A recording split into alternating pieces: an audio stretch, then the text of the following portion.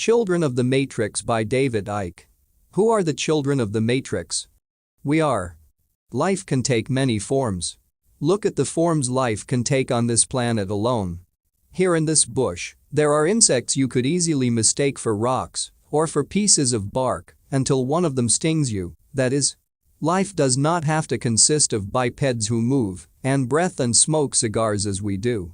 I have said it before and I will say it again. The universe is a gigantic chamber of possibility where everything has the chance and the right to happen, and so we must not have cut and dry theories regarding just how life should look. Life could surprise us, Credo Mutwa, the official historian of the Zulu nation, in his book, Song of the Stars. Life beyond the bubble. There are two things you need if you are to uncover and communicate what is really happening in the world. One is to be free of any dogmatic belief system. The second is not to give a damn what people think and say about you, or, at least, not to let that influence your decisions. Without number one, you will never go into the bizarre areas that are necessary to understand the forces that control this planet. Once you are faced with information that demolishes your belief system, you will begin to edit what you have discovered and refuse to go where it is taking you.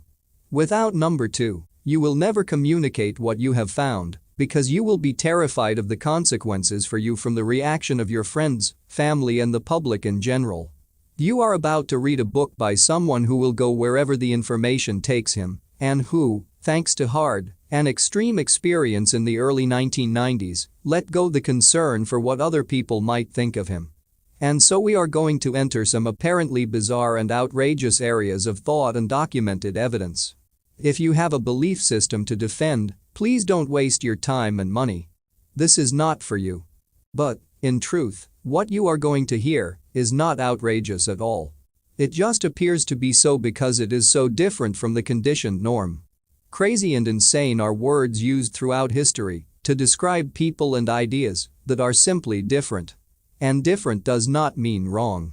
So many condemned and ridiculed ideas in the past have later become conventional wisdom. First they ridicule you, then they condemn you, then they say they knew you were right all along. This book is designed to pull together the evidence and background of the extraterrestrial, interterrestrial, and interdimensional control of planet Earth for thousands of years to the present day. To do this, I have weaved together information in the biggest secret with a mass of new historical and modern accounts to present as clear a picture as possible of the forces that daily manipulate and direct the lives of the human race. This is not the whole story, however, just part of it. There is still so much more to know. Readers of my previous books will see information they already know fused with the latest knowledge and developments because it is important that my books are self-contained so that new readers will have all they need to follow the plot. I have endeavored to keep the book simple and to the point for those billions of people who have never had access to such information before. For more fine detail and sources on the various interconnected subjects, see And the Truth Shall Set You Free, I Am Me, I Am Free, and The Biggest Secret. Please remember that what you read here is simply information. It is not compulsory to accept it, and the last thing I am trying to do is persuade you to believe anything. What you believe is your business, not mine. Have I got all the answers? Of course not. Do I have some of them? See what you think. David Icke. The Matrix. Let me tell you why you're here. You're here because you know something. What you know you can't explain, but you feel it. You felt it your entire life. That there's something very wrong with the world. You don't know what it is, but it's there, like a splinter in your mind, driving you mad. It is this feeling that has brought you to me. Do you know what I'm talking about? The Matrix? Do you want to know what it is? The Matrix is everywhere. It is all around us. Even now, in this very room. You can see it when you look out your window or when you turn on your television. You can feel it when you go to work, when you go to church, when you pay your taxes. It is the world that has been pulled over your eyes to blind you from the truth. What truth? That you are a slave, Neo. Like everyone else, you were born into bondage. Born into a prison that you cannot smell or taste or touch, a prison for your mind. Unfortunately, no one can be told what the Matrix is, you have to see it for yourself. I'm trying to free your mind, Neo. But I can only show you the door. You're the one that has to walk through it. Scenes from The Matrix, Warner Brothers, 1999. This is highly recommended along with The Alive Films, 1988, the movie by John Carpenter, The Arrival 1, Steelworks Films, 1988, and The Final Battle, Warner Brothers Television, 1984, and Warner Home Video, 1995. The Challenge. Don Juan, the Mexican Yaqui Indian shaman, tells Carlos Castaneda the following. We have a predator that came from the depths of the cosmos and took over the rule of our lives. Human beings are its prisoners.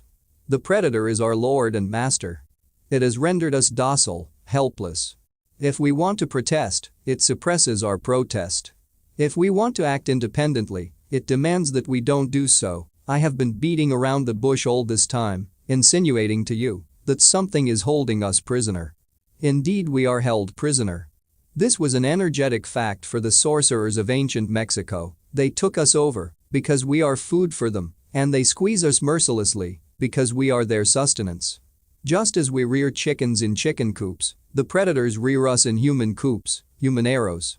Therefore, their food is always available to them. No, no, no, no, Carlos replies, this is absurd, Don Juan. What you're saying is something monstrous. It simply can't be true, for sorcerers or for average men, or for anyone. Why not? Don Juan asked calmly. Why not? Because it infuriates you? You haven't heard all the claims yet. I want to appeal to your analytical mind. Think for a moment and tell me how you would explain the contradictions between the intelligence of man the engineer and the stupidity of his systems of beliefs, or the stupidity of his contradictory behavior. Sorcerers believe that the predators have given us our systems of belief, our ideas of good and evil, our social mores. They are the ones who set up our hopes and expectations and dreams of success or failure. They have given us covetousness, greed, and cowardice. It is the predators who make us complacent, routinary, and egomaniacal. But how can they do this, Don Juan? Carlos asked, somehow angered further by what Don Juan was saying. Do they whisper all that in our ears while we are asleep? No, they don't do it that way. That's idiotic, Don Juan said, smiling. They are infinitely more efficient and organized than that. In order to keep us obedient and meek and weak, the predators engage themselves in a stupendous maneuver, stupendous, of course, from the point of view of a fighting strategist. A horrendous maneuver from the point of view of those who suffer it. They gave us their mind. Do you hear me? The predators give us their mind, which becomes our mind. The predator's mind is baroque, contradictory, morose, filled with the fear of being discovered any minute now. I know that, even though you have never suffered hunger, you have food anxiety, which is none other than the anxiety of the predator who fears that any moment now its maneuver is going to be uncovered and food is going to be denied. Through the mind, which, after all, is their mind, the predators inject into the lives of human beings whatever is convenient for them. And they ensure, in this manner, a degree of security to act as a buffer against their fear. The sorcerers of ancient Mexico were quite ill at ease with the idea of when the predator made its appearance on Earth. They reasoned that man must have been a complete being at one point, with stupendous insights, feats of awareness that are mythological legends nowadays. And then, everything seems to disappear, and we have now a sedated man. What I'm saying is that what we have against us is not a simple predator. It is very smart and organized.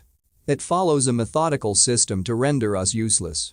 Man, the magical being that he is destined to be, is no longer magical. He's an average piece of meat. There are no more dreams for man, but the dreams of an animal who is being raised to become a piece of meat, trite, conventional, imbecilic.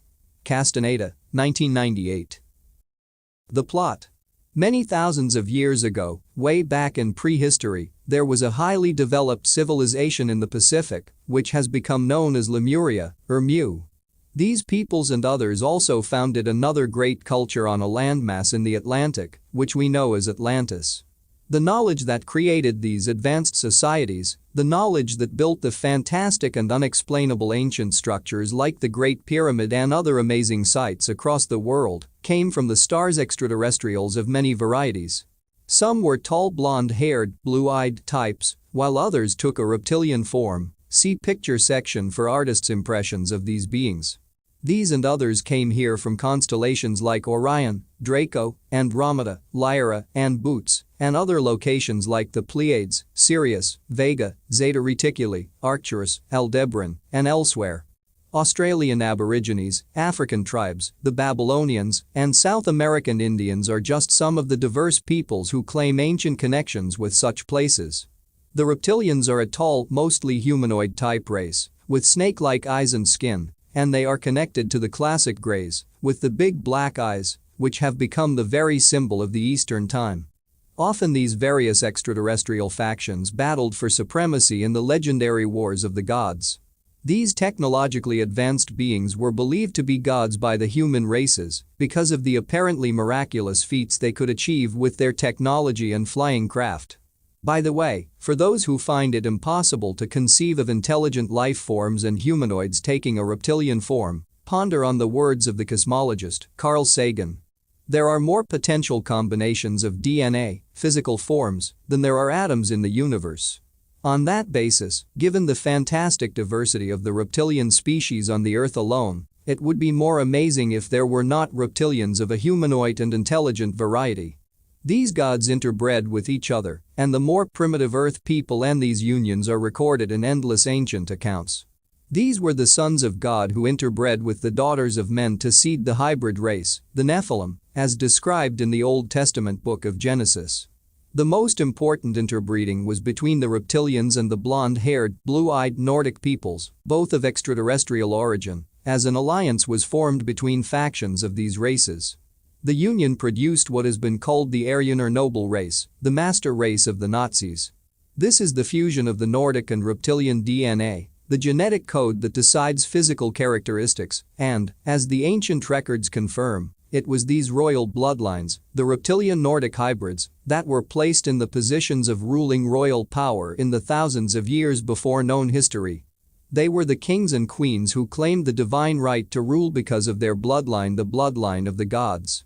These ancient royal lines in places like Egypt, Sumer, and the Indus Valley had a white skin and often blue eyes, yet they were known as the dragon kings or serpent kings by those who knew the secret of their hybrid nature. Lemuria was destroyed by a staggering cataclysm that struck the earth maybe 11,500 to 12,000 years ago. Atlantis went the same way, in stages, over the thousands of years that followed. The universal stories of the Great Flood are related to this. When Atlantis came to an end amid more enormous geological upheavals, the bloodlines and their gods began again in the Near and Middle East from about 4000 BC, with an empire based in Sumer, in what is now Iraq, between the rivers Euphrates and Tigris. Sumer, according to official history, was the start of human civilization, but, in fact, it was merely the restart after the Atlantis upheavals.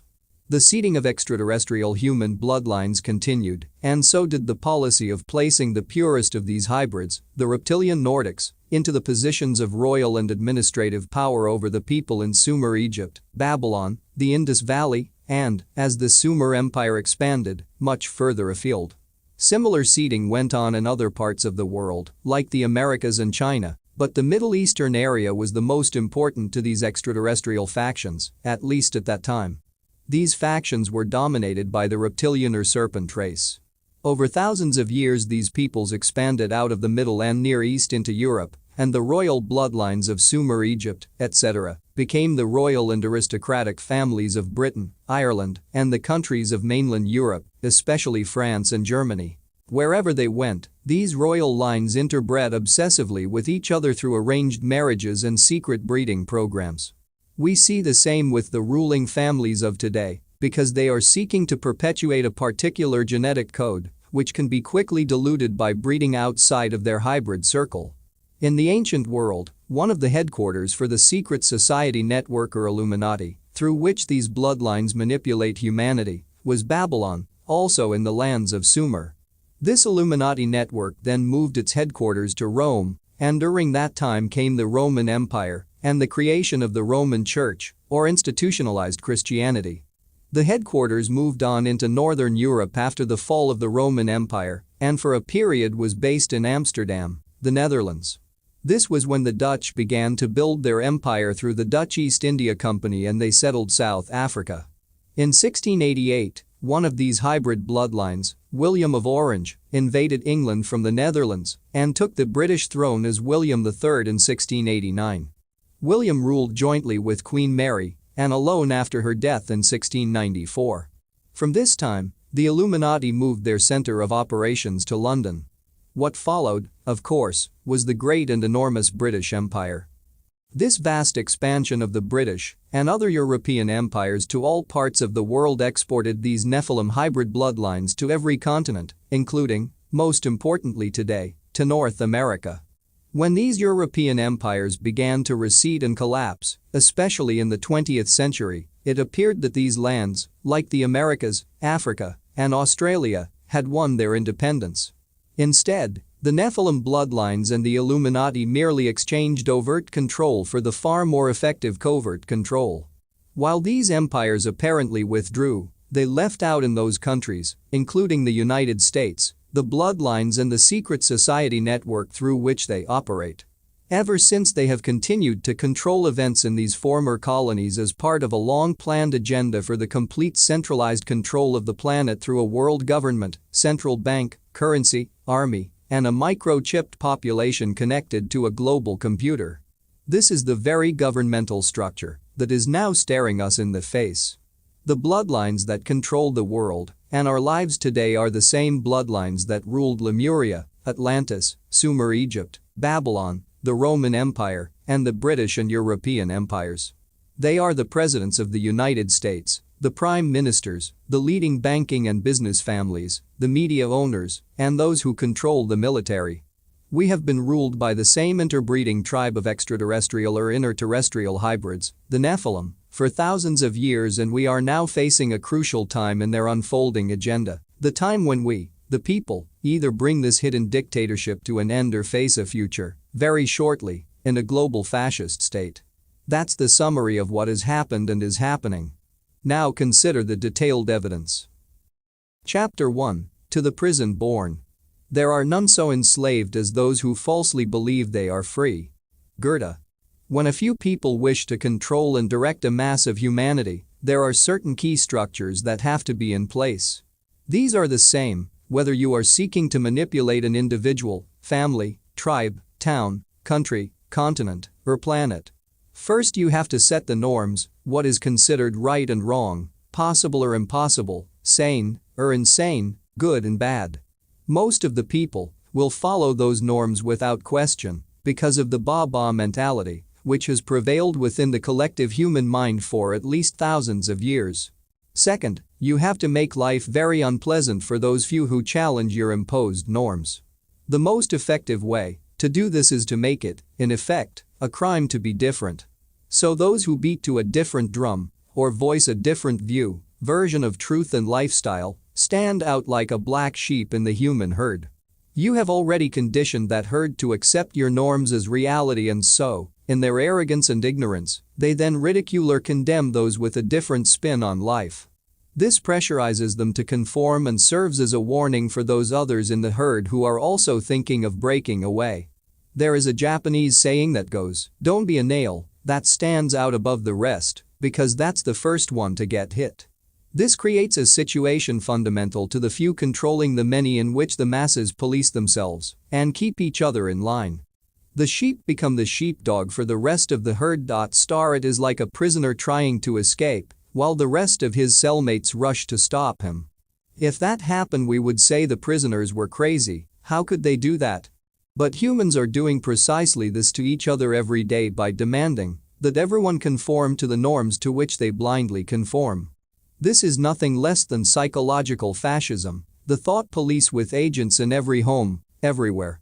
Agents so deeply conditioned that most have no idea they are unpaid mind controllers. "I'm just doing what's right for my children," I hear them say. No, what you have been programmed to believe is right for them, and the belief, also, that only you know best. I remember debating with a former chief rabbi of the United Kingdom at the Oxford Union Debating Society, and he simply could not see a difference between education and indoctrination. It was a wonder to behold. We see this same theme in our daily experiences of people in uniform and others from the masses who are promoted to power over the masses. It's summed up by the satirical version of the British Labour Party song, "The Red Flag," which goes, "The working class can kiss my arse, I've got the foreman's job at last." This is all part of the divide and rule strategy so vital to ensuring that the herd will police itself. Everyone plays a part in everyone else's mental, emotional, and physical imprisonment. All the controllers have to do is pull the right strings at the right time and make their human puppets dance to the appropriate tune. This they do by dictating what is taught by what we bravely call education and what passes for news through the media they own. In this way they can dictate to the unthinking, unquestioning herd what it should believe about itself, other people, life, history, and current events. Once you set the norms in society, there is no need to control every journalist or reporter or government official. The media and the institutions take their truth from those same norms and therefore ridicule and condemn by reflex action anyone who offers another vision of reality. Once you control what is considered normal and possible, the whole system virtually runs itself. The Illuminati. The elite families, no more than 13 at the peak of their pyramid, created and manipulate this system of control through a network of secret societies. This network and the bloodlines it serves have become known as the Illuminati, the illuminated ones. In other words, they are illuminated into knowledge that everyone else is denied. The Illuminati is an organization within all significant organizations. It's like a cancer. All the major secret societies feed carefully chosen recruits into the Illuminati, and these are the ones you find in positions of power throughout the world. They infest all colors, creeds, and countries. Most Freemasons never progress higher than the bottom 3 levels of degree, the so-called blue degrees. They have no idea what their organization is being used for. Even most of those who make it to the apparent peak, the 33rd degree in the Scottish Rite, know relatively little. Only the tiny few, all from a particular bloodline, move through the top of their individual secret society into the Illuminati degrees above that. These are the levels into which all the major secret societies feed.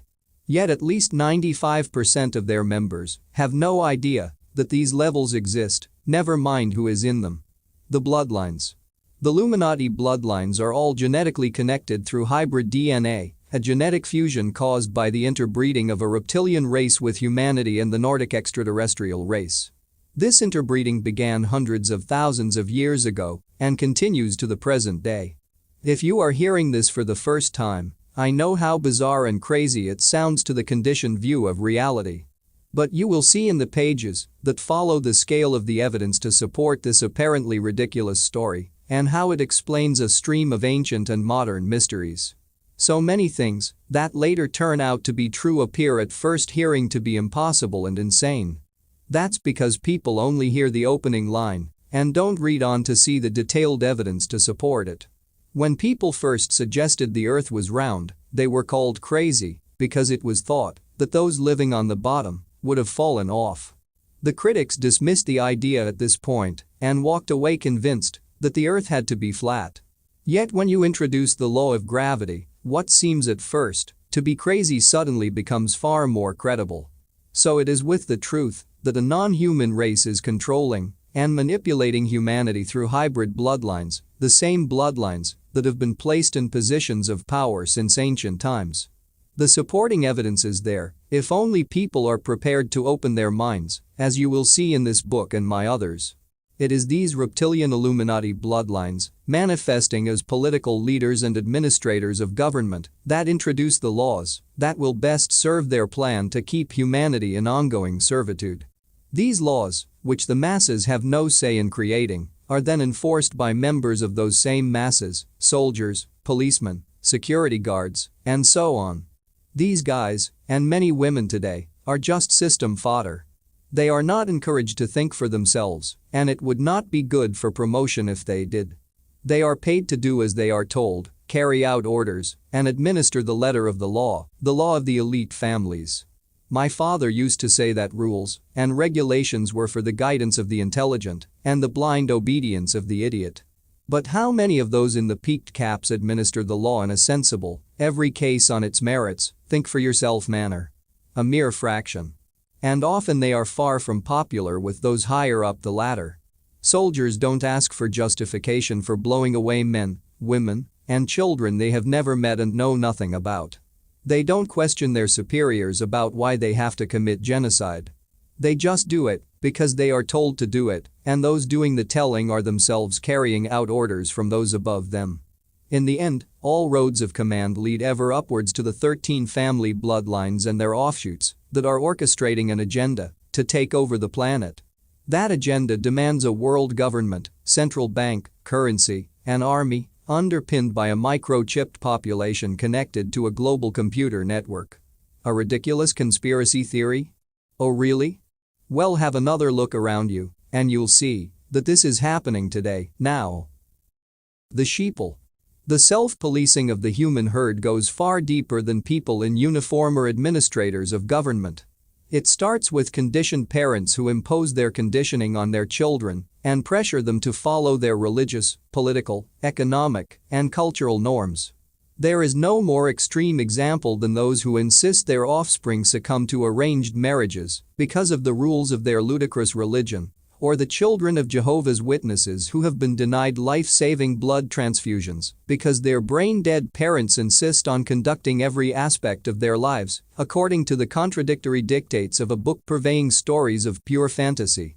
The creation of the mental and emotional sheep pen of norms, which imprisons 99% of humanity, goes on minute by minute in subtle and less subtle ways.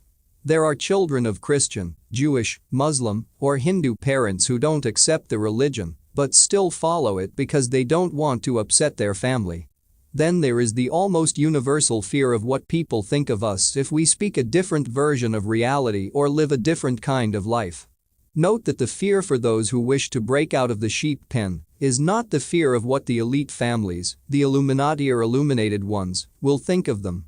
Most have no idea that such a network exists.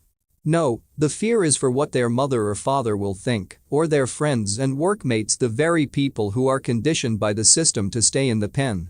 The sheep are keeping the other sheep in line and making life unpleasant for anyone who tries to escape.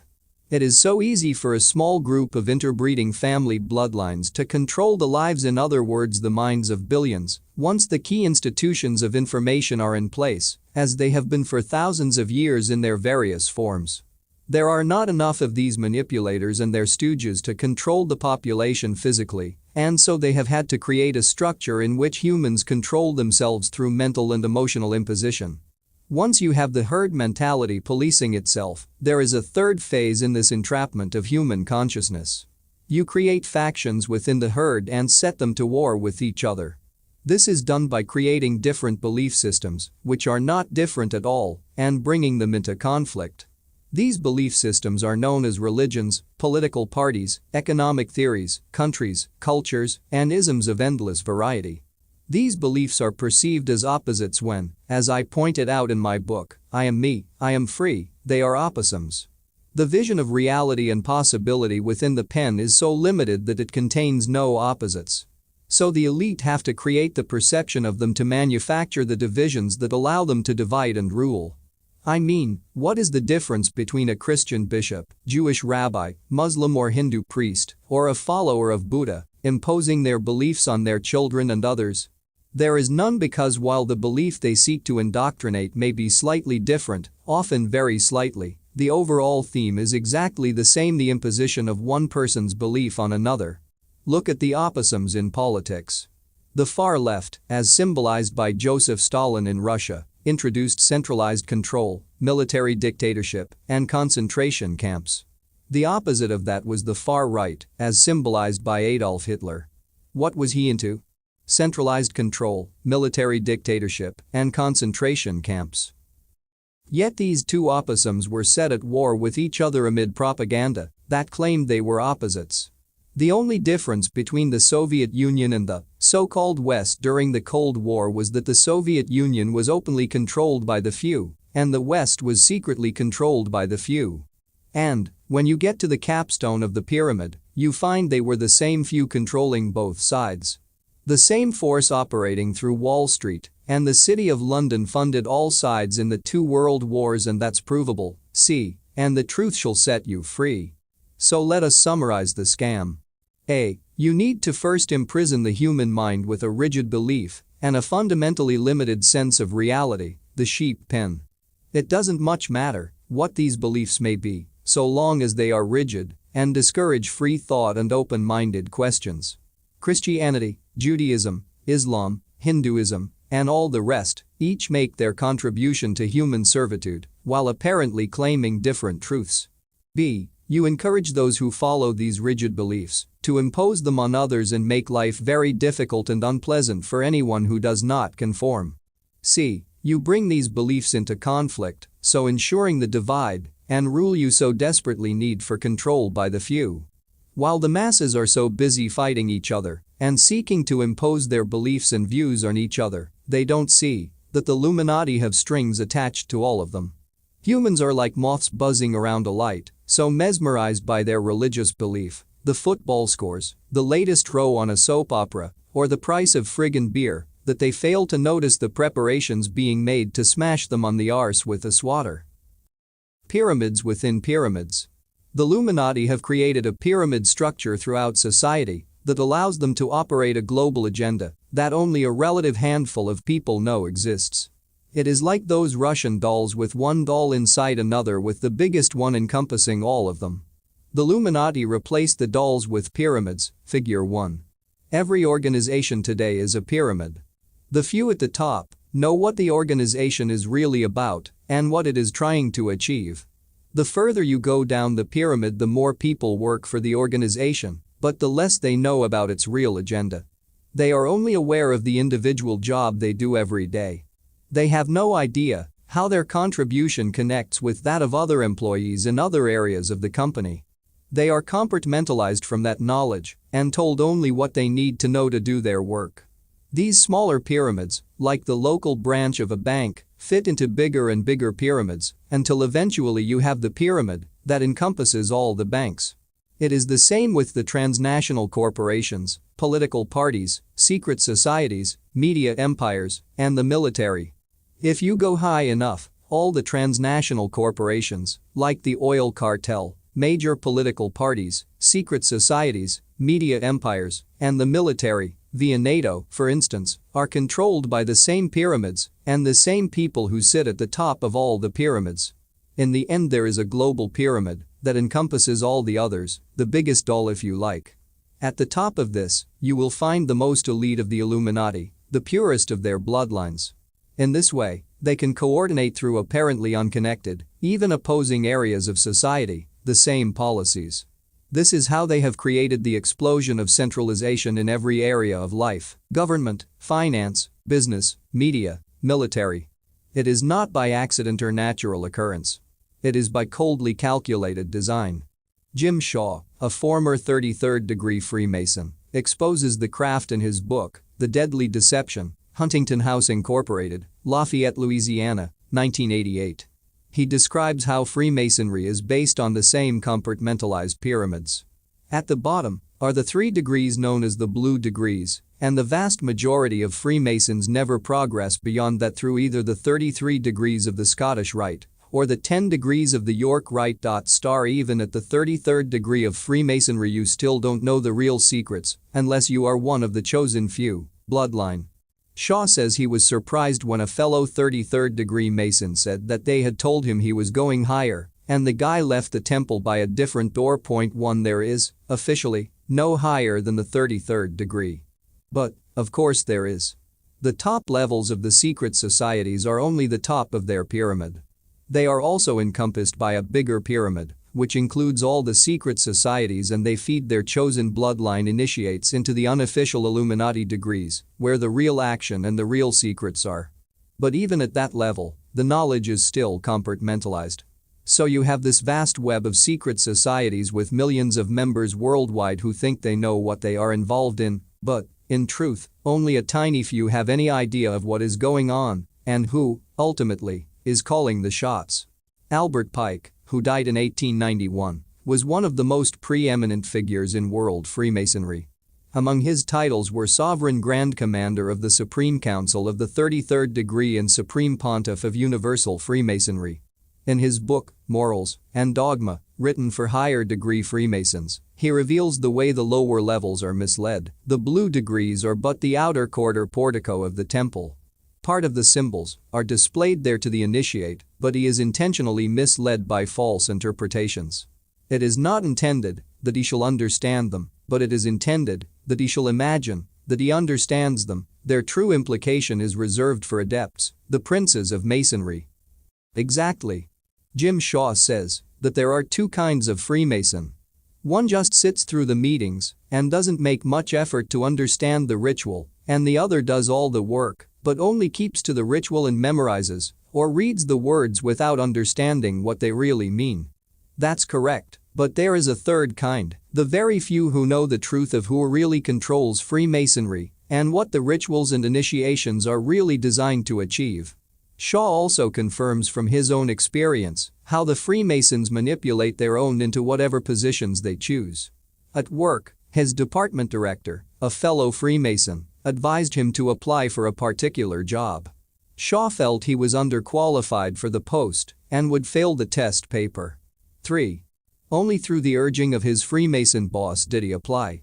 When he arrived to take the test, he was amazed to see that there were only 2 other applicants for a job he believed would be keenly contested. When he turned over the test paper, he saw that the questions were very easy and he finished them quickly. His 2 rivals, however, were clearly finding the paper very tough and could not complete it in the allotted time. Shaw got the job. Why? Because he was not given the same paper as the other 2. When he walked out of Freemasonry, the opposite happened. He found his bosses far less supportive, to say the least. This is just one small example of how the Illuminati and their secret society web ensure that their guys are in the positions that matter. It is actually astonishing how few people you need to control to dictate your agenda through the whole system if they are A. in the key positions of decision-making and B. they have the power to appoint those in the important positions below them. An example, you control the chief of police who decides the policy and he can appoint the heads of the various departments in his force. He introduces Illuminati policy and chooses his major subordinates from the secret society initiates. They, in turn, can appoint the people within their departments and can thus choose more secret society initiates for the positions below them. So it goes on. Once you have control of the top man in any organization, the pyramid is built in his, i.e. the Illuminati's, image. Governments are structured in the same way. Mind over masses. There are 2 techniques of mass manipulation that people need to understand if they are to begin to see through the game.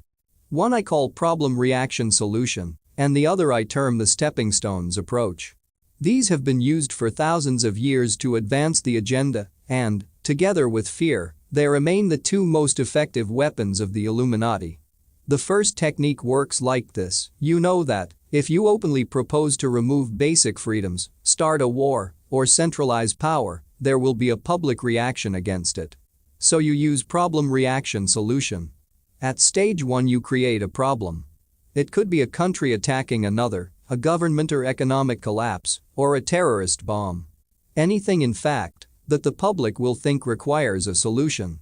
At stage 2, you report the problems you have covertly created in the way you wish the people to perceive them. You find someone to blame, a patsy like Timothy McVeigh in Oklahoma, and you spin the background to these events in a way that encourages the people to demand that something must be done. These are the words you wish to hear because it allows you to move on to stage 3, the sting. You then openly offer the solutions to the problems you have yourself created. These solutions, of course, involve the centralization of power, the sacking of officials or politicians that are getting in your way, and the removal of more basic freedoms. With this technique you can so manipulate the public mind that they will demand that you do what, in normal circumstances, they would vehemently oppose. The Oklahoma bomb at the James P. Murrah building on April 19, 1995 was a problem-reaction-solution classic. In "And the Truth Shall Set You Free," I expose how McVeigh was set up by forces he did not understand and how a fuel fertilizer device in a Ryder truck could not possibly have caused that horrific damage. 4. And what followed this death and destruction? Anti-terrorism laws went through Congress without challenge that removed fundamental freedoms from American people. I have no sympathy with the political views of McVeigh and the Christian patriots in general, except to the extent that they seek to expose the basics of the global agenda. But that's not the point. Establishing the truth of what happened is the point, no matter what the views and attitudes of those involved. I think it is called justice. If you are wondering why McVeigh offered no defense and later asked to be executed, see the section on mind control. The two most effective problem reaction solutions in the 20th century were the two global wars. They changed the face of the world, as wars always do, and led to a massive centralization of power. The United Nations, like its predecessor, the League of Nations, was an Illuminati creation to act as a Trojan horse or stalking horse for world government. The media play their part to perfection in these PRS scenarios. At ownership level, people like Conrad Black at the Hollinger Group know what is going on and use their newspapers to pursue the Illuminati agenda. The key editors they appoint might know something of it, and also certain columnists. But most of the journalists will have no idea. The editor is always there to block anything they write that is against the interests of the Illuminati, and if they insist on pursuing an unwelcome story they find themselves looking for another job. And, anyway, most of what journalists write comes from official, Illuminati, sources. In the immediate aftermath of a major event such as Oklahoma, where are the reporters getting their information? From official sources. We are told that White House sources say this, and FBI sources say that. This is how the Illuminati transmit through the media the version of these events that they wish the public to believe. These reports are blazed across the front page of newspapers and the top of radio and television news bulletins throughout the world, and what they say becomes the norm. In the weeks and months that follow, researchers who are interested in the real truth begin to dig away. Over and over they establish and document the proof of how the official version was a lie from start to finish. But where are their reports published? In small circulation newsletters and on radio stations that operate with a fraction of the money and audience of the Illuminati empires. Years after the official version has been demolished, it still prevails in the public mind. Stop people in London, New York, Cape Town, Sydney, anywhere, and ask them what happened in Oklahoma, the Second World War, or Kosovo. Every time they will give you the official story, because that is the only one they have heard. The bedfellow of problem reaction solution is the stepping stones approach. You know where you intend to lead people, but you realize that, if you gave them the true picture you would, once again, face substantial opposition. So you travel to your destination in little steps, and each one is presented in isolation and as unconnected to all the others. It is like a drip, drip, drip to global centralization. This technique was used most obviously with the fascist super-state now known as the European Union. If the politicians had suggested a centralized Europe with common laws and currency, there would have been an outcry.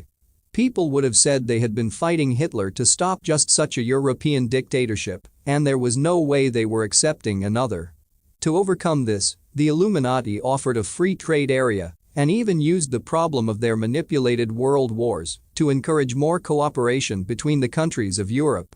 Once they had the free trade area, however, the foot in the door, they began to expand its powers until it became the fully fledged fascist political and economic dictatorship it is today. The same is happening with NAFTA, the North American Free Trade Agreement, and APEC, Asia-Pacific Economic Cooperation, the free trade area for Asia and Australia. Look at today's newspapers and television news bulletins, and you'll see problem reaction solution and the stepping stones technique played out day after day. One extremely effective way to see through this scam is to keep asking yourself, who benefits from me believing this version of events or accepting the solutions and changes being offered as a result? The answer will be almost every time anyone who wishes to centralize power and suppress more freedoms. Blind faith. Over thousands of years, religion has best served this structure for human control, and I will highlight later in this book the historical background and present-day manipulation of these faiths.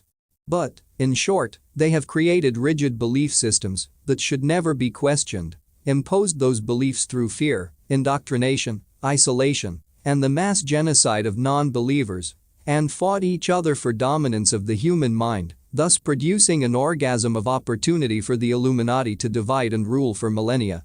Another question.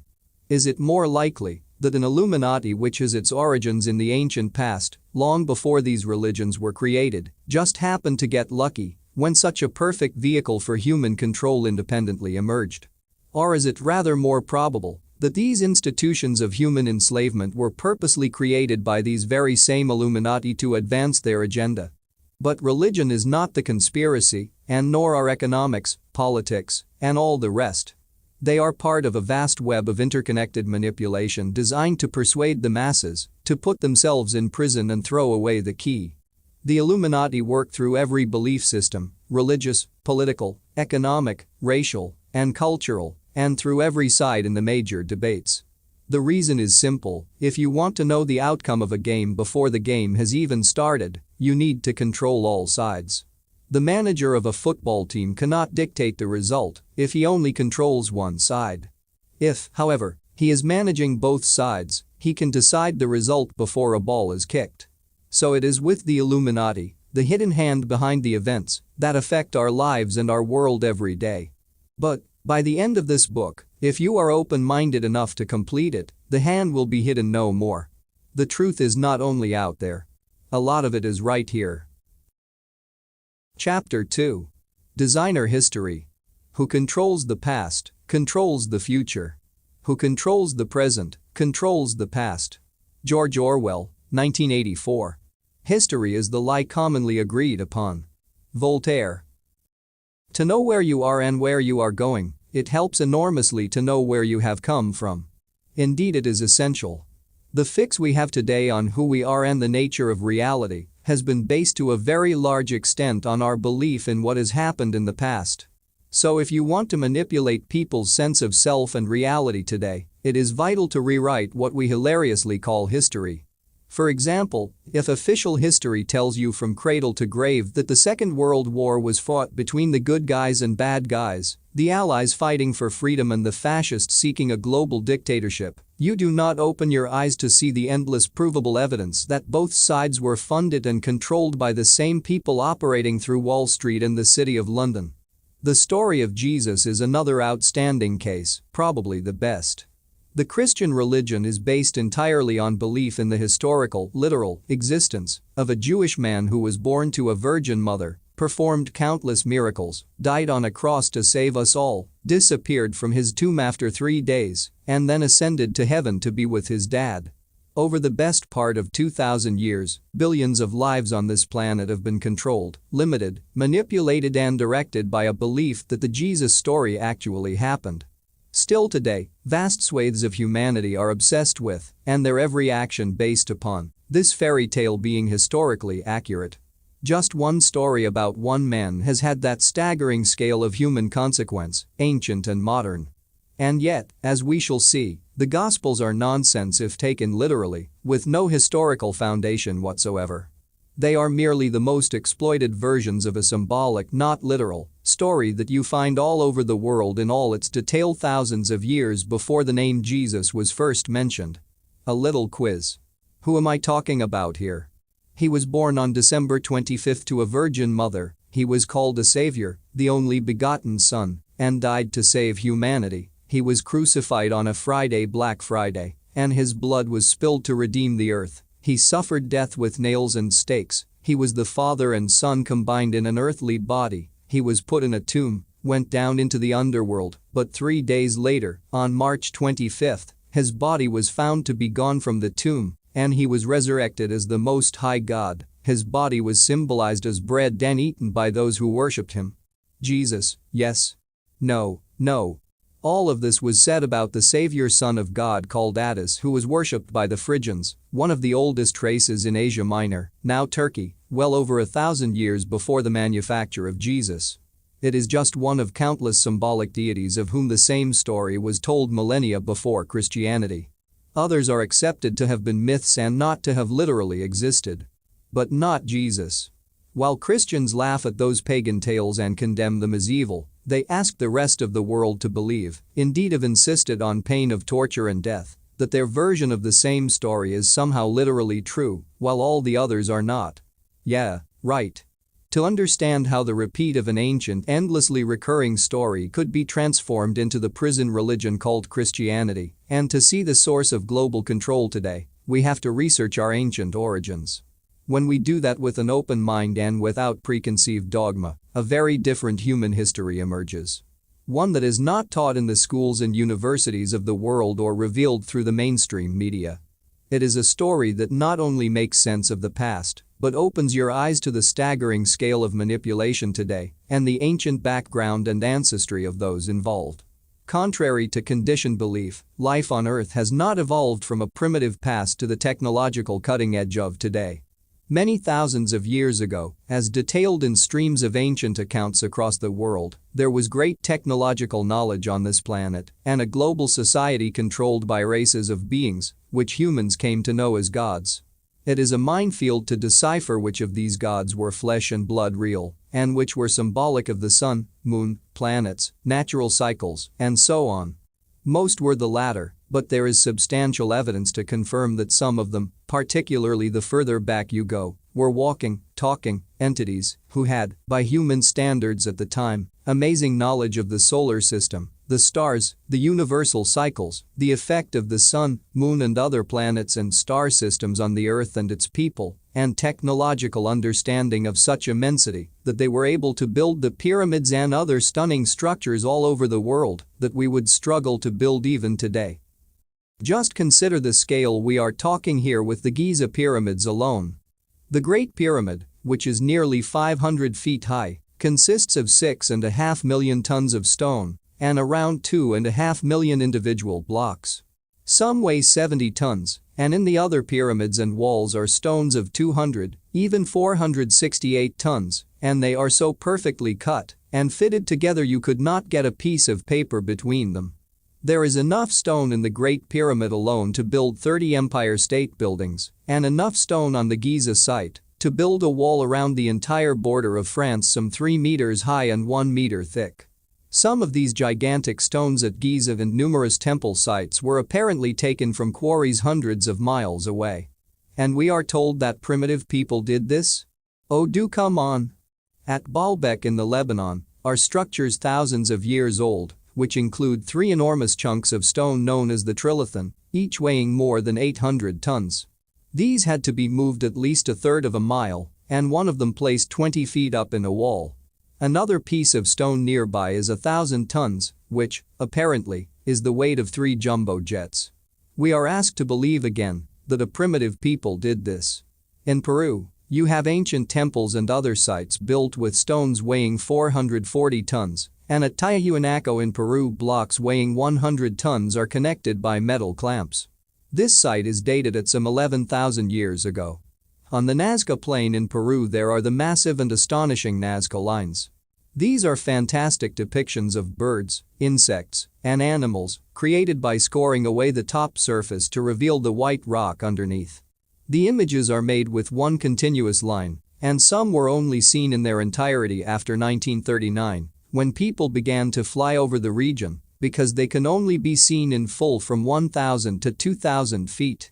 Rock carvings dating back more than 10,000 years were found during an expedition to the Marcahuasi Plateau northeast of Lima, Peru, and these included sculptures representing people and animals, most of which are not native to Peru. They included a polar bear, walrus, African lion, penguin and the Stegosaurus dinosaur. But dinosaurs were unknown to science until the 1880s, and the Stegosauria was not identified until 1901. Talk us through that one.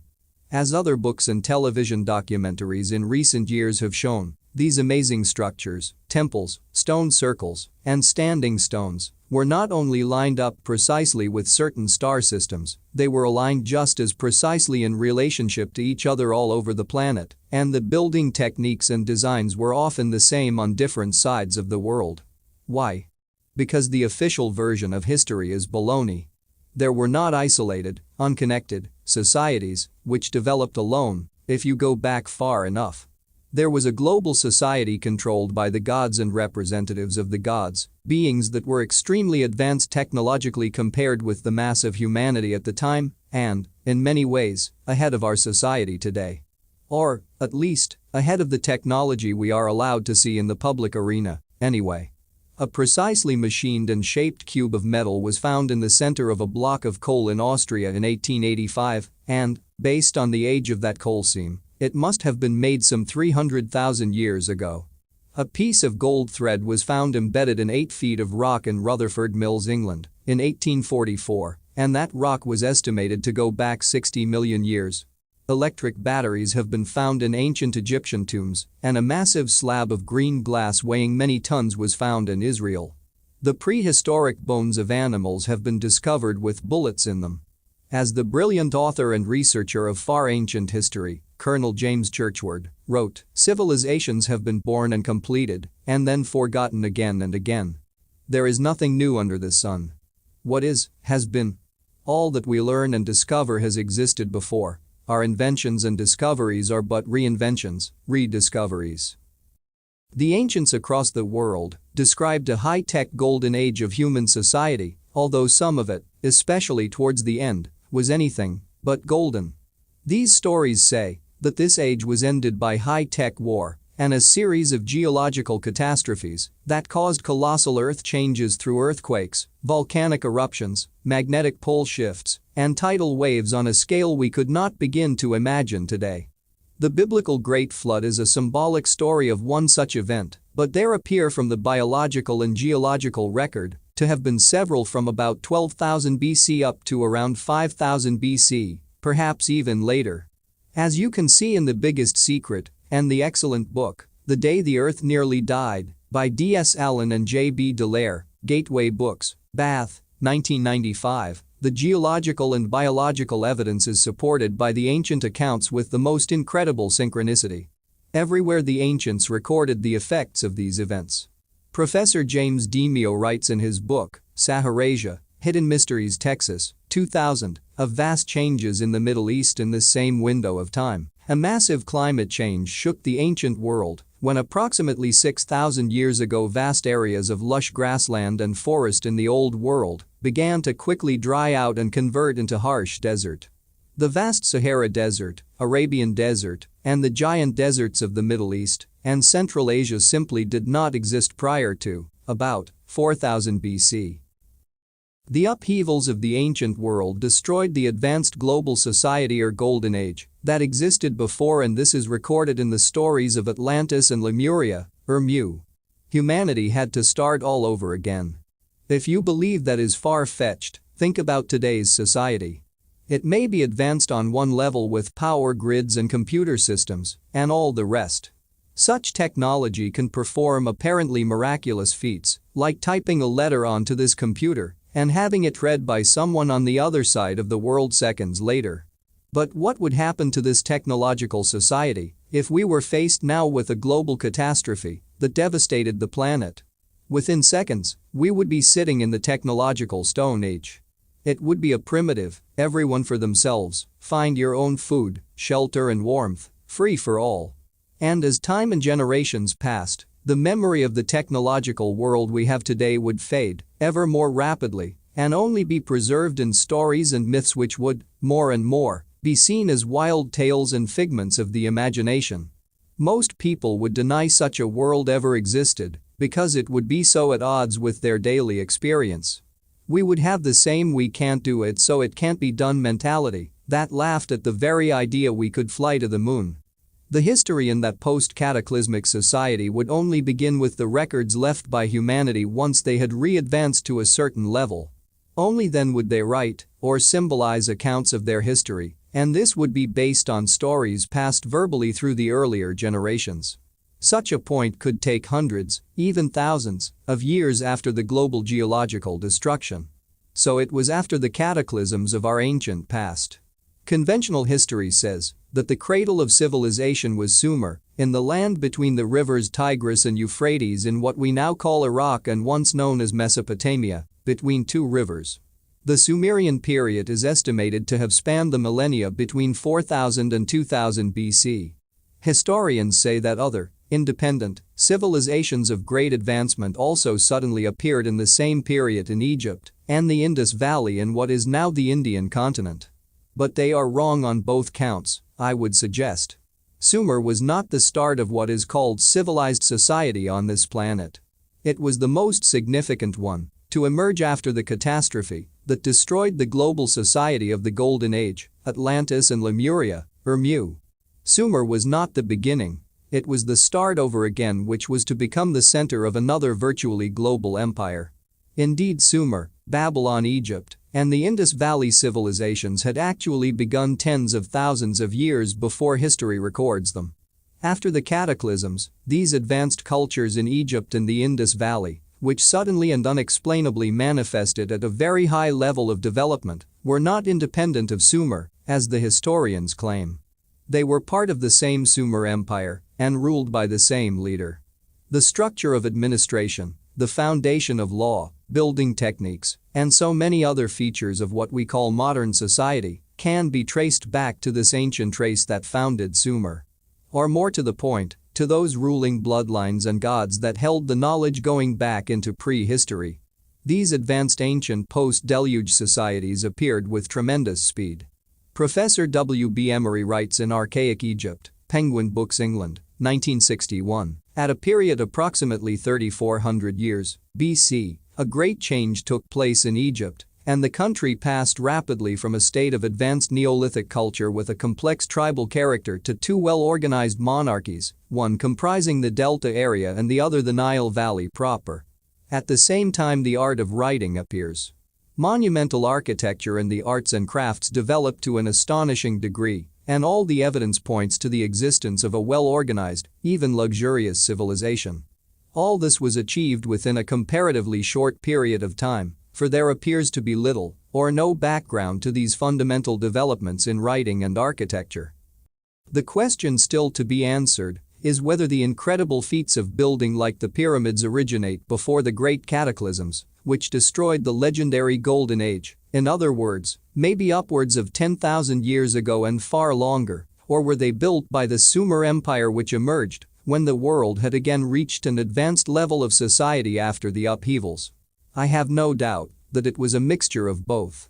In the light of the rapidly emerging evidence and the fundamental reassessment of timescales in the wake of that evidence, at least some of the world's greatest ancient wonders go back to the pre-cataclysmic global society known in legends and accounts as the Golden Age. They are far, far older than previously imagined. Inca accounts, compiled by Fernando Montesinos, one of the earliest Spanish chroniclers in South America, say there were two Inca empires. The first established their headquarters at Cuzco in the Andes Mountains, and, after they fled to a mountaintop sanctuary, Machu Picchu, in the wake of devastating land upheavals, they returned to Cuzco to start a second culture. This would push back the original Inca Empire to the time of the Atlantean Lemurian cataclysms and before, and lead us to the true builders of the fantastic structures that conventional history cannot explain. All over the world, in every native culture, you will find stories of a great flood and incredible geological upheavals. There is no doubt that an unimaginable catastrophe, or, more likely, catastrophes were visited upon the Earth between approximately 11,000 and 5,000 BC. The geological and biological evidence is overwhelming in support of the countless stories and traditions that describe such events. They come from Europe, Scandinavia, Russia, Africa, throughout the Americas, Australia, New Zealand, Asia, China, Japan, and the Middle East. Everywhere. Some speak of great heat that boiled the sea, of mountains breathing fire, the disappearance of the sun and moon and the darkness that followed, the raining down of blood, ice, and rock, the earth flipping over, the sky falling, the rising and sinking of land, the loss of great continents, the coming of the ice, and virtually all of them describe a fantastic flood, a wall of water, which swept across the earth. The tidal wave caused by the comet in the movie, Deep Impact, gives you an idea of what it would have been like. Old Chinese texts describe how the pillars supporting the sky crumpled, of how the sun, moon, and stars poured down in the northwest, where the sky became low, rivers, seas, and oceans rushed to the southeast where the earth sank, and a great conflagration was quenched by a raging flood. In America, the Pawnee Indians tell the same story of a time when the North and South polar stars changed places and went to visit each other. North American traditions refer to great clouds appearing and a heat so powerful that the waters boiled. The Greenland Eskimos told early missionaries that long ago the earth turned over. Peruvian legends say that the Andes Mountains were ripped apart when the sky made war with the earth. Brazilian myth describes how the heavens burst and fragments fell down, killing everything and everyone as heaven and earth changed places. And the Hopi Indians of North America record that the earth was rent in great chasms and water covered everything except one narrow ridge of mud. Atlantis and Lemuria. All of this closely correlates with the legends of Atlantis and Lemuria, or Mu. These were two vast continents, one in the Atlantic and the other in the Pacific, which many people believe were ruled by highly advanced races that originated from other worlds. The continents are said to have disappeared under the sea in the circumstances described above, leaving only islands, like the Azores and Polynesia, as remnants of their former scale and glory. Atlantis is said by some to have emerged after the sinking of Lemuria. Others say they were simultaneous, and that's my view. The most thorough and outstanding researcher of Lemuria Mu was Colonel James Churchward, who wrote a series of books in the first half of the 20th century. Churchward visited remote monasteries in Asia and saw the ancient records of the motherland of Mu or Lemuria going back between 12,000 and 70,000 years. He saw how it was the center of a global empire that included Atlantis. In his book, The Children of Mu, B. Books, Albuquerque, New Mexico, first published in 1931, he shows how the various racial types on Mu, including blue-eyed blondes, peopled the world. 15 These Lemurian races went east to become the Mayans of Central America and the other builders of the fantastic structures of the American continent. They went west to people Asia, China, India, and elsewhere, and created colonies in what became Egypt and Sumer. All genetic and cultural roads, he says, lead back to Lemuria Mu, the motherland, and the very advanced civilization that existed tens of thousands, possibly hundreds of thousands, of years before today's modern society. Churchward says that Lemuria was destroyed around 12,000 years ago. W. T. Samsel, in his study of these ancient societies, The Atlantis Connection, Starfire Publishing, Sedona, Arizona, 1998, dates the end of Lemuria much earlier, but many of their basic themes are similar.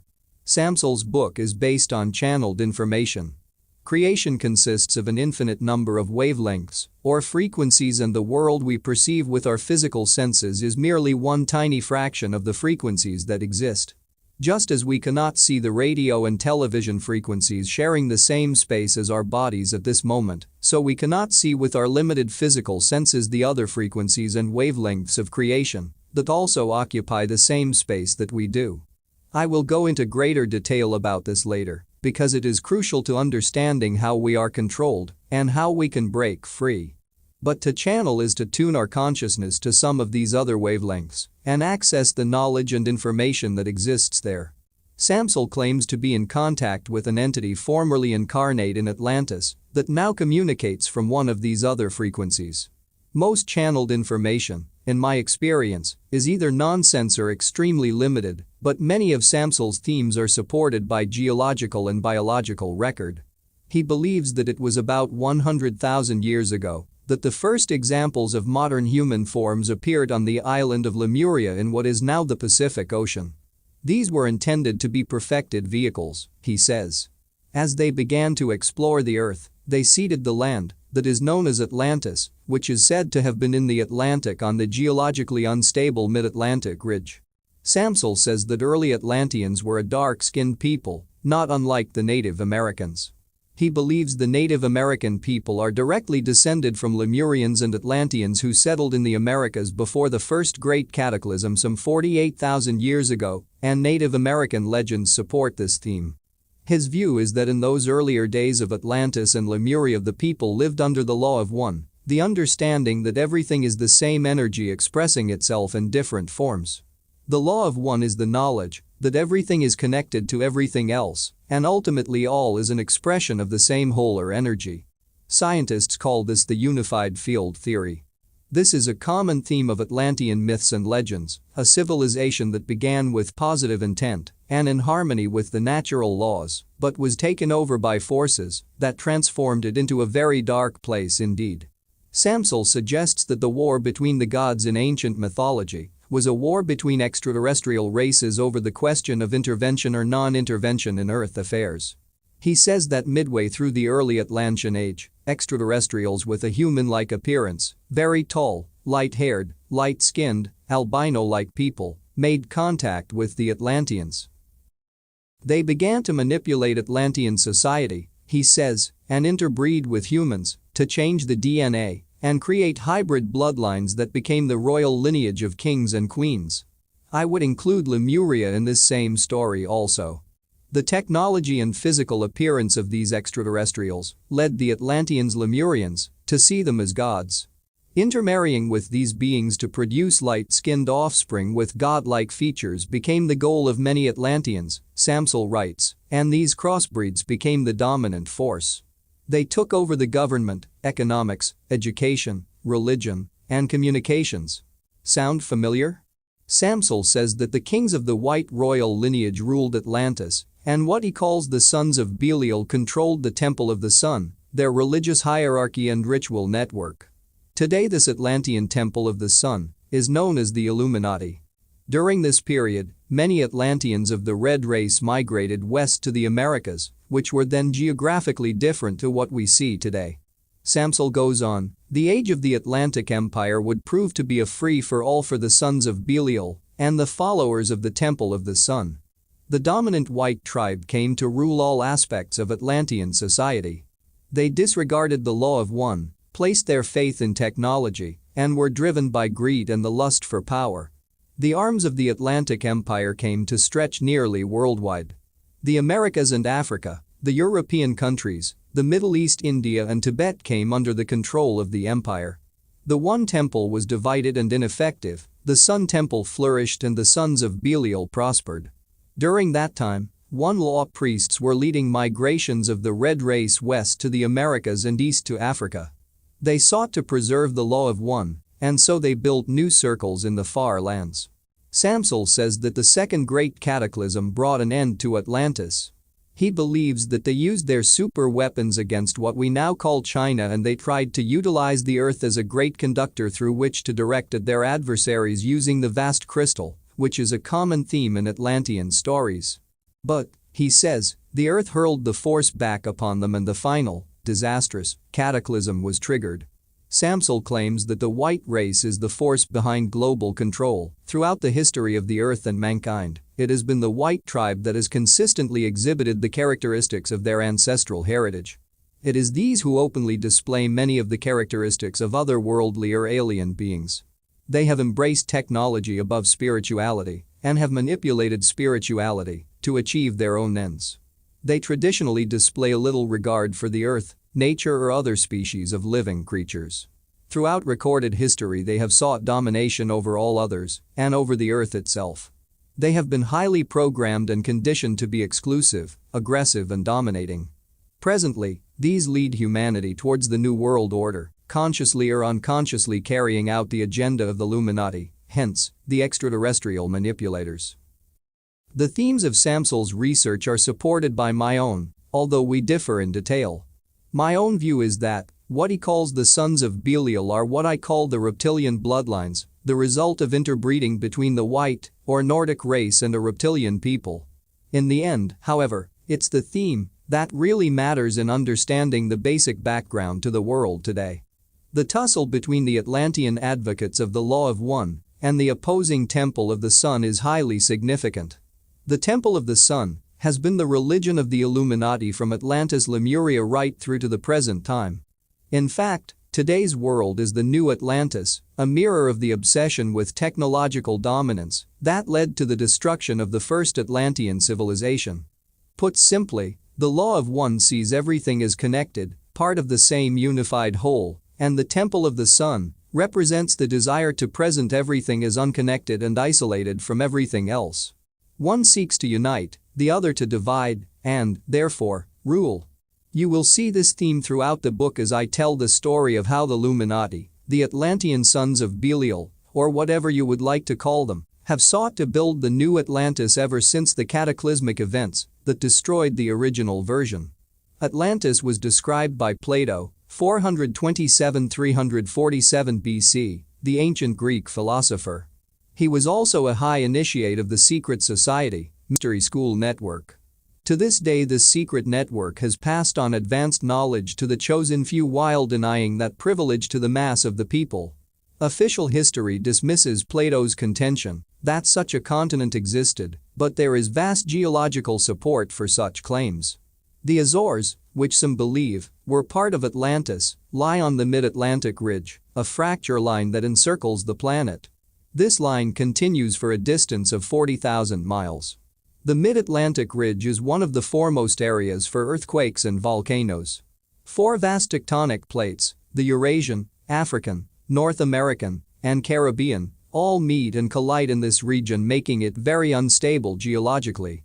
Both the Azores and the Canary Islands, named after dogs, canine, and not canaries, were subject to widespread volcanic activity in the time period Plato suggested for the end of Atlantis. Tachylite lava disintegrates in seawater within 15,000 years, and yet it is still found on the seabed around the Azores, confirming geologically recent upheavals. Other evidence, including beach sand gathered from depths of 10,518,440 feet, reveals that the seabed in this region must have been, again geologically recently, above sea level. The oceanographer, Maurice Ewing, wrote in National Geographic magazine that either the land must have sunk 2 or 3 miles or the sea must once have been 2 or 3 miles lower than now. Either conclusion is startling. When European explorers first landed in the Canary Islands, the people said they were descendants of the Atlanteans and were shocked to realize that other people had survived the cataclysm that destroyed their homeland. The geological and biological evidence also suggests that the widespread volcanic activity that caused the sinking of the land in the region of the Azores happened at the same time as the breakup and sinking of the land mass known as Appalachia, which connected what we now call Europe, North America, Iceland, and Greenland. Even their degree of submergence appears to be closely related. The so-called Bermuda Triangle, between Bermuda, southern Florida, and a point near the Antilles, has long been associated with Atlantis. It is an area steeped in legends of disappearing ships and aircraft. Submerged buildings, walls, roads, and stone circles like Stonehenge, even what appear to be pyramids, have been located near Bimini under the waters of the Bahama Banks and within the triangle. So have walls or roads creating intersecting lines. Some other facts that most people don't know: the Himalayas, Alps, Andes, and at least most other mountain ranges were only formed or reached anything like their present height around 12,000 years ago. Lake Titicaca on the Peru-Bolivia border is today the highest navigable lake in the world at some 12,500 feet. Around 11,000 years ago, much of that region was at sea level. Why are so many fish and other ocean fossils found high up in mountain ranges? Because those rocks were once at sea level, and recently so in geological terms too. How interesting then that Plato dated the cataclysm that destroyed the continent of Atlantis to around 9000 BC, and so do Allen and Dallaire in their superb work, When the Earth Nearly Died. They say it happened around 9500 BC. The American researcher Charles Hapgood claimed that the surface of the Earth had moved by some 3,000 miles around 10,000 BC. Rocks that contain iron act like a compass. As the molten rock cools, the molecules align with the North Pole, and even if those rocks are moved, they continue to hold that connection. This allowed Hapgood to establish that before about 10,000 BC the physical North Pole had been located on the land in the region occupied today by the Hudson Bay in Canada. But something happened around that time that moved the whole surface of the Earth 3,000 miles to the south, thus relocating the land of the then North Pole to the Hudson Bay area. This is not as fantastic as it at first sounds. The land surface, or crust, of the planet is only about 40 miles thick. It has been likened to the skin of an orange resting on a sea of molten lava. If a meteor or another major body impacted the Earth, it could cause the crust to slide and, according to writer and researcher Colin Wilson, There is geological evidence that this has happened 3 times in the last 100,000 years. Measurements of the Earth's magnetic field have shown that the north and south magnetic poles have changed places at least 171 times in the past 76 million years, and imagine the effect of a magnetic pole shift on the weather alone. The Canadian writer, Rand Flemath, who has spent more than 20 years researching these subjects, is convinced that at least a large proportion of Atlantis is what we now call Antarctica because of this 3,000-mile shift to the south.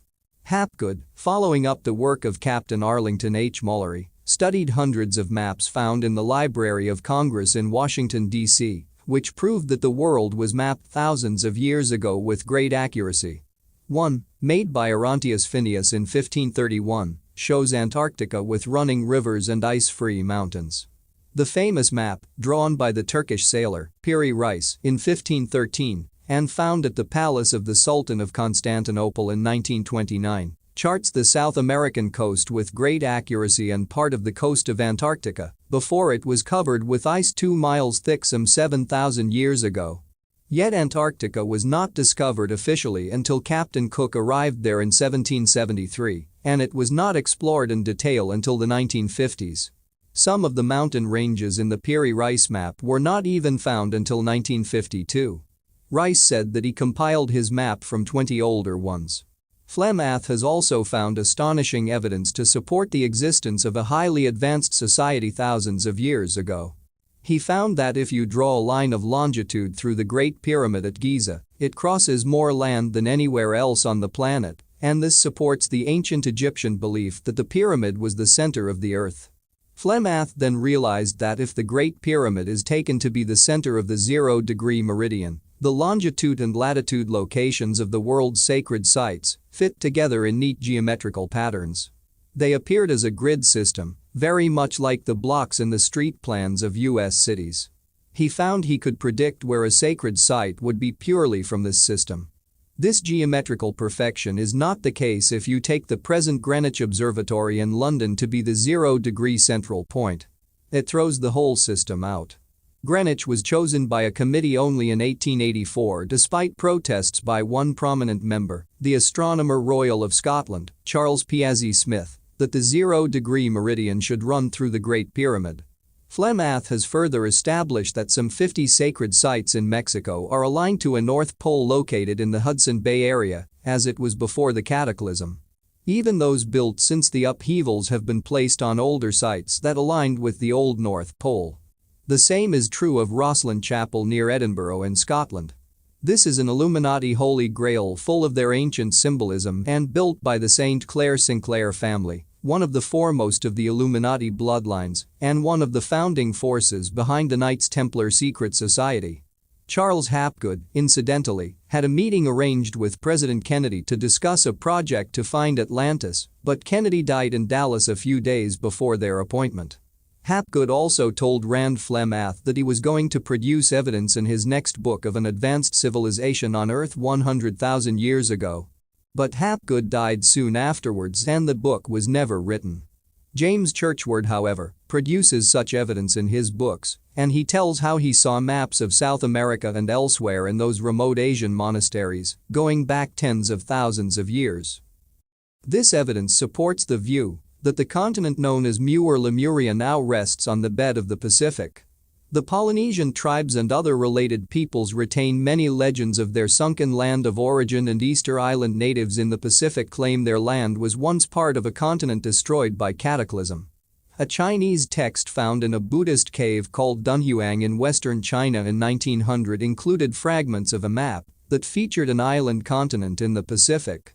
South American legend tells the same story of their ancestors arriving from a lost continent, among them a guy called Aramu Muru, who carried the knowledge of the Lemurian Brotherhood or Mystery School. The Hopi tribe in Arizona remember Lemuria as a series of islands by which they traveled to the American continent. Why isn't the story of the Atlantis and Mu a key part of official history? Because the knowledge has been systematically suppressed and destroyed. The astronomer, Carl Sagan, said that a text detailing Atlantis, called The True History of Mankind over the last 100,000 years, was destroyed with thousands of others when the Great Library of Alexandria in Egypt was destroyed in AD 391. Once we know of these advanced civilizations that lasted hundreds of thousands of years and the extraterrestrial involvement in their creation and demise, our whole view of the world and ourselves will change. So will our understanding of what is happening and who is controlling us today. The destruction of ancient knowledge all over the world in the name of Christianity was the Illuminati, or the Temple of the Sun, destroying the true accounts, not only of history, but also the law of one. So what happened to Mars? There is increasing acceptance that the Earth has suffered some colossal geological upheavals. The debate, and often hostility, comes with the question of when and why. These upheavals have obviously involved the solar system as a whole, because every planet shows evidence of some cataclysmic events, which have affected its surface, atmosphere, speed, and angle of orbit or rotation. The destruction of Mars and its relationship with this devastation on Earth is a subject occupying the minds of many researchers. There has been a much greater focus on Mars since the various space probes have been directed there and, of course, their rather unfortunate record of being lost or suffering technical problems, which prevent them sending pictures back to us. These failures are the responsibility of the Illuminati-created and controlled NASA operation. The failures followed the photographs taken in an area of Mars called Cydonia that appeared to show non-natural rock formations. These included the famous face on Mars and various pyramids. The best-known writer and researcher on this subject is the American Richard Hoagland, a science journalist and a former advisor at the NASA Goddard Space Flight Center. One of his team claims to have compared the relationship of the non-natural phenomena at Cydonia on Mars, such as the face and the pyramids, with the layout at Avebury in Wiltshire, England, with its stone circle, standing stone rows, Silbury Hill, the biggest human-made mound in Europe, and other ancient earthworks. He says he found that they are virtual mirrors of each other. The Giza Plateau in Egypt, home of the Great Pyramid, was formerly known as El Kahira. This derived from the Arab noun, El-Kahir, their name for Mars. Ancient texts revealed that the measurement of time was much related to Mars, and March 15, the Ides of March, Mars, was a key date in their Mars-related calendar, as was October 26. The first marked the start of spring, and the second was the end of the year in the Celtic calendar.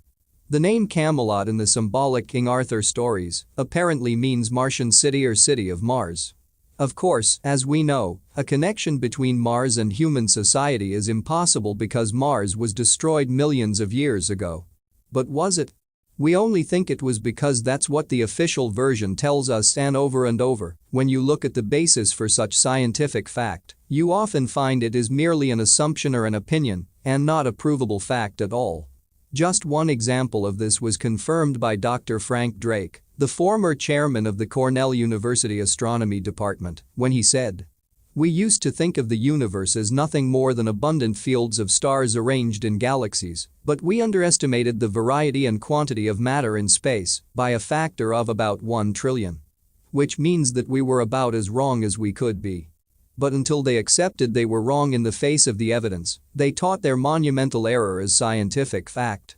This is happening every day, and the media just repeats such nonsense because it must be true if a scientist says it is. There is a fast emerging alternative scenario that is pretty much in agreement with the official story, except in one crucial area where they differ fundamentally. They both agree that Mars once had water, vegetation, and an atmosphere, which could have supported life as we know it. They both agree that this potentially human-friendly environment was destroyed by catastrophic geological events. The only serious area of contention is when that disaster occurred. Was it really millions of years ago, as official science contends, or was it merely thousands of years ago, as the alternative researchers suggest, a timescale that would fit perfectly with the devastation of Atlantis and Lemuria Mu? The gathering evidence is that Mars was destroyed in the same catastrophe, which, on Earth, brought an end to that golden age. In the 1950s, the Russian-born writer and researcher, Immanuel Velikovsky, suggested in a series of books that the planet we now call Venus, then a vast comet-like body, was the cause of both the demise of Mars and the near demise of the Earth when it was hurled through the solar system. Velikovsky was ridiculed and bitterly attacked by the scientific establishment, and so he must have been saying something worth hearing. But his theme is now enjoying more and more sympathy. When the Mariner 9 mission took pictures of Venus, many of Velikovsky's earlier descriptions were proved correct, including what appeared to be a comet-like tail. Mariner's pictures of Mars also supported some of his theories. He pointed out that ancient peoples depicted Venus as a very bright object trailing smoke following a very different orbit and trajectory than we see today. The Chinese, Toltecs, and Mayans recorded this. The early Sumerian astronomical accounts did not include Venus, but the later Chaldeans in the same region did so. They described it as a bright torch in heaven that illuminates like the sun and fills the entire heavens. One of the major problems that people have in encompassing ideas about the planet's past is that they judge possibility on their present experience, which is a tiny fraction of the Earth's history. As Velikovsky wrote, traditions about upheavals and catastrophes, found among all peoples, are generally discredited because of the short-sighted belief that no forces could have shaped the world in the past that are not at work also at the present time, a belief that is the very foundation of modern geology and of the theory of evolution. Brian Desborough, a friend of mine in California, has had a life experience that makes his opinion significant to anyone researching the material in this book. He is a scientist, an inventor of free energy technology that could transform life on Earth, and has been researching the Illuminati, their history, origin, and agenda for more than 30 years. This interest began when he set out to prove that Jesus really existed, but he soon found himself proving that he didn't. The Christian scam led him into the bigger scam, just as my initial investigation into the suppression of spiritual, not religious, knowledge did for me. Brian is no New Age flyaway sitting in the clouds. He is a feet on the ground, give me the evidence, researcher and writer. In the 1960s, he worked at the aircraft giant, Boeing, and he says that a group of Boeing physicists got together to launch a private study aimed at explaining the many anomalies of the Earth and other planets of the solar system that could not be explained by normal physics. What they concluded was to present staggering support for Velikovsky, although they differed on time scale by about 3,000 years. They said that around 5000 BC a huge body, now called Jupiter, careered through the solar system. This threw the outer planets into disarray, so explaining their present anomalies of spin direction and speed. Jupiter crashed into a planet that once orbited between where Mars and Jupiter are today, and the debris from this planet, they said, can be seen as the otherwise unexplained asteroid belt that occupies the space between Mars and Jupiter. I saw some interesting channeled information about Mars in relation to the end of Atlantis. It said that one of the 3 Atlantean cataclysms, which destroyed the continent in stages, happened around 10,500 BC and was caused by a close pass of the Earth by Mars, which has been knocked out of its original orbit. The same theme keeps returning from many diverse sources, and, somewhere within this, the detailed truth is waiting for us. James Churchward has a more earthly explanation for the cataclysms. He says there are enormous gas belts and chambers under the Earth, and when these blow on a vast scale, the land above is destroyed. He says these gas belts ran under both Lemuria Mu and Atlantis. What caused the cataclysms is open to debate, but that they did happen is a statement of fact. A similar theme can be found in the tens of thousands of ancient clay tablets discovered in Mesopotamia in the mid-19th century. These tell the stories and myths of the Sumerian culture that emerged after one of these cataclysms that sank what was left of Atlantis. Sumer dates from around 4000 BC, but civilizations existed in that region, as James Churchward documents, for tens of thousands of years before Sumer emerged. Central to these Sumerian accounts were the gods the Sumerians called the Anunna, sons of An. Their later Semitic names were Anunnaki, those who from heaven to earth came, and Dinger, the righteous ones of the blazing rockets. They are best known as the Anunnaki, and so I shall use that term in the book. The Anunnaki, as we shall see, were a reptilian race from the stars. The Sumerian tablets describe, according to the author and translator, Zechariah Sitchin, a collision between the moons of a planet they called Nibiru and one orbiting between the present Jupiter and Mars. The debris from this stupendous collision Sitchin's translations say, created what the Sumerians called the Great Band Bracelet, the asteroid belt. The Sumerian accounts differ in detail, but again the theme is the same. In their version of these events, the Boeing physicists suggested that part of Jupiter broke away on impact with another planet. This is the body we now call Venus, they concluded. It was projected towards Mars, destroying the atmosphere and life on that planet. The Mars Pathfinder mission established that Martian rocks lack sufficient erosion to have been on the surface for more than 10,000 years. After devastating Mars, the Venus comet was caught by the gravitational pull of the Earth, they said. It made several orbits of the Earth, causing the tidal wave and devastation that ended the Golden Age and hurled vast quantities of ionized ice at the poles. Its momentum then hurled it into its present orbit as Venus the planet. Synchronistically, the most ancient Mesopotamian and Central American records don't include Venus in their planetary accounts, but the later ones do, and there was a focus on Venus with human sacrifices made to it. The biggest secret goes into this whole story in greater detail, and you will see that it explains so many mysteries. These include the sudden freezing of mammoths standing up in the process of eating, because the ice did not slowly develop, it arrived in an instant. The ancient legends and myths of how the Golden Age ended are confirmed in every way by the scientific explanation of the geological and environmental effects of this walkabout by Venus. Most important in relation to our story, these conclusions by people like Velikovsky, the Boeing physicists, and increasing numbers of other researchers today bring the timescale for the end of life on Mars to within the period that saw the end of Atlantis and Lemuria Mu. Brian Desborough suggests, along with many others, including myself, that the Golden Age was the result of many extraterrestrial and other dimensional races visiting the Earth and operating openly among the human population in a long period of at least hundreds of thousands of years. He believes, like those Boeing physicists he knew and worked with, that the Earth was much closer to the Sun before these events and that Mars orbited in the area of the Earth now resides.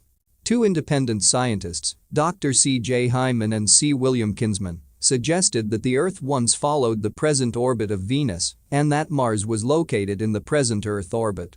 Ancient legends say that Earth days and years were once shorter than now and humans lived for far longer. If, as is claimed, the deep canyons on the Mars surface were caused by massive torrents of water, there had to have been a warmer climate there at one time, because today it is so cold that water would freeze immediately and the vacuum atmosphere would make the water vaporize instantly. The closer orbit to the Sun, Desborough says, would have demanded that the first Earth races would have been black, with the pigmentation necessary to cope with the fiercer rays of the Sun. Ancient skeletons found near Stonehenge and along the west coast of France have the nasal and spinal traits of many female Africans. Ancient artifacts, statues, and artistic depictions around the world also suggest there was an advanced black race of the Negro type. The Sumerian tablets describe how the Anunnaki gods left the planet to escape the devastation, even indicating that they had caused it. The only ones to survive the catastrophe were the extraterrestrials with the technology and foresight, perhaps prior warning, who left before the stuff hit the fan, and the people who sheltered deep underground or in the mountain ranges above the flood water which, according to the Boeing study, could have reached heights of 10,000 feet. The Earth is riddled with tunnels and caverns, natural and created, which date back into far ancient times. Many of these have been located, including an underground city that could house a population of thousands in Cappadocia, Turkey, one of the centers of the Phoenicians, and the origin of George of Cappadocia, who later became St. George of England. 36 underground cities have been discovered in Cappadocia so far, and some are huge complexes going down 8 levels. The ventilation systems are so efficient that even 8 floors down the air is still fresh. 30 vast underground cities and tunnel complexes have also been found near Derinkuyu in Turkey, also. It was the floodwaters and the need to survive them which ensured that agriculture in the post-flood world began at altitudes above 10,000 feet and not, as you would expect, in the fertile plains. A study by the botanist, Nikolai Ivanovich Vavilov, revealed that the 50,000 wild plants he examined from around the world originated in only 8 areas, all of them mountainous. In James Churchward's view, this would have been because the mountains were formed during the cataclysms, and therefore many lowland areas were raised to a great height. According to ancient accounts, supported by much other evidence, when the earth had settled down after the cataclysm, or cataclysms, the survivors began to return from the high mountains north of Sumer in Turkey and Iran into the plains of Mesopotamia.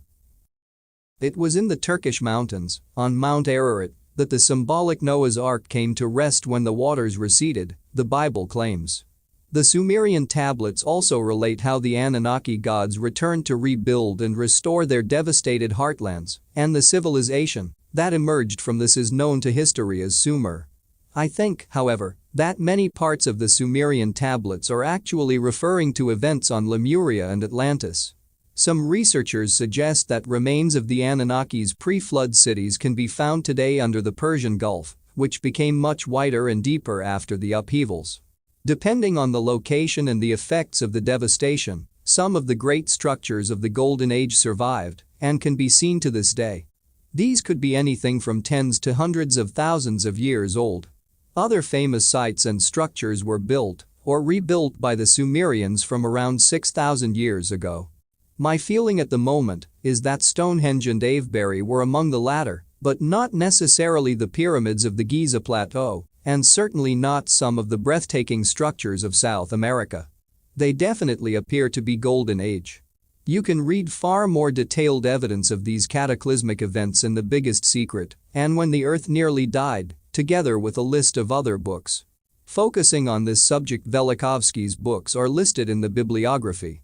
The reason this information has been so suppressed in the mainstream of science, education, and media is because of the domino effect it would have on human perception.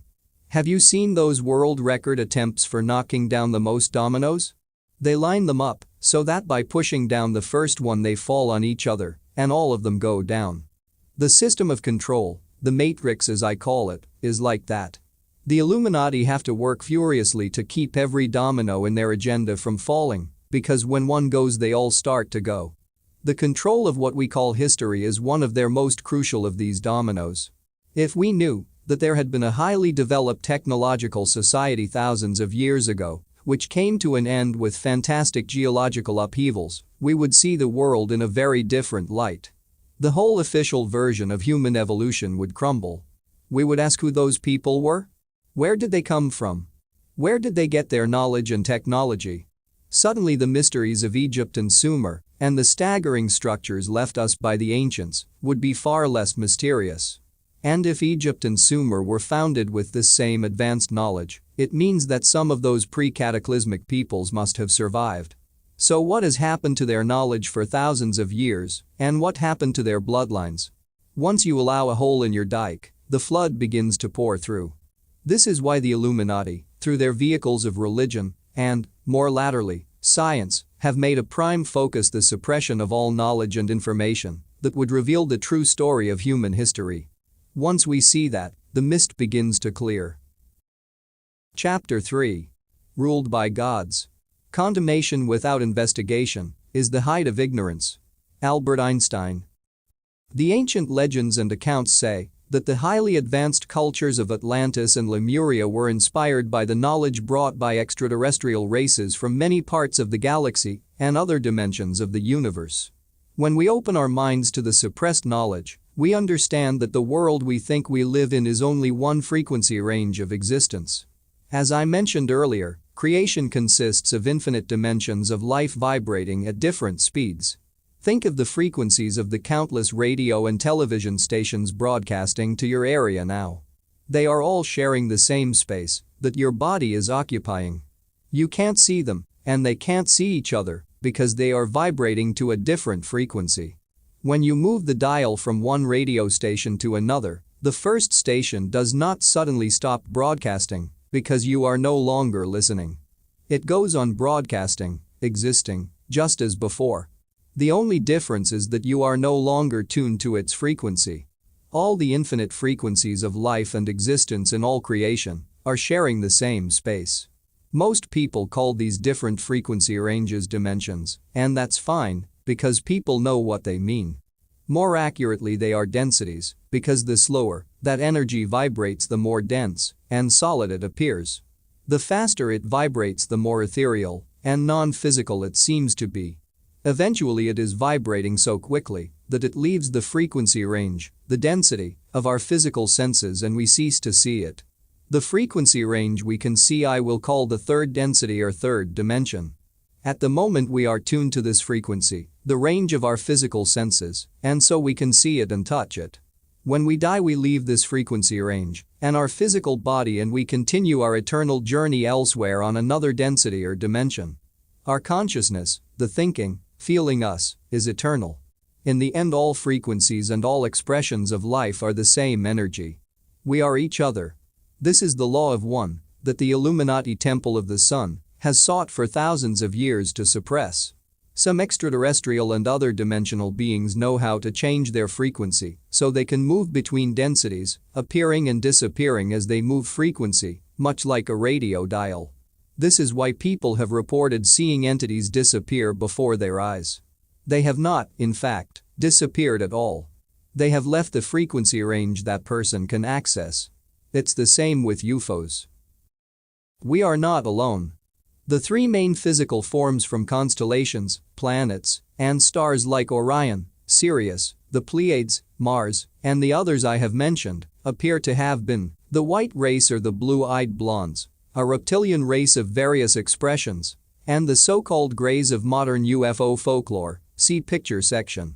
Also there was the advanced black race and another, which, according to those who claim to have been abducted by non-human entities, has an insect-like form. In UFO research these have become known as insectoids. I can understand how difficult this will be to accept and comprehend from the conditioned view of reality. But first of all I am not asking anyone to accept anything that I say, it's just information, make of it what you will, and, second, the world is nothing like our conditioned view of reality. I would also stress that, like all of my books and talks, this text is presented in layers, each one adding to the ones before. So the detailed information to support the existence of the reptilians, greys, and Nordics, and their interbreeding, will be revealed as the story unfolds. Understanding the connection between the Nordics, the reptilians, and the greys is to understand so much about the world today. W.T. Samsel, author of The Atlantean Connection, writes, during the first half of the Lemurian Age, the involvement of extraterrestrial beings was simply in the role of the observers. That is to say, that they did not intervene, interject or become involved with the subjects of their study at that point in time. The development and progression of the human race on Earth was under the observation and study of these relations from the stars. In the Atlantis Connection I refer to this as the Titan Project. The three main extraterrestrial groups, which comprised the Titan Project, were those from Sirius, the Pleiades and Orion, although there were indeed other extraterrestrial races, which also shared involvement. This is where the reptilian variety comes into play. As where Sirians, Pleiadians and those from Orion did interact in cooperation with each other under the mutually agreed upon conditions of the program, I would have to classify the reptilians as a renegade or rebel element which did not adhere to the rules or doctrines of the Titan Research Project as set down by the three main project participants. These two races, the blue-eyed blondes and the reptilians, would seem to have been at war in many parts of the galaxy with factions on both sides also joining together to create alliances for their mutual benefit. This reptilian race is the dominating force behind the Illuminati, at one level anyway, but with considerable involvement from the Greys and some elements of the extraterrestrial white race or Nordics as they are known in UFO research circles. The rest of the global population are pawns in their battles and alliances. The reptilians and Nordics interbred with each other to create hybrid bloodlines. There was also reptilian interbreeding with other races around the world, but the Nordic connection would appear to be the most important to them. This fusion implanted a reptilian genetic code into the DNA, and these are the bloodlines that have ruled the world for thousands of years and are still in the positions of power to this day, as we shall see. Bloodlines that were once Egyptian pharaohs and European royalty are now presidents of the United States and leading bankers and media owners. A fundamental theme running from the golden age of Atlantis and Lemuria Mu to the present day is that of the snake or serpent. Both civilizations were known in legends as the Dragonlands and the Motherlands.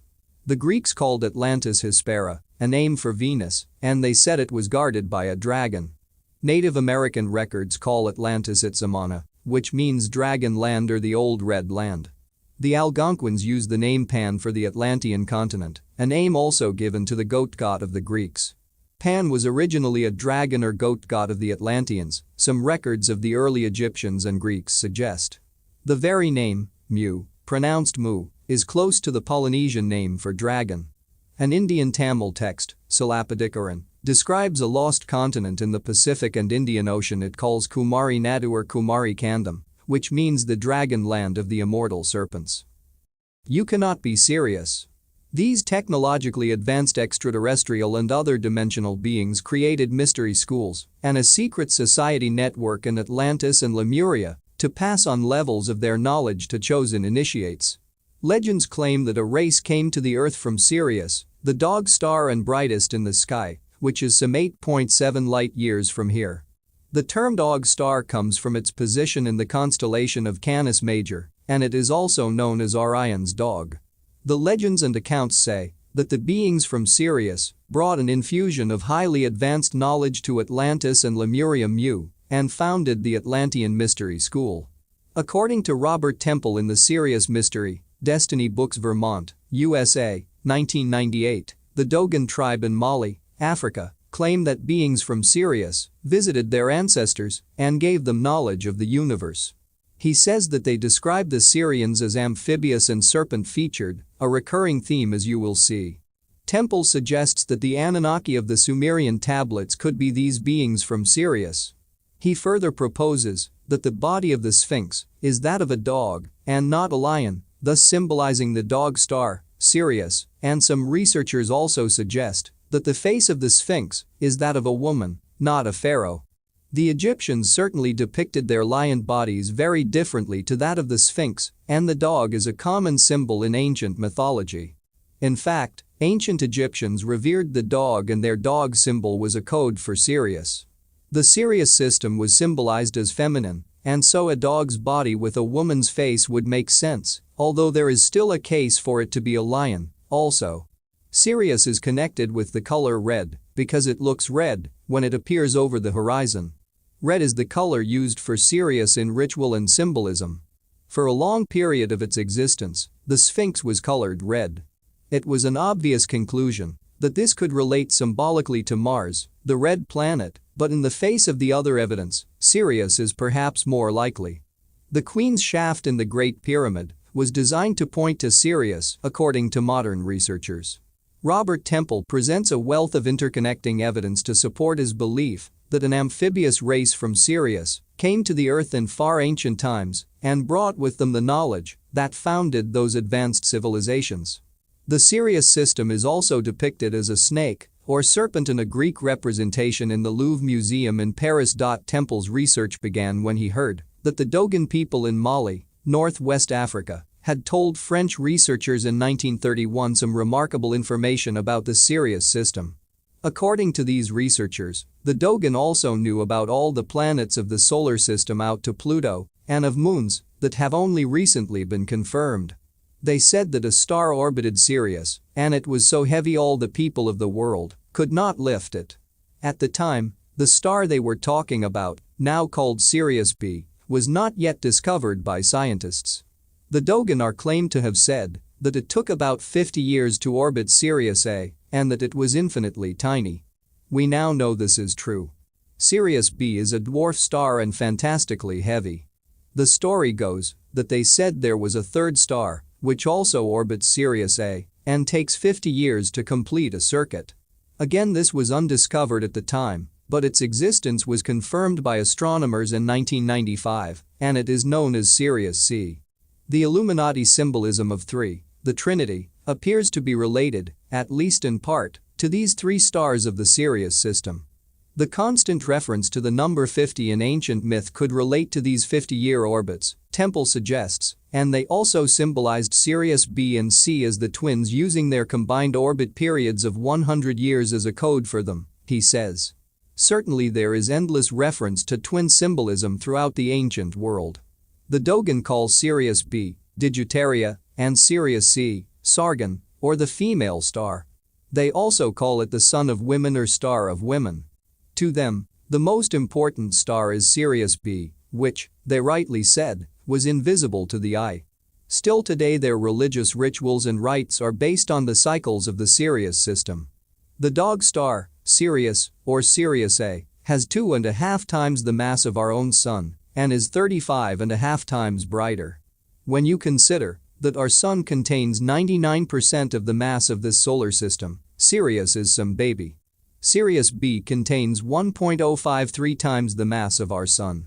It is incredibly compressed, however, and thus is very small.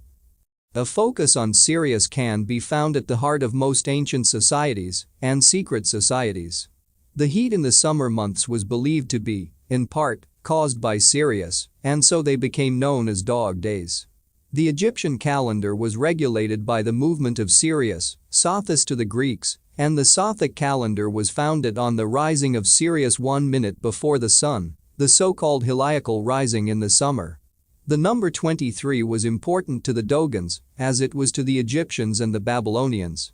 Some researchers say this was connected to the heliacal rising on July 23 when Sirius, the Earth, and the Sun are in a straight line. Others speculate that this could create a stargate connection between the two systems, a sort of interdimensional, interdensity, portal.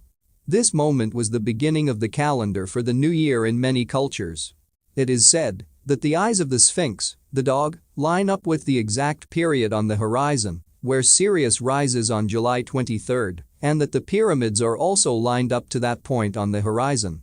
This, incidentally, is the time every year that the Illuminati elite gather at Bohemian Grove in Northern California wearing their hooded robes for their infamous rituals under a 40-foot stone owl, as detailed in The Biggest Secret. I will mention more about this later on. The Freemasons and other secret societies within the Illuminati web have Sirius as their focus. It is known as the Eastern Star, the very name for the Freemasonic organization that allows women to become initiates. Sirius is the first star to rise in the east in the latitudes of Egypt. The symbol of the Eastern Star is the symbol of Satanism, the inverted pentagram, and that is their symbol for Sirius, figure 2. The pentagram within a circle is used by Satanists in their rituals to draw other dimensional demonic entities into this world, or to draw down the kingdom of Satan into manifestation on earth, as one writer put it. The pentagram is symbolized by the goat head known as the goat of Mendes or Baphomet, the image the Knights Templar secret society was accused of worshipping when it was purged in France after 1307. The goat head is also associated with the Sirius system. The ancients designed massive temples to point directly at the spot on the horizon where Sirius appeared at the rising, and their key rituals were focused on Sirius, just as many of the Illuminatis are today. One example of these Sirius-aligned structures is the Temple of Isis at Dendera in Egypt. The goddess, Isis, is a symbol of Sirius in Egyptian myth. Robert Temple suggests in the Sirius mystery that Isis is Sirius and the sister goddess of Isis, Nephthys, represents Sirius B. Isis was said to be visible and Nephthys invisible, just like Sirius A and B. Another Sirius symbol was Anubis, Anpu to the Egyptians, the one portrayed as the dog, or jackal-headed god and associated with Osiris, the sun god of Egypt. There was also a goddess called Anukis who sails in a celestial boat with Sothis and Satis, again the three stars of Sirius perhaps, because they are associated with goddesses, and Satis was the Greek term for Sirius. The symbol of the dog or wolf is often found in cults that worship the serpent or reptilians. Credo Mutwa, the Zulu shaman, says that their legends call Sirius the star of the wolf. The leader of the reptilian gods known as the Anunnaki is named in the Sumerian tablets as An, later Anu. He was represented by the jackal or dog. Associated with Sirius in Egyptian belief was Orion, and, interestingly, modern UFO researchers connect the reptilians with both Sirius and Orion. Isis, Sirius, was the companion of Osiris, Orion, in Egyptian myth. Among the major Illuminati symbols to the present day are the eye, the triangular pyramid, the five-pointed star, the obelisk, and the dome. The Egyptian hieroglyph for Sirius was the obelisk, dome and five-pointed star. The Bozo tribe of Mali, cousins to the Dogon, call Sirius the eye star. An Egyptian hieroglyph for Sirius was a triangle, 3 points representing the 3 Sirius stars, and the triangle symbolized water in Pythagorean code. The eye was a symbol of Osiris in Egyptian myth. The bow and arrow is another symbol used by the ancients for Sirius, and they knew it as the bow star. The Egyptian word meaning bowman also referred to a heavy star metal, Sirius B, and their word for heavy star metal was close to the words meaning dwarf and weight.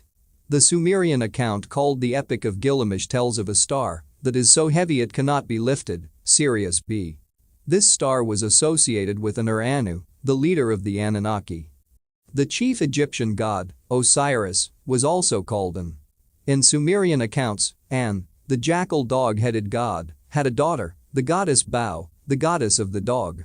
It has been suggested that Bau is the origin of the term bow wow for a dog's bark.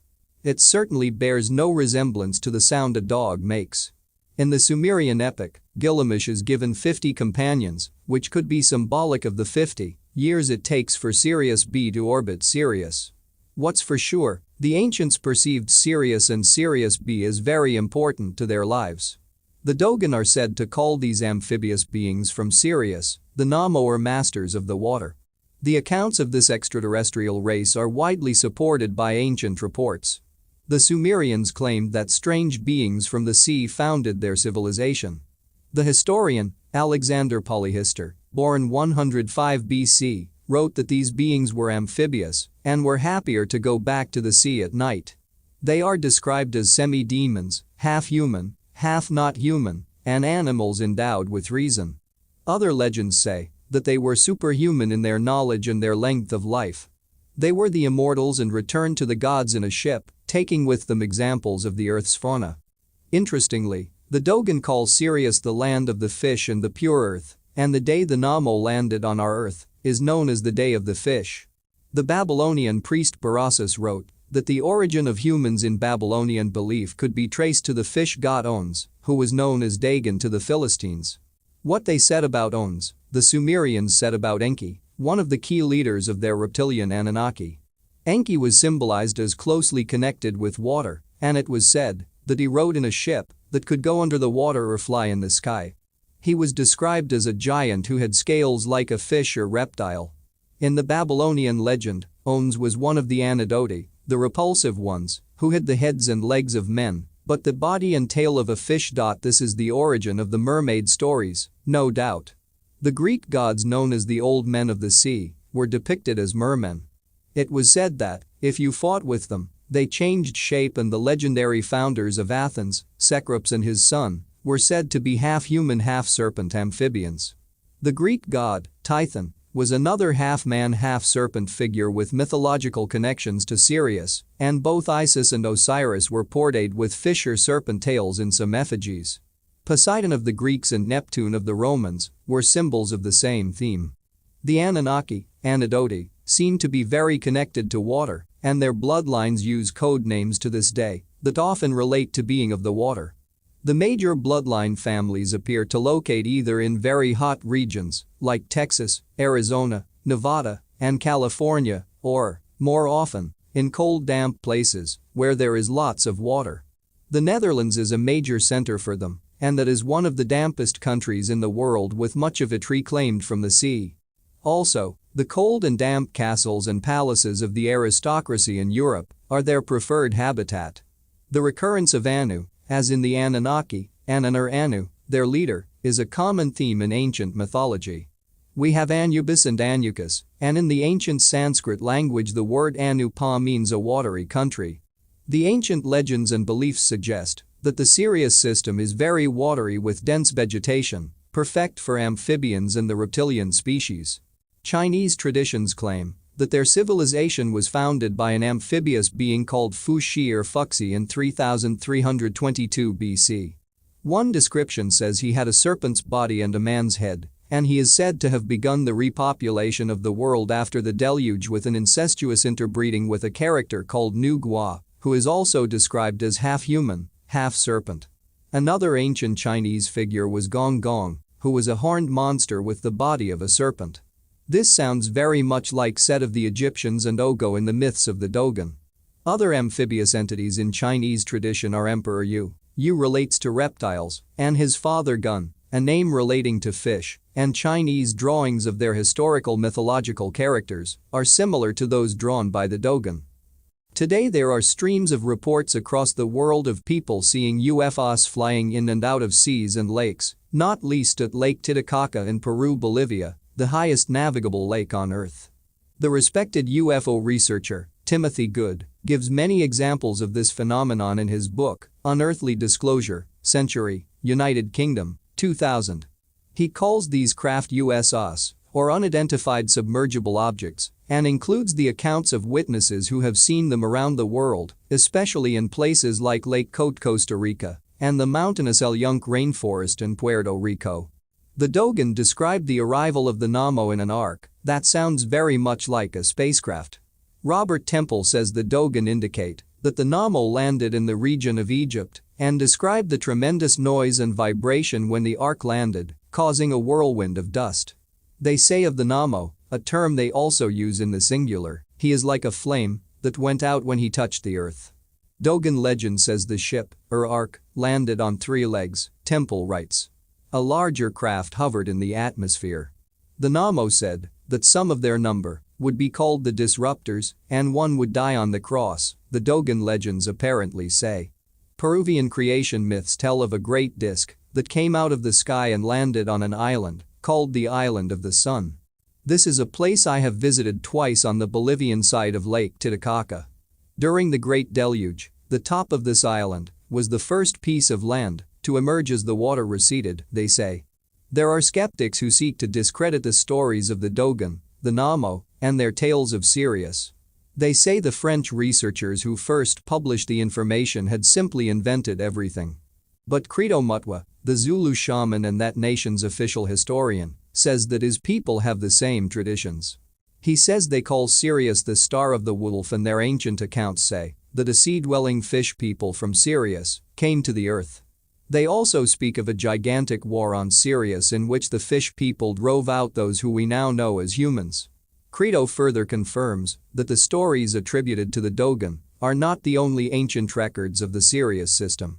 The Zulus knew Sirius B as the pit star long before it was identified by modern technology.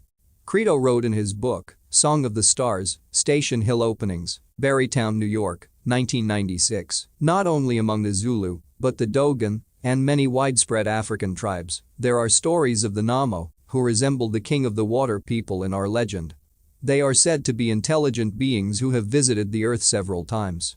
They are usually described as somewhat like human beings, but with skins like reptiles. I have heard them described as a cross between a little demon and a dolphin.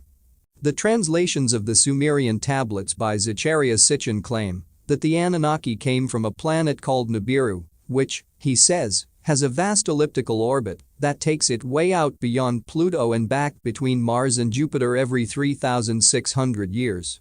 The idea of Nibiru referring to a planet has never felt right to me. A massive comet, maybe. But either way there is a fundamental connection between the reptilian Anunnaki of the Sumerian tablets and Sirius Orion. Researcher Mark Amaru Pincam says in his book, The Return of the Serpents of Wisdom, Adventures Unlimited, Illinois, USA, 1997, that the symbol of the Syrians in Atlantis was a triangle, sometimes with an eye in the middle. This pyramid with the capstone missing and/or the all-seeing eye is an ancient symbol used by the Illuminati and can be found today on the dollar bill, the reverse of the Great Seal of the United States, and on a stream of logos used by Illuminati companies, figures 3, 4, and 5. You also find it on the logo of the British intelligence operation, MI5, figure 6. According to the story, the design for the Great Seal was handed to the founding father and Rosicrucian, Thomas Jefferson, by a mysterious stranger dressed in a cape with a hood that covered his face. After the end of Atlantis, the survivors took this symbol to places like Egypt, and from there it continued to be used by the Illuminati secret society network that re-emerged after the cataclysm. The three-pronged trident was the symbol of the royal line of Atlantis, and this later became the three-pointed fleur-de-lis, a symbol of the Illuminati bloodline to this day. The key Atlantean god was the fire god, Wotan, who would turn up later in the Americas and Europe as Wotan and Wotan. The American organization, The Lemurian Fellowship, which researches the history of the lost continent, says that an extraterrestrial race from Venus, known as the Kumaras, were the leaders of the Lemurian civilization. The fellowship says that the Kumaras created a mystery school to initiate chosen people into the advanced esoteric knowledge. It was structured as 13 schools, levels of initiation, they say, with each one more advanced than the one below.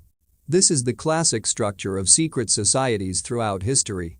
Those who passed the initiation into the 13th school would then be allowed to teach the knowledge themselves as a member of the Order of the Serpents. William Bramley and the Gods of Eden, Avon Books, New York, 1993, calls this the Brotherhood of the Snake. You can see snake and serpent symbolism in the logos of Illuminati companies, and the logo of the leading UK communications network, British Telecom, is one example, figure 7. Lemurian kings and queens were 13th level initiates of the dragon bloodline, according to the Lemurian Fellowship. As I with the serpent cult or serpent brotherhood through the ages, the Lemurian initiated were worshippers of the sun. But was it our sun, or was it Sirius, the brightest star in the sky? Records discovered in India by the leading author and researcher on Lemurian history, Colonel James Churchward, confirmed the sun worship. One of Lemuria's names, apparently, was the Empire of the Sun, and the sun symbols of the Illuminati may also relate to that, and the Atlantean Temple of the Sun. Atlantis and Lemuria existed for hundreds of thousands of years, and Atlantis broke up in stages over a long period before the final destruction. Both cultures expanded across the world with their priests and royal bloodlines or dragon kings, founding colonies in all parts of the globe. With them went their serpent symbolism, which has survived to this day in places like China and, most certainly, within the Illuminati. It was during the Atlantean Lemurian era that the same knowledge, stories, and symbolism were communicated all over the planet, and the royal bloodlines of the extraterrestrial races were seeded everywhere. This explains how, after the cataclysm, when European races discovered the Americas, Australia, and other apparently unconnected regions of the world, they found the people telling the same stories and following the same basic religions as each other, figure 8. The common origin was Atlantis, Lemuria. As they traveled and colonized the Americas and what became Egypt and the Middle East, Europe, Scandinavia, and China, the Atlantean and Lemurian initiates used their advanced techniques to build pyramids and other vast structures that we would struggle to build even today. Researchers have established that these great structures were built in geometrical relationship to each other over fantastic distances in different parts of the planet. It appears to be a mystery how this could be done, but it's not. The sacred places of the ancients and the Illuminati today were invariably the vortex points on the global energy grid. This is a web of force lines, known as ley lines or meridians, which encircle and interpenetrate the planet. I'll go into more detail about this later. When these lines cross, it creates a spiraling vortex of energy, and the more lines that cross, the bigger the vortex, obviously. It was at these multi-line vortexes, like Stonehenge, that the Atlanteans and Lemurians built their temples, pyramids, and so on. The grid is geometrical, and the vortex points are in geometrical relationship to each other. Therefore, anything built on those points also have the same geometrical relationship with other structures on other points. Simple, once you have the knowledge to locate the vortexes, which the Atlanteans and Lemurians could. The famous ancient and modern sacred sites are invariably associated with the Atlanteans and Lemurians. Sedona in Arizona, famous for its massive vortexes to this day, is claimed to be an ancient colony of the Lemurians, as is Mount Shasta in Northern California. Sedona is also associated by researchers of UFO activity with a reptilian underground base, where members of the reptilian race work with their human or part-human puppets in the Illuminati on the scientific and generic agenda. The base would appear to be under Boynton Canyon in Sedona. This is not far in American terms from the reservation of the Hopi tribe, which has Lemurian connections. The Atlantean Lemurian colonies. A branch of the Atlanteans and Lemurians who colonized the planet were called the Carians. Carian equals serpent sea people of the Atlantean fire god. The use Kara, same basic meaning. And the Tuarks, serpent people of the all-glorious fire god. The Tuarks became the Tuaraks, who settled in North Africa with their Atlantean knowledge. The Euskera became the Basques of Spain, and the Carians became known as the Phoenicians, a very important fact, as will become clear soon. James Churchward also documents the Carians in the Americas. The Tuareg people of North Africa today, descendants of the Tuareg, have allowed some visitors to see their ancient cavern system in the Ahagar Mountains, where they have murals of their Atlantean ancestors holding snakes and swords with tridents on the blades. People invited into the underground temples of the Tuaregs claim to have seen green reptile monsters called aurans, which the Tuaregs worship as the physical representations of their serpent goddess or grandmother. The Tuaregs also perform a dance in honor of the Atlantean fire god, Vulcan, or Votan. The Atlanteans and Lemurians established colonies in Egypt, then known as Khmer land of the fire serpent. The letter K, the sound used so often by these reptilian bloodlines apparently, was written in the form of a serpent in Egyptian hieroglyphics. Kem was the name of the deity, symbolized as a black goat and late called Pan. The goat is still a symbol of worship for the Illuminati and Satanists today under the name Baphomet. There are many surviving records that claim a lineage of Egyptian kings going back tens of thousands of years before the formation of the Egyptian civilization described by official historians. This supports the stories of an Atlantean Lemurian colony in Egypt long before the cataclysm. The colonization of Greece is also far older than officially claimed, and this colony, called the Athenians, went to war with Atlanteans before the deluge. Plato wrote of this war and official historians have dismissed it because they say that Greece did not exist that long ago. They are mistaken. The classic Greece they focus upon was a later expression of that culture, not the first. The original Greece existed before the cataclysms that sank Atlantis. The Atlantean colonists of Greece worshipped a serpent goddess called Athene or Neith. The Greek historians, Jane Harrison and Robert Graves, say that this deity was symbolized as a serpent, snake, sphinx, or goddess covered in snakes.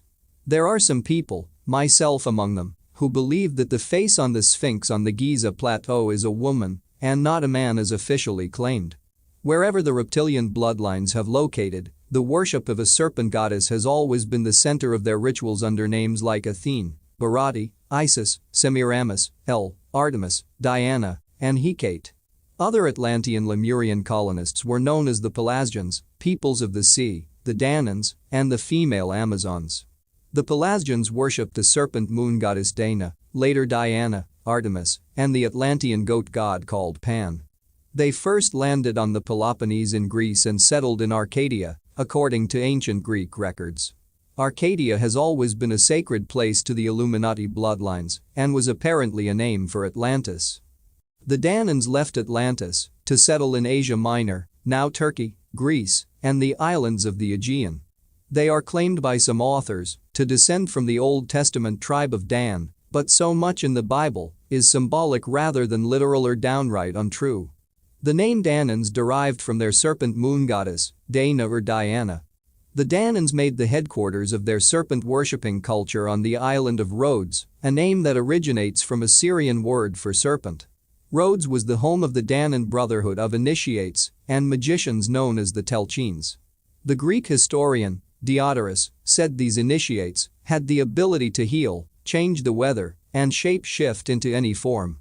Thousands of years later, one of the most important of the Illuminati secret societies, the Knights Hospitaller of St. John of Jerusalem, now the Knights of Malta, located on Rhodes, and for a while were known as the Knights of Rhodes.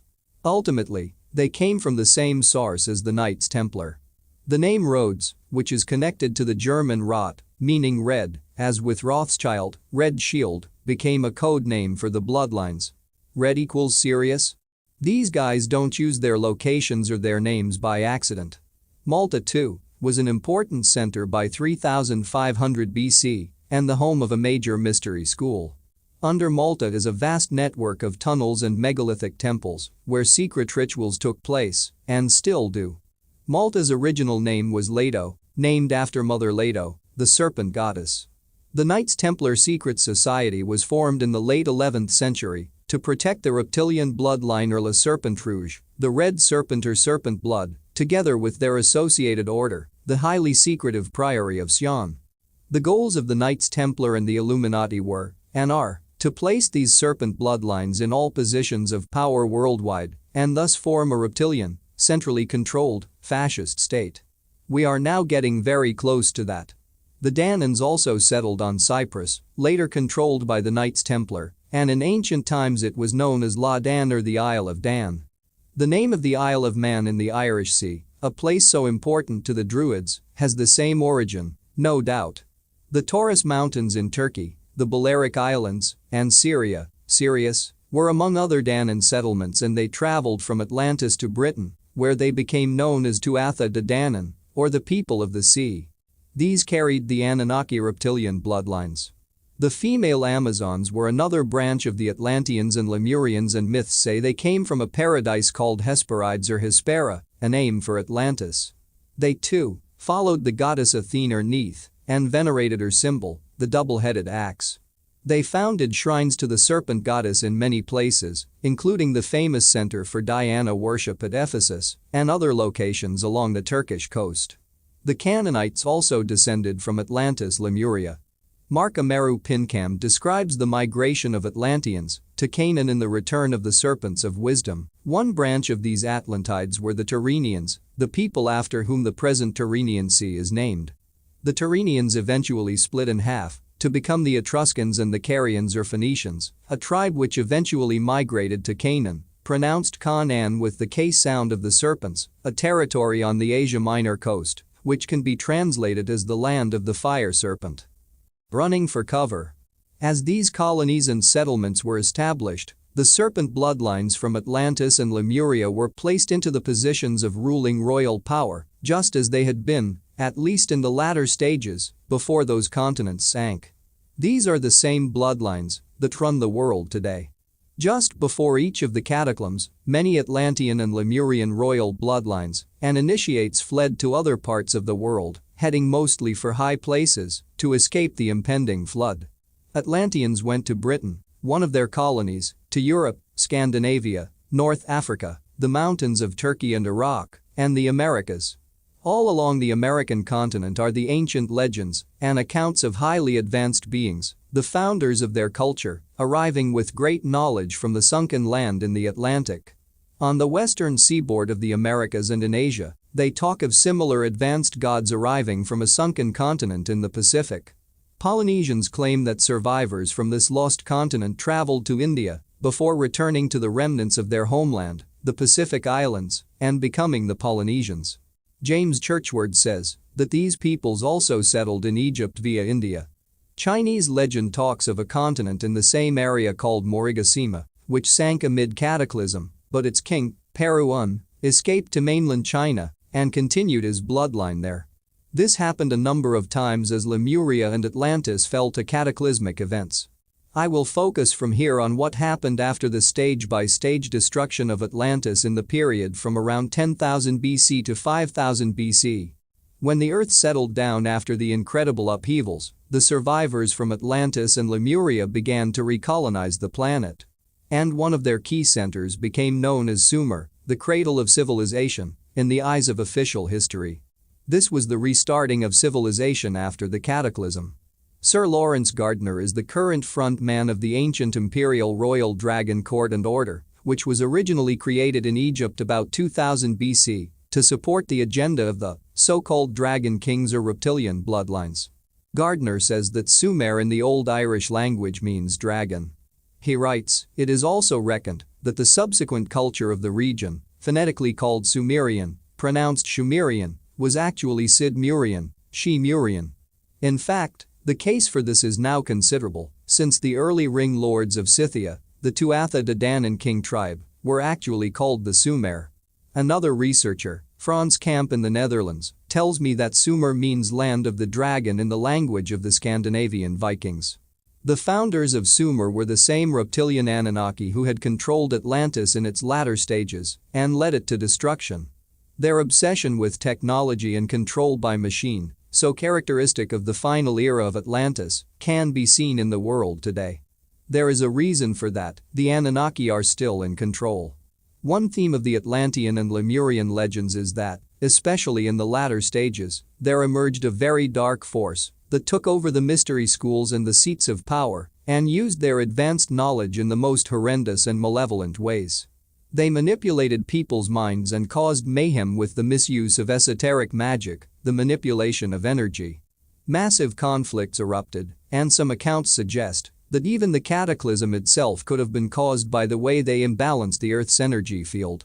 This was the Anunnaki at work, just as they are today. Chapter 4. Atlantis Revisited. Even if you're on the right track, you'll get run over if you just sit there. Will Rogers. The survivors of the deluge and the upheavals re-emerged from the mountains and underground shelters and began to rebuild a shattered world. We are perhaps talking of around 7,000 years ago, when Atlantis was finally destroyed, although there are differing opinions on the precise timescale. Some ancient accounts say that the extraterrestrial gods, the Anunnaki of the Sumerian tablets, left the planet in their flying craft during the cataclysm and returned when it was over.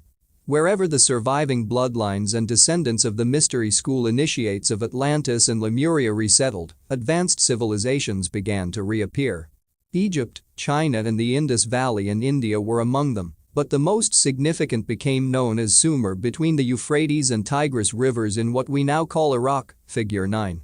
Lawrence Augustine Waddell, better known as L.A., is a forgotten and unacknowledged genius who lived from 1854 to 1938.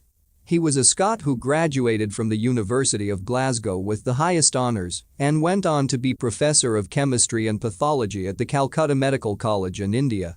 His highly decorated military career as a medical officer led him to travel widely across the Near and Far East, and this fueled his passion to uncover the truth of ancient history. He became a Fellow of the Royal Anthropological Institute and produced many brilliant books and papers as he pieced together the evidence that demolished the official version of history. In the first 38 years of the last century, Waddell proved that the Sumer Egypt and Indus Valley cultures were the same empire ruled by the same leader, a fact very significant to the Christian story. But official history still says they were not connected, and this is taught in schools and universities to this day.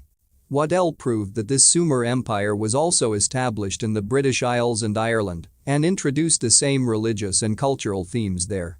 This was the inherited knowledge later administered by the Druids, successors in Europe to the Atlantean Lemurian mystery school priests.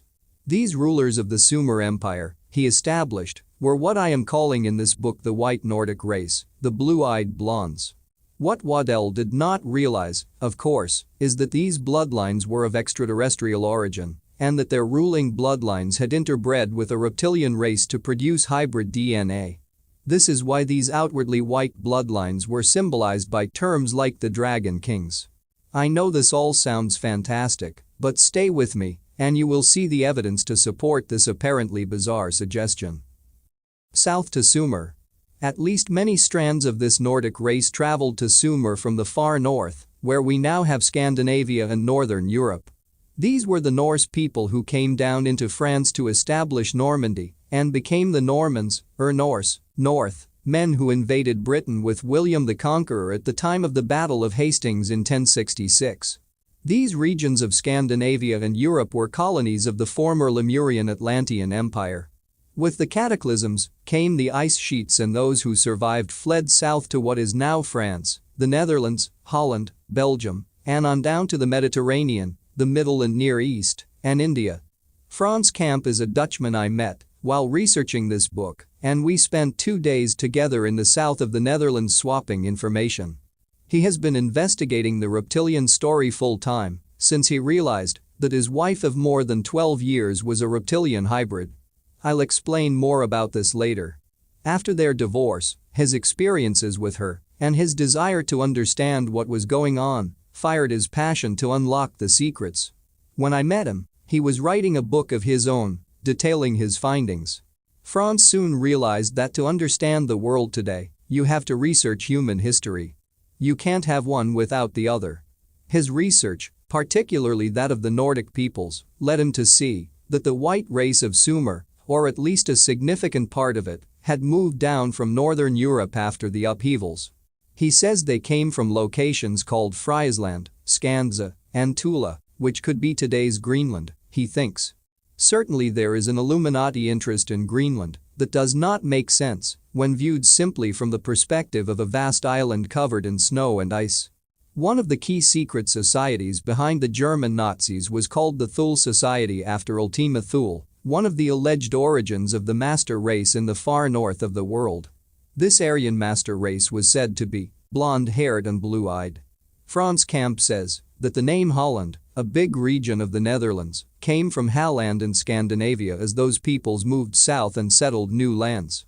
He suggests that some of the leaders of these Scandinavian tribes were called Toon, which became Tunis, Jan, which became Iona and Ionian, Geert, which became Geertmannen or Geertmen, later German, and Otto, which later became Ottoman. He says that the Illuminati Habsburg bloodline was Nordic or Viking originally, but they interbred with the reptilian race to form a genetic and political alliance. So did many others of the royal Nordic bloodlines. James Churchward, however, also documents the fundamental influence in the Sumer-Babylon region of former Lemurian peoples via India. Frans Kamp came across a common theme I have found in reptilian research: they want something very badly that is contained in the Nordic and human genetic code. Interbreeding is their way to access it.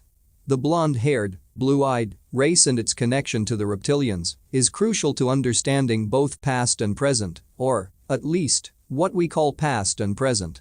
Sumer was founded by the reptilian Anunnaki bloodlines in league with factions of the Nordic Vikings and was thus known in the Viking language, according to Frans Kamp, as the land of the dragon. Sumer, a Celtic word for dragon, was a later version of this. I think the name Aryan is not so much a term for the white race as widely believed, but for the Nordic reptilian hybrids, the so-called master race or noble race. Whatever, I will use it in that context throughout this book. The very name Aryan comes from the word Ari, meaning noble one. The Illuminati refer to their bloodlines as royal and noble, hence nobility and aristocracy are aristocracy.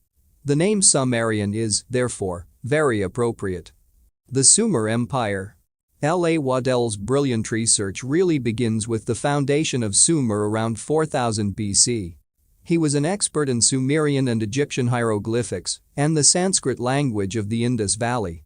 A rare gift indeed, and this allowed him to travel these regions, reading the ancient accounts and the stories on the temples and monuments, to show without question that Sumer Egypt and the Indus Valley were parts of one empire based on Sumer, figure 10.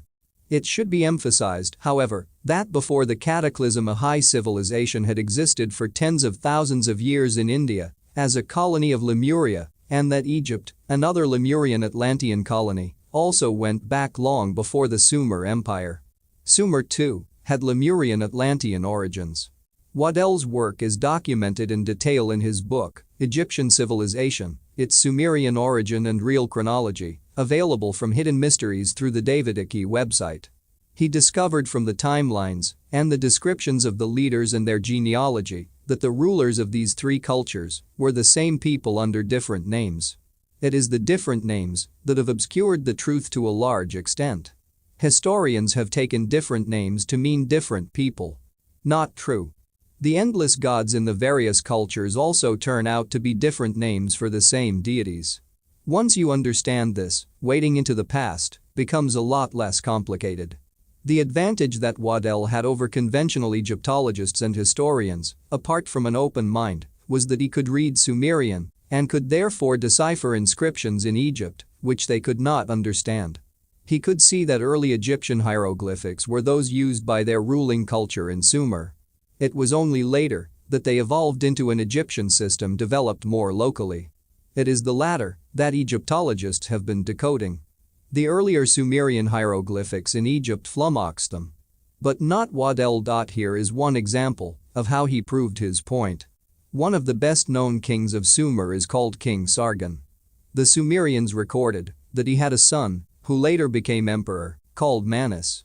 At the same time, Waddell shows, the son of the king in the Indus Valley was known as Manja, and in Egypt he was called Manj, abbreviated to Man, the guy known to the Greeks as Menes, and to English Egyptologists as Mena. So we have the ruler's son, and later ruler, in Sumer Egypt, and the Indus Valley in the same period called variously, Manus, Manj, and Manja. The reason becomes obvious: it was the same fella. Even the title given to him was the same, or very similar in all three places.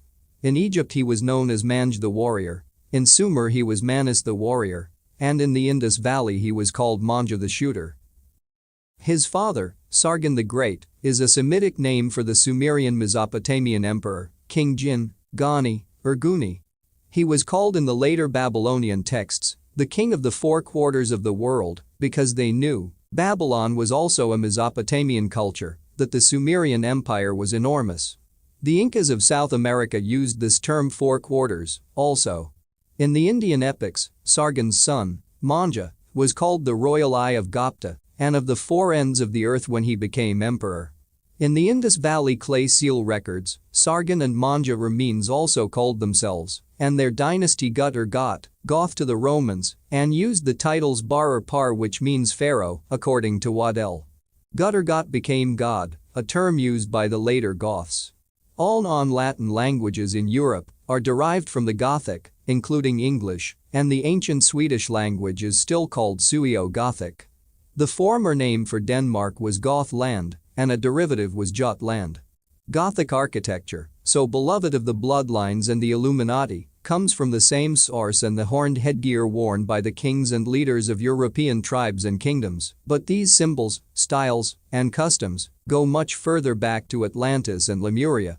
The name Catti for the ruling clan of the ancient Britons on pre-Roman coins is a dialectic form of Goti or Goth. When the Illuminati built the great Christian cathedrals of Europe, full of pagan symbolism on ancient pagan sacred sites, they used the Gothic style of architecture. The symbolism of the Eye of Gupta may relate to the widely used Illuminati symbol, the all-seeing eye or eye, Horus, which you will find at the top of the pyramid on the US dollar bill and on the reverse of the Great Seal of the United States. The same symbols used by this ancient Sumerian dynasty are still used by the Illuminati today, because they are the same bloodlines and are working with the same knowledge, hidden away since ancient times within the mystery school and secret society networks. And the reptilian gods of Atlantis and Lemuria seeded these bloodlines. Waddell shows in his work, Makers of Civilization, Luzak and Company, 1929, that Sargon's Sumer-centered empire extended to the Indus Valley in the east, the British Isles in the west, encompassing much in between, and was larger than that of Alexander the Great or the Romans.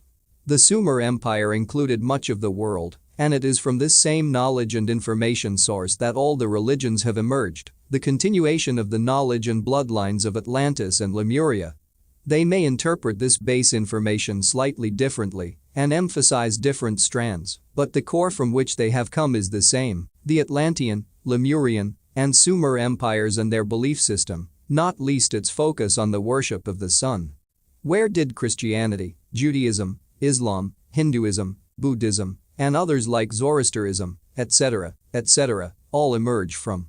The Middle and Near East. The vast region ruled from Sumer at one time and still dominated by that knowledge base and belief system in the thousands of years that followed Sumer's demise.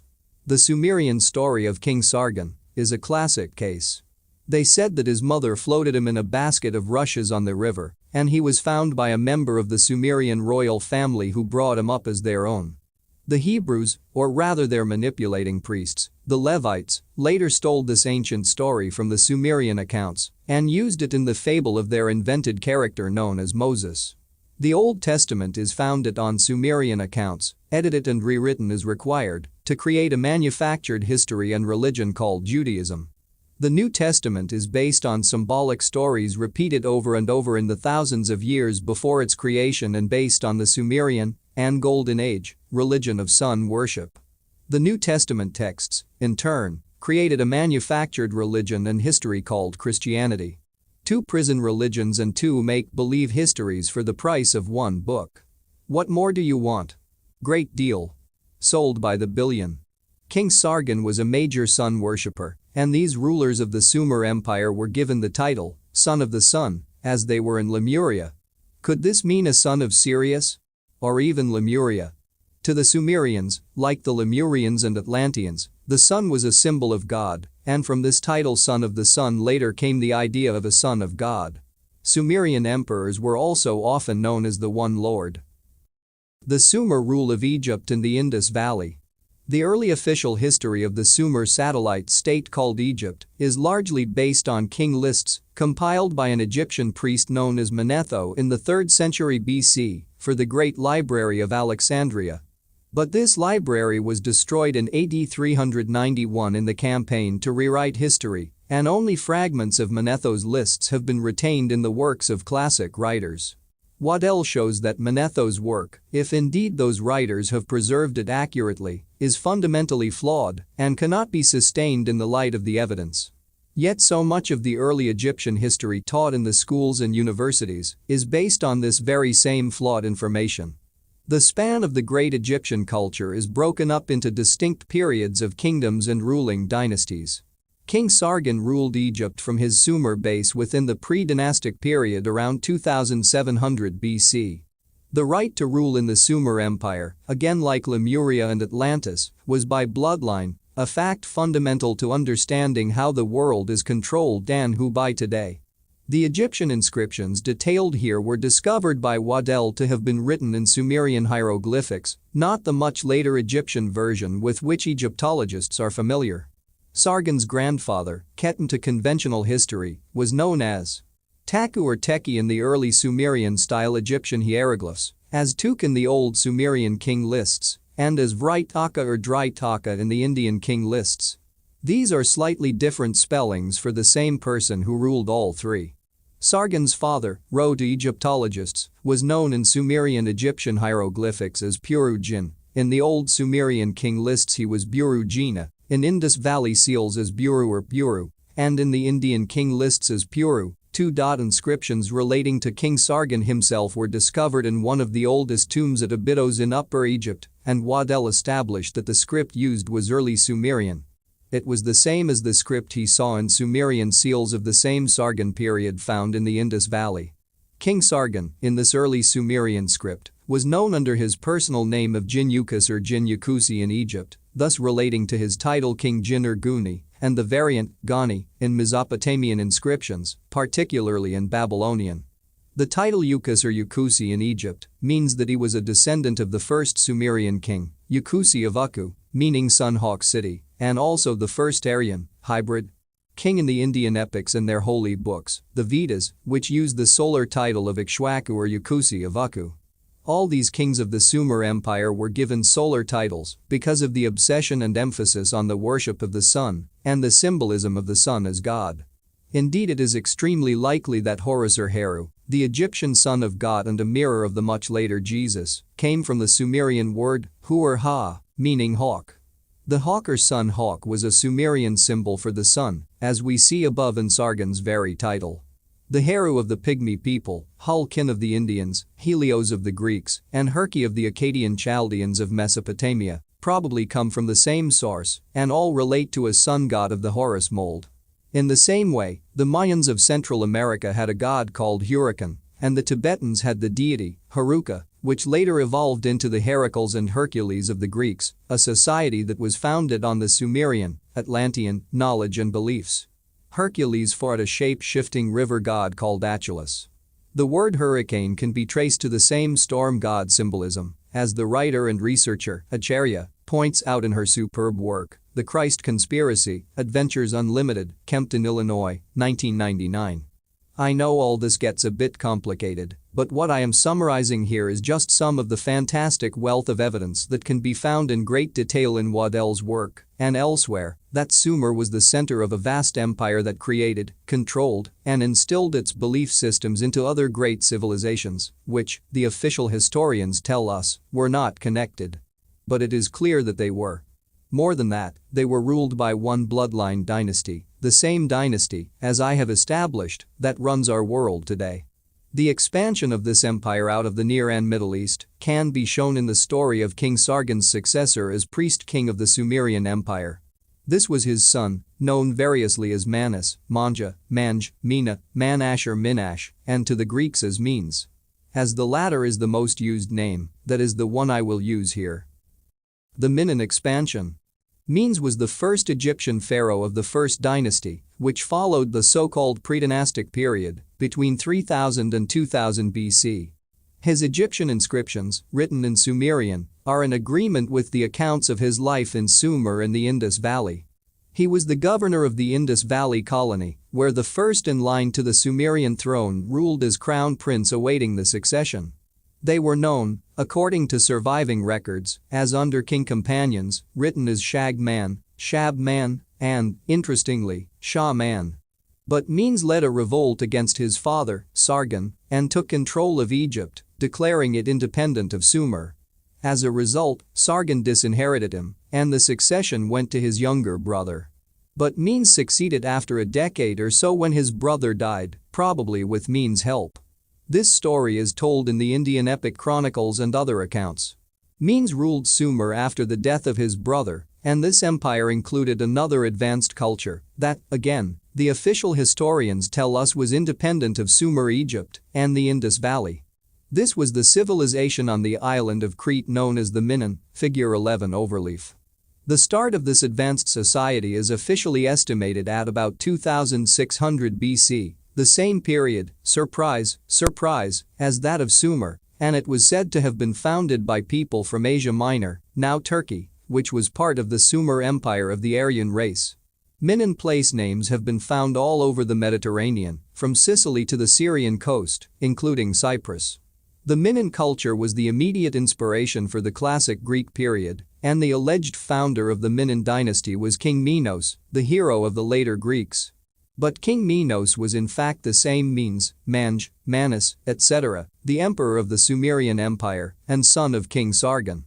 As Waddell says in Egyptian Civilization and its Sumer Origin, the identity of Minos with Menes now becomes apparent, not only from the identity in their personal tradition and the equation in their names, but also in the essentials of their culture and civilization, and the Sumerian sign for the man element in Menes' name in the Egyptian and Indus Valley inscriptions, Manj and Manja, reads also dialectically Min. The Sumerians, Egyptians, and Minans also used identical systems for their calendars, and their concepts of astronomy were identical. The most famous story of Minan Crete is that of the son of King Minos. His son was said to be the Minotaur, the half-man, half-bull, which defended the labyrinth under the palace at Knossos according to legend. How interesting, therefore, that Nar-Am, the son of Menes, was known as the strong wild bull. His name, Nar-Am, consisted of Nar, meaning strong or mighty in both Sumerian and Egyptian, and Am, meaning wild bull. Nar-Am is also depicted in Egypt as a wild bull, and it could well be that it was this son of Menes, the real King Minos, who inspired the symbolic legend of the Minotaur in the labyrinth at Knossos. The Minan culture was a mirror of the Sumerian and the period of Menes in Egypt. The art was the same or similar, and so were the clay seals used for writing and recording events. The Sumerian Egyptian form of writing from the Menes-Sargon period, the funeral rites, and even the terracotta drainpipes used by the Minans were the same as those found in Sumer. Here are just some of the similarities listed by Waddell between the documented life of Menes, the Egyptian pharaoh and Sumerian emperor, and King Minos of Greek and Cretan legend. Both were of the Bronze Age, replacing the Neolithic period. Both were known as sea emperors of the Mediterranean. Both were said to have introduced civilization. Both built a labyrinth. Both died on a sea voyage to the west. Both used seal impressions on clay, and both used a linear script of Sumerian type, or very similar. Both had the same physical Aryan appearance. Minos was said to be the son of Zeus, Menes was descended from Zag, Zeus. Minos was a votary and priest of Zeus, Menes was a votary and high priest of Zag. Minos was a giver of laws direct from Zeus, another story constantly repeated around the world and used for the make-believe Moses, and Menes established laws said to have come from Zag. The son of Minos was a bullman or minotaur. The son of Menes was known as the strong wild bull. Can even the most padlocked of academic minds still go on ignoring the fact that Menes was Minos? I suspect they can. In doing so they hold together the house of cards that scams people into missing a truth, as we shall explore, which is critical to understanding the so-called unexplainable mysteries of the past and, more importantly, to identify who has been controlling our lives over thousands of years to the present day. That truth is this: the astonishing cultures across the ancient world that suddenly emerged at a level of advancement far ahead of others of the time were not created by a series of unconnected, independent peoples who apparently developed precisely the same knowledge, artwork, building techniques, writing, funeral ceremonies, and stories at the same time as each other. They were all aspects of the same culture and control, based on Sumer, an empire that not only extended to the Indus Valley, Egypt, the Mediterranean, and the British Isles, but also across the Atlantic to the Americas, and quite probably as far as Australia and China. And the knowledge base of Sumer, and most certainly some of the identical knowledge, stories, and myths found all over the ancient world, had their origins in the global society of the Golden Age before the upheavals, Atlantis and Lemuria. The Sumerian expansion to Europe, the Americas, and Australia. Various parts of this same Aryan Sumer Empire, and its later remnants and inspirations, were known as the Amorites, Hittites, Phoenicians, Goths, Hamites, Indo-Aryans, Nordics, Ancient Greeks, and many other names. Like I say, I think what we call Aryan are the Nordic Reptilian hybrids. History records the existence of the Hittites and the Phoenicians, but as different peoples, not as different names for the same Sumerian and former Atlantean Lemurian Aryan race and empire. The Phoenicians were the Carian people from Atlantis and Lemuria, and Carian means serpent sea people of the Atlantean fire god. James Churchward's research shows that the Carian people, originally from Lemuria, also settled in the Americas. Unmistakable Phoenician remains have been found in Brazil, and, according to a man I met who once worked in covert operations for the British government, similar Phoenician artifacts were discovered in the rainforests of Queensland, Australia, a few miles from where Captain Cook landed on his voyage of discovery. It was a journey of rediscovery and truth, and it was funded and organized by the Royal Society in London, a body created and controlled from the start by Freemasons. The Queensland find would help to explain why some Australian Aboriginal terms are the same as the Egyptian, although the Lemurian connection would do that also. Evidence of Phoenician activity has been identified in New England on the eastern seaboard of the United States, and unmistakable Egyptian Oriental remains were discovered in the Grand Canyon in Arizona in the first decade of the 20th century. Ancient Chinese artifacts have also been found in Mexico and California. We only know of the Grand Canyon find thanks to lengthy articles in the local paper at the time, the Arizona Gazette, because every effort has been made to suppress the knowledge, as with the discoveries in Queensland. The Smithsonian Institution in Washington, D.C., the Smithson family is one of the bloodlines, was created for the very reason of suppressing archaeological discoveries that rewrite the manufactured history while emphasizing those that can be encompassed in the fairy tale. The accounts and symbolic religious tales were taken across the globe by the Sumerian seafarers like the Phoenicians, the bloodlines of Atlantis. They reinforced the stories and symbols that were taken to those areas thousands of years earlier by the Atlanteans and Lemurians. When the later Europeans landed in the Americas and other parts of the world with Columbus and his successors, they found to their astonishment that the native peoples were telling the same stories and myths that were told in Europe and the Middle and Near East. Their astonishment came from their belief that these cultures on different sides of the world had never met before. But they had. They were part of the global Atlantean Lemurian Empire and later the near-global empire of Sumer. The leaders of the European explorers like Columbus knew the truth, however, because of their secret society background.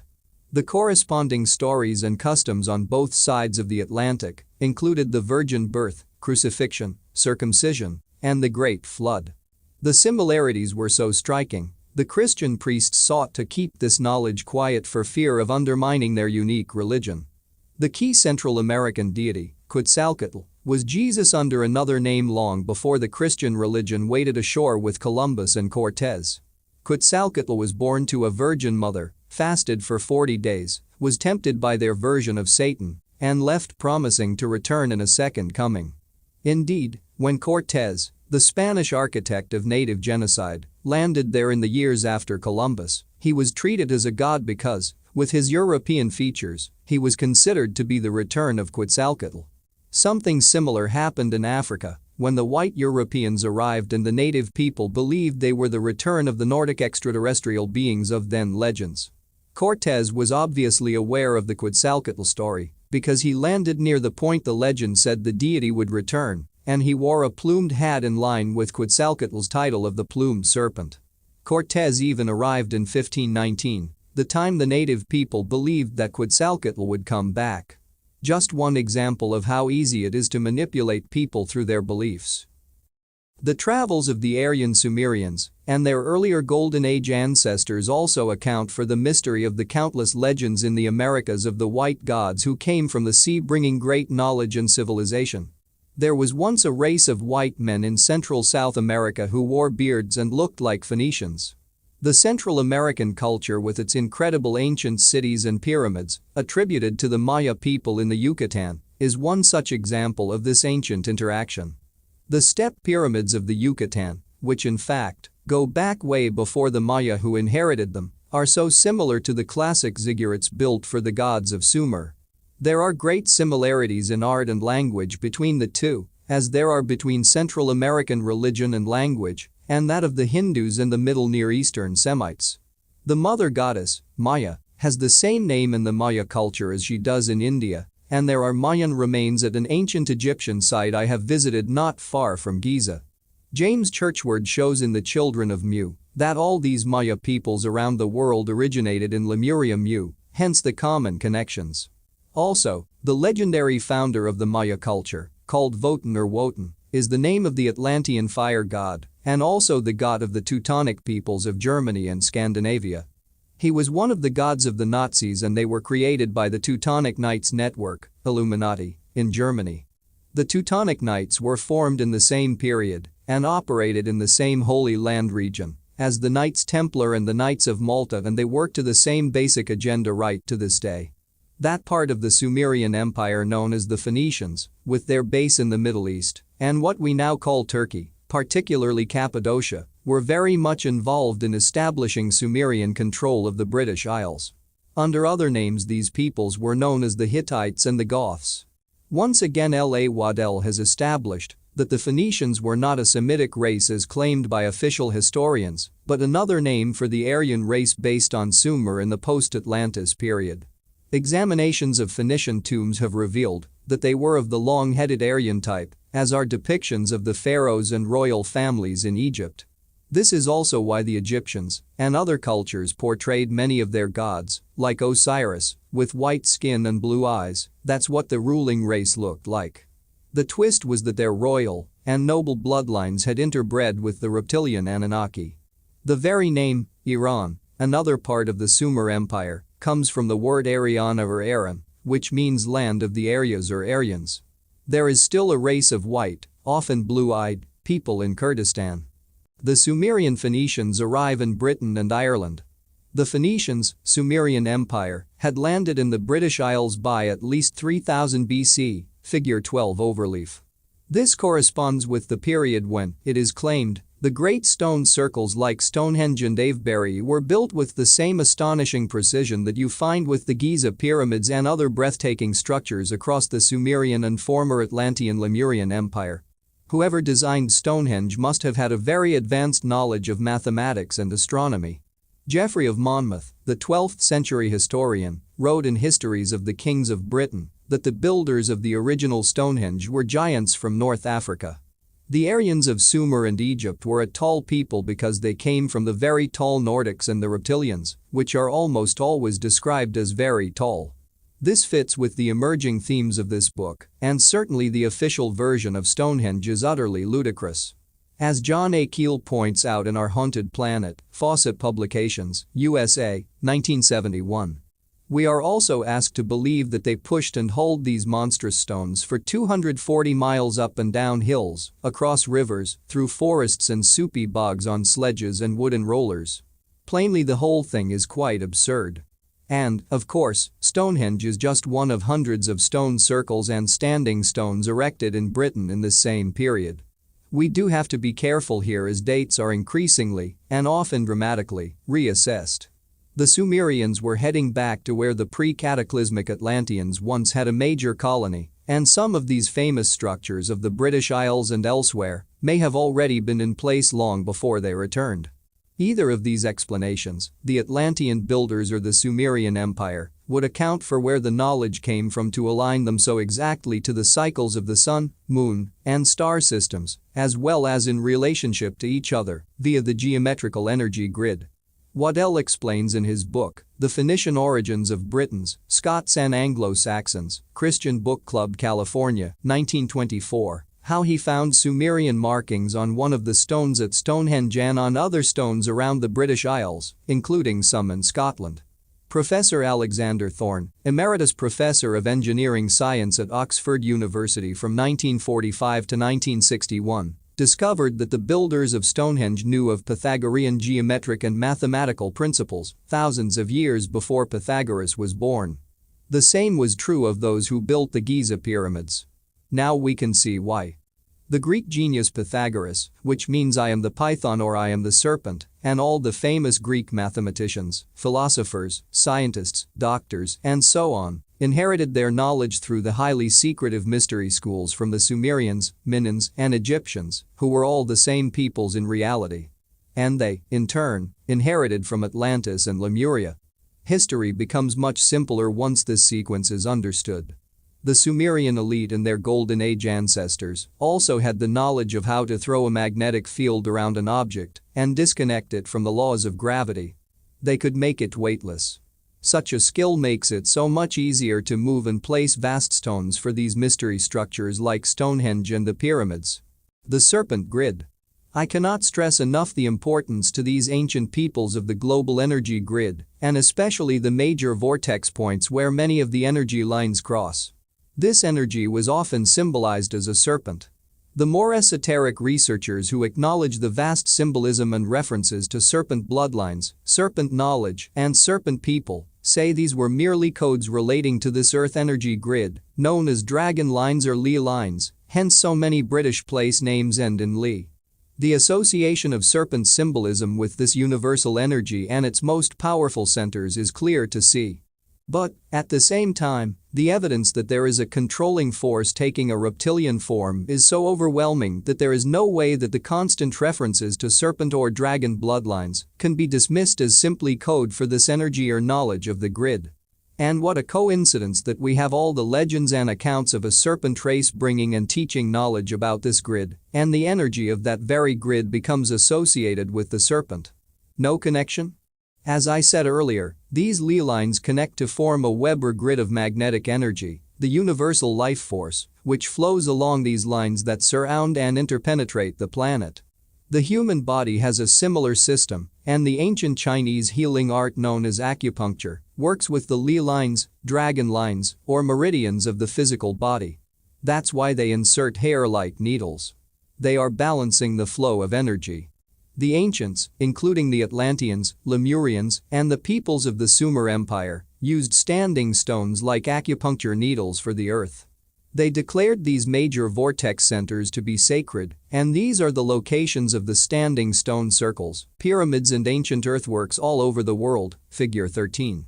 Also, the correlation between these sites and faults in the Earth's magnetic field are obvious, and studies have shown that paranormal events and experiences, including UFO sightings, tend to happen mostly at or near these magnetic faults. In her book, Where Science and Magic Meet, Element Books, Shaftesbury, England, 1991, Serena Roney Dougal points out that of the 286 stone circles in Britain, 235 are built on rocks more than 250 million years old, the statistical chances of which are more than 1,000,000 to 1.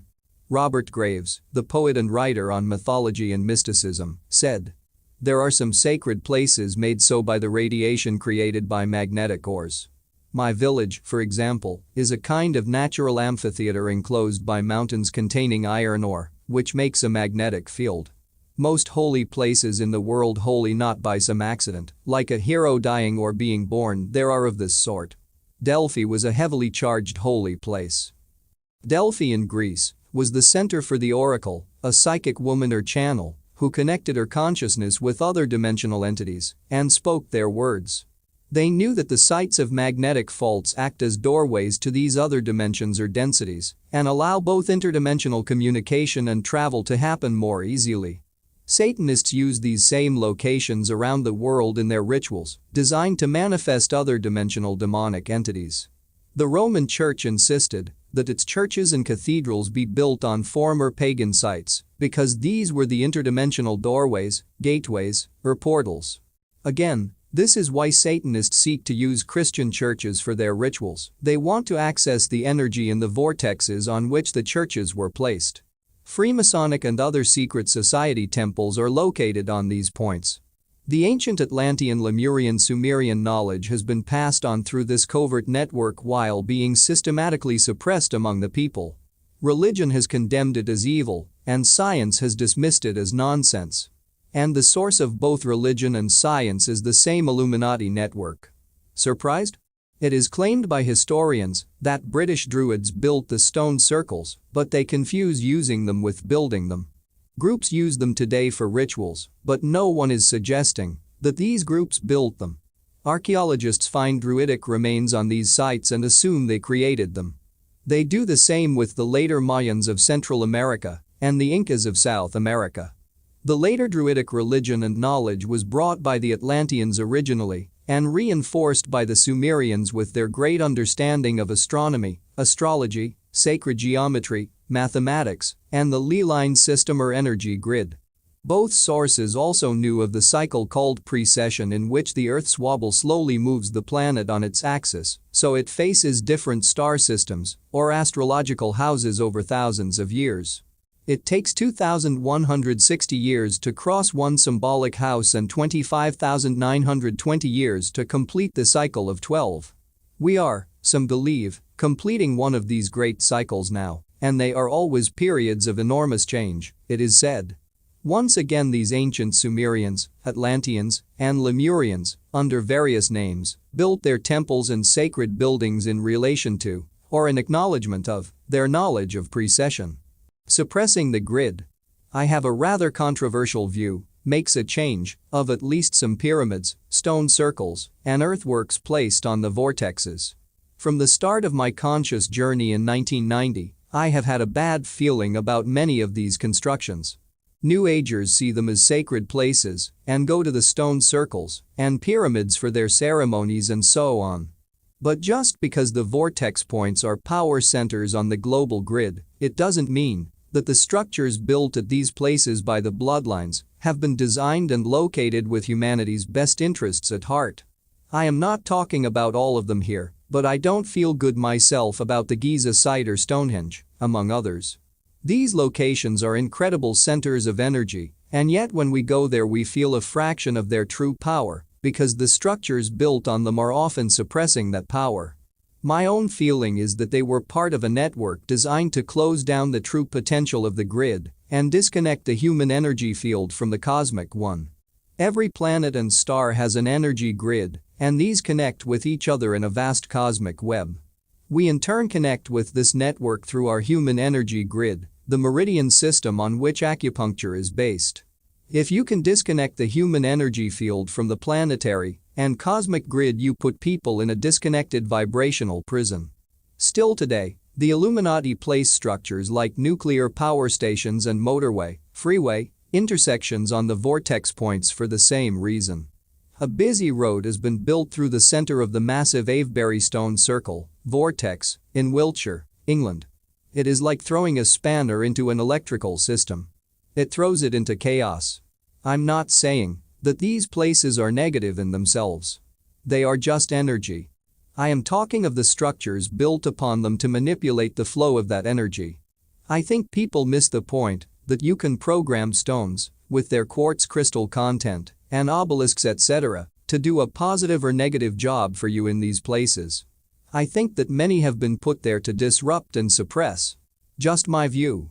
The Illuminati keep their most powerful vortex points clean and secret, known only to themselves. Among the ancient landscape features still visible today in the west of England are the white horses scored from the chalk hillsides. The oldest, according to conventional archaeology, is the one at Uffington in the Vale of the White Horse in Wiltshire, not far from Avebury Circle. This has been dated to 3000 BC, the time when the Sumerian Phoenicians were introducing, or reintroducing, their culture, religion, and knowledge to Britain. Why white horses?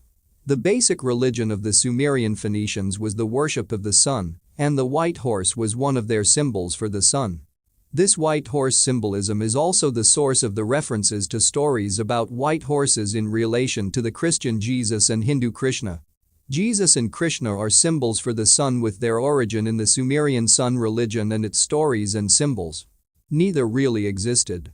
There are also people who believe that the Uffington white horse is really a dragon, and, if that is so, it fits with the previous name for the Phoenicians, the Carians or serpent sea people of the Atlantean fire god. The tin mines of Cornwall in the far west of England were first created by the Sumerian Empire, and this was known to them in their writings as the Tin Land Country. A Phoenician deity, later encompassed into Christianity, was Saint Michael, and so you have Saint Michael's Mount just off the Cornish coast near Penzance.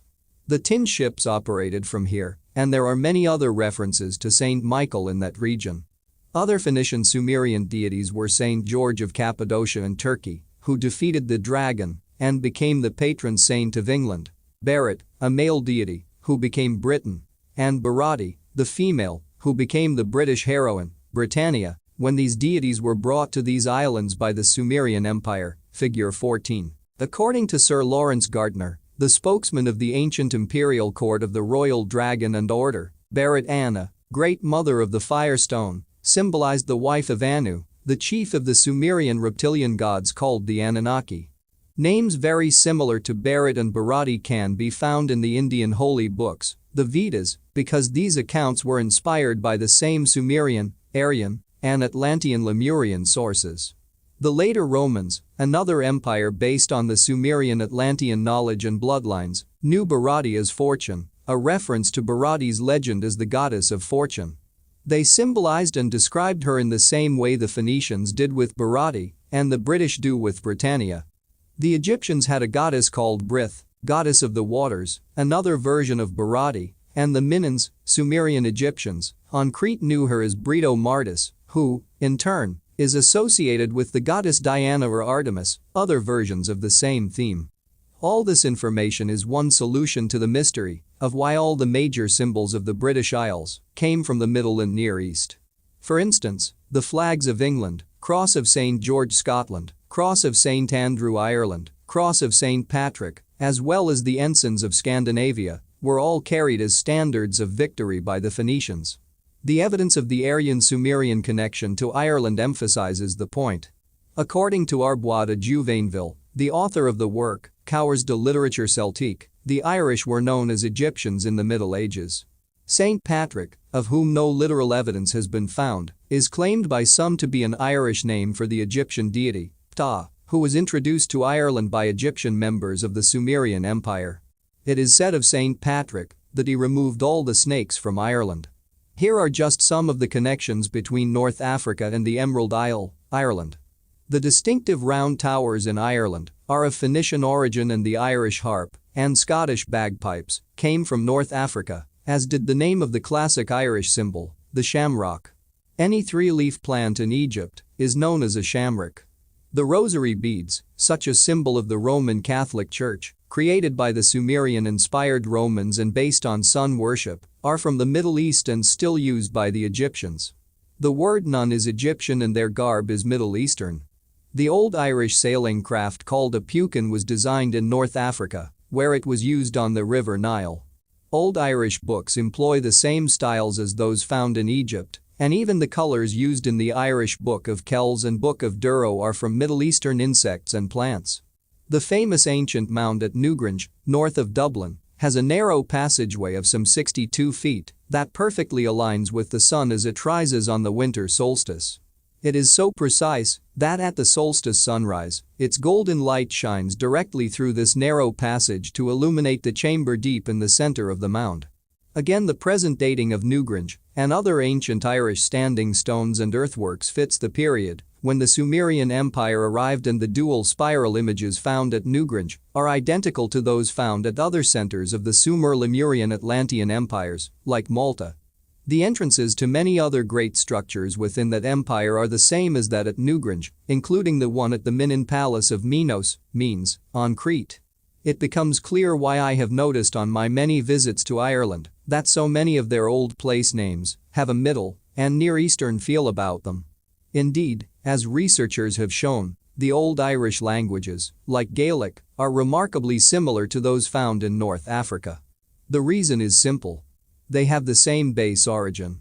As Waddell says in Phoenician Origins of Britons, I had recognized that the various ancient scripts found at or near the old settlements of the Phoenicians, and those known as Syrian, Kharistan, Aramaic, Syrian, Lycian, Lydian, Corinthian, Ionian, Cretan or Minnan, Pelasgian, Phrygian, Cappadocian, Cilician, Theban, Libyan, Celto-Iberian, Gothic runes, etc., were all really local variations of the standard Aryan Hitto-Sumerian writing of the Aryan Phoenician mariners, those ancient pioneer spreaders of the Hittite civilization along the shores of the Mediterranean and out beyond the Pillars of Hercules between Spain and North Africa to the British Isles. In truth, this was the Nordic race and the Nordic reptilian Aryans returning to the lands from which many of their ancestors came after the Atlantean cataclysms. The evidence presented in this chapter, and this is a fraction of what exists even after thousands of years of suppression, supports Waddell's conclusion that Menes, Manus, Mange, the son of Sargon, ruler of the Sumerian Empire, and also known as King Minos to the Greeks, actually died in Ireland. This story sums up how ludicrous official history can be, and how one mistranslation can make a complete pig's ear of what really happened. According to the accepted story, Menes died after a reign of some 60 years, when he was killed by a Keb beast that came from the waters of the Nile. This Keb beast has been translated as hippopotamus. But, as Waddell points out, the word Keb in Egyptian also means wasp or hornet. Pictographs relaying this story portray an insect that looks remarkably like a wasp or hornet and very unlike a friggin' hippo, unless in those days hippos had wings and looked like flying insects. Accounts of Menes' death found in his tomb, in truth his memorial or cenotaph, at Abydos in Egypt, can therefore be translated as follows. Another of his names, Manash or Minash, is used here, the king Manash, Minash, the pharaoh of Mushsur, Egypt, the land of the two crowns, the perished dead one in the west, of the sun-hawk race, Aha Manash, or Minash, of the lower, or sunrise or eastern, and of the sunset, or upper or western, waters and of their lands and oceans, the ruler, the king of Mushrum, the two Egypts, lands, the son of the great Shagana, or Shagunu, of the sun-hawk race, the pharaoh, the deceased, the commander-in-chief of ships. The commander-in-chief of ships, Minash, made the complete course to the end of the sunset land, going in ships. He completed the inspection of the western lands. He built, there, a holding, or possession, in Urani land. At the lake of the Peak, fate pierced him by a hornet, or wasp, the king of the two crowns, Manchu. This board tablet set up of hanging wood is dedicated to his memory. No one had previously connected the location of Menes' death to Ireland, not least because that country is not famous for the hippopotamus. As the account at Abydos reveals, Menes died while inspecting the end of the sunset land. This was in the west, therefore, of the Egyptian-Sumerian Empire at that time. Waddell suggests that this location was beyond the Sumerian Tin Lands, Cornwall, and can be identified as Ireland. He says that the name Urani is the original form of the word Erin, the old name for Ireland. Representations of Ireland as the end of the sunset land have been found at Irish sites, including so-called cup-marked inscriptions on stones at Newgrange, which are virtual replicas of those found in early Sumerian and Hittite seals. Waddell confirmed his theory when he found Sumerian inscriptions on prehistoric stones at a gravesite at Knockmany, Hill of the Many, near Clogher on the southern border of County Tyrone. He found them to be virtually identical to those on the tomb of Menes at Abydos. One of the stones even had the same monogram of the name Urani and a pictograph of the cause of death, a hornet. Knockmany would seem to be the true grave of Menes, ruler of the Sumerian Empire, which included Britain and Ireland. Unfortunately, these inscriptions were destroyed at Knockmany when they were cleared of lichen, with the use of corrosive chemicals, supported by vigorous scrubbing. Waddell records, however, that excellent photographs of them were taken by a Mr. R. Welch in 1896, and so somewhere, I trust, they are preserved. Waddell's work is further supported by evidence that Egyptians were shipwrecked off the east coast of Britain some 2,700 years ago and settled in the area now occupied by the city of Hull. 3 wooden boats found in mud on the banks of the River Humber in 1937 were thought to be Viking. Now they are said to date from around 700 BC, and they are identical to ones that once navigated the Nile.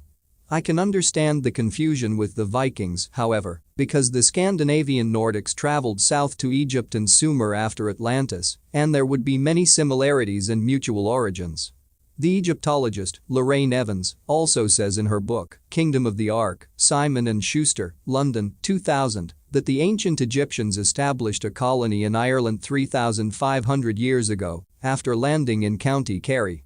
She suggests that the invaders were led by Princess Scota, the daughter of a pharaoh, and that she is buried in a valley called Scota's Glen, about 5 miles from Tralee in County Kerry, where she died after a bloody war with indigenous Irish people. The grave is marked with a slab, but has never been excavated. Evans says that Scota's descendants went on to become the High Kings of Ireland at Tara in County Meath, and then invaded Scotland or Scota land. Evans says that she used old texts and archaeological, linguistic and DNA evidence to show that Irish and British people descended from Egyptians. She says that Scota's real name was Meridatan, and that she was the daughter of the pharaoh, Akhenaten, and a half-sister to Tutankhamun. The hill of Tara, not far from Newgrange, was the seat of the Irish King of Kings, equivalent of the British Pendragon. And it is worth emphasizing that the elite bloodlines of Ireland and Scotland are extremely important to the Illuminati. Bronze Age shields found on the Dingle Peninsula in County Kerry were identical to those discovered in Spain, which were identified as ancient Egyptian weaponry. Other archaeologists and Egyptologists have dismissed Evans' claims, but she says that her findings in Hull and elsewhere will revolutionize views about our ancestors. The simple fact that many peoples of Britain are going about their daily business unaware of their Egyptian heritage is astounding. But not quite so astounding when you realize that those in control don't want people to know that because it rewrites their official version of history. There are many key points in this chapter that are vital to understanding both the background to religion and the nature and source of the manipulation of the world today. Many thousands of years ago, there was a global society of great advancement that was brought to an end by a series of immense global catastrophes, and the world went back to the drawing board. After the planet began to recover, and up to the period of around 2000 BC, when the Sumer Empire began to dismantle, another near-global society was developed. It was controlled from Sumer and created from the advanced knowledge held by its ruling elite. This society was built on the same basic foundations of religion, knowledge, and culture that had prevailed in the pre-cataclysmic Atlantis Lemuria, although it did not advance to the same levels. The foundation religion of the Sumer Empire, and therefore all of its vast lands and peoples, was the worship of the sun, and many symbolic stories emerged to describe the cycles of the sun, moon, stars, and seasons. Another point to stress in the story so far is that the rulers of the Sumerian Empire were chosen by bloodline, an immensely relevant point as we shall now see. Given the origin of these bloodlines, we are about to enter a dogma-free zone in which it would be sensible to fasten your seatbelts and be aware of possible mental and emotional turbulence. Readers with closed minds and programmed beliefs, who have a fear of climbing to high altitudes to view a much bigger picture of possibility, should venture no further. For those who will therefore be leaving us now, please make sure you take all of your baggage with you and have a safe onward journey. Chapter 5. Blood Brothers. Wisdom is knowing how little we know. Socrates. The same bloodlines have been installed in the positions of political and economic power for thousands of years, first as the royalty and nobility of the ancients, and now as the leading politicians, bankers, businessmen, and media owners of modern society. So what are these bloodlines, and where do they originate? A recurring story with these great civilizations, including Sumer, is that they began at the peak of their powers and then gradually declined, thus indicating a vast input of knowledge at the start, which was later lost. The Sumerians had their own explanations, and their accounts were rediscovered thousands of years later. These are the so-called Sumerian tablets, and we can now look at them in more detail. In the mid-1800s and later, tens of thousands of clay tablets were found in the former land of Sumer on the site of the Assyrian capital city of Nineveh, about 250 miles from what is today Baghdad in Iraq. An Englishman, Sir Austen Henry Layard, made this first discovery and others have followed. The astonishing accounts the tablets contain originated in Sumer and not with the later Assyrian culture. I therefore refer to them as the Sumerian tablets. It is estimated that they were buried around 2000 BC, but they tell a story that goes back long before, to Atlantis and Lemuria, or Mu. In more recent times, many books have been written translating their content. But although these accounts of Sumer and far ancient history before the Earth's upheavals demolish the official version of events, once again the same old story goes on being told to children and students by official academia. You do not have to delve into the translations for long to see that much of the biblical Old Testament is simply an edited rewrite of these Sumerian stories. The tablets talk of how King Sargon was floated on a river in a basket of rushes, as I mentioned earlier. The Bible tells this same story of Moses. The tablets describe a place called Eden, the abode of the righteous ones. The Bible speaks of Eden, the garden of God. The story of Genesis is a summary of the same basic story that is told in the Sumerian tablets in far more detail. Interestingly, many of the terms translated into the English version of the Old Testament as God come from words that actually mean gods, plural, and the Sumerians said the founders of their civilization were a race of beings that came to this planet from elsewhere in the heavens bringing great knowledge and technology. As I have already indicated, the Sumerians called these beings the Anunna, and their later Semitic name was An.Unak.Ki, those who from heaven to earth came, and Din.Gir, the righteous ones of the blazing rockets.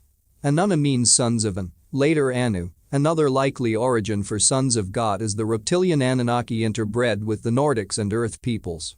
The name for Sumer in the tablets is Kai.En.Gir, which has been translated as the land of the Lord of the blazing rockets and also the land of the Watchers.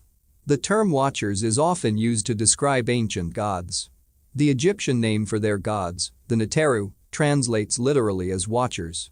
The Egyptians said that these Watchers came in their heavenly boats, and in ancient cultures across the world you have this constantly recurring theme of gods arriving in some kind of flying machine to found civilizations and bring knowledge and techniques that were light years ahead of what existed before. In the Indian culture they called these flying craft Vimanas.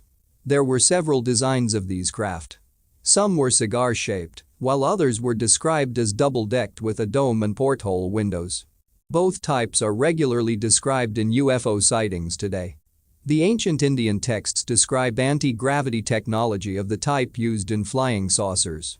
So much so that when the Chinese discovered Sanskrit documents in Tibet and sent them to the University of Chandigarh for translation, they were found to contain the knowledge to build interstellar spaceships, according to the university's drive Ruth Raina. Yet the documents are thousands of years old. Dr. Raina revealed that these ships were known as Astras, and it was claimed they could fly to any planet. Some texts talk about them flying to the moon. Details of building, flying, and operating the craft are all included. The Chinese, apparently, even used part of the contents in their space program. These were the craft used in the endlessly recorded wars of the gods. The same basic knowledge used to build anti-gravity technology can be employed to disconnect massive stones from the laws of gravity.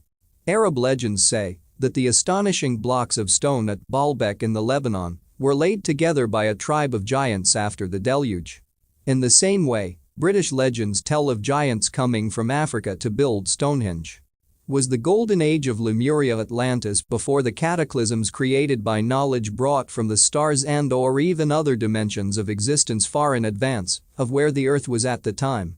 This is what the ancient accounts say. These are the same accounts which, like the Sumerian tablets, describe planets of the solar system in both number and environment in ways that were only confirmed in the 20th century. They describe how these beings, later called gods, the Anunnaki, created a culture of great advancement and technology that was destroyed by Earth catastrophes and flood. The story of the Great Flood is told at length in the tablets. The Sumerian flood hero, Ur-Napishtim, was replaced by the name Noah when the much later texts of Genesis were compiled from the Sumerian records. If these Anunnaki or gods were indeed so advanced and able to fly, as all these various ancient stories either symbolize or openly confirm, it would be a further explanation for why there could have been a global society during the pre-flood golden age, and how the same building methods were used across the world by apparently unconnected peoples, how the Nazca lines in Peru were created and fantastic structures like the pyramids could have been built while the general population was technologically primitive, how those breathtaking ancient structures could be aligned both with each other and the cycles of the sun, moon, planets and star systems, how ancient peoples knew more about astronomy than even modern science did until recently, and in some areas, still so, how the planet was mapped so accurately thousands of years ago, as proved by the maps showing Antarctica before the ice came, how peoples in every part of the world have the same legends, stories, and basis for their religions, and why, the further back you go, the more impressive are the temples and other structures that survive today. The Sumerian tablets suggest that the Anunnaki came to this planet hundreds of thousands of years ago. They would have been very much involved in Lemuria and Atlantis, leading up to great upheavals and the deluge. After the catastrophes, the Anunnaki returned, the tablets relate, and they supervised the rebuilding of another global empire, which we know as Sumer. But although this was fine for a while, the gods fought among themselves in the thousands of years that followed, the tablets say. This was especially the offspring of the earlier leaders, Enlil and Enki. They demanded that human nations fight for them against other peoples committed to a different Anunnaki god. Thus the Sumer Empire, although a wonder for its time, did not reach the heights of the Golden Age and eventually collapsed, breaking up into warring factions. Many of these wars are described in the stories of the Old Testament, when it seems everyone was fighting everyone else in that heart center of the Anunnaki, the Middle and Near East, from where the major religions have all emerged, including what is now Hinduism. This could also be the reason for the theme in the Old Testament of worship no other god than me. Some researchers have even presented evidence that high-tech weaponry was used in the Anunnaki conflicts, including nuclear warheads. The Sumerian and Indian accounts give support to this. It may be that the mist that poisoned the rivers and water supplies and left the Sumer region an uninhabitable wasteland for a long time was the fallout from this. It is believed that the Anunnaki eventually left the earth, but I suggest that, while some may have done so, pledging eventually to return, others stayed and have been the orchestrators of the manipulation through their bloodlines and secret societies ever since. The themes of this extraterrestrial involvement in human affairs can be found in almost every native culture. If anyone has a problem with the existence of life beyond this planet, by the way, consider this. Even according to conventional and desperately limited science, it takes 100 years for light to travel from one side of this one Milky Way galaxy to another, and this at a speed of 186,000 miles a second. There are estimated to be at least 1 million galaxies in the universe, 1 billion planets, and 1 billion trillion stars. There are 100 million planets in the visible universe with conditions very much like those on Earth, according to Dr. Melvin Calvin of the Department of Chemistry at the University of California at Berkeley. And that is only in this one density or frequency range of existence. Imagine the scale of what must exist in all the other frequency ranges beyond our physical senses. So given all this, do we really believe that life as we know it has only evolved on this one little planet in this one little solar system in one galaxy? We do. In that case, I have some seafront property in the Gobi Desert you might like to buy. Very large beach, too. The Illuminati bloodlines. Through the 1990s, as I researched the way the world is controlled and manipulated today, it was clear that for some reason the ruling families and their offshoots were obsessed with interbreeding with each other. The higher you go in the hierarchy, the more this genetic obsession prevails. When you follow these bloodlines back into history, you find that they have always interbred with themselves. The bloodlines of the 43 American presidents from George Washington to George W. Bush go back to European royal and aristocratic families who have famously interbred and still do to keep the gene pool pure. Their genealogy and that of today's key politicians, banking tycoons, business leaders, and media owners, continues back even further into the distant past through those European royal and noble, Aryan, families to the ancient kings of Sumer and its empire, not least Egypt. Hold that thought, because it is vital. Perhaps the most astonishing information in the Sumerian clay tablets are the detailed descriptions of how the Anunnaki interbred with human women to create a hybrid race, a fusion of the genes of humans of the time and the gods. Included in the term human are the white or Nordic race, which are also, originally, of extraterrestrial origin. Yet again, this is a constantly repeated theme in every part of the world and can be seen in the Old Testament narrative, taken from the Sumerian, of the sons of God, properly translated, the sons of the gods, who interbred with humanity and created a hybrid bloodline. Genesis recounts, when men began to increase in number on the earth and daughters were born to them, the sons of God the gods saw that the daughters of men were beautiful, and they married any of them they chose. The Nephilim were on the earth in those days, and also afterwards, when the sons of God the gods went to the daughters of men and had children by them. They were the heroes of old, the men of renown. The term Nephilim can be translated as those who descended or those who fell from the heavens. The American researcher, David Sialoff, emphasizes that the Nephilim are not the sons of the gods, Bini Ha-Elohim, but the offspring of the interbreeding between the extraterrestrials the Bible calls the Elohim and the daughters of men. The Illuminati bloodlines that rule the world today, therefore, are the Nephilim, the extraterrestrial human hybrids. They were also known in ancient times as the Rephaim, Emim, Zazumim, and Anakim, all very tall, or giant people in those days. The biblical Goliath was a Rephaim, and giant in Hebrew is Rephah. This theme of giants is a constant one. Cave paintings found in places like Japan, South America, and the Sahara Desert depict giant people with round heads towering over human hunters. Bones of giant people between 8 and 12 feet tall have been found in mounds in Minnesota and other locations. The Delaware Indians speak of a race of giants who once lived east of the Mississippi in enormous cities, and the same descriptions of giants in ancient legends and lore can be found everywhere. Scores of giant red-haired mummies were discovered in a cave near Lovelock in Nevada, and some were 7 feet tall. The Paiute Indian legends about these giants say they were cannibals. They would even dig up the Paiute dead from their graves and eat them, the accounts claim.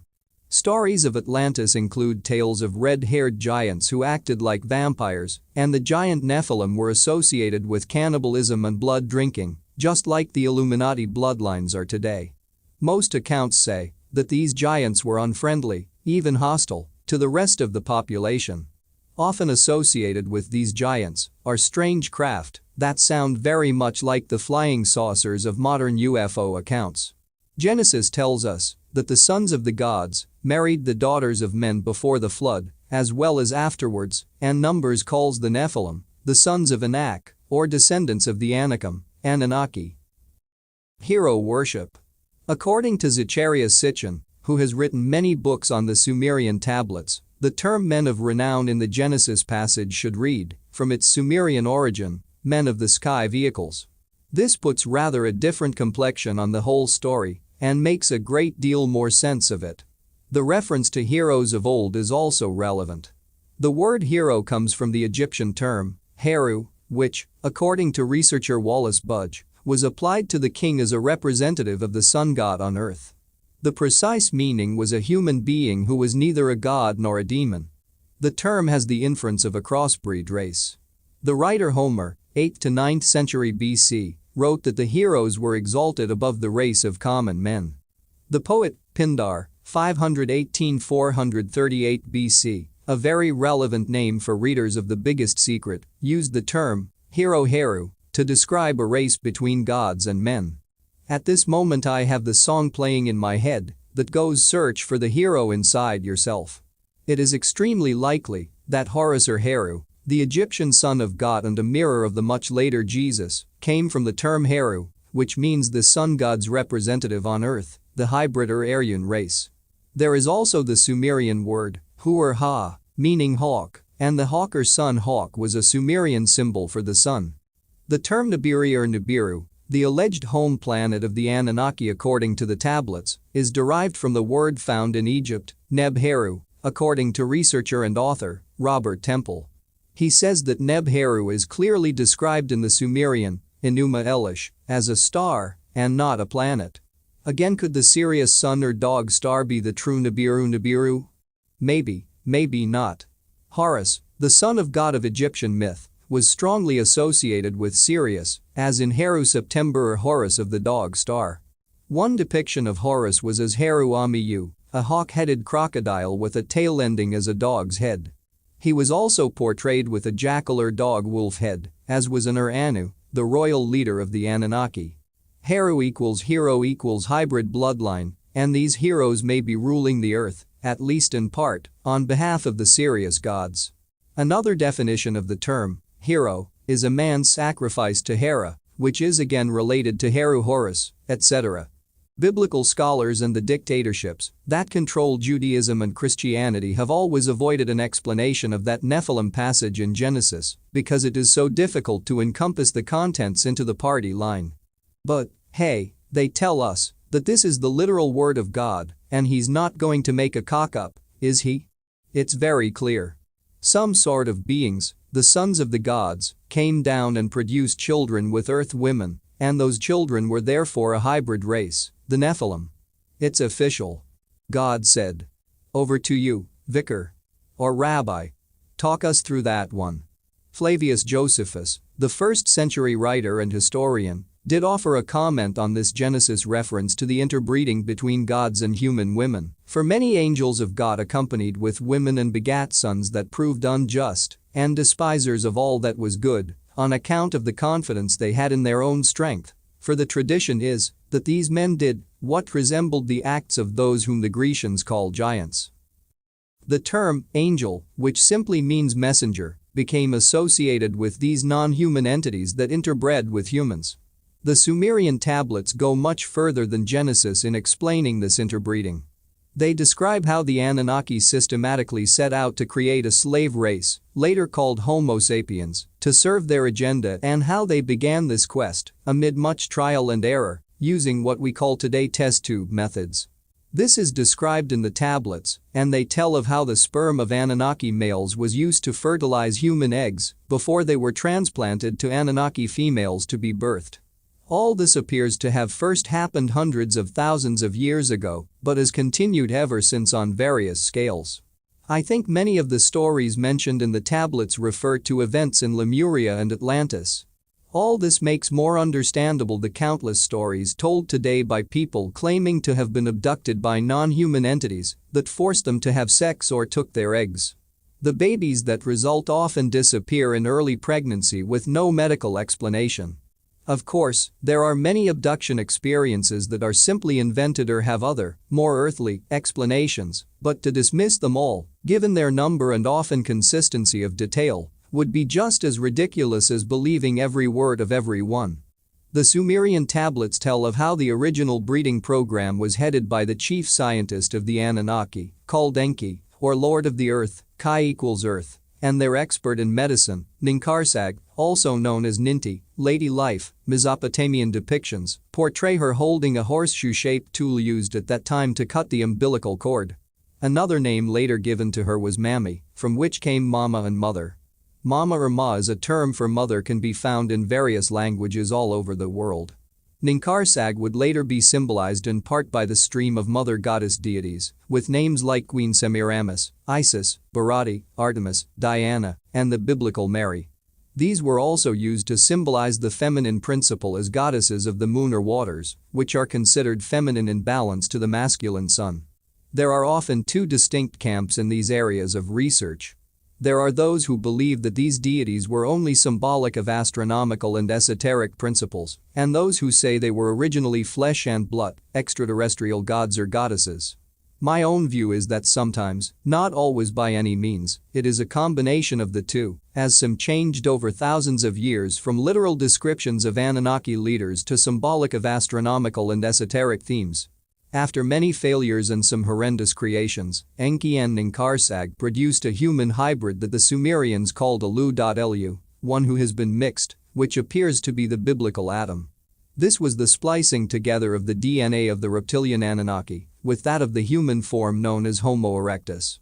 Also there was the interbreeding with the Nordics to create the Aryan reptilian Nordic master race, which was designed to rule as the middlemen or demigods between the Anunnaki and the people.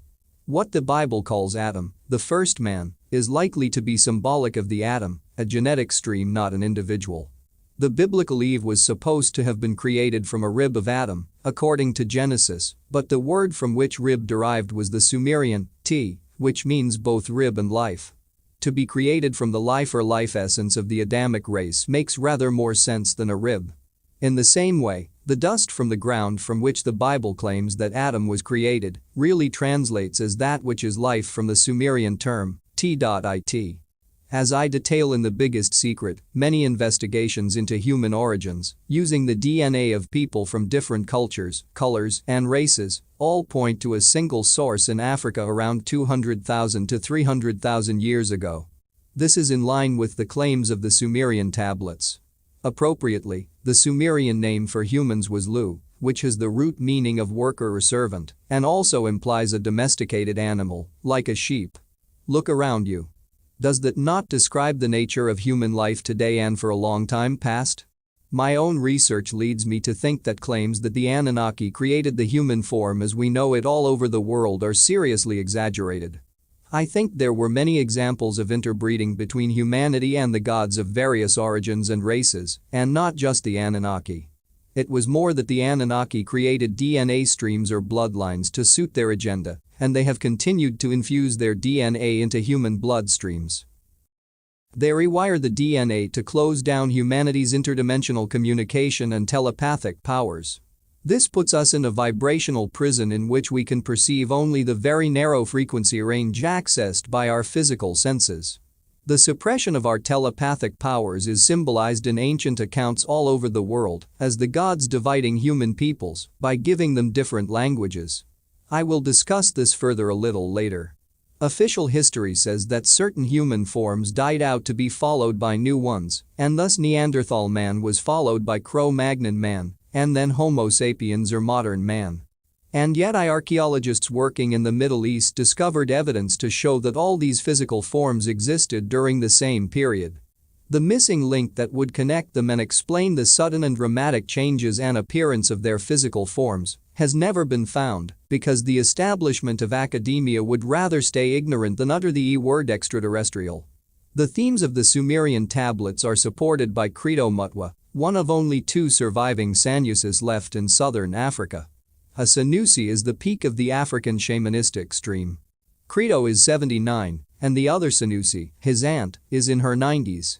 He is the official historian and storyteller of the Zulu nation, and the very name Zulu means people from the stars because they believe they were seeded by an extraterrestrial royal race. With no one for him to pass on his knowledge and the urgent need for everyone to know the astonishing information he has received in a lifetime of initiations, I produced 2 videos with him, The Reptilian Agenda, Parts 1 and 2. They last more than 6 hours, and still that is only a fraction of the knowledge he holds. In the videos he reveals what he once pledged in his initiations never to reveal. But he says that the situation for humanity is so perilous that it is far more important for them to know what is going on than for him to keep such vows of silence. This information went underground when the Europeans invaded Africa, and their Illuminati leaders, in Credo's words, milked the minds of the shaman and then killed them. It was suicide to talk openly of such things, and secret networks of initiation were formed to keep it alive. Credo, who has become a close friend, tells the same story of the interbreeding between the extraterrestrial Anunnaki and humans to produce a hybrid race. He also has artifacts like the Necklace of the Mysteries, which confirm this story, see picture section. It is an extremely heavy copper necklace that actually rests on the shoulders, and it has been mentioned in records 500 years old. Credo says it goes back at least 1,000 years. The large symbols that hang from the necklace tell the story of humanity. In pride of place at the front are an extraterrestrial with a big copper willy, in come and get me mode, and an earth woman into whom the ET fits, if you follow me. This is symbolic, Credo explains, of the union between the people from the stars and humanity, which you find recorded in virtually every ancient culture. Significantly, he says the copper willy was once made of gold before it was stolen and replaced with copper. This mirrors the ancient Egyptian story about the golden penis of their key god, Osiris, which is symbolized by the secret societies today, especially the Freemasons, as an obelisk. The way the extraterrestrial is portrayed on the necklace, Credo says, is merely symbolic because these gods were of a very distinct and unhuman form, reptilian, and they warned the people of instant death if they ever depicted them as they really looked. Thus the gods were portrayed symbolically. Hanging from the necklace of the mysteries is a large hand full of symbols. Among these are the all-seeing eye, symbolizing, Credo points out, the Watchers, the same as the Illuminati image on the US dollar bill. Also there is the constellation of Orion, which modern researchers have constantly connected with extraterrestrial activity on Earth, especially the reptilians, and a Star of David, which is not, contrary to accepted belief, an ancient Jewish symbol at all.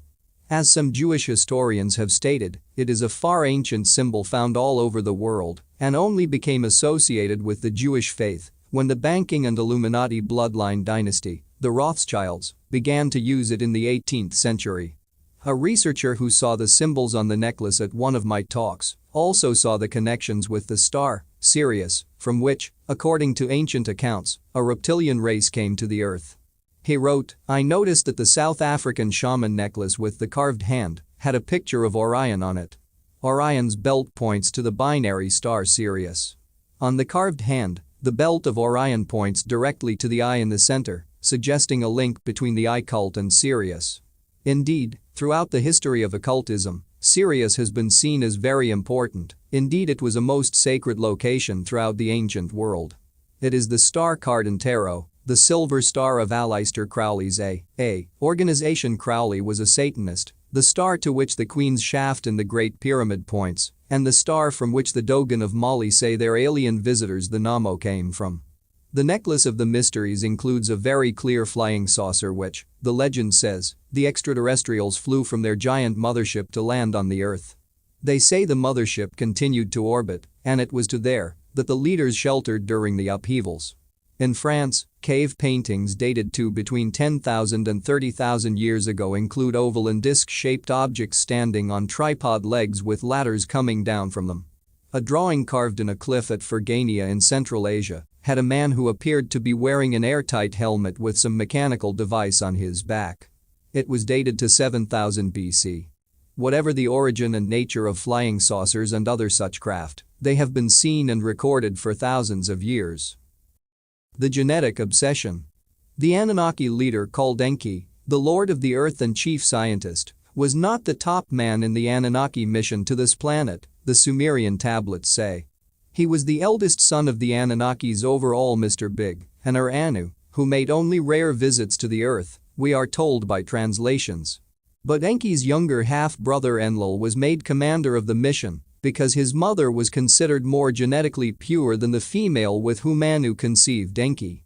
This, the accounts reveal, was to be the cause of ongoing conflicts between the half-brothers, which were to erupt in the wars within the Anunnaki that stimulated enormous conflict between their factions within humanity, as described in Old Testament texts. It is well known by researchers that, although the Illuminati agree on the overall agenda of global control, they too are constantly at war within themselves as different groups, and families seek to be at the top of their greasy pole. This is no surprise when you consider that the Illuminati is a front for the Anunnaki, and the secret society network is their means of covertly manipulating humanity and introducing their agenda for a planetary dictatorship via a world government, world central bank, world army, and a microchipped population. All of which are getting closer by the hour. These factions within the Anunnaki, and therefore the Illuminati, are still at war with each other today. One researcher described the Illuminati to me like this: they are like a gang of bank robbers. They all agree on the job, but they argue over how the spoils will be shared out. This is the Anunnaki and their bloodlines to a T. Something happened that led the Anunnaki to withdraw from overt control and to manipulate through certain bloodlines from behind the scenes and the cover of human form. It is likely that there were so few of them As human numbers began to soar again after the catastrophe, that covert control became the only option, especially when their own internal strife, described in the tablets, led to a period of utter chaos. The accounts confirm many times, according to Sitchin's translations, that the commander of the mission Enlil was alarmed at the rapid expansion of human numbers, and it is even suggested that one major geological catastrophe was manufactured by the Anunnaki to dramatically reduce the population, just as the Illuminati seek to do today with war, famine, and disease. The decision by the Anunnaki to withdraw to the shadows could even have involved an outside intervention of some kind, because it is clear that there are many extraterrestrial groups with varying agendas at work who find this planet of great interest. Whatever the cause, the Anunnaki went underground, literally and symbolically, and used certain hybrid bloodlines to do their dirty work in the human arena. The divine right of kings, and presidents, and bankers. You can appreciate from the genetic reason for Enlil's elevation over Enki that the Anunnaki are fiercely hierarchical, and that hierarchy is decided on the basis of bloodline and genetics. Exactly the same theme is followed by the human bloodlines that have held the reins of power since the days of Sumer. Throughout history, the right to rule has been decided by bloodline. For thousands of years it was done openly, and today it is achieved through covert manipulation and the secret society web I call the Illuminati. As humanity interbred, the traits of the Anunnaki were diffused into the overall genetic pool. But certain bloodlines were specifically seeded by the Anunnaki royal leadership to be their front men and women who would rule humanity on their behalf and to their agenda, the accounts reveal. This is the reason for the obsessive interbreeding of the ruling families over thousands of years. The Sumerian texts call these Anunnaki royal bloodlines the Abgal, the masters of knowledge and the seven elders, and they apparently go back to 10 priest kings before the deluge. Atlantis and Lemuria, in other words. They were depicted with fish-like bodies, as was Enki himself under another of his names, Ons. The fish symbolizes the amphibious nature of the gods, and that is right in line with the apparently amphibious extraterrestrials from Sirius. These royal bloodlines have worked to maintain their Anunnaki genetics through interbreeding, and others have continued to be seeded for this purpose ever since, hence the stories of humans forced to have sex with, or being artificially impregnated by, non-human entities. The Sumerian records say that the crossbreed hybrids of the Anunnaki were placed into the positions of royal ruling power during the Golden Age and throughout the Sumer Empire. This happened, the tablets document, when Anu bestowed Anu-ship, later called kingship, on humanity by creating the bloodlines to rule on behalf of the gods.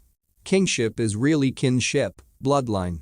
This is also the true origin and meaning of the ancient theme of the divine right of kings, the right to rule, because of your genetic history. It is not the divine or God at all. It is the right bestowed by the gods, the Anunnaki, to rule according to their agenda. In reality, most of the battles between kings and queens of various bloodlines to rule various countries were a continuation of the internal tussle for supremacy within the Anunnaki. This applies to the Stuart and Tudor dynasties in England, for instance, the battles between bloodlines in England and Scotland, and those today within banking, business, politics, and the media. Researcher John A. Keel wrote of these themes 30 years ago. In all these legends there is another persistent theme, that the god kings mated with mortal women, impregnated them and thus started a royal lineage. Tradition claims that the blue bloods of royalty actually had blue blood in their veins in early history, perhaps as a result of this crossbreeding. Even today some royal families suffer from hemophilia and other rare blood diseases. This ownership of the planet was passed on to human heirs, and for thousands of years a few dozen families literally owned the entire planet. They intermarried and managed to keep the system going until modern times. Although the king system degenerated slowly, it did not really collapse until 1848. But control by these bloodlines only appeared to collapse.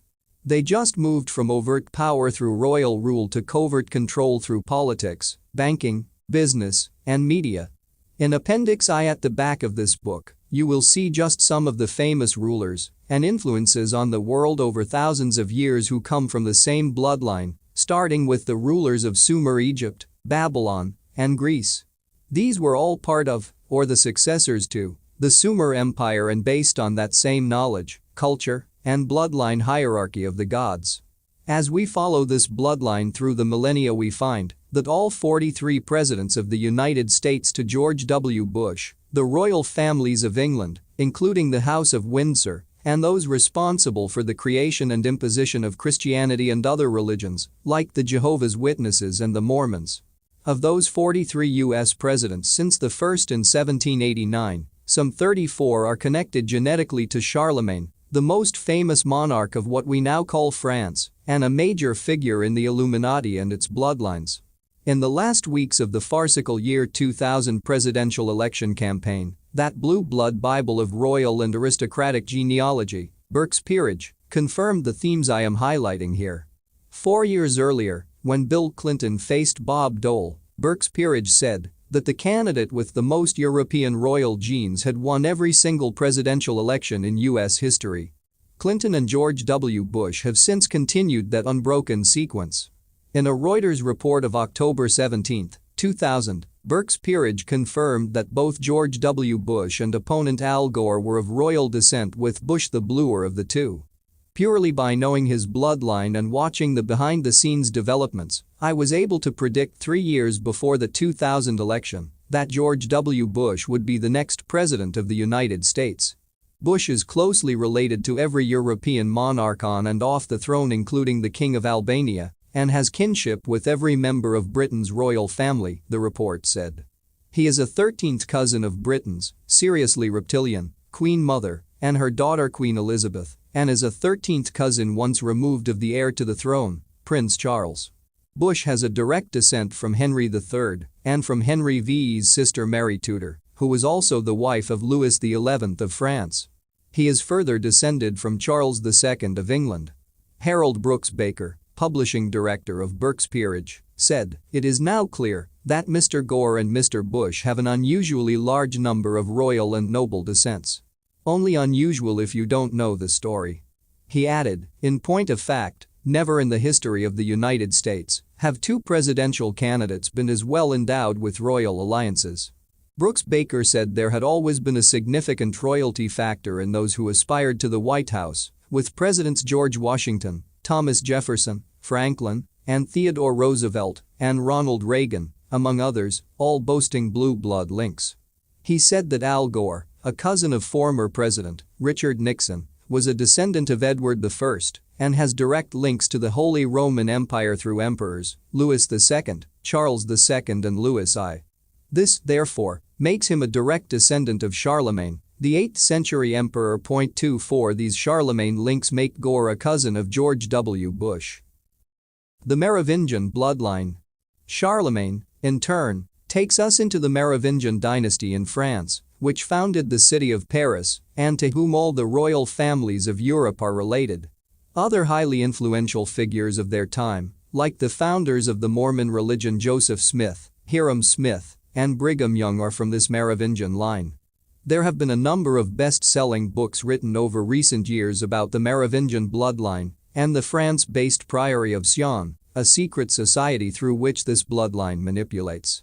These books have presented some interesting and important information, but they claim that the Merovingians are the bloodline of Jesus and the children they say he conceived with Mary Magdalene.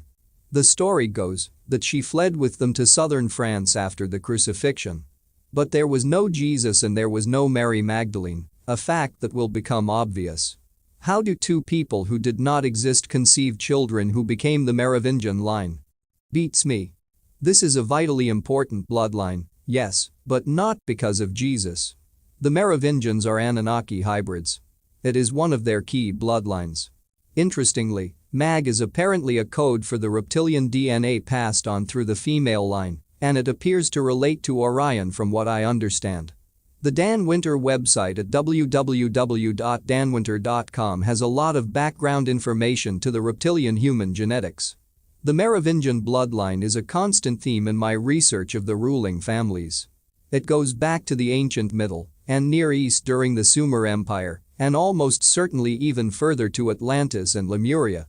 The people later known as Merovingians were involved in the Trojan War, c. 1200 BC, between the Trojans and the Greeks in what we now call Turkey. Over time they moved out through the Caucasus Mountains in southern Russia under the name Scythians and into Europe where they were known as the Sicambrian Franks, the source of the name France.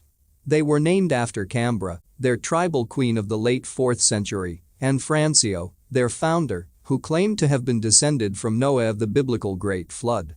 Noah is a mythical name, but possibly based on a real character from the Atlantean period and an Anunnaki crossbreed. It should be stressed here that Noah and Abraham, had they actually existed, were not Hebrews, because there were no Hebrews in this period. The Hebrews were an offshoot of the Sumerian Egyptian cultures, as outlined by, among others, Professor Cyrus Gordon, in The Common Background of Greek and Hebrew Civilization, W. W. Norton and Company, New York, 1965. To claim descent from Noah is used by Illuminati initiates to symbolize their genetic connection to the Anunnaki bloodline. The Sumerian version of the Noah story relates his close connection to the Anunnaki, especially Enki. The Franks called themselves the Numij, or the people of the covenant, and settled in Germania, possibly named by the Romans from a word meaning genuine ones, with their center in Cologne. Peoples of the former Sumer Empire moved into Europe over many centuries by land. As they traveled they were known by different names in different regions. Once more the changing names have obscured the fact that they were the same peoples from the former Sumer Empire and even further back to Atlantis and Lemuria. Some of the names by which these former Sumerian peoples were known are the Scythians, Saka, Saki, Saxon, Goths, Gauls, and Cimmerians. The Angles and the Saxons, who combined to form the Anglo-Saxons, once again had the same origin, the Aryan race from Sumer and its empire. This exodus into Europe included the people called the Sicambrian Franks. Interestingly, these Franks also claimed to have lived in Arcadia in Greece, which is a name for Atlantis according to some researchers. The Danube, Danaan, region was another area where the Sicambrian Franks settled, and this region has long been connected to the bloodlines and their interbreeding. From the time of their king, called Moravius or Merovi, who became guardian of the Franks in 488, they became known as the Merovingians. Legend says that Merovi was the offspring of a human mother and a sea creature called Quinator, who sounds very much like the reptilian Anunnaki known as Enki, or Ons, the fish god. Merovi, who was brought up by Chotio, the first king of the Franks, was known as the son of the sea, and this is the symbolic foundation of the Merovingian bloodline so crucial to the Illuminati. The Merovingians founded the city of Paris in the 6th century, which they named after Prince Paris, the son of King Priam of Troy. Prince Paris was one of the figures in the Trojan War story, which the Merovingians knew their bloodline had been involved in. The Merovingians were committed to the worship of Diana, one of the great goddess figures of the ancient world, who was also known as Artemis. This was the same goddess worshipped in Atlantis.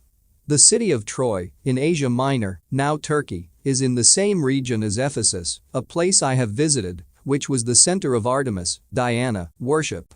The Merovingians founded Paris on major vortex points on the Earth's energy grid and built underground chambers outside the original settlement to harness that energy in their rituals and sacrifices to the goddess Diana. That very site is still an underground chamber. It is called the Pont de l'Alma Tunnel, where Princess Diana, named after the goddess, was murdered on Sunday, August 31, 1997. The goddess Diana was symbolically a moon goddess, and the name Pont de l'Alma means bridge or passage of the moon goddess. I tell the story of Diana's assassination in great detail in The Biggest Secret, where you will also see the staggering obsession that the bloodlines and their Illuminati network have with symbolism and ritual. Everything they do is symbolism and ritual, and when you study this subject, it is a very good way to identify their signature on global events. By the way, Paris and London are two of the most important global centers for the Illuminati, and both were founded by bloodlines from Troy. The connection between Britain and Troy goes way back, long before this bloodline became known as the Merovingians.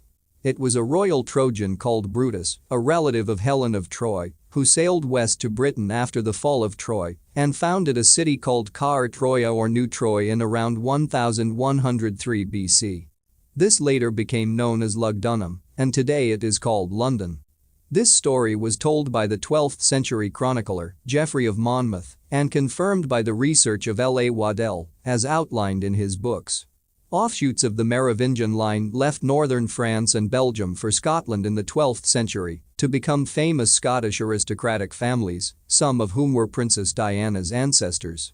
This is one reason why Scotland is so important to the Illuminati and why we have the biggest secret society in the world, called the Scottish Rite of Freemasonry.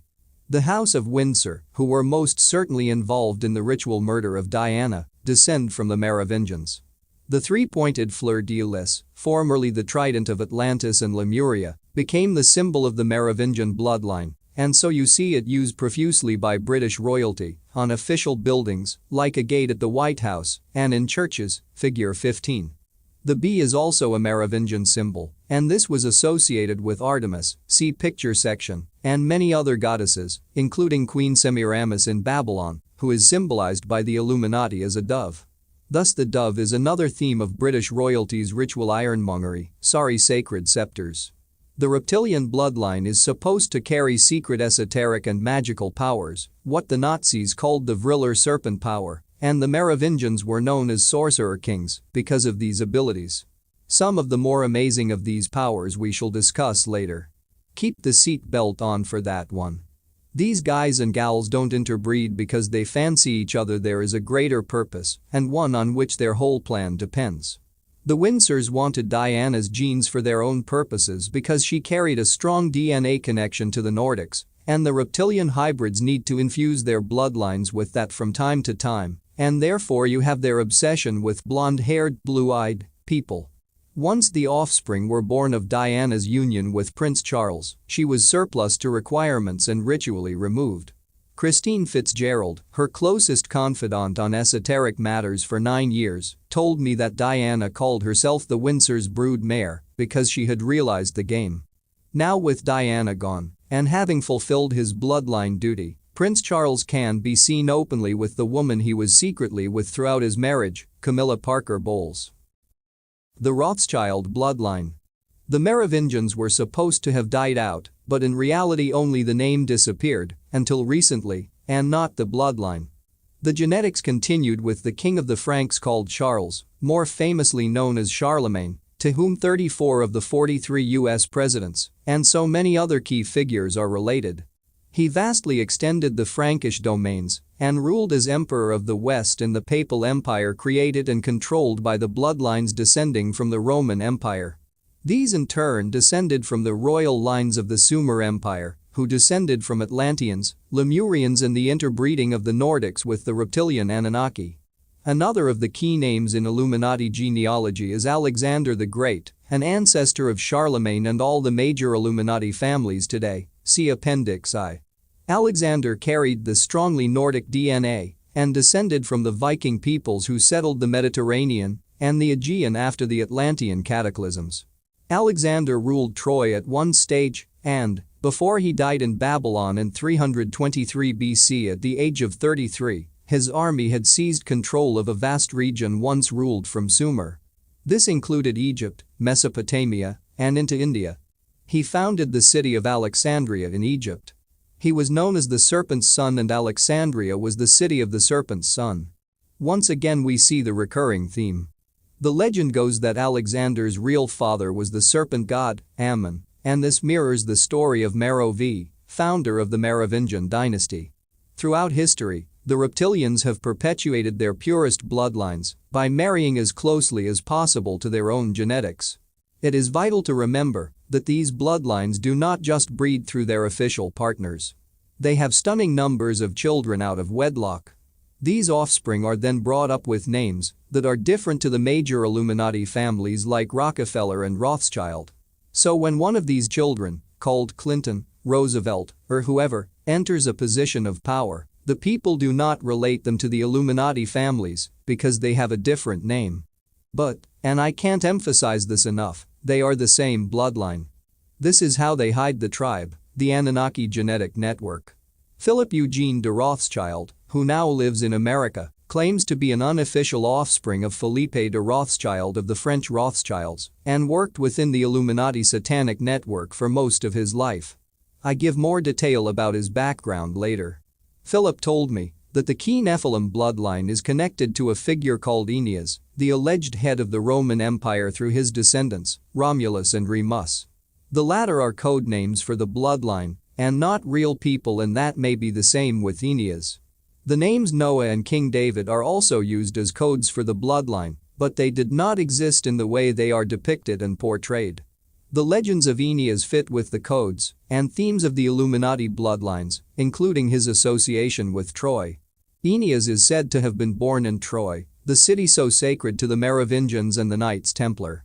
In the hymn to Aphrodite, the goddess proclaims that Aeneas, the son she has conceived by the mortal Anchises, will come to rule the Trojans, as will the generations upon generations that succeed him. The works of the Greek poet, Homer, who lived around the 9th or 8th century BC, is the main source of information about ancient Troy and the conflicts that led to its demise. The two epics, the Iliad and the Odyssey, are ascribed to him. Modern archaeological discoveries have confirmed the accuracy of Homer's work. In the Iliad, Aeneas recounts his birth and ancestry to his opponent Achilles on the battlefield at Troy. Aeneas says that he descends from divine and immortal stock through both his mother and his father. This connection between divine immortality and the Anunnaki under their various names constantly recurs in ancient accounts. Aeneas says that his mother is the goddess, Aphrodite, and his father is Anchises, and he can trace his lineage back to Dardanus, the son of Zeus and legendary founder of the Trojan race. Trojan race equals reptilian Nordic hybrids, the Aryans or master race. Other accounts say that Dardanus is the offspring of the union of Zeus and Electra, and his origins are in Samothrace, the sacred Aegean island dedicated to goddess worship, from where he migrates to Troy, in the period of the Great Flood. One of the outstanding characteristics with which Aeneas is endowed in the Iliad is a close relationship with the gods.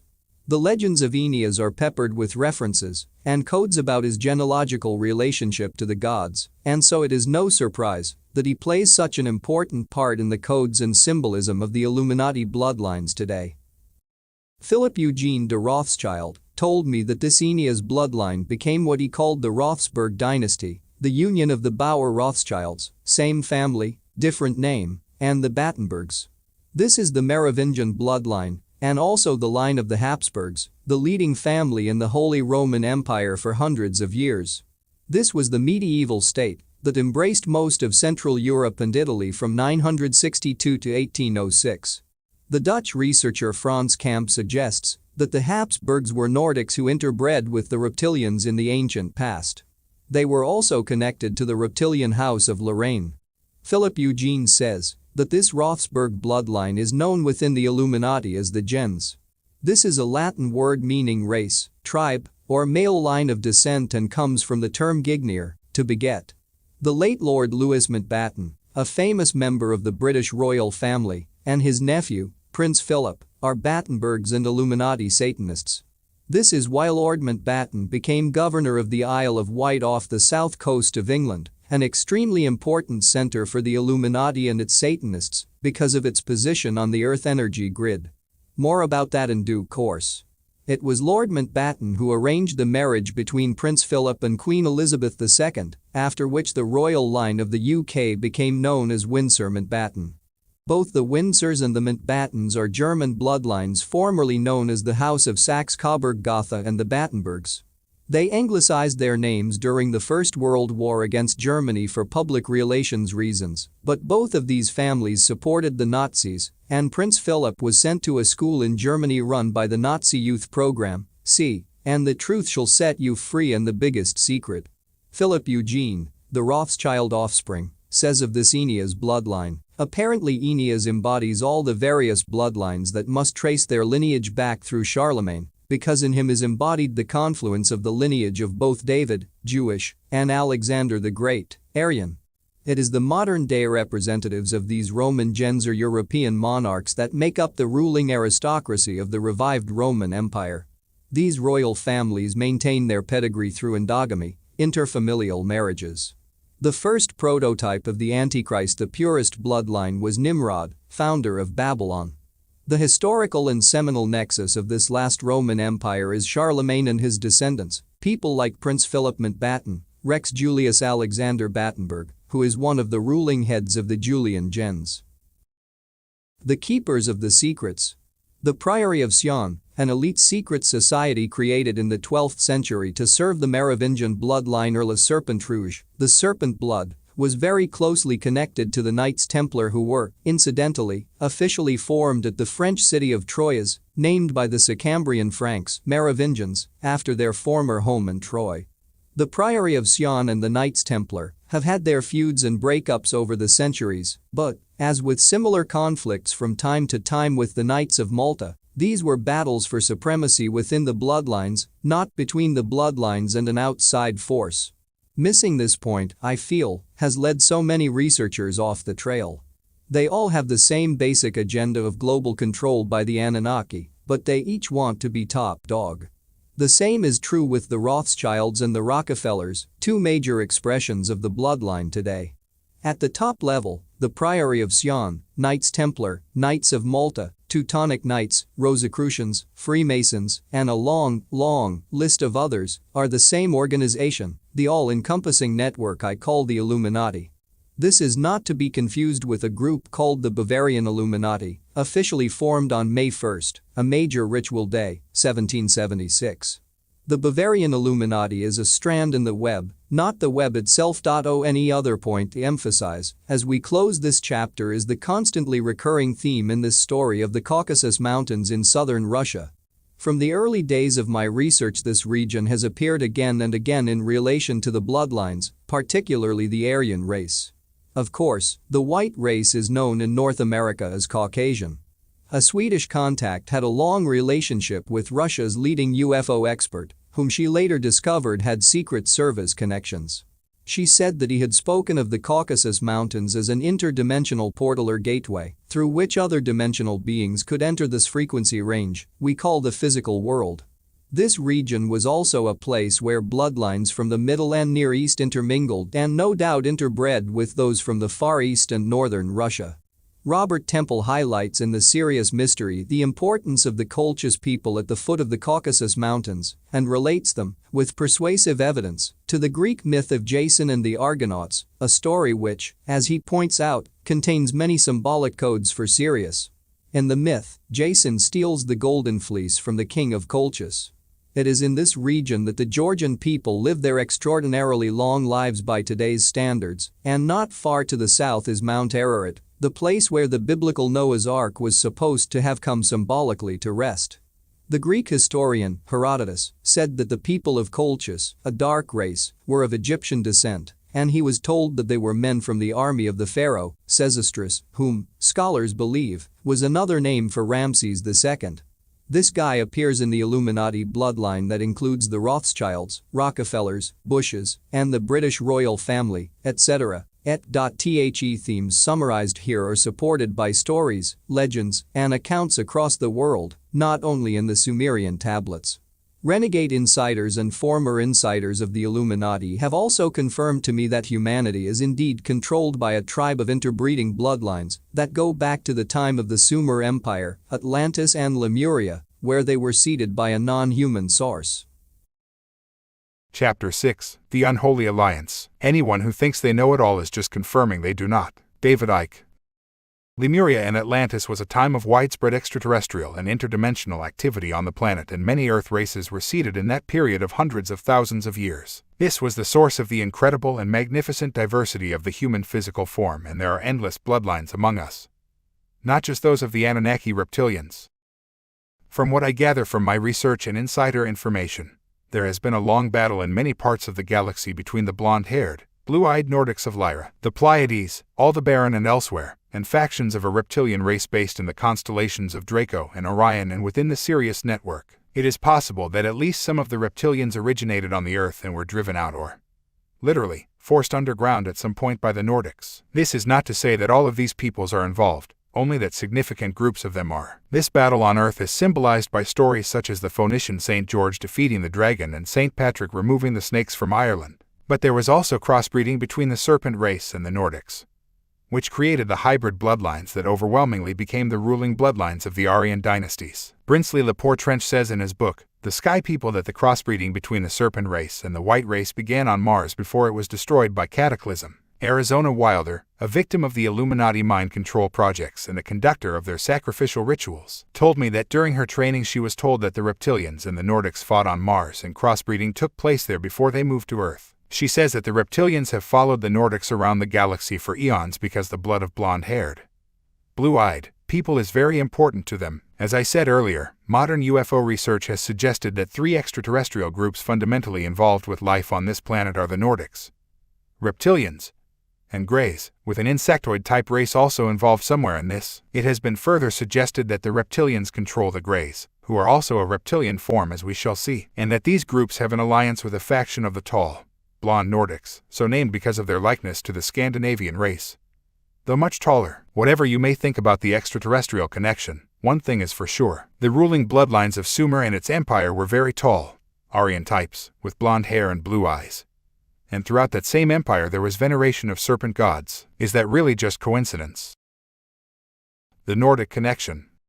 People all over the world and back into history have claimed to have been abducted by aliens of the Nordic and reptilian description. My great friend, Credo Mutwa, the 79-year-old Zulu shaman or Sanusi in South Africa, confirms this. When we first met back in 1998, he showed me a picture he had painted of the tall, blonde-haired, blue-eyed beings that had been seen by black African tribes people throughout that continent long before the white Europeans arrived. Credo, the official historian of the Zulu nation, said that when the Europeans first came, the black Africans thought they were the return of these same white gods, which they called the Mzungu. As a result, they called the European settlers by the same name. This was very much the same reaction as the Central American peoples when Cortes and his Spanish invasion party arrived in 1519 and they thought that he was the returning god, Quetzalcoatl. This was another god described as tall and white and portrayed with reptilian symbolism in his title of the plumed serpent.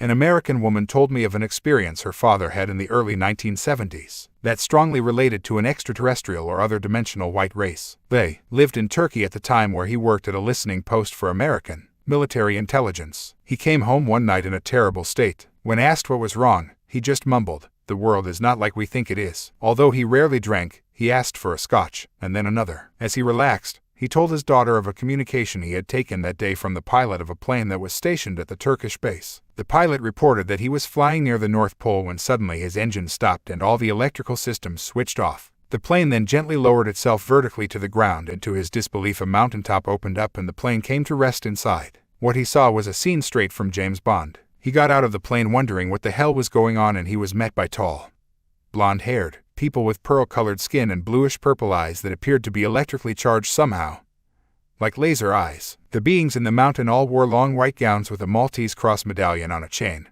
the symbol of the Knights of Malta and widely seen in the symbolism of British royalty. It is also a symbol from Lemuria Mu, according to James Churchward, and I have heard beings of this description associated with Lemuria. The founder of the Mormons, Joseph Smith, a high-degree Freemason and Merovingian bloodline, said he had a vision on September 21, 1821 in which he saw a messenger sent from God dressed in a long white robe of the most exquisite whiteness. From this vision came the Mormon Church, and a stream of religions have been founded on stories, real or otherwise, of similar experiences. Mohammed in Islam is just one example. John Akil also highlighted the blue-blonde theme in Our Haunted Planet.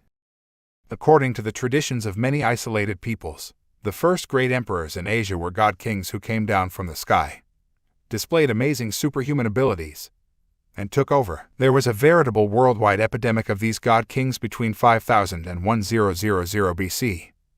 The myths and legends of Greece, India, and South America describe their rule. They were taller and more imposing than the men of the time, with long blonde hair, marble-like white skin, and remarkable powers which enabled them to perform miracles. The ancients said they had marble-like white skin, and a modern pilot describes these beings as having pearl-like skin. The pilot's memory was hazy about what happened after he first met all blue eyes in the James Bond mountain.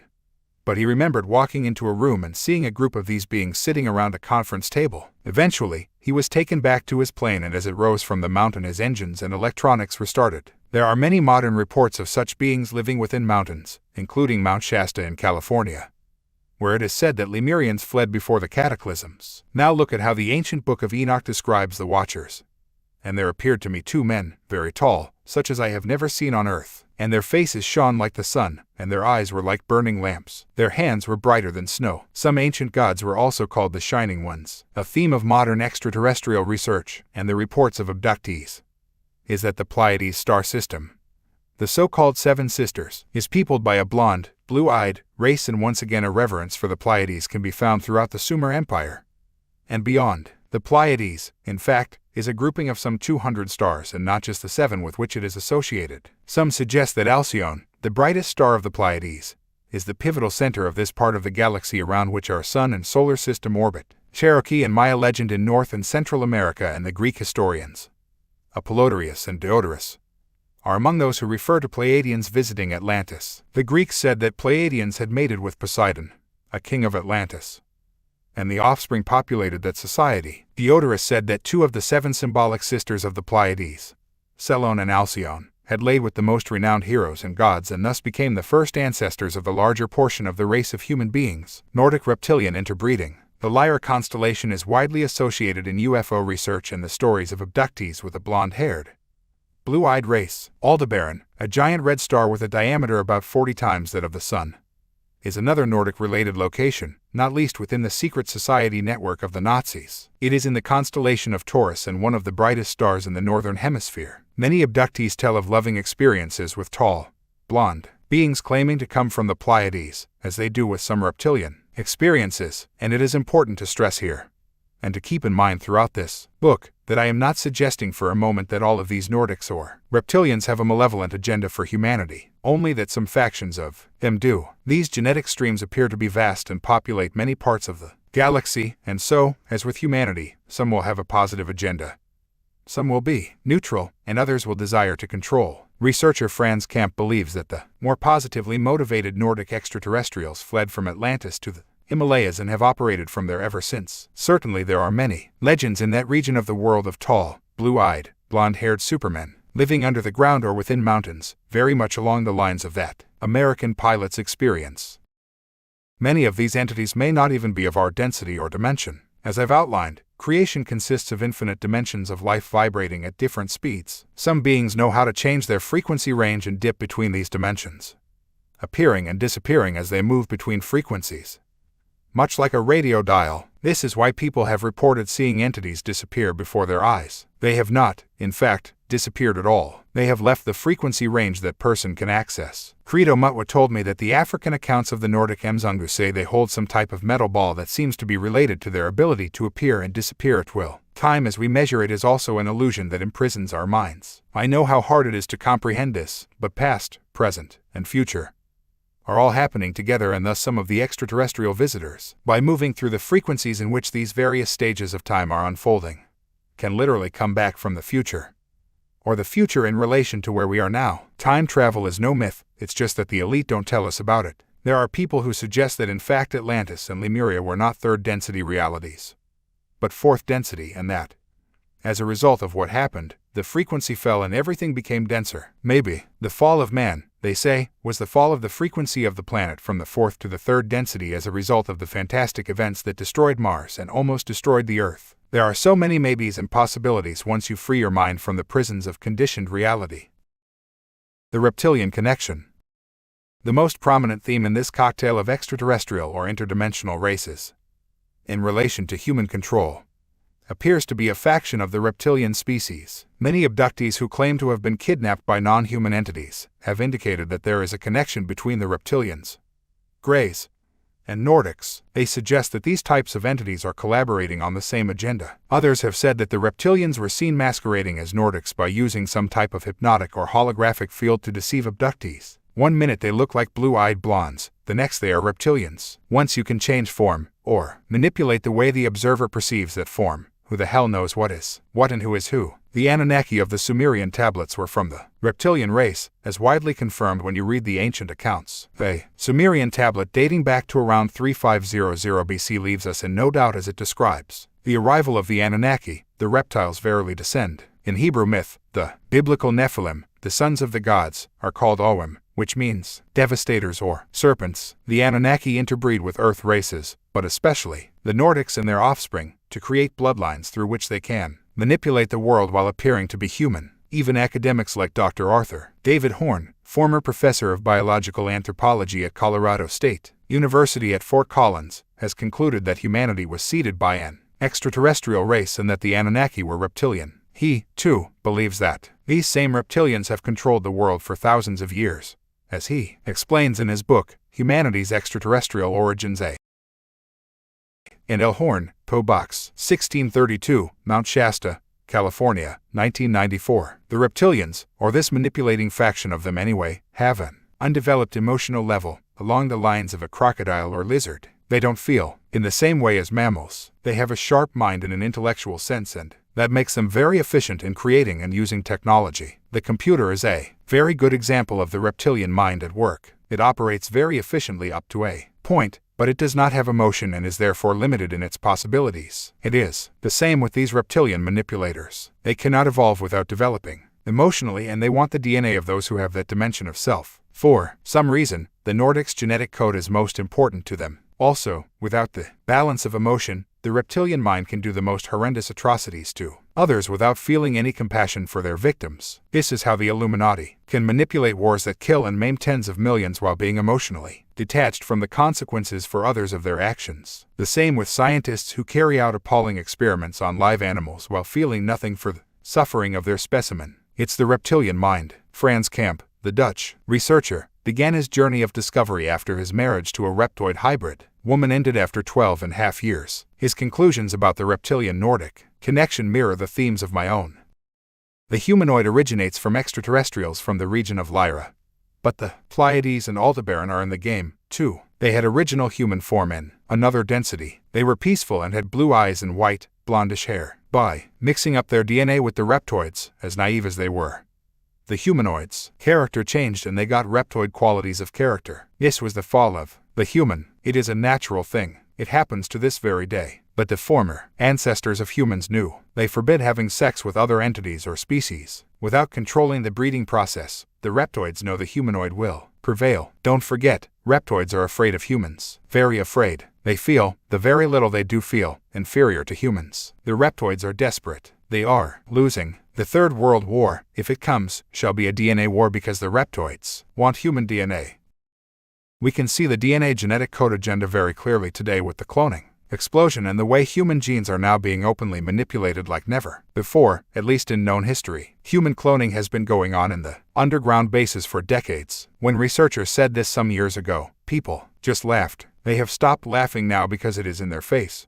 But such is the depth of human robotic conditioning. They now laugh at everything else that is different to their programming and will continue to do so until that, too, is under their noses. In fact, I say cloning has been happening for decades. It is probably thousands of years. There are many ancient stories that indicate the existence of underground cloning laboratories designed to create a group of identical people. The Nordics were one of the key extraterrestrial races involved with Lemuria and Atlantis, and there are many stories that, way back, they went to war with the reptilians and forced them to flee underground to other locations in the universe, and to other dimensions or densities. The reptilians have been working ever since to regain control of the planet they believe to be theirs, and interbreeding with the royal bloodlines of the Nordics was the most effective means of doing this for reasons we shall explore. T.W. Samsel, the author of The Atlantis Connection, has come to similar conclusions.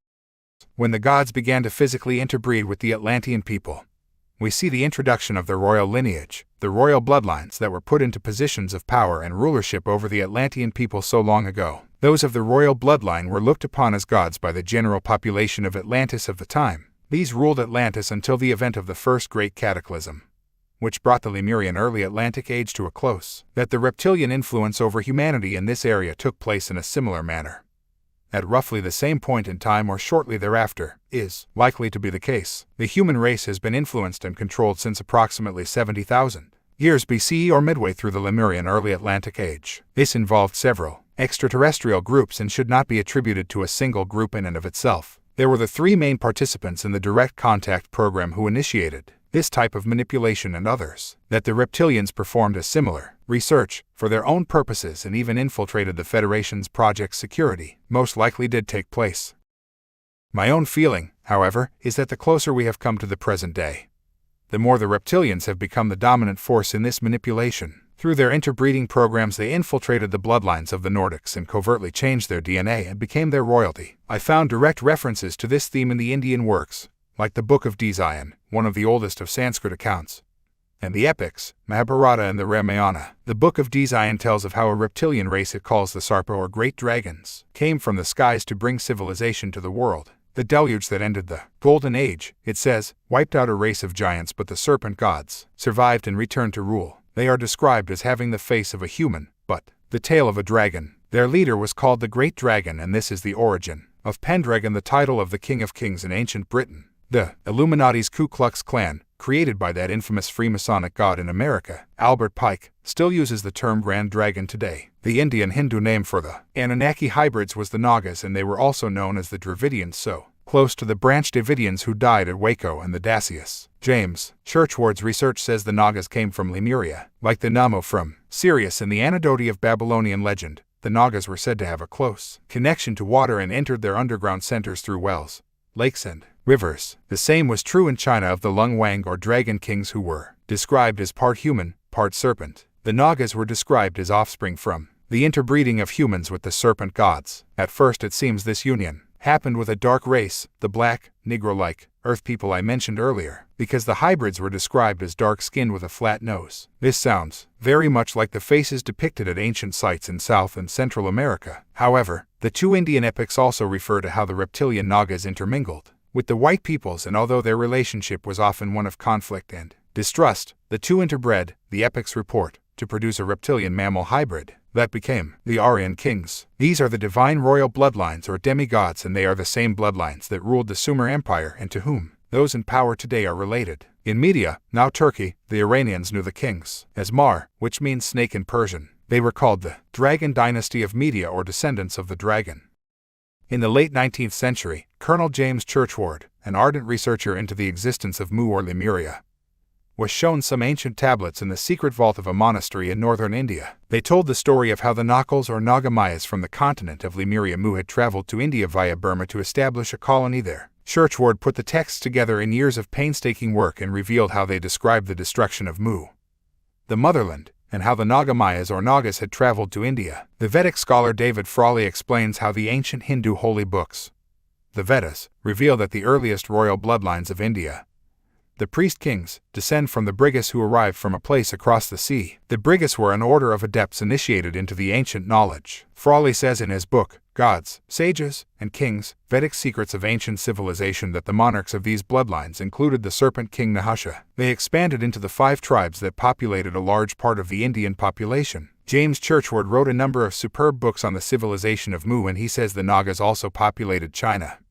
Tibet, and parts of Asia. The Nagamaya, with their mother goddess religion, were also the origin of the Maya people of Mexico. Researcher Michael Mott writes in Caverns, Cauldrons, and Concealed Creatures, the Nagas are described as a very advanced race or species, with a highly developed technology. They also harbor a disdain for human beings, whom they are said to abduct, torture, interbreed with, and even to eat. The interbreeding has supposedly led to a wide variety of forms, ranging from completely reptilian to nearly human in appearance. Among their many devices are death rays and vimana, or flying, disc-shaped aerial craft. These craft are described at length in many ancient Vedic texts, including the Bhagavad Gita and the Ramayana. The Naga race is related to another underworld race, the Hindu demons, or Rakshasas. They also possess, as individuals, magical stones, or a third eye in the middle of their brows, known to many students of Eastern mysticism today as a focal point for one of the higher chakras, or energy channel points, of the human nervous system. The chakra, associated with inner visions, intuition, and other esoteric concepts. The theme of ruling royal families and emperors claiming descent, and their right to rule from the serpent gods can be found across the ancient world. These bloodlines and connections were symbolized by royal emblems in the form of a dragon, snake, sphinx, plumed serpent, or the tree cross or ankh. In Egypt they had an order called the Jedi, and the DJ meant serpent. Thus we have pharaohs of the serpent line called Jur, Djoser, and Jedifra. In India, the Buddhist text, the Mahayupati, lists 80 kings who descended from the Nagas or serpent kings. Hindu legend says that the Nagas could take a human or reptilian form at will. This is what is called shape-shifting. Across India the rulers claimed power because they descended from the Nagas. Buddha is claimed to have been of the royal line of the Nagas, but then anyone said to be of a royal line in India would have to be so. It was the Nagas who established what is now Kashmir, and again the ruling bloodlines descended from them. The Chinese emperors were the same. They were known as Lung or dragons, and many of the earliest emperors were depicted with reptilian features.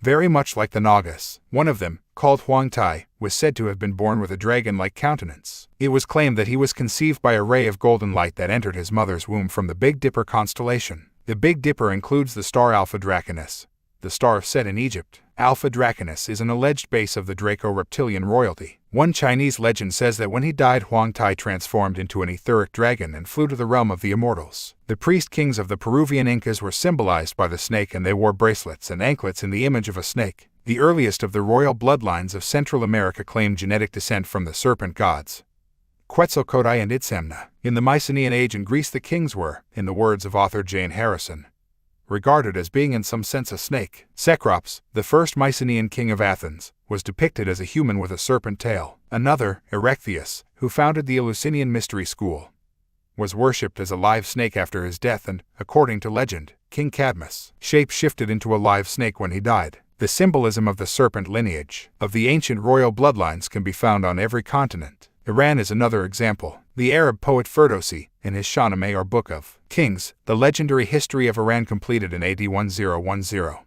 tells the story of the birth of Zal, the demon or watcher offspring, whose appearance horrified his father, King Sam. According to Ferdowsi, this watcher hybrid called Zal married a foreign princess named Rudebe, a descendant of the serpent king, Zahak, who was said to have ruled Iran for 1,000 years. Rudebe is described as tall as a teak tree and ivory white. These are the familiar features of the watcher offspring in this ancient period. The royal or tribal rulers of China, Africa, the Near and Middle East, Europe, Asia, people of every color and creed, have claimed their right to rule by their descent from the serpent gods. As we've seen, Alexander the Great, one of the most famous monarchs and conquerors of all time, was known as the serpent son. Alexander is extremely important to the Nordic reptilian genealogy of the Illuminati bloodlines. The legend goes that Alexander's real father was the serpent god, Ammon, who had mysteriously slid into his mother's bed and conceived him. 15 The same story was told of the conception of Merovi, the founder of the Merovingians. This symbolism is supported by many ancient and modern accounts of virgin birth impregnations by reptilian beings. The stories of women being abducted by reptilians and then finding themselves pregnant are told today all around the world. Often, as the Zulu shaman Credo Mutwa reveals from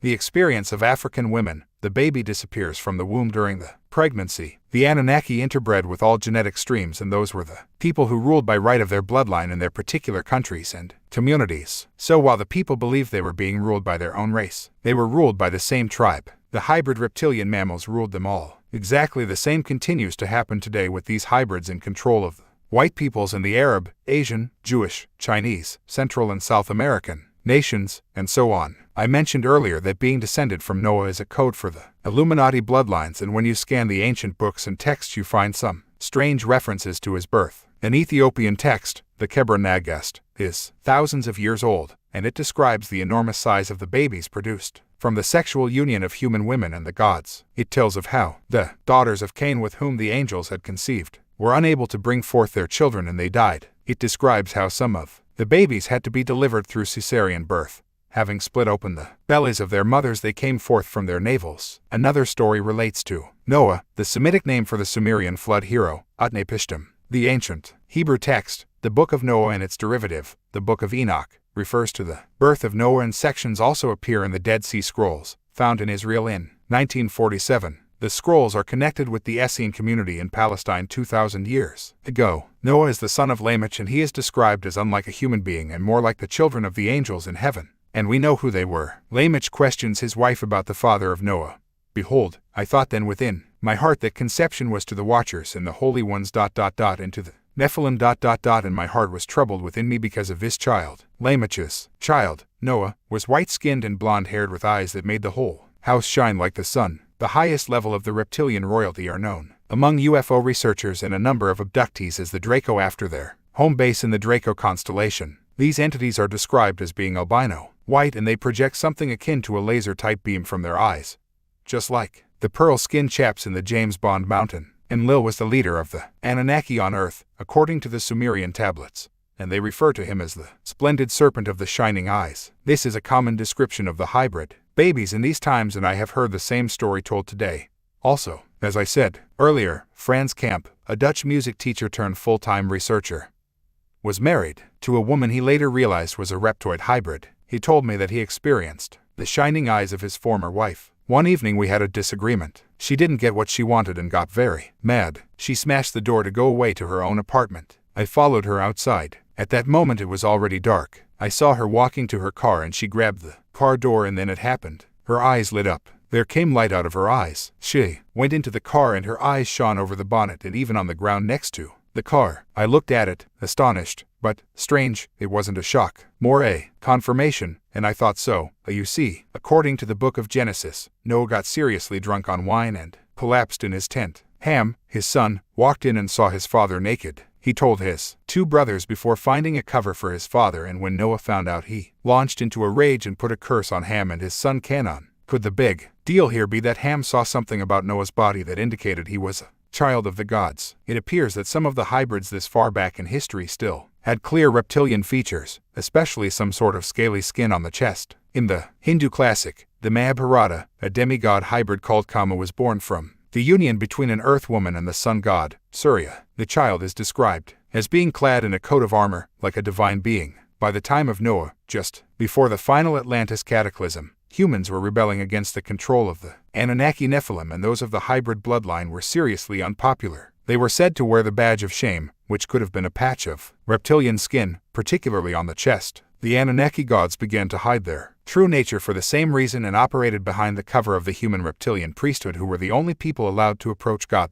Gods. The Slavonic Book of Enoch says that when Noah's nephew, Melchizedek, was born, the badge of the priesthood was on his chest and it was glorious in appearance. I have heard the same phenomena described in modern accounts. Frans Kamp's wife worked as a photo model. He told me that her skin took on a strange hide-like appearance. My wife had a skin reflection, or should I say hide problem. The skin is extremely important for photo models. The first thing photographers look at is the skin. Now, this skin problem had the property that her skin got red spots and after a while changed into horny-like slices. We went to the biggest professor in the university in Utrecht. He didn't know what it was. They did all kinds of tests, but they had no explanation of it.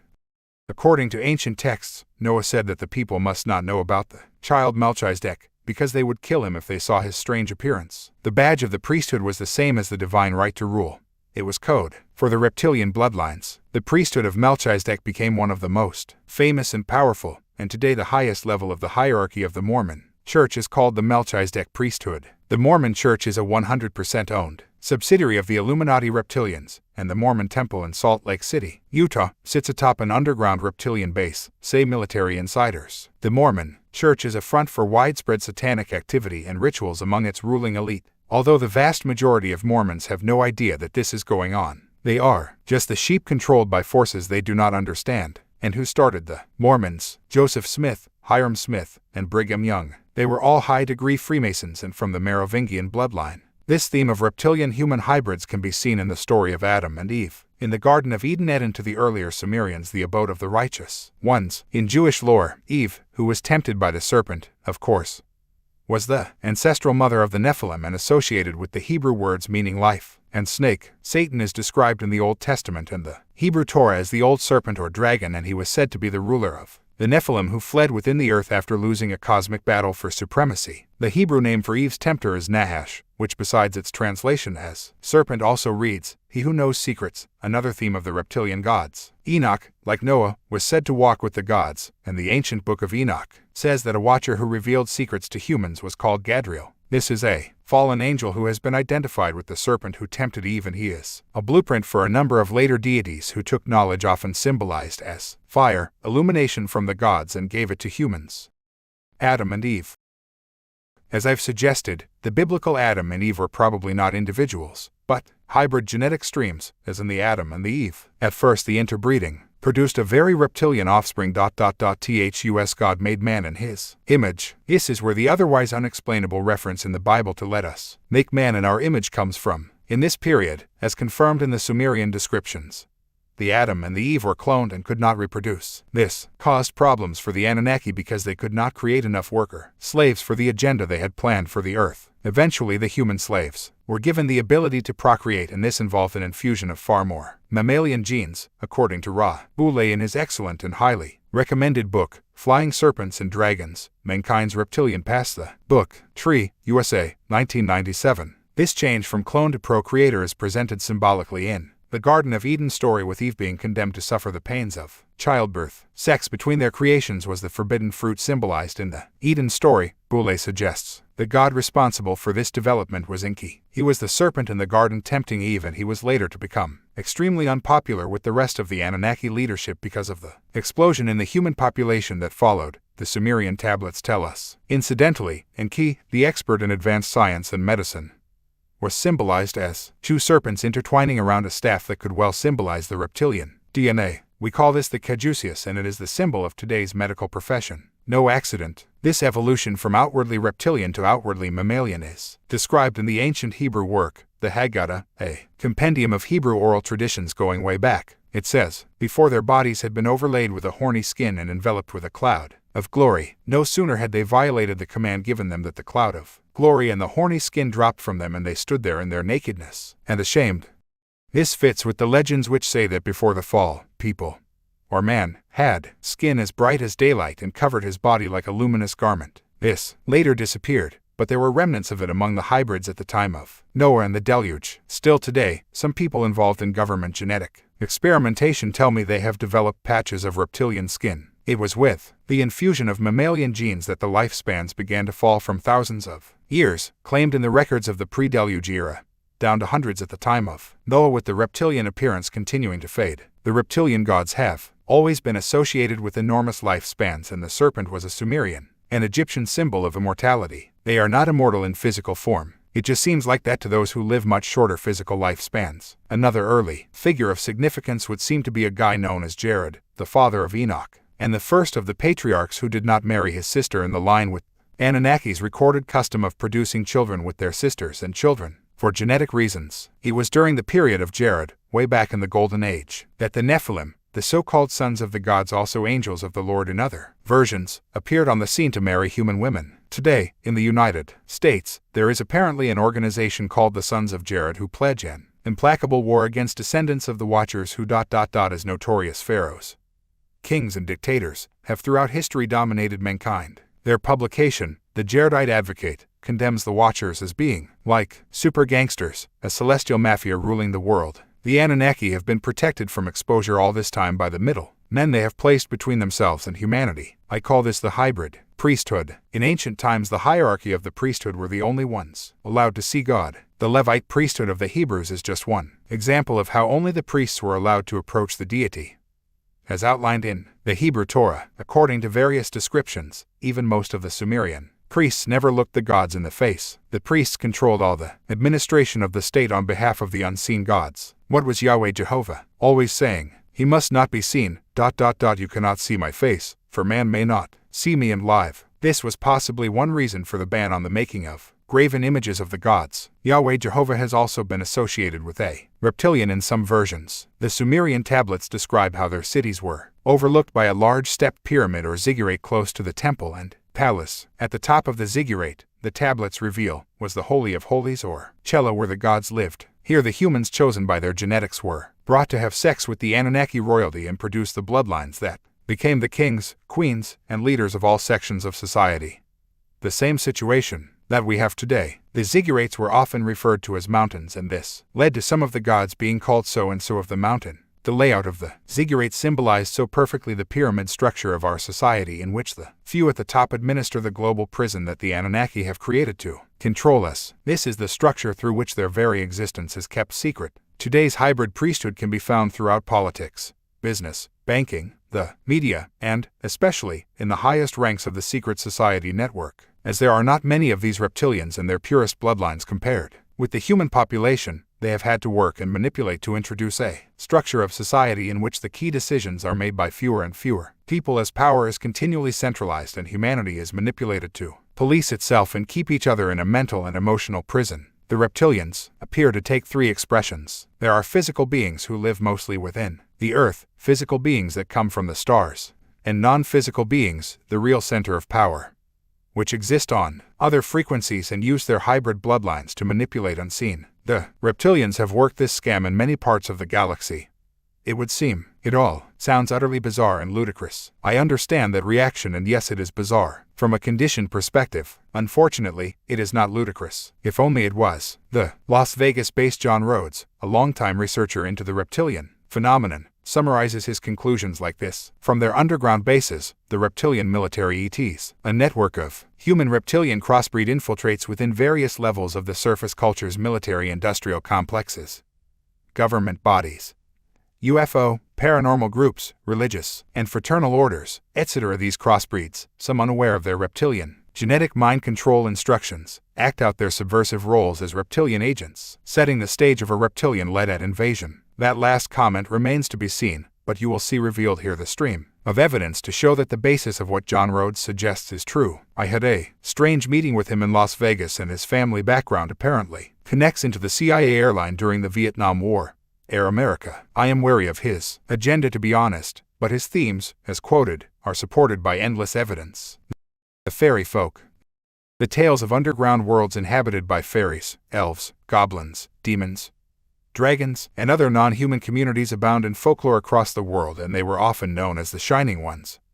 The same as the Anunnaki and the gods under other names in ancient texts. Even a brief glance at the basic themes of these stories confirms that they are talking about the same extraterrestrials that abductees and researchers of today's underground bases are describing. The name in Norse folklore for this underground world of caverns, tunnel networks, and even vast cities, is Niflheim. The close similarity to Nephilim is obvious, and they were said to reside within the earth. The Norse people said that Niflheim was ruled by the death goddess, Hel. These subterranean networks could be accessed through the mounds and hill forts built by the ancients, and the mountains, hills, and lakes they held to be sacred. These fairy folk and all their names and guises were said to interbreed with humans to create hybrid bloodlines, abduct surface people, drink human blood, and take human reproductive materials. Sound familiar? And the main form in which these fairies and elves, etc. appeared was reptilian. Elf or Elven is still one of the Illuminati code names for the reptilian bloodlines. The tales of non-human gods living within mountains or having their subterranean complexes entered through mountains is likely to be the origin of the endless myths about holy or sacred mountains. Mount Olympus, the home of the Greek pantheon of gods, is one example. Zeus, their king of the gods, was said to come down from the mountain to seed children with human women. Meetings between the mythical Moses and his god were often associated with mountains. I will investigate these ancient and modern connections between modern extraterrestrials and the folklore fairies later in the book. The Anunnaki Wars. The Sumerian tablets, according to translators like Sacharia Sitchin,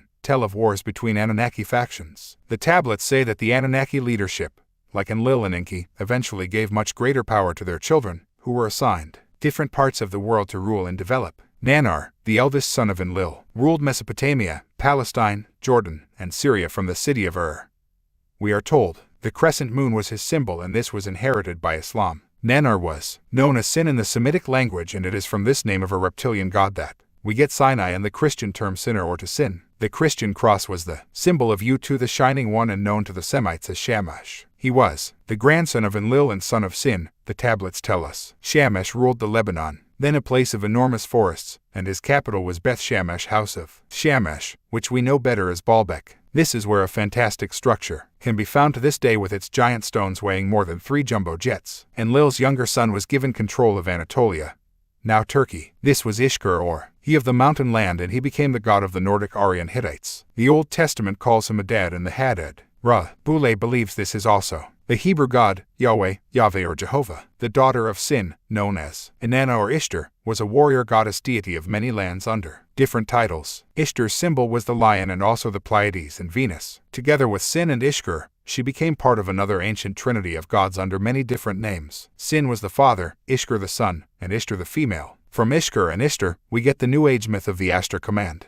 Many New Agers claim this is a force of extraterrestrial saviors who are preparing to take the chosen ones off the planet when the brown stuff hits the spinning propeller, a sort of Jesus with a spaceship. Other frontline figures in this next generation of Anunnaki leaders after the deluge included Marduk, son of Enki. The tablets say Marduk was the god of Babylon. The ancient texts, tablets, and legends describe how these gods embarked on a battle for power that brought the world to its knees. Some of these conflicts, with humanity used as battle fodder, are featured in the Old Testament. One defining event described in the tablets involved the Anunnaki god known as Sin. The name comes from the Sumerian Swn or Zun, as Boule reveals in Flying Serpents, and dragons, and Sin clearly appears to be the villain of the Sumerian story called the Myth of Zu. In this, Zu, the evil dragon, tries to seize control of the earth and the Anunnaki leadership by stealing power stones, which the accounts refer to as the Me. For some reason these appear to be fundamental to the Anunnaki control and could have been computer chips or programs, or some type of crystal. There are indications that they shone or emitted light in some way. Scholars translate the Me as tablets of destiny or divine powers, and one wonder if these could be related to the Ark of the Covenant, a device for which divine powers are claimed. The Sumerian accounts say, quoting Zu, "I will take the divine Me, and the decrees of the gods I will direct. I will set my throne and control all the Me. I will direct the totality of the Icke." He seizes the Me with his hands, taking away the sovereignty of Enlil, the power to issue decrees. Zu then flew away, and retired to his mountain stronghold. The ancient nuclear holocaust. The story is told of how the Anunnaki god Ninurta volunteered to recover the Me stones. Zu created what seems to be a force field to protect himself from attack, and the tablets say, while he controlled the Me, no arrow could approach him. Icke, the chief scientist and engineer, creates a new weapon to penetrate Zu's defenses, and he is eventually defeated. Other Anunnaki also made attempts to steal the Me stones as the battle for power and control between them continued, just as it does today. Zu was put on trial, but the outcome is not known. It is obvious, however, that the origin of the term sin in the Bible relates to defying the will of God, the gods. The story of the battle between Zu and Ninurta describes the use of high-tech weaponry, and if anyone thinks that was not possible thousands of years ago, I am afraid the evidence suggests otherwise. At Rajasthan in India, radioactive ash covers 3 square miles not far from Jodhpur. This is an area of high rates of cancer and birth defects, and it was cordoned off by the Indian government when radiation readings soared astonishingly high. An ancient city was unearthed which, the evidence indicates, was destroyed by an atomic explosion some 8,000 to 12,000 years ago. It has been estimated that 500,000 people could have died in the blast, and it was at least the size of those that devastated Japan in 1945. Support for these modern finds can be found in the ancient texts. The Mahabharata epic tells of a single projectile charged with all the power of the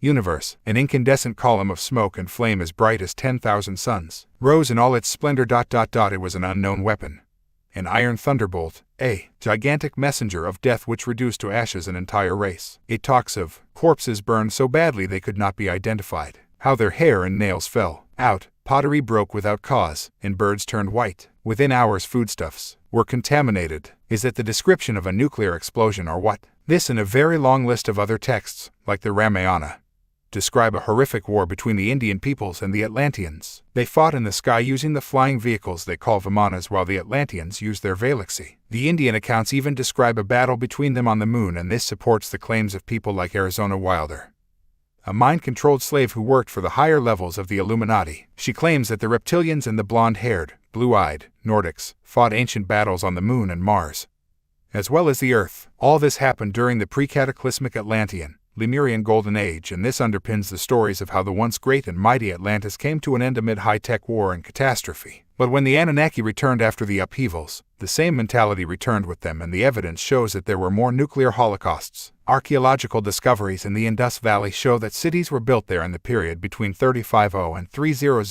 BC, and they were destroyed about 2000 BC amid enormous violence. What's more, skeletons found at these sites record high rates of radioactivity. Around this same time of 2000 BC, Sumer came to an end with an evil wind, which has all the signs of nuclear fallout. This wind brought the sudden demise of Sumer and the neighboring Akkadians. Texts known as Lamentations tell of a calamity that befell Sumer, one unknown to man, one that had never been seen before. There was an evil wind, a battling storm, and a scorching heat. Some kind of cloud shut out the sun by day and the stars by night. The texts continue. The people, terrified, could hardly breathe. The evil wind clutched them, does not grant them another day. Mouths were drenched with blood, heads wallowed in blood. The face was made pale by the evil wind. It causes cities to be desolated, houses to become desolate, stalls to become desolate, the sheepfolds to be emptied. Sumer's rivers make it flow with water that is bitter.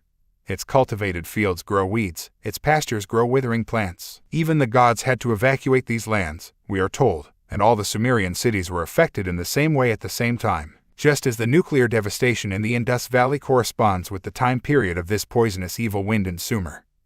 so it also corresponds with the timescale that saw the violent demise of the biblical Sodom and Gomorrah. Many sources point to these cities being located in what is now the southern end of the Dead Sea in Israel, where unnatural levels of radioactivity persist to this day. They call this Lot Sea after the biblical character involved in the Sodom and Gomorrah story, and for thousands of years it has been associated with the symbol of death. The story of Lot's wife says that she was turned into a pillar of salt when she looked back over Sodom and Gomorrah at the time of the destruction. But the words translated as pillar of salt can also be translated as a pillar of vapor. This not only makes rather more sense than salt, it fits with the emerging picture here. The accounts of the devastation of Sodom and Gomorrah describe how God decided to destroy these cities and warned his friends to get out. What a coincidence, then, that the Sumerian tablets explain in detail how the Anunnaki leadership, led by Enlil and some of his offspring, decided to destroy those locations in yet another internal war. This time with the one known as Marduk, the son of Enlil's half-brother and great rival Enki. Still today it is the Enlil and Enki factions of the Anunnaki that most divide the Illuminati and create the ongoing conflict. There is an enormous and unnatural scar in the landscape of the Sinai Peninsula, which covers an area of 112 square miles. Blackened stones blackened only on the surface can be found over a large section of the eastern Sinai, and to conventional history and archaeology, which finds the idea of ancient high-tech weapons unthinkable, they remain a mystery. However, the scenes of these apparent nuclear explosions are to the west of Sumer, and in the Sumerian Lamentations we are told that the evil wind that poisoned the water and atmosphere and brought that civilization to an immediate conclusion was created in a flash of lightning and spawned in the west. Can the mystery of Sumer's sudden demise now be solved? Could the evil wind have been nuclear fallout? In around 1450 BC, the classic Minoan culture was destroyed on Crete by another sudden disaster that archaeologists and historians can't explain. Once again all the cities were destroyed at the same time by some fiery holocaust. Amid this series of immensely violent events and the internal war within the Anunnaki, the Sumer Empire collapsed. Its domains around the world began to self-govern, at least for a while, based on the knowledge, structure, beliefs, and myths of their former controllers. Since then, the reptilian Anunnaki have been manipulating from behind the scenes and through their hybrid bloodlines, and they are on the brink of replacing their formerly overt global empire with their covert global empire. They are the hidden force behind the introduction of the global centralization of power that is exploding all around us today. The Anunnaki, at least after the final Atlantis cataclysm, sought to hide their reptilian form by keeping out of public view as much as possible. Now you see them, now you don't. The reptilian bloodlines covertly operating within human society created many of the ancient mystery schools to hoard the knowledge of true history, and the esoteric and technological expertise of Atlantis, Lemuria, and the post-cataclysmic world, especially the Sumer Empire. They also seized control of the other mystery schools, which were formed with a more enlightened agenda. This was one of the roles assigned to the Royal Court of the Dragon, also known as the Brotherhood of the Snake, from around 2000 BC, when it infiltrated the more positive Egyptian mystery schools and made them vehicles of the reptilian gods. Manly P. Hall, the Freemasonic historian, summarizes what happened. Although for black magicians of Atlantis also read reptilians, while the elaborate ceremonial magic of antiquity was not necessarily evil,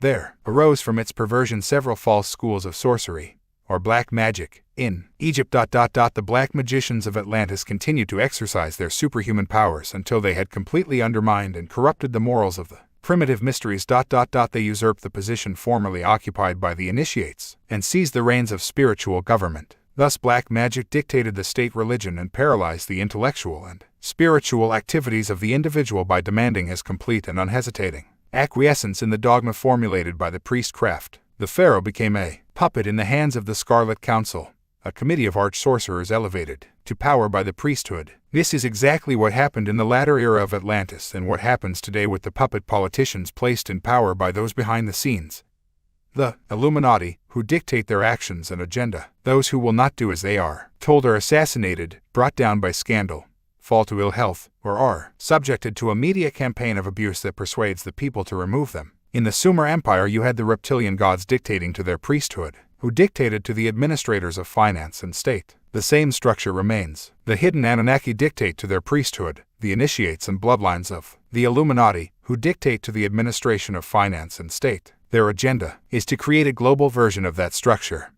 The world government, central bank, army, and currency. The mystery school network of old, with its fiercely compartmentalized levels of initiation, has evolved into the global secret society network of today. This is topped or capstoned by the Illuminati and, at the very peak, by the openly reptilian Anunnaki. It has had to be done in this covert way, because there are not that many of them compared with the human population, and they would be overwhelmed if enough people knew what is really going on. Today's secret society network is simply the modern expression of the Atlantean, Lemurian mystery schools, which were taken over by a malevolent force. In the period before the cataclysms, those with a positive and negative agenda fought for control of the mystery schools restored after the deluge. Eventually, the malevolent force won that battle and began to expand its power covertly across the world again. With them they carried their own secret language, the language of symbols, which their initiates were taught to read and understand. I call this network the Serpent Cult, the Serpent Brotherhood, or the Illuminati. Those three are the same force. Their secret language includes the lighted torch, the pyramid and all-seeing eye, the lion, the snake, fish, and flying reptile, and other reptilian symbolism, the hard K sound used in names and words, the red cross or fire cross on the white background,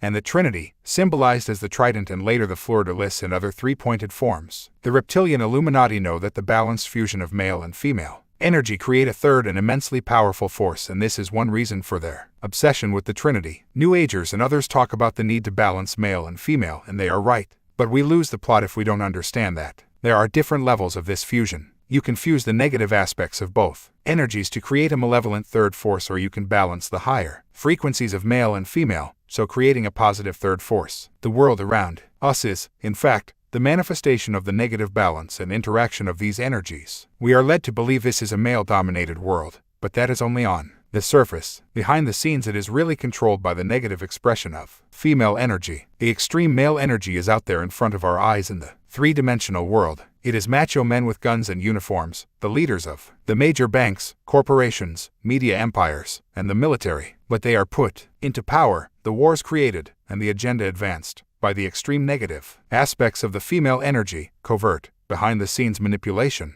If anything, the Illuminati, at the real seat of power, are dominated by the female. The negative extremes of the female energy covertly manipulate events, and the negative extremes of the male energy play them out before our eyes. This is why we think it is a male-dominated world. It looks that way, but that is not the whole story. Destroying the ancient knowledge. There have been two main thrusts of the reptilian secret society network since those ancient times. First, to pass on advanced knowledge only to their chosen few and control how much of this information each of these initiates will be allowed to know. And second, to manipulate events in the public arena to suck out of circulation all the advanced esoteric knowledge that survives. They achieve this by creating religions and a science that enforced a strict limitation of vision and possibility. These two apasamas, religion and science, then labeled the suppressed knowledge either evil or crazy. Their condemnations of astrology are only one example of this. The Illuminati, through frontmen like Columbus, Quartz, Cabot, and Cook, eventually returned to the former lands of the Sumer,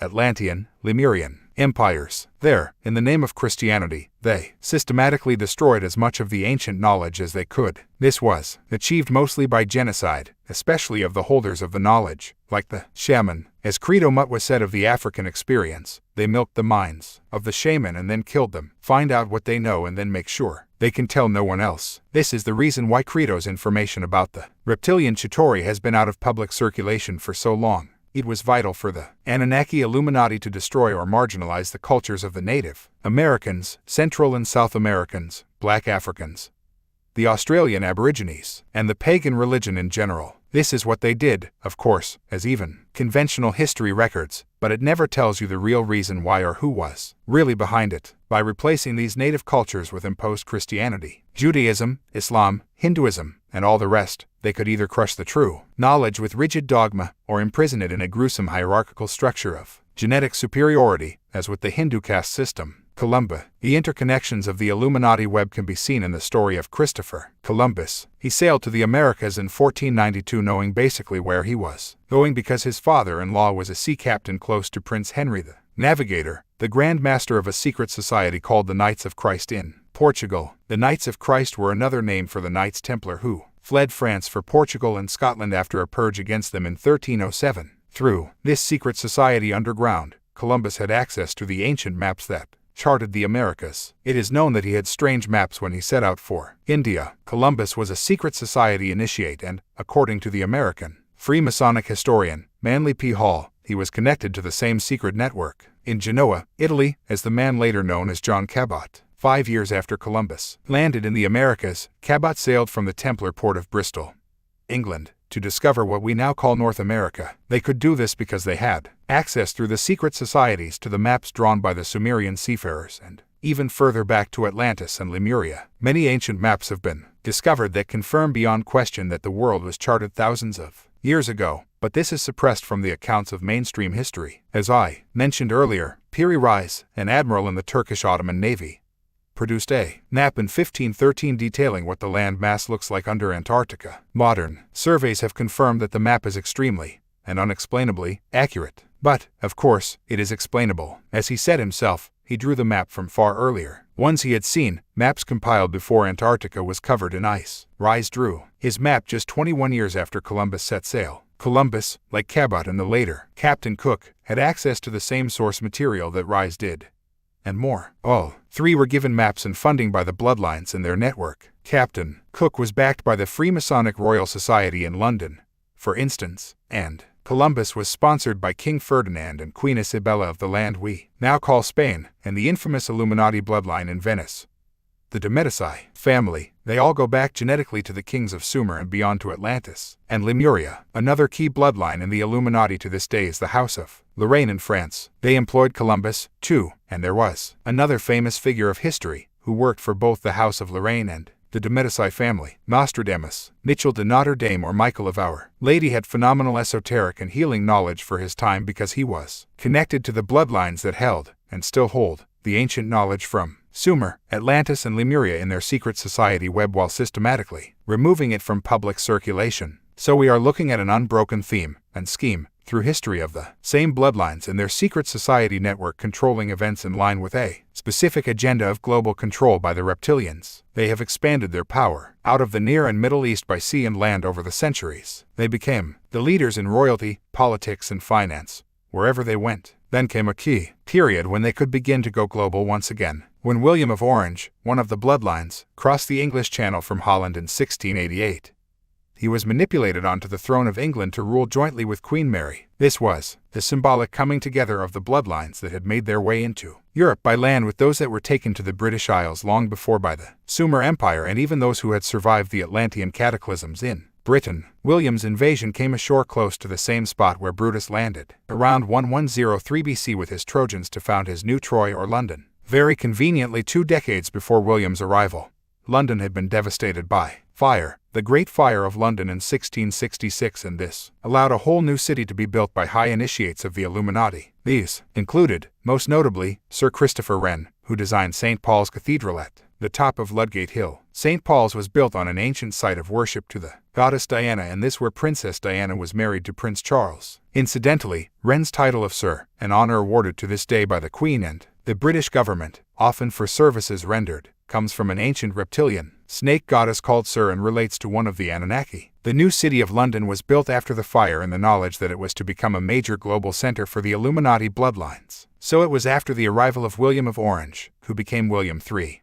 and to whom all the royal families of Europe are related. In 1694, William signed the charter that created the Bank of England, and the whole central banking system began to emerge with its masters dictating policy to all of them via organizations like the Bank of International Settlements in Switzerland. What also followed the creation of the Illuminati operational stronghold in London were the British Empire and the other European empires, as these expanded across the planet to take over the Americas, Africa, Asia, China, Australia and New Zealand. They exported the bloodlines and secret societies and made every effort to destroy the native knowledge and culture. Also, within those countries were the hybrid bloodlines created by the interbreeding between the Anunnaki and selected families in those regions long before. And these were the people who were left in the positions of power after the colonial invaders from Europe withdrew and granted the countries independence. Credo Mutwa has identified many of the black leaders in Africa since independence to be from the same former royal bloodlines of Africa that claimed descent from the gods. When these European empires apparently collapsed or withdrew,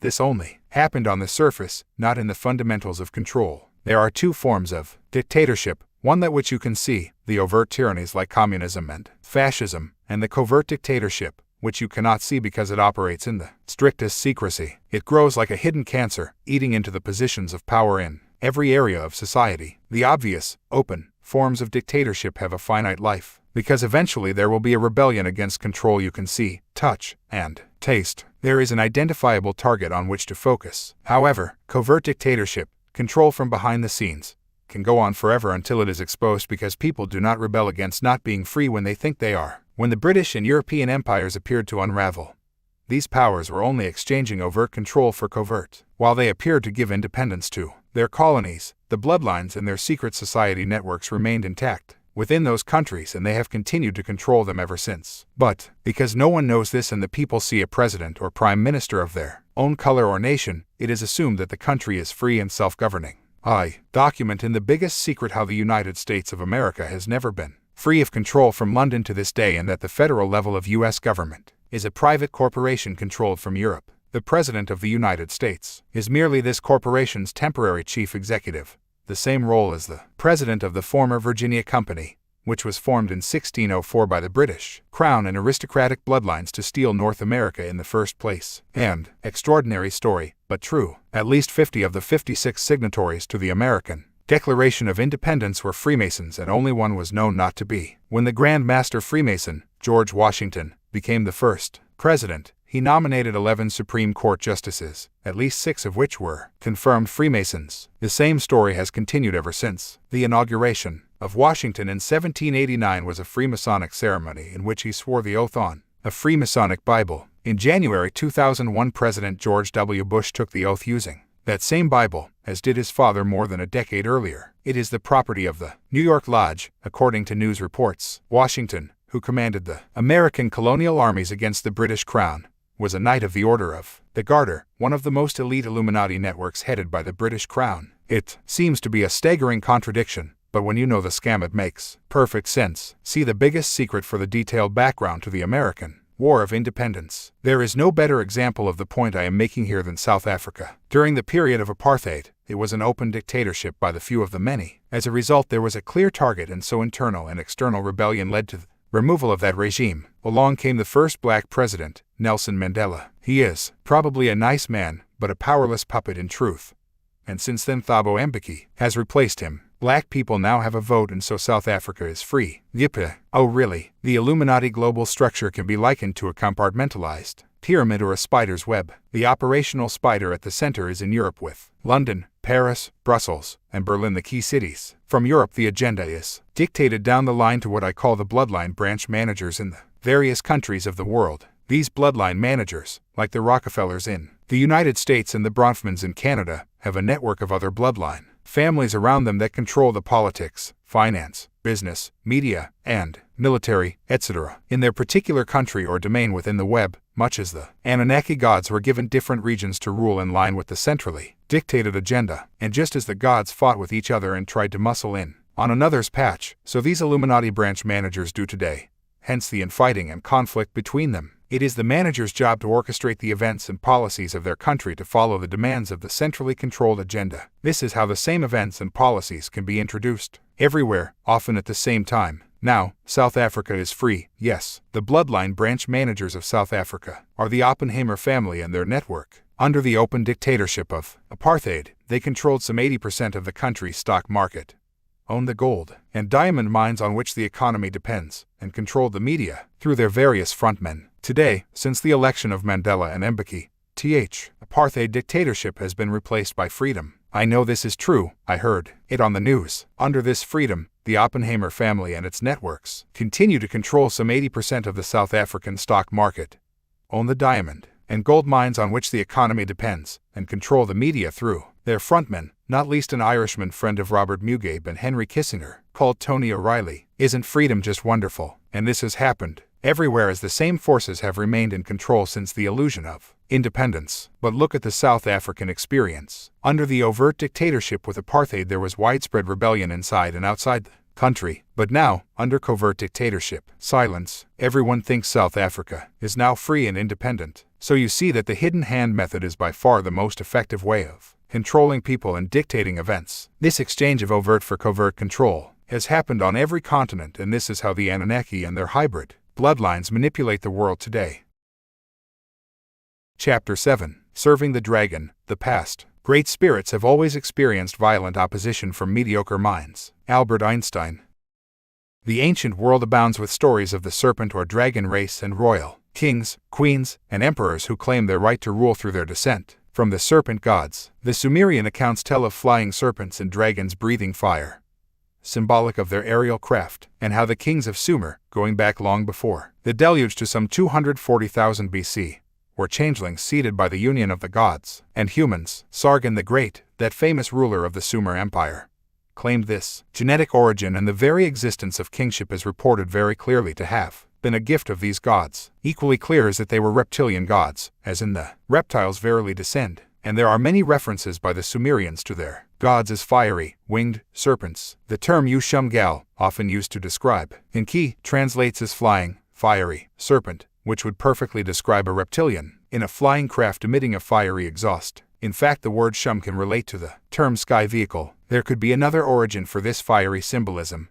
Also, the Anunnaki god Ninurta was called a Mushah Turgalgal, the flying serpent with the fiery glance, and this fits perfectly with the descriptions by the Zulu shaman Credo Mutwa in his stories of the reptilians in ancient and modern African legend. He says the reptilians have a third eye between the other two, which opens from side to side instead of top down, the fiery red eye in African tradition. From this can be flashed a red, laser-like beam, he says, which can knock a person down and paralyze them. This is an origin of the phrase about giving someone the evil eye. In China, the Lung Wang were said to have a magical pearl on their foreheads, a divine eye and mystical source of power. French stories from the Alpine regions speak of a dragon with a blood-red ruby eye in the center of the forehead that was so bright the creature seemed to be projecting fire. Sometimes this middle eye is called a dracontia, and the eye in the center of the forehead in the ancient stories of the beings called the Cyclops may well relate to this, too. Credo Mutwa and modern abductees describe how the most royal and senior reptilians, the Draco, have horns. Some look like Darth Maul in the Star Wars movie with the nodules or horns around his head. So much truth is told as fiction through Hollywood movies, both by those trying to get the story out, and, overwhelmingly, by those conditioning humanity for the open appearance of these beings in the years to come. In my view, George Lucas of Star Wars is among the latter. The Sumerians depicted their gods with horned helmets and other headgear that was later used by the hybrid bloodlines to symbolize royalty and kingship,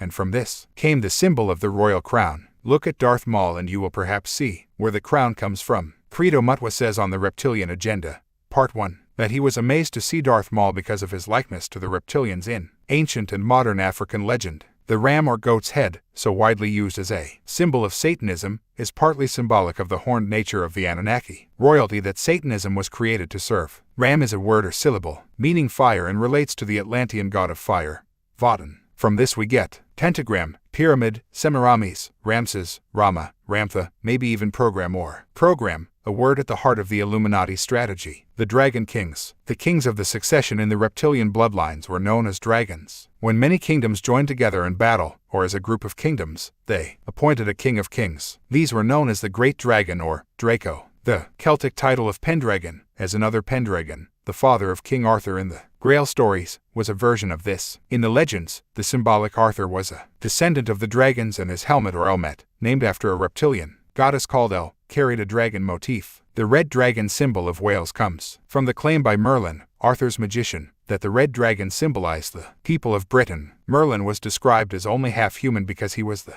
child of an underground being and a human woman. The Arthurian stories include all the classic elements of the story, including the creation of royal bloodlines, through the interbreeding between humans and non-human entities, shape-shifting, the use of holographic images to hide a being's true form, and battles between competing dragons. Geoffrey of Monmouth, the 12th century historian, said that Merlin's earlier name had been Ambrosius, thus possibly associating him with the Greek term for menstrual blood, ambrosia, which the reptilians love to drink. There is also the theme of the Lady of the Lake, and this connects with the stories of goddess-worshipping serpent peoples like the Nagas living in underground centers located under lakes and lochs. Like the Celtic myth and folklore, the ancient Greek culture was inspired by the Sumerians and the earlier Atlanteans and Lemurians, and was based almost entirely on their stories and myths under different names. All over the ancient world you find the same recurring stories of the serpent gods. Throughout the Sumer Empire the people worshipped serpent gods, and as the Reverend John Bathurst Dean wrote in his book,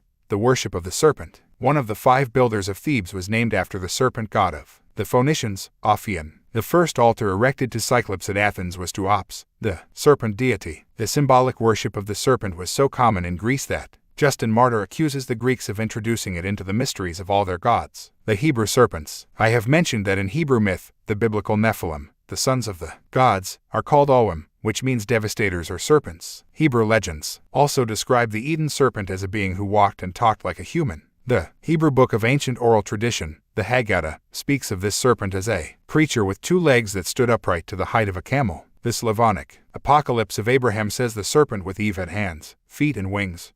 Just like many other ancient and modern descriptions of the Draco, the Hebrew stories came from the earlier Sumerian, Atlantean, and Lemurian accounts, many of them changed and twisted to suit the priesthood and to lose most of the direct reptilian references. These can be identified, however, by following the trail from which their terms and names derived. The name of the Hebrew winged angels, the seraphim, means serpent, and they were described as having 6 wings, just like the one in the Garden of Eden featured in the Apocalypse of Abraham. Flying angels in religious texts are symbolic of the reptilians, some of which, according to ancient and modern descriptions, have wings and can fly. This is also symbolized in the flying reptilian gargoyle figures, which the bloodlines have on their homes, cathedrals, churches, and other buildings, including the British Houses of Parliament. Seraphim, the King James Version of the Bible, is translated as fiery serpent and would seem to derive from the same root as the Sumerian, Seru, the name of a serpent in the Epic of Gilgamesh, and Sarpa, a Sanskrit term for the Indian reptilian gods, the Nagas. The Jewish Talmud forbids the depiction of the dragon,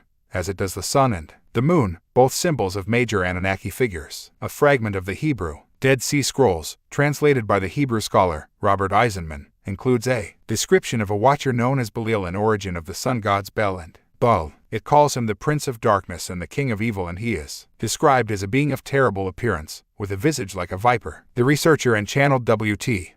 Samsel writes in the Atlantis Connection that the force behind the spiritual demise of Atlantis was known as the Sons of Belial. Interestingly, one of the key colleges at Oxford University, that education center for the Illuminati, is called Balliol, and it has produced many significant politicians who have advanced the Illuminati agenda. It is named after its founder John Balliol, who was married to a Scottish princess, Dervorgilla of Galloway. Their son, another John Balliol, was king of the Scots from 1292 to 1296. The Balliol family were big-time bloodline, and given the Illuminati's astonishing obsession with symbols and the sound of names and words, there may well be some connection between Belial and Balliol. Certainly there is in spirit, because Balliol College, like Oxford University in general, is an Illuminati stronghold turning out future generations of placemen and women. Early accounts by the Gnostic sect, Gnostic equals knowledge, tell of the serpent gods in a positive light. They claim that Lilith, Eve, was their first creation, and then Adam followed as her partner. The Hebrew Talmud also claims that Lilith, a vampire, was Adam's first wife. This is symbolism, of course, but symbolizing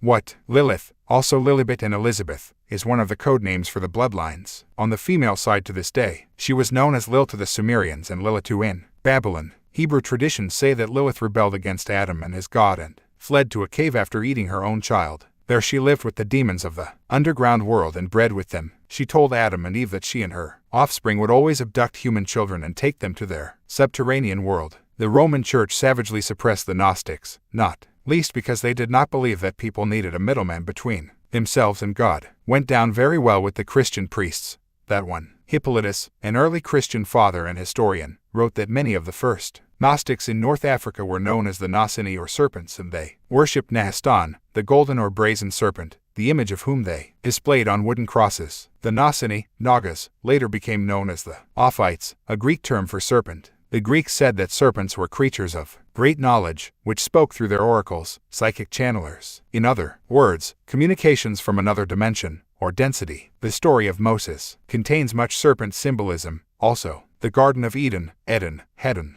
The serpent that tempted Eve in the biblical Garden of Eden is the best known serpent symbolism of all. This was an edited rewrite of the far more ancient Sumerian story of Eden, the land of the gods or the righteous ones. There is, again, a common theme of the serpent gods in a garden, and James Churchward suggests in The Children of Mu that these gardens all refer to Lemuria Mu, the motherland. I think he could well be correct. The Persians spoke of a region of bliss and delight called Hedon, which was more beautiful than the entire world. It was the abode of the first men before an evil spirit in the form of a serpent tempted them to take the fruit of a forbidden tree. There is also the banyan tree under which the Hindu Jesus known as Krishna, sat upon a coiled serpent and bestowed spiritual knowledge on humanity. The ancient Greeks had a tradition of the islands of the blessed in the garden of the Hesperides, in which grew the golden apples of immortality. The garden was defended by a dragon. In Chinese sacred books there is a garden that contained trees bearing the fruit of immortality. It, too, was guarded by a winged serpent called a dragon. The ancient people of Mexico had their version of the Eve story that involves a great male serpent,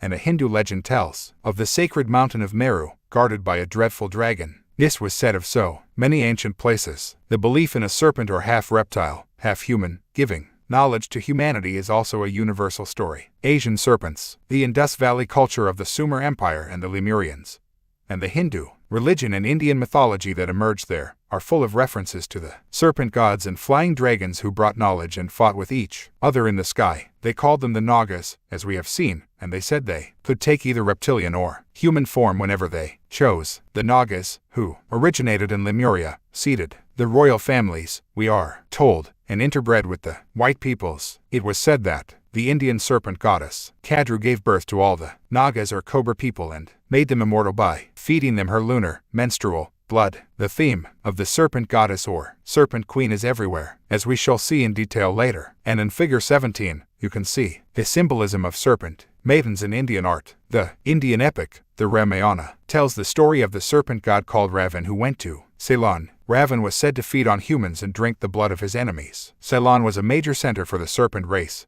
It seems ancient Chinese sources say it was a home of the Nagas, the strange reptilian-like creatures.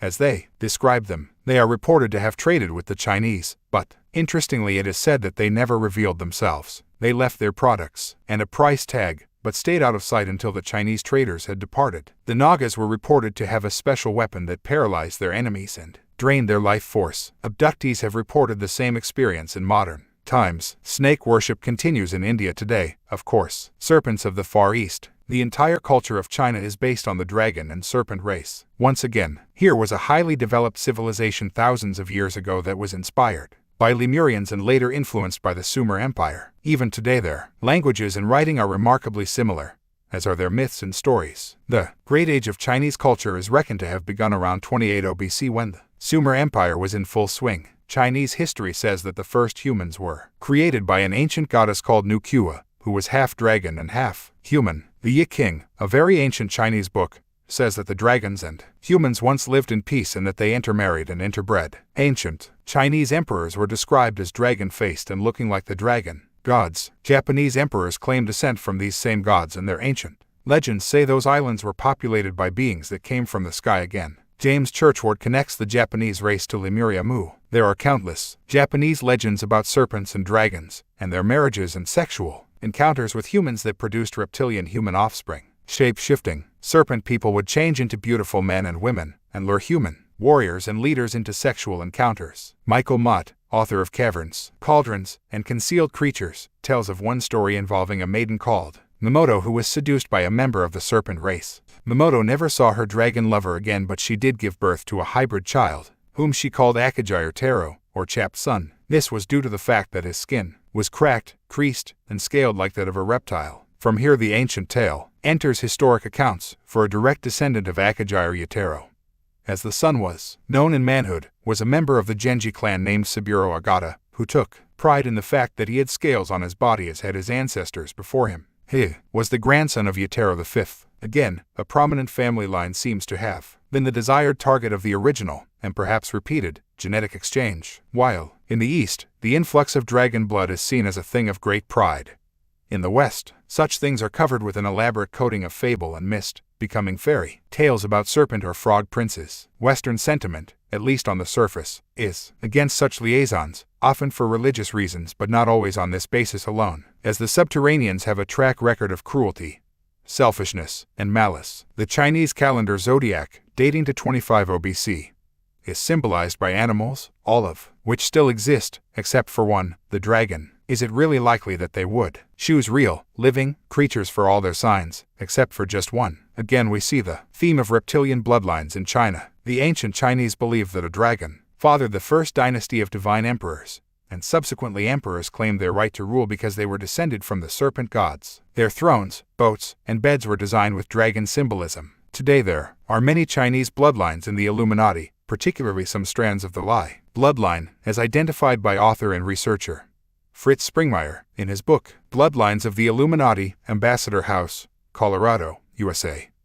1999. Just as this book was heading for the printers in March 2001, Springmeier and his wife were raided by the U.S. agencies involved in the mass murder at Waco, and their research was confiscated. James Churchward, who did so much extensive research into the existence of Mu, claimed that the ancient tablets he examined from an Indian monastery revealed that the serpent hybrids, the Nagas, had populated China, Tibet, and a significant part of Asia, including the Uyghur Empire. The Pamir Mountains, or the roof of the world in Central Asia, is one specific location, connected by legends to the peoples of Lemuria Mu, and there you will find Lake of the Nagas or Lake of the Serpents. Among the descendants of these bloodlines, it is claimed, were the fair-skinned Aryans, again indicating the connection between the Reptilians and the Nordics. As a serpent colony, you would expect to find pyramids in China, and you do. One was someone feet high, twice the height of the Great Pyramid at Giza. This was encircled by others, and some still survive today, including what is left of that monster structure. References to them have been found in Chinese texts dating back 5,000 years. The secret society initiate Georges Ivanovich Gurdjieff said that he had been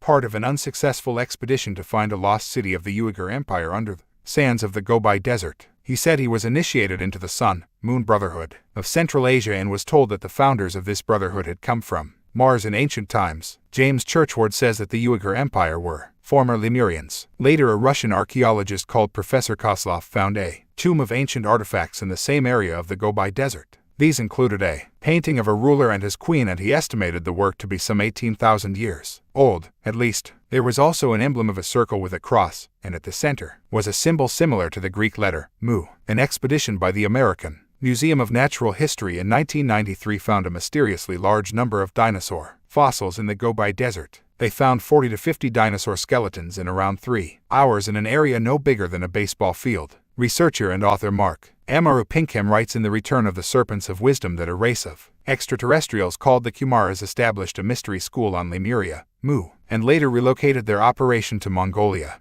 the Gobi Desert region of China, and to Tibet. Certainly Tibet is one of the most important depositories of the ancient knowledge, and legends galore talk of underground cities and tunnel systems where the Supermen continue to live. Agartha and Shambhala are the most famous of them. The Chinese invasion and occupation of Tibet is far more connected to this story than political acquisition. Tibet, that land of such ancient secrets and legend and still today very much connected with the Illuminati, is another home of the serpent symbol. So is the ancient, former Lemurian, culture of the Australian Aborigines that includes the rainbow serpent. The Chinese name for the ley lines or meridian lines of the Earth energy grid is dragon lines, appropriate and understandable given that the reptilians exploit the energy in this grid and built temples and structures at the major vortex points. And ancient Chinese tale about the Dragon Kings also makes a clear reference to shape-shifting. This is the most amazing aspect of this bizarre story.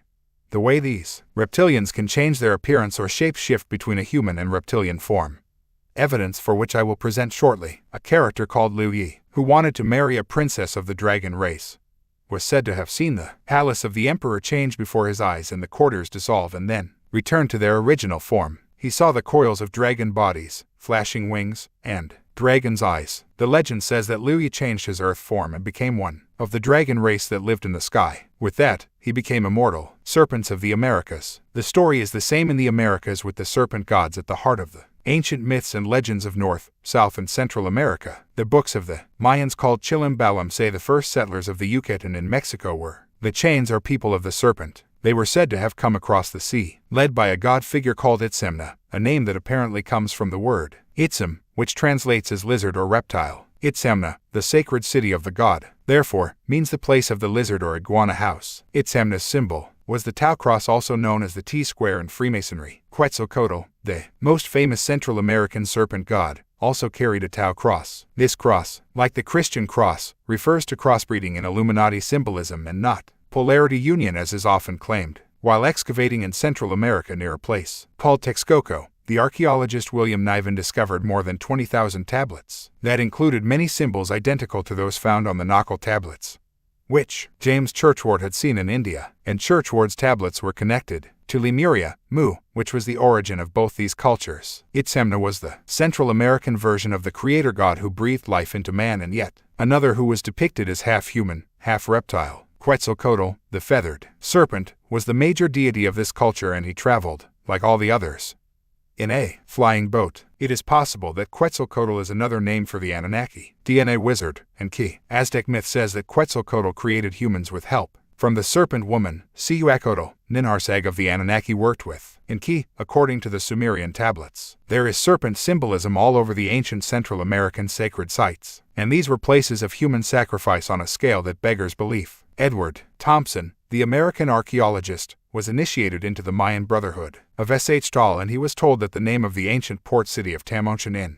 Veracruz, Mexico, means the place where the people of the serpent landed. They came in boats, he was told, which shone like the scales of serpent skins, and they were clad in strange garments and wore about their foreheads emblems like entwined serpents. Another landing point for the serpent Atlanteans was Valimvatan. Here, according to Spanish chroniclers, Pakalvatan and his entourage came ashore. Pakalvatan means he of the serpent lineage. He established the city of Palenque, the heart of the Mayan culture in the Yucatan. Palenque is the center of its geographic land mass, as is the Great Pyramid at Giza. The temple or pyramid of the sun at Teotihuacan in Mexico uses the royal cubit as its unit of measurement, the same as the Great Pyramid, and its mathematics conform to those used in ancient structures across the world. Why? Because they all originate from Lemurian, Atlantean bloodlines and know-how. The Olmec peoples of Central America base their whole culture on worship of the serpent. Excavations have uncovered representations of the Olmecs with serpent features, snake heads, and bodies like dragons. Native American culture in general is awash with reptilian imagery and includes many tales of the sky gods coming down to breed with their women. In Ohio, there is a mysterious and unexplained mound shaped like a serpent from a culture long forgotten. The Hopi Indians in Arizona have their plumed serpent god,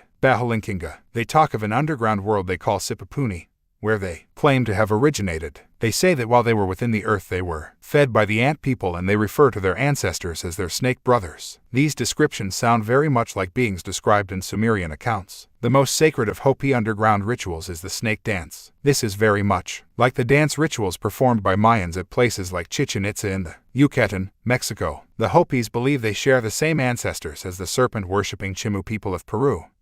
Lemurians, the Chimu established a city called Chan Chan or Serpent. Their temple of the dragon still survives, and their priests would make snake hissing sounds and chant snake mantras to invoke their serpent gods. Significantly, the region where you find the Hopi and Navajo lands in Arizona, Utah, is also claimed by modern UFO researchers and abductees to be the site of a major underground reptilian base. This is especially true of Four Corners, where the states of Arizona, Utah, Colorado, and New Mexico all meet at the same point. The Hopi Snake Clan, an ancient society of initiates, claims its origins from a Hopi boy who was taken into the house of snakes in a tunnel complex under the earth. Another Hopi legend speaks of a very ancient underground tunnel complex under Los Angeles, which was occupied by a lizard race some 5,000 years ago. In 1933, a mining engineer called G. Warren Schufelt claimed to have found this complex, but the news of the discovery was immediately covered up. Today it is claimed by some people that highly malevolent Freemasonic rituals are held there. Geronimo, the great chief of the Apache, told legends of the dragon and the serpent people who ate children. He said his tribe was named after a boy called Apache who killed the great dragon. The story has the feel of David defeating Goliath and even George defeating the dragon. Mark Amaru Pinkham in The Return of the Serpents of Wisdom interprets the explosion of serpent symbolism as recognition of energy and spiritual initiates. I agree with some of that, but there were rather more literal reasons for these symbols, I would suggest. Anyway, he does a good job in detailing the symbolism of the serpent around the world, including that in America or America, according to the descendants of the early Lemurian record keepers, the Andean elders. The entire American landmass was anciently known as America, the land of the immortals or the land of the wise serpents. The title America is derived from the Quechuan Lemurian word Amaru, meaning snake or serpent. Quechuan, the language of the Incas, is derived from Runasima, the primal tongue spoken on Lemuria, and ends in the syllable ka, which denotes both serpent and wisdom, apparently echoing the recollections of the Andean elders. H.P. Blavatsky maintains, in the secret doctrine that America is referred to in the Hindu Puranas as Potala, the kingdom of the Nagas, serpents. Native Americans call America Turtle Island after their reptilian ancestors. The name of the founder of both the Inca empires in South America was Manco or Manco Capac. Capac means serpent wisdom or spiritually wealthy. Some of the former Lemurian and Atlantean peoples who settled in the Andes migrated northwards to become some of the Native American tribes of what we now call the United States. The Mescalero Apaches of Arizona claim to descend, via Peru, from a continent that sank in the Atlantic. This was documented by Lucille Taylor Hanson in her book, The Ancient Atlantic, Amherst Press. Amherst, Wisconsin, 1969. Asadil Ugio, the Mescalero Apache chief, told her that the ancestors of the Apaches were serpents from their sunken homeland in the Atlantic, which he called Pan in the Old Red Land. After being forced by conflict to leave Peru, they traveled north where they fought with local tribespeople in North America. There, men were killed and the women went on to breed with the victors to form the bloodlines that became the Mescalero Apaches. Hansen identified significant connections between the Apaches and the peoples of North Africa who also claimed descent from Atlantis. The Mescalero Apache crown dance is performed, with serpents painted all over the bodies of the participants. The chief wears a 13-pointed crown of the Atlantean fire god, Votan, and other key performers wear the trident headdress. The trident is the symbol of Atlantis and Lemuria. Hansen established that the Tuareg people in North Africa, who claim to originate in Atlantis, perform an identical dance. She also saw an ancient Egyptian artifact that appeared to depict the very same dance. The Sioux tribe insists that their ancestors were from Atlantis via Peru, and again the serpent or reptilian imagery is extremely prominent in the story. Sioux means snakes, as another tribe. The Iroquois means serpents. The Sioux ancient records say that after the demise of Atlantis,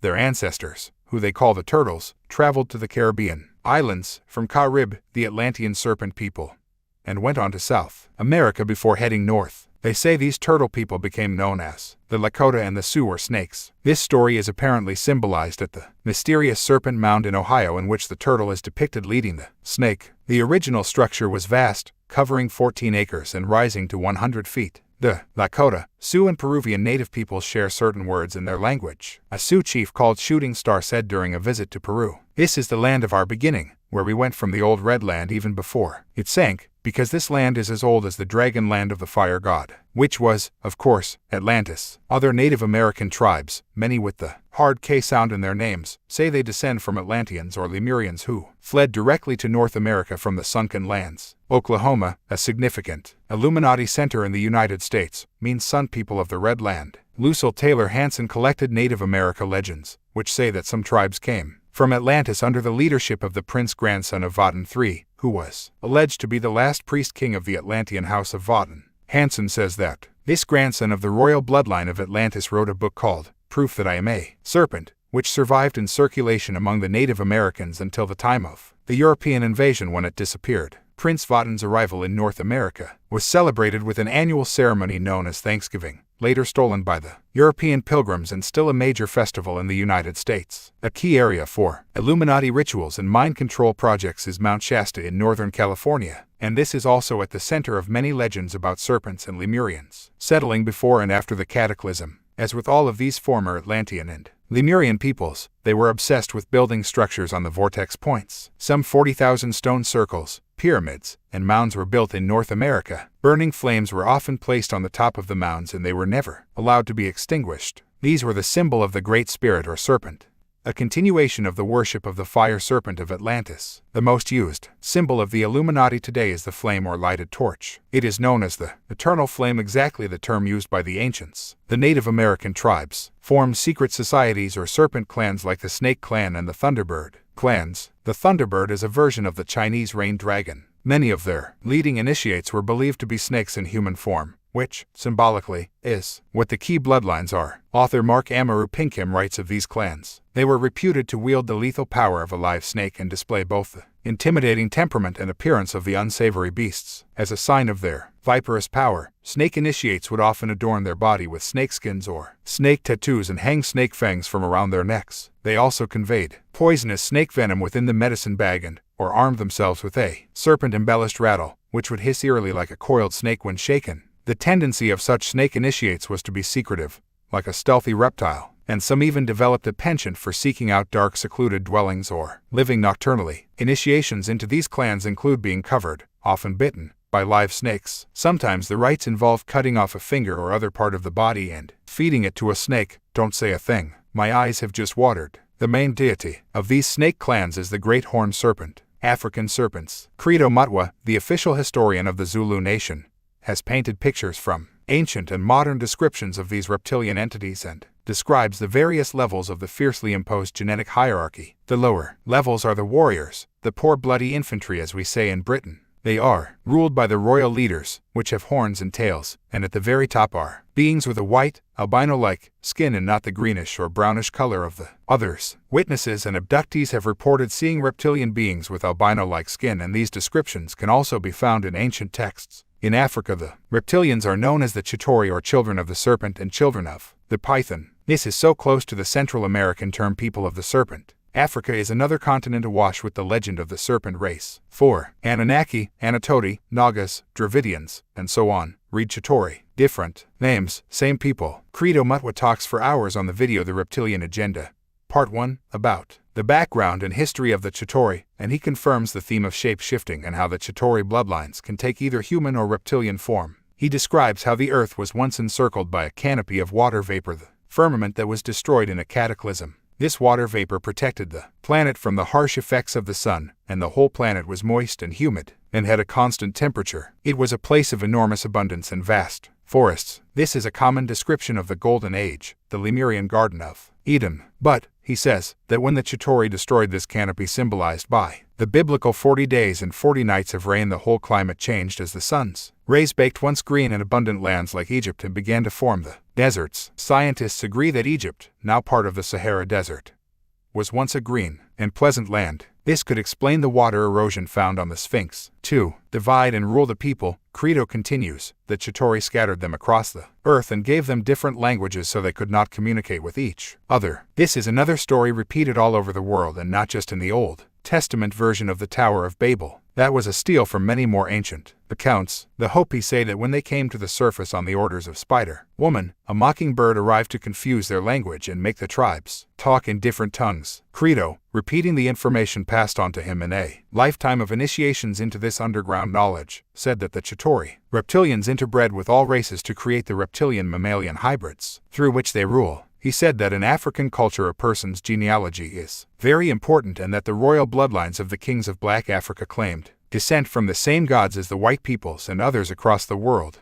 What's more, he said that these black royal bloodlines, like those in the countries of the white peoples, had largely moved out of the positions of inherited control, like kings and queens, where they could be identified. Instead, they have taken the positions of appointed or elected control, like government administrators, bankers, businessmen, and political leaders. He reveals, from his knowledge of black African genealogy, that the black presidents who came to power after independence from the white Europeans have been the same royal bloodlines as the kings and queens of black Africa. He cited Robert Mugabe in Zimbabwe as an example, the same Robert Mugabe who was manipulated into power by the Illuminati's Henry Kissinger and Lord Carrington, as documented in And the Truth Shall Set You Free. Mugabe has brought poverty, hunger, and chaos to black and white alike in a country that should be one of the richest in Africa. At the same time, he has made himself a billionaire by winning rigged elections and stealing the people's wealth. Also in Africa, as we have seen, the African Dogon tribe of Mali, it is claimed, say they were visited by extraterrestrials from Sirius. The Dogon appear to descend from a Greek people who themselves claim descent from the Argonauts. The Dogon settled first in Libya and then further south in Mali, where they interbred with the Negro peoples. The Greys are reptilian. Credo also supports the view of many UFO researchers that the so-called Greys, that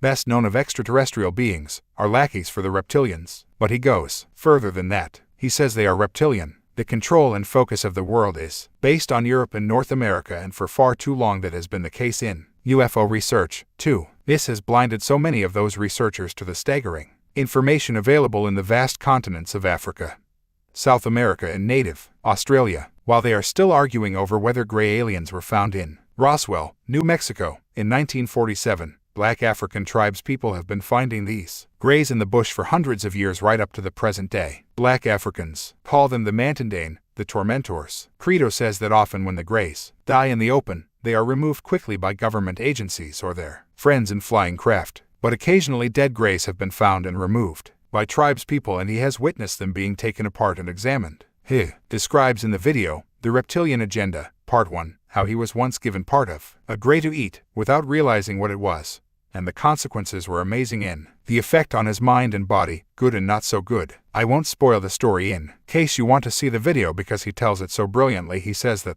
greys are not grey and do not have big black eyes, as it appears. The grey skin, he reveals, is actually a strange type of suit, which is astonishingly difficult to break through. In Credo's words, it requires not just a new axe, but one that has been sharpened to its fullest potential. When you finally breach the suit, he says, you find inside a pinkish, scaly, reptilian creature with pupils that go up down like a reptile's. Africans call them in this non-suited state, pinky. The big black eyes, he says, are not eyes, but very sophisticated goggles to protect the eyes of the grey from the sun. For some reason, the reptilian greys and at least some of the other reptilians cannot endure, or do not wish to experience, direct sunlight, and they have to either wear these suits and eye protectors or only go out at night. I know, it's serious, but I have to laugh at how bizarre it all is. Aliens walking around in grey suits wearing big black shades, and others doing impressions of the Mario Brothers or Puff the Magic Dragon. Wake me up. Researcher Alan Walton also says that the greys have been described as having a reptiloid, amphiboid, or even saurian genetic base complete with scaly skin and webbed claw-like fingers. He says that people have reported seeing reptilian eyes with vertically slit pupils within the big black slanted eyes that seem in many cases to be some type of biomechanical covering. He says that they also appear to have an insectoid type infusion into their DNA. Franz Camp came across this same theme of an aversion to sunlight in his own research of the reptilians. Reptilians are intuitive or paranormal creatures. They live underground because of the sun. The radiation of the sun diminishes the production of serotonin, and as serotonin is necessary for the stimulating of the pituitary gland or pineal gland to produce melatonin, they better stay underground. Melatonin is indispensable for life. The more melatonin, the more life. The more intuition, paranormal you are, the higher production of melatonin. Draco equals Dracula. This is where part of the symbolism in the story of Dracula originates. It was written by the Irish author Bram Stoker and published in 1897. Stoker probably knew the score after years of research into the countless vampire legends. As a History Channel documentary about Stoker confirmed, there is no part of the world and no era of history that does not have its myths and legends about vampires who feed off other people's energy and blood. Look at the main elements of that tale in the light of what you have read so far. His name is Dracula. The Draco constellation is the alleged home of the royal reptilian bloodlines. He is called Count Dracula, symbolic of the way these Draco bloodlines have been carried by human royalty and aristocracy. Dracula is a vampire, symbolic of the need of the Draco reptilians to drink human blood and feed off human energy. Dracula shape-shifts, appears, and disappears, symbolic of the reptilian shape-shifters, and I will elaborate on this shortly. He cannot stand direct sunlight, exactly what Credo and others say of the reptilians and greys. He comes in through windows symbolic of the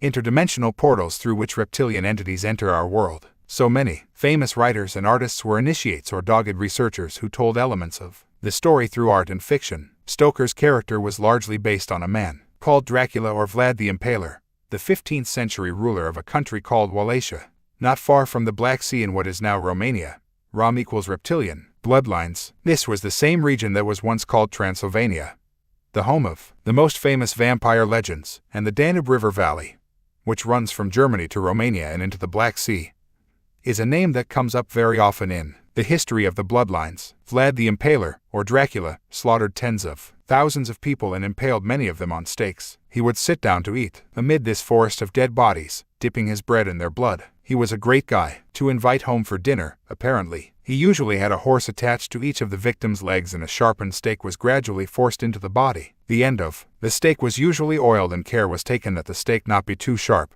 He didn't want the victim dying too quickly from shock. Infants were often impaled on the stake forced through their mothers' chests. The records indicate that victims were sometimes impaled so that they hung upside down on the stake. Death by impalement was slow and painful. Victims sometimes endured for hours or days. Dracula had the stakes arranged in various geometric patterns, and the most common was a ring of concentric circles. The height of the spear indicated the rank of the victim, an excellent indication of the ritual-obsessed reptilian mind. The decaying corpses were often left there for months. It was once reported that an invading Turkish army turned back in fright when it encountered thousands of rotting corpses impaled on the banks of the Danube. In 1461, Mohammed II, the conqueror of Constantinople, a man not noted for his squeamishness, was sickened by the sight of 20,000 impaled corpses rotting outside of Dracula's capital of Turgovist. The warrior sultan turned over command of the campaign against Dracula to subordinates and returned to Constantinople. 10,000 were impaled in the Transylvanian city of Sibiu,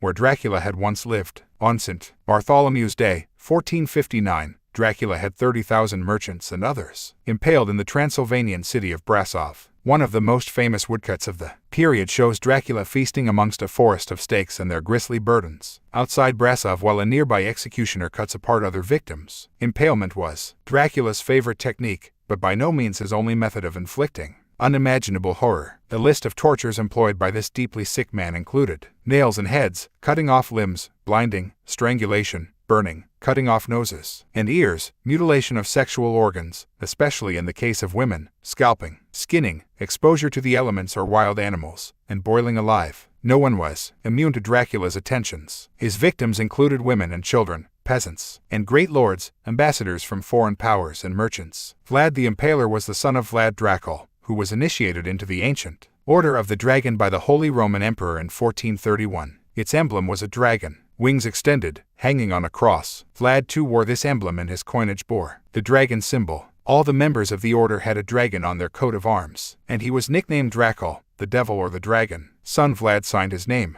Draculia or Draculia or the devil's son, and this later became Dracula, a name that translates as something like son of him who had the order of the dragon. Most appropriate. This is the same dragon order that is today promoted by the British Holy Grail author, Sir Lawrence Gardner. By the way, Queen Mary or Mary of Teck, the mother of King George VI and therefore grandmother to the present Elizabeth II, was descended from a sister of Dracula. Nothing like keeping it in the family. British and European serpents. In Britain and the rest of Europe, the stories of dragons and reptilian gods abound. Also, here are just some of the places in the British Isles that have dragon, serpent legends: Avebury, Bamberg, Baslow, Betws y Coed, Bishop Auckland, Brent Pelham, Bretforton, Brinsip, Bromfield, Bures, Burley, Castle Narach, Cawthorne, Chipping Norton, Crocombe, Dartford, Deerhurst, Dinas Imrise, Dronley, Dunstanburgh, Durham, Gunnerton, Henham, Hickler, Horsham, Hughenden, Hutton Rugby, Kellington, Kermore, Kilvey, Kingston, Lewinick,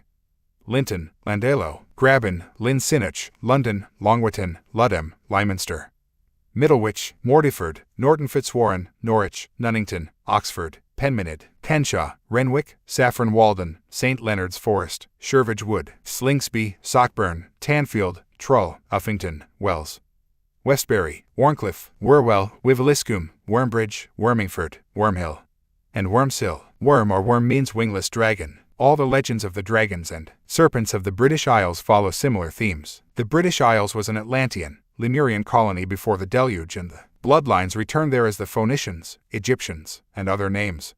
When the Sumer Empire began to expand to the centers of its former motherlands, the carriers of the Atlantean, Lemurian knowledge in Britain and other parts of Europe were called the Nadrid or Adders, a Welsh name for serpent. They are better known as the Druids, a Gaelic word in Ireland meaning a wise man, sorcerer, or serpent, and they were called the Snake Priests. An Irish manuscript claims that the adepts of the Druidic arts descended from the Tuatha De Danann, the people of the serpent goddess Dana. Apparently the Tuatha De Danann were also called the Sumer. These were the former Atlantean peoples who settled in Asia Minor, and then expanded out into Europe. It was they who called Britain Albion after Albina, the eldest daughter of Danaus, an ancient Danann priest. Danann is also so close to Canaan, of course, and these two peoples came from the same part of the world. I think we will find that Danann and Canaan are terms for the same people. It was one of their number, called Brutus, who led migrating Dananns, Trojans to the British Isles and established the city of Kertroia or New Troy, today's London. The legend goes that when the Dananns were defeated by the later Greek Milesians of Asia Minor,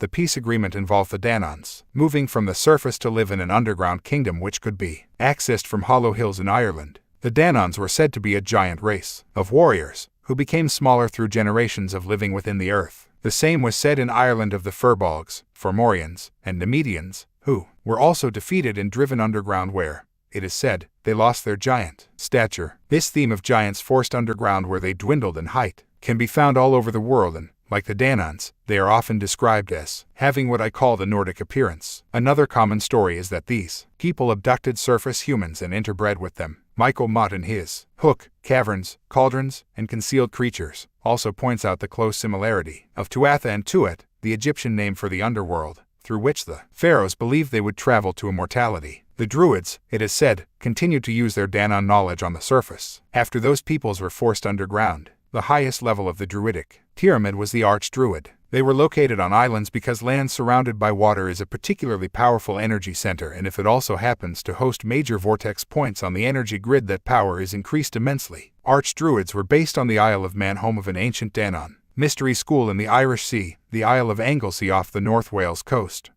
and the Isle of Wight, the Dragon Isle as it was called, off the south coast of England, where I have lived for nearly 20 years. Researcher Mark Amaru Pinkham suggests that the Isle of Wight could have been the pivotal vortex in the northern grid of the planet. No wonder so much Satanism involving major Illuminati figures goes on there. Stonehenge, Alvebury, Glastonbury Tor, Bath, and Iona were other significant Druid centers. Glastonbury Tor, hill or mound, was located in the Isle of Avalon, and Avalon means Island of the Immortals, a name that is common to many of these serpent centers. The island of Iona off the Scottish coast was formerly known as Inisnan Druidni, or Island of the Druids. The Archdruids were indicated by the 7 serpent eggs displayed on their breasts. The goddess Artemis, Diana, was also depicted with eggs on her chest. Was the legend of the mythical Saint Patrick chasing the snakes out of Ireland the destruction of the Druid or Adder network? If this was so, it happened for public consumption only, as the knowledge was taken out of general circulation, but remained very much alive within the secret societies. Egyptian serpents. You find the same story of serpent symbolism in the country to which so many modern Illuminati symbols and codes relate, Egypt. The great temple of Amen, or Amen-Ra, was placed on a massive vortex point at Thebes or Karnak.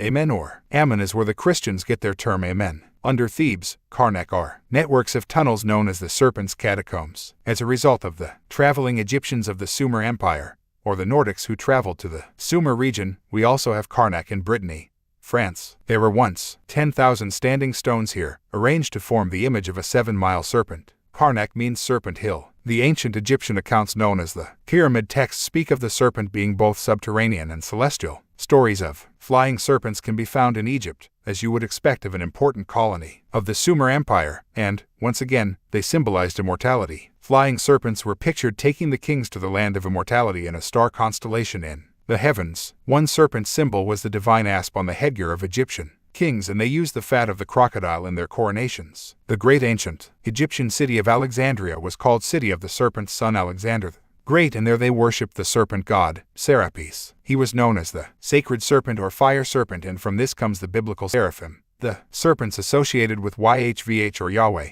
Jehovah. The temple of Serapeum in Alexandria was dubbed one of the 7 wonders of the ancient world, as was the 400 feet high Pharaoh's lighthouse in the city, which was topped by the Illuminati's key symbol, the lighted torch or eternal flame. In the temple, Serapis was portrayed as a massive statue standing on a crocodile holding a staff with a serpent coiling around it. At the top of the staff were the heads of a lion, dog, and wolf, all classic symbols of the serpent cult. Egyptian queens like Cleopatra were known as the Serpent of the Nile, and the Urias hieroglyphic sign for goddess was a serpent. Later Gnostic Christians adopted the name Urias as a secret name for God. Many Gnostic traditions also identified the serpent with Jesus. As with many other cultures of the serpent gods, they were seen in the earliest Egyptian records as either benevolent or partly benevolent and partly not so. This is what you would expect from any race of people that reflects all attitudes. However, there came a time, which can be identified most clearly in Egypt, when this image changed dramatically. Suddenly, they were the bad guys. In the earlier Old and Middle Kingdom, which ended about 1640 BC,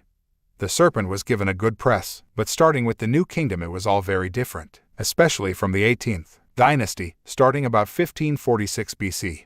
Serpents become the target of hatred and rituals were performed to exorcise them. This change of serpentine image in Egypt came in the period of chaos lasting hundreds of years after the Middle Kingdom fell, and it was the kings of the 18th dynasty who removed the Hyksos, who invaded Egypt and ruled till around 1550 BC. The Hyksos, which means princes of foreign lands, destroyed all places of worship of the old religion when they took over. And Ra Boule writes in his Flying Serpents and Dragons that the Hyksos were known as Amalecites by the Hebrews and were part of the Rephaim, descendants of the Reptilian Nephilim. Apop was the first ruler of the Hyksos in Egypt, and the name was used to symbolize the serpent when they took on their evil public image in Egypt. The serpent was known as Apep or Apop, Apophis to the Greeks, and Apop became the symbol of the serpent people who occupied Palestine and also Egypt at the time of the so-called Exodus. Rituals to destroy Apop in Egypt were very similar to those in Asia, designed to overcome the Nagas. For me, the Hyksos were of the reptilian bloodline and played a major role in infiltrating the Egyptian mystery schools. It was around 2000 BC that the Royal Dragon Court, now the Imperial Royal Dragon Court and Order, was formed in Egypt by the priests of Men's to protect, advance, and serve the dragon bloodlines, and 4,000 years later it is still in operation, and promoted by Sir Lawrence Gardner in England. This is the organization, remember, that awarded the Dracula family its most prestigious title. Clearly the legends and accounts of the serpent gods, their royal hybrids, and their often grotesque activities, abound throughout the ancient world. So does the most bizarre theme of all, their ability to change their form before your eyes. They can shape-shift. Chapter 8. The Shape-Shifters. Whoever undertakes to set himself up as a judge of truth and knowledge is shipwrecked by the laughter of the gods. Albert Einstein. The accounts of the reptilian control of humanity are not confined to the ancient world, as we shall see very clearly as the story is revealed. Kathy O'Brien, a victim of the Illuminati's vast mind control program, wrote of her reptilian experiences in her book, Transformation of America. Reality Marketing, Las Vegas, 1995. I have told Kathy's story at length in my previous books, and I will elaborate on the mind control programs later in this one. Understandably, Kathy believed her reptilian experiences with leading figures in the United States to be part of her mind control. However, as you will see with the evidence I shall present, what she saw and heard was not quite the illusion she thought it to be. She described how many leading U.S. politicians she worked for in her mind-controlled state appeared to take a reptilian form before her eyes and then return to human. These included President George Bush, father of President George W., of the Anunnaki, Merovingian bloodline. Father George told her they were an extraterrestrial race that had taken over the world, but no one realized it because they looked human. Kathy relates another important experience she had with Miguel de la Madrid, the president of Mexico during Bush's tenure at the White House. She writes in Transformation of America, de la Madrid had relayed the legend of the iguana to me, explaining that lizard-like aliens had descended upon the Mayans. The Mayan pyramids, their advanced astronomical technology, including sacrifice of virgins, was supposedly inspired by the lizard aliens. He told me that when the aliens interbred with the Mayans to produce a form of life they could inhabit, they fluctuated between a human and iguana appearance through chameleon-like abilities, a perfect vehicle for transforming into world leaders. De la Madrid claimed to have Mayan, alien, ancestry in his blood, whereby he transformed back into an iguana at will. De la Madrid produced a hologram similar to the one Bush did in his initiation. His hologram of lizard-like tongue and eyes produced the illusion that he was transforming into an iguana. Remember that the Mayans say the first settlers of the Yucatan in Mexico were the Chains or people of the serpent. They were led by the god Itzamna, a name that apparently comes from the word Itzam, which translates as lizard or reptile. The sacred city of Itzamna, therefore, means the place of the lizard or iguana house. What Kathy O'Brien reports there is an excellent summary of what has happened, except for the part about holograms and illusions. What she saw was not a reptilian hologram, but what is known as shape-shifting. If anything, it is the human form of these people that is a holographic cover. Shape-shifting is the ability to change physical form, in this case between a human and reptilian appearance. The ancient Danann brotherhood of initiates and magicians called Telchines on the island of Rhodes could shape-shift into any form, according to the Greek historian Diodorus. Shape-shifting is a common theme in tales of esoteric magicians and high initiates. I have been told by hundreds of people all over the world, from every walk of life, you can imagine, about their experiences of seeing well-known and less well-known people transform into a reptilian form before their eyes and then go back again. George Bush, Father George, is the name that recurs most often in these accounts. There have been reports of shape-shifting reptilians for thousands of years. In the Indus Valley and Hindu culture, their serpent gods called the Nagas were one example. Interestingly, James Churchward established that the Maya of Central America and the Nagas of Asia were the same former Lemurian peoples. You can see, in the videos, the reptilian agenda, the information and confirmation that the Zulu shaman Credo Mutwa presence of the shape-shifting reptilians. The serpent sea or fish gods of Sumer and Babylon were said to be able to change shape and look human whenever they chose. Another version of shape-shifting are the so-called men in black who appear and disappear according to witnesses. The story of Jekyll and Hyde is also symbolic of shape-shifting. The children of the shadows, ancient tablets, alleged to come from beneath a Mayan temple in Mexico, describe the reptilians and their ability to shape-shift. These accounts correlate remarkably with modern experience and reports. They are known as the Emerald Tablets of Thoth, who was a deity of the Egyptians. It is claimed that they date back 36,000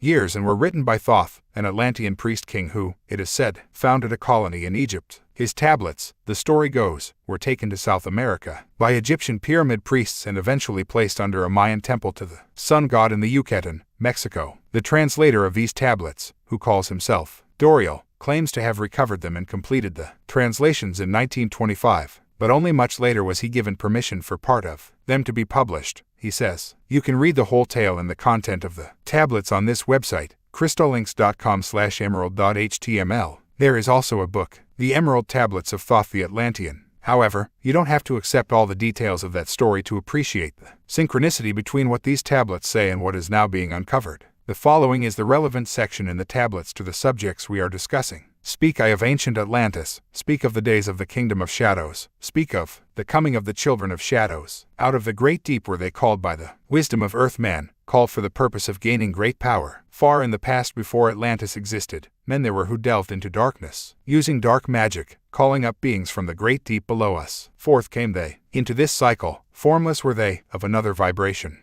existing unseen by the children of earth men. Only through blood could they form being, only through man could they live in the world. In ages past were they conquered by the masters, driven below to the place whence they came, but some there were who remained, hidden in spaces and plains, unknown to man. Live they in Atlantis as shadows, but at times they appeared among men. Aye, when the blood was offered, forth came they to dwell among men. In the form of man moved they amongst us, but only to sight were they as our men. Serpent-headed when the glamour was lifted, but appearing to man as men among men, crept they into the councils, taking form that were like unto men, slaying by their arts the chiefs of the kingdoms, taking their form and ruling o'er man. Only by magic could they be discovered, only by sound could their faces be seen. Sought they, from the kingdom of shadows, to destroy man and rule in his place. But, know ye, the masters were mighty in magic, able to lift the veil from the face of the serpent, able to send him back to his place. Came they to man and taught him the secret, the word that only a man can pronounce. Swift then they lifted the veil from the serpent and cast him forth from place among men. Yet, beware, the serpent still lieth in a place that is open, at times, to the world. Unseen they walk among thee in places where the rites have been said. Again as time passes onward, shall they take the semblance of men. Called, may they be, by the master who knows the white or the black, but only the white master may control and bind them while in the flesh. Seek not the kingdom of shadows, for evil will surely appear. For only the master of brightness shall conquer the shadow of fear. Know ye, O my brother, that fear is an obstacle great. Be master of all in the brightness, the shadow will soon disappear. Hear ye, and heed my wisdom, the voice of light is clear. Seek the valley of shadow and light only will appear. Within that passage, whatever its origin may be, you have the story of life on earth over hundreds of thousands of years and the source of those who control the world today. The leading politicians, banking and business leaders, media owners, and heads of the military are the Anunnaki serpents in human form. Staggering I know, and the minds of most people will be screaming nonsense because it is so at odds with their conditioned view of reality. But it's true, and if you bail out now, you will miss the massive evidence I will present to show that it's true. The background presented in those tablets is confirmed by modern experience and rapidly emerging information from the inside of the Illuminati. Some examples follow. Forth came they into this cycle, formless were they, of another vibration, existing, unseen by the children of earth men. As my research has revealed, the world is controlled by entities taking reptilian and other forms that exist on another dimension or cycle. We are in the third dimension or density. They operate from the fourth, a frequency just outside the present range of the physical senses. We can feel the fourth density as vibes around us, but we cannot see it unless we tune in with our psychic sight, which can connect our consciousness with other vibrational levels. This is what psychics or channelers are seeking to do, and the good ones can move their inner radio dial to access other frequencies. The headquarters of the serpent race I am exposing here is the lower end of the fourth dimensional frequency range, which vibrates very close to this one. It is on the very fringe of our physical senses. It is what you might call a parallel universe or a parallel Earth, a mirror of the one we see, but vibrating at a different speed. Cats can see the fourth dimension, and this is why they react to something in what appears, to us, to be empty space. The same with babies before their psyche is closed down by an ignorant world. To operate and manipulate our vibrational level of the planet, these fourth-dimensional reptilians needed a third-dimensional human form. They needed to create a genetic space suit that they could occupy and hide within. This, as President de la Madrid told Kathy O'Brien, was achieved by creating bloodlines that fuse their reptilian DNA with that of humans. These bloodlines have a genetic, therefore vibrational, compatibility between the fourth-dimensional reptilians and their third-dimensional human forms. In other words, it makes their possession of these bodies far easier and more effective than with other human genetic streams that do not have that particular DNA combination. It is to retain this genetic structure that the Illuminati bloodlines have always interbred with each other and continue to do so. It means that if they can manipulate these bloodlines into the positions of power, they are, in effect, putting themselves into those positions through their control of these bodies from the lower fourth dimension. This is the reason that the genealogy of those in the major seats of global power today can be traced back to the royal lines, the Anunnaki hybrids, that ruled Sumer, Egypt, and so on. The ancient Book of Enoch, which covers the period before the final Atlantis cataclysm, says those born of Nephilim blood are, because of their ancestral spirit, reptilian possession from the lower fourth dimension, destined to afflict, oppress, destroy, attack, do battle, and work destruction on the earth. The Nephilim are fundamentally associated with human sacrifice and blood drinking, just like the Illuminati today. The Book of Enoch describes the behavior of the Nephilim offspring produced with human women, and they became pregnant and bore great giants who consumed all the acquisitions of men, and when men could no longer sustain them, the giants turned against them and devoured mankind, and they began to sin against birds and beasts, and reptiles, and fish, and to devour one another's flesh and drink blood. The earth laid accusation against the lawless ones. As then, so now, the blood drinkers. Only through blood could they form being, only through man could they live in the world. Insiders have told me that the reptilians need to drink human blood to maintain human form and stop their reptilian DNA codes from manifesting their true reptilian state. Accounts of the Nephilim also include references to their blood-drinking activities. As we have seen, all this explains why these bloodlines have always taken part in human sacrifice and blood-drinking rituals from the ancient world to the present day, a fact I detail in The Biggest Secret. This includes people of the bloodline like George Bush, Al Gore, Bill Clinton, Henry Kissinger, the Rockefellers, Rothschilds, British prime ministers like Ted Heath, and the British royal family, yes, including, indeed especially, the Queen and Queen Mother. I have been writing for years about the ancient satanic rituals performed by the elite of the United States at a place called Bohemian Grove. This is 2,700 acres of secluded and guarded redwood forest in Northern California. Many people just laughed as usual. But, as I was starting this book, Alex Jones, an American journalist, documentary maker, and radio presenter, managed to get into the grove during their ritual, disguised in one of the hooded robes the participants wear. He took video footage to prove that what I, and many others, have been saying about Bohemian Grove is true. His website is www.infowrs.com. Among the participants at Bohemian Grove past and present are George Bush, George W. Bush, Al Gore, Ronald Reagan, Richard Nixon, Jimmy Carter, Gerald Ford, Dwight D. Eisenhower, Lyndon Johnson, Herbert Hoover, Teddy Roosevelt, Dan Keel, Robert Kennedy, Joseph Kennedy, Earl Warren, David Rockefeller, Lawrence Rockefeller, Nelson Rockefeller, Henry Kissinger, Mikhail Gorbachev. The Soviet Union and the West were always controlled by the same force. William F. Buckley, an American publisher and major Illuminati operative, George Shultz, the former Secretary of State to Ronald Reagan, Walter Cronkite, America's most famous news reader, William Randolph Hearst, the American newspaper tycoon, Andrew Knight, a British media executive closely connected to the Rupert Murdoch empire, Edward Teller, Glenn Seaborg, who developed plutonium, Burt Bacharach, the composer, singer, Bing Crosby, Bob Hope, a British MI6 operative, Ray Kroc, the man behind the McDonald's fast food empire, author Mark Twain, and John Muir, founder of the Illuminati Environmental Front, the Sierra Club. That's just a few of them, and their connection is their reptilian bloodline or their allegiance to the Illuminati. The Kennedys are a major bloodline family in the States, but no one is expendable if the Illuminati agenda requires action to be taken. Many recovering mind-controlled slaves have told me how they were brutally sexually abused by Senator Edward Kennedy and one former mind-controlled operative with the Illuminati, a mind controller herself, told me Senator Kennedy and the whole Kennedy family was part of this. I know that they are political icons in our country, but they are in it up to their eyeballs. Philip Eugene de Rothschild says he is one of hundreds of thousands of unofficial Rothschild offspring. He stresses that often the most significant operatives in the Illuminati hide behind apparently ordinary lives while dictating the agenda and attending human sacrifice rituals. This is my own information, too, after talking to Illuminati insiders. But he says that there are many public figures who are very high in the Illuminati satanic pyramid, and he highlights Prince Philip as a major player in the rituals he has attended. I can recall the Rockefellers and the Bushes attending rituals, but never having the supremacy to lead them. I still regard them as lackeys and not real brokers of occult power, except for Alan Greenspan. Most of these fellows were camp followers in the occult, primarily for the economic power and prestige. Greenspan, I recall, was a person of tremendous spiritual, occult power and could make the Bushes and the younger Rockefellers cower with just a glance. Ex-CIA Director Casey Kissinger and Warren Christopher were in attendance at non-ritual gatherings and some occult rituals as well.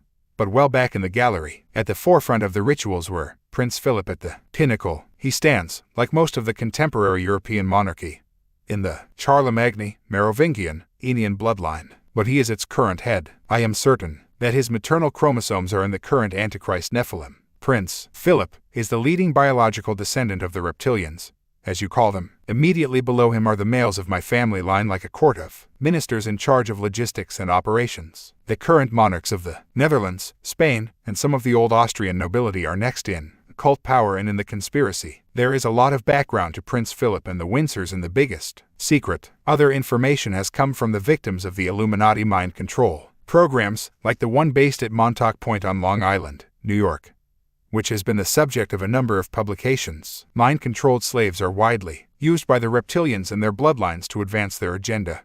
As I have exposed at length in other books, they have created a global army of programmed people to do their bidding, conduct their rituals, and do whatever they are told, without question or thought. Some have recovered at least part of their minds, escaped from the projects, and accessed the memories of what happened to them. They have become increasingly vocal in the last 10 years, although the mainstream media refuses to report their stories. One mind control victim told me how he witnessed human sacrifice ceremonies at Montauk involving William F. Buckley, the well-known American publisher and Bohemian Grove member, who heads the elite Janus mind control operation based at NATO headquarters in Belgium, Arizona. Wilder says she has had similar experiences with Buckley. The Montauk mind slave claims that the knowledge he learned in these projects showed him how the reptilians shape shift. He said there are locked sequences and open sequences of DNA. Open codes manifest as a physical characteristic while closed codes do not. The reptilian hybrids, he says, have the ability to lock off certain genetic codings, while they open others. When this happens, he says, there is a literal transformation of the cellular structure, which changes from a mammalian to a reptilian form. So, it's not like the human form goes anywhere, he told me, it just shifts. It changes into a reptilian form because those sequences are opened. They also have the ability to shift it back, however much your mind may be struggling to cope with that. For sure, what he says about DNA codes in general is correct. Did you realize that there are still people today who are born with tails? Yes, there are, and it is simply because codes from our reptilian past have opened in those people which, at this time in the evolution of the body, should have remained closed and dormant. As the human fetus forms into a baby, it goes through many stages that connect with major evolutionary points in the development of the present physical form. These include those that connect with non-primate mammals, reptiles, and fish. At one stage, the embryo has gills and is very much like those of birds, sheep, and pigs, until the 8th week when it goes on its own evolutionary path. When a code opens that should not, babies are born with tails, and these are known today as caudal appendages. Doctors usually remove them immediately, but in those areas of the world where that treatment is not available, people live their whole life with a tail. You only have to feel the bottom of your spine to see where our tails used to be, and they do not manifest today, except rarely, purely because the DNA genetic blueprint has closed that formerly open code. This mind control victim is merely claiming that when you know what you are doing and understand DNA to a much greater level than human scientists currently do, you can make this process happen in an instant. He says that the reptilians need mammalian hormonal levels to hold the mammal codes open and maintain human form because their baseline state is reptilian, and the mammalian codes would close if they did not consume frequent supplies of human blood. They also want an adrenaline that enters the bloodstream in large quantities at times of extreme terror. Hence they have victims who know they are going to be sacrificed, and they use the ritual to build their terror to the point of death. This allows them to drink blood full of that adrenaline. Arizona. Wilder supplies precisely the same information from her own horrific experience. She says she conducted sacrificial rituals for the American elite and the British royal family at places like Balmoral Castle in Scotland, as revealed in The Biggest Secret, and the video, Revelations of a Mother Goddess. Arizona adds that the blood type the reptilians most desire is that of blonde-haired, blue-eyed people because it is the most effective for the purpose of holding human form. She, like almost every elite, mind-controlled slave I have encountered, is blonde-haired and blue-eyed. She dyed her hair after escaping from her mental and physical slavery. Blonde-haired, blue-eyed people are also the ones most often chosen to be sacrificed by the Illuminati. Red-haired people seem very important to them also, and they most of all want the blood of prepubescent children and young women who have not had sex. This is to do with the purity of the blood and energy of children, and the changes that take place within the energy field once a person has experienced sex or puberty. Thus, the Illuminati sacrifice children and young women more than anyone, and this is the origin of the stories throughout history of sacrificing young virgins to the gods. Scientists have discovered aspects of shape-shifting phenomena. Polymer gels, for instance, are remarkable, shape-shifting materials. When exposed to small alterations in acidity or temperature, they can dramatically transform their appearance and size. The different acidities and temperatures are simply different vibrational states. The changing vibration is the key. The forces between molecules in the gels are delicately balanced in a constant tug-of-war, and sometimes one state wins and sometimes another, depending on the outside stimulus. Hiroki Misawa and colleagues at the University of Tokushima,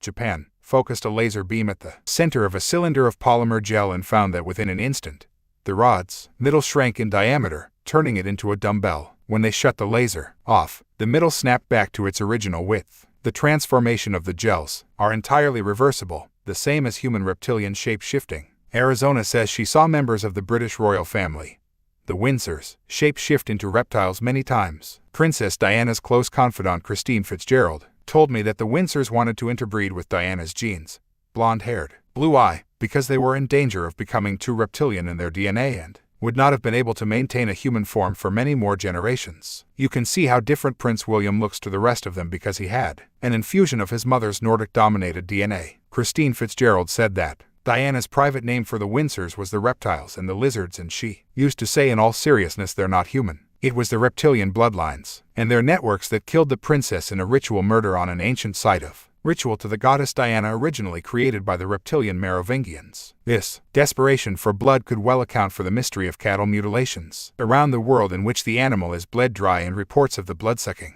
chupacabra in Puerto Rico, Mexico, Florida, and the Pacific Northwest also fit the reptilian description. Many of these reports and outbreaks of bloodsucking activity have coincided with UFO sightings in the same area. Another explanation for the descriptions of humans turning into reptilians is that the viewer's psyche tunes into the fourth-dimensional level and sees the reptilian form hiding within the three-dimensional body, or the fourth-dimensional reptilian lowers its vibrational state to briefly enter our physical frequency range. I will go into this aspect of the story in a later chapter. Feeding off human blood is not the only desire of these vampires. The reptilians also feed off human emotional energy. The more emotion we can be manipulated to project through fear and all its manifestations, the more energy they can absorb and recycle against us. Researcher Alan Walton, who writes under the name Branton, has uncovered the same themes. Aside from any territorial paternal instinct on the part of the Draconians to reconquer their home planet, some of the worst reptilian subspecies have an even more sinister motive. These are the vampirial types, who actually seek to feed off of human emotional energies and life force essence in order to acquire the energy that they apparently need not only to infiltrate our world but also our dimension, having genetically engineered themselves along more warrior instinct lines. What little connection they might have had to a spiritual side has been all but eliminated, and they are motivated only by the predatory instinct of their collective, which apparently knows only one agenda: conquer, assimilate, consume. All this has been confirmed by many abductees, especially in more recent years. The silent invasion, back to the Emerald Tablets. In the form of man moved they amongst us, but only to sight were they as our men. Serpent-headed when the glamour was lifted, but appearing to man as men among men, crept they into the councils, taking form that were like unto men, slaying by their arts the chiefs of the kingdoms, taking their form and ruling o'er man. Only by magic could they be discovered, only by sound could their faces be seen. Sought they, from the kingdom of shadows, to destroy man and rule in his place. That is a wonderful summary of what has happened and is still happening. As in Atlantis, so still today. The Illuminati manipulate their bloodlines into positions of power, the councils, and take over those bodies for themselves. It is what we call possession. The rituals conducted by the Illuminati-controlled secret societies, like the Freemasons, Knights of Malta, Knights Templar, etc., are one way this is done. The top Illuminati bloodlines know who they are, but many of those lower down do not. These people, who unknowingly occupy a bloodline body, are invited into the secret society web and taken through initiation rituals that the vast majority of them do not begin to understand. These rituals, especially the more advanced ones, are designed to create a vibrational environment in which the fourth-dimensional reptilians can possess the body. As the initiate progresses through the levels, he undergoes ever more powerful rituals directed by the black arts, which, step by step, give the fourth-dimensional entity more power over the person's thought and emotional processes until the reptilian is in complete control. In other words, slaying by their arts the chiefs of the kingdoms, taking their form, and ruling o'er men. These are the people who become the presidents, prime ministers, banking and business tycoons, media owners, and others who run or administer the Anunnaki agenda, although the most powerfully reptilian are those who dictate from behind the scenes, sought they from the kingdom of shadows, lower fourth dimension, to destroy man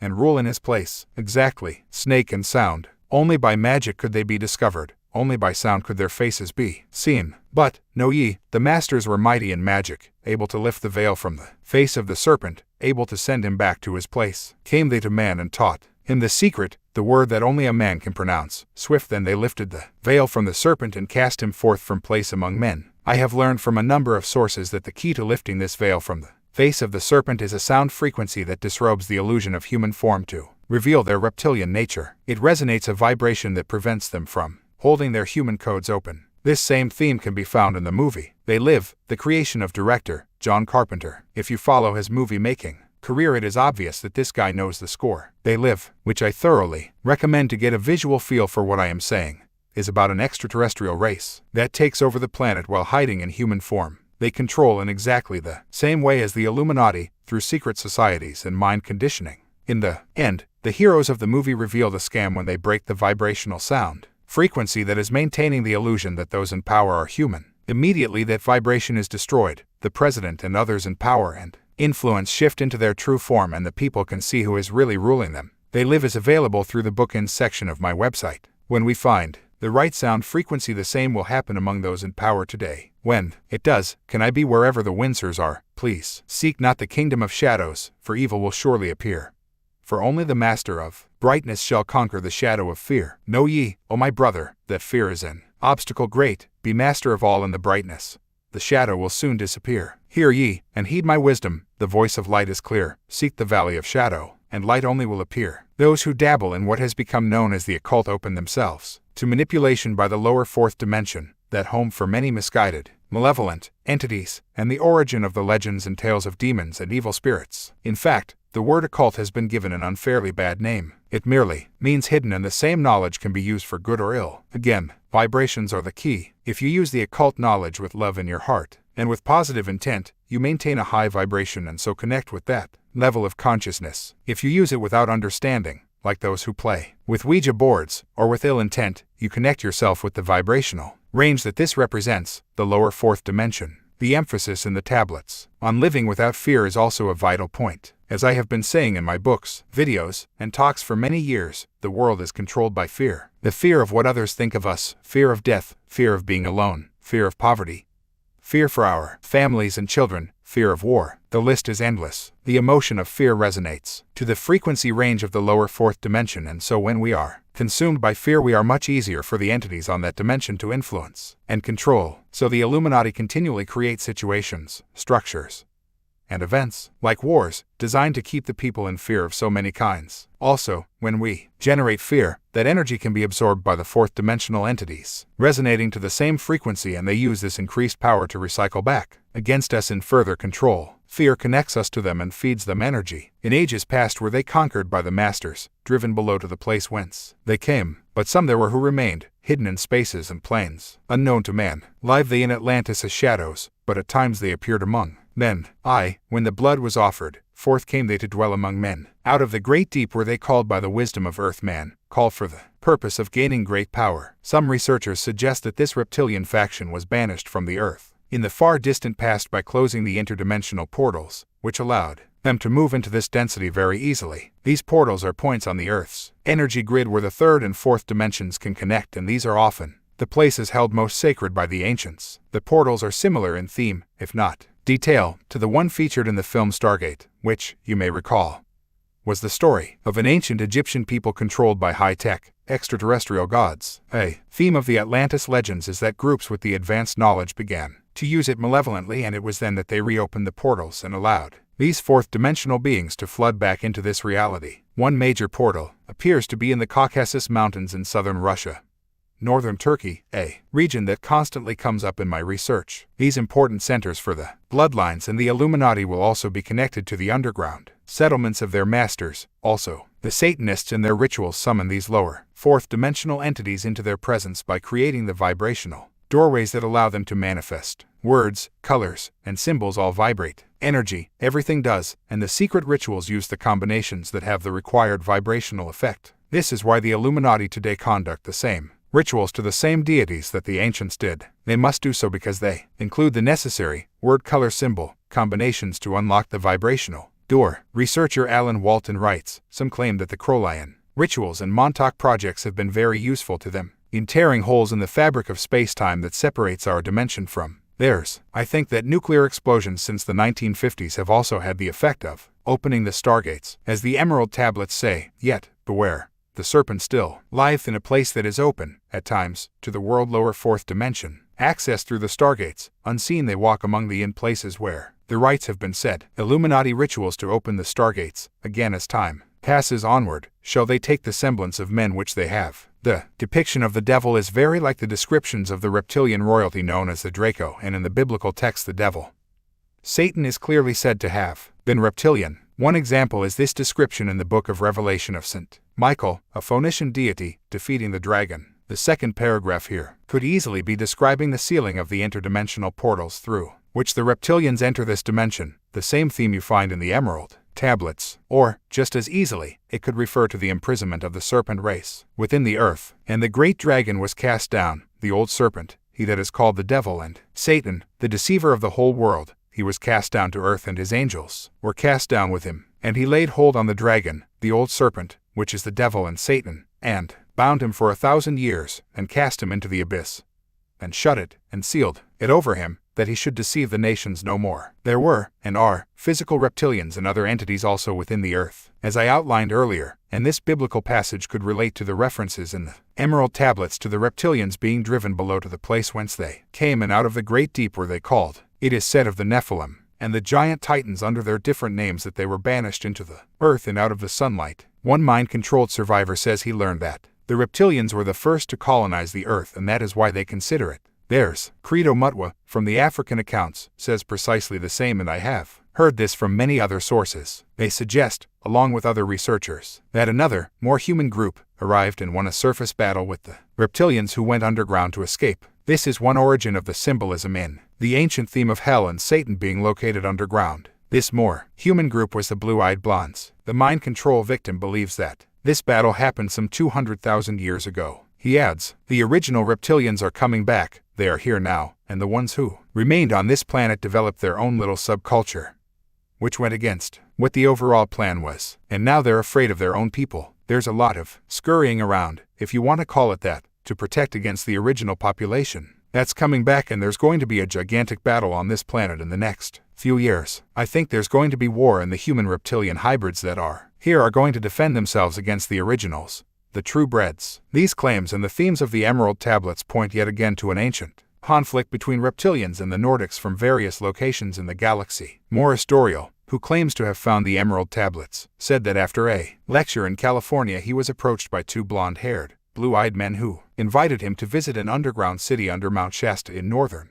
California. Researchers and informants have called this city Telos, a Greek word that means uttermost purpose. Doriel says that his visits to underground societies, especially a center for ancient records under the Himalayas, showed him the true history of this planet. He says that ancestors of the Scandinavians once lived in a tropical region that is now the Gobi Desert in China, Mongolia. They developed a technological society that included nuclear energy and the flying machines the Vedic records call Vimanas. These Nordics were constantly challenged by a race of reptilian shapeshifters based in the then subtropical Antarctica.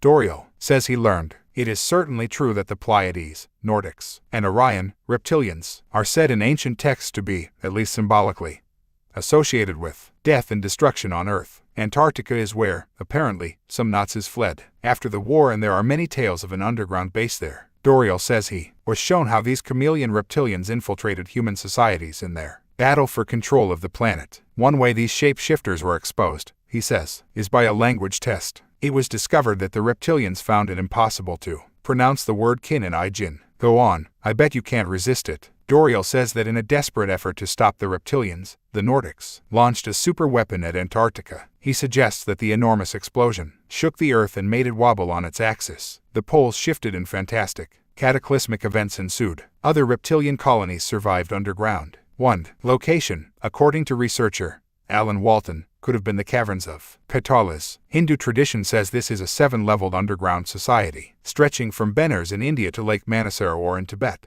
Walton says that some local people have allegedly encountered the reptilian Nagas in this region and seen their flying craft entering and leaving the mountains. Maurice Doriel says that the Nordics also moved much of their civilization underground, especially into the underground networks known in the East as Agharta. The conflicts have continued between them, but there has also been collaboration between these reptilian peoples and factions of the Nordics. Robert E. Dickoff in his book, Agharta, tells of a Tibetan monk who learned that an alliance of reptilians and human black magicians were causing chaos and destruction in the surface societies by projecting malevolent energy fields into the people's minds, using what we call witchcraft, the manipulation of energy. Dickoff says that the monk led 400 warrior monks into the caverns to do battle with this serpent cult of humans and reptilians. This theme of a serpent cult battling with the Nordic humans can also be found in an ancient British work called the Edda, translated by La Waddell in the first half of the 20th century. He knew nothing of extraterrestrial reptilians and Nordics, and yet his translations give much support to this ancient tussle for power on the planet. They also confirm another aspect of the Illuminati reptilian ritual, the worship of their goddess. Chapter 9. The Dragon Queens. If you tell the truth, you don't have to remember anything. Mark Twain. The Illuminati appear on the surface to be a male-dominated operation, but, in fact, the High Priestess is as important in their rituals as the High Priest, and at the heart of Illuminati symbolism is the worship of the goddess.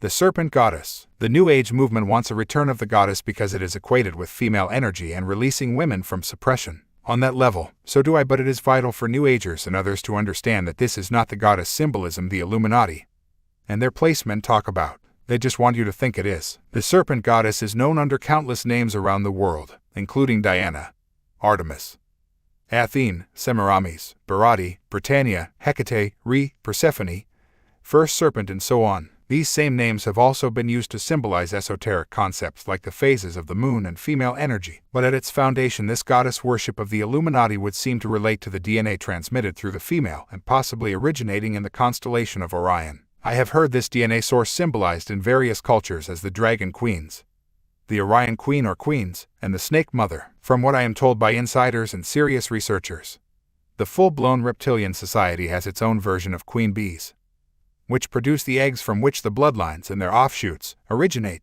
Artemis, a key Illuminati goddess, is depicted with eggs all over her chest, and she is associated with bees, one of the prime symbols of the Merovingian bloodline, so connected to Artemis.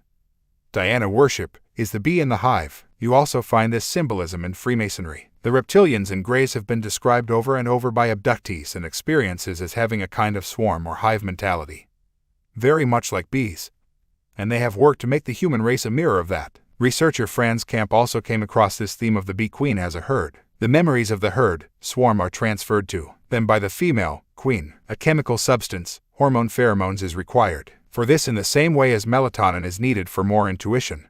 Interdimensional connection. The memories are the typical rules of behavior of the herd. An animal is pure subconscious. He lives on intuition. We call that paranormal. We humans use our brains. We think that brains do everything. The rest is instinct. Well, instinct is subconscious. Our DNA knows everything. Your DNA, subconscious, keeps you alive, not your brains. As the Orion people are still animals in the fourth density, they are, by their collective subconscious, connected with each other by their queen, the Orion Queen. Every swarm has its own queen. She has the pure bloodline. The mitochondrial DNA is only transferred by women and is the strongest DNA there is. I have been told many times that the DNA carried by the female in the reptilian bloodlines is the most important to them, and the symbolism of the goddess and the serpent have been linked since ancient times. Sir Lawrence Gardner is a spokesman for the Imperial Royal Dragon Court, an order that represents the interests of the dragon bloodline seeded by the DNA of the dragon queens. He says that this symbolism and the theme of the dragon queens goes back to the founding mother of the Anunnaki he calls Tiamat,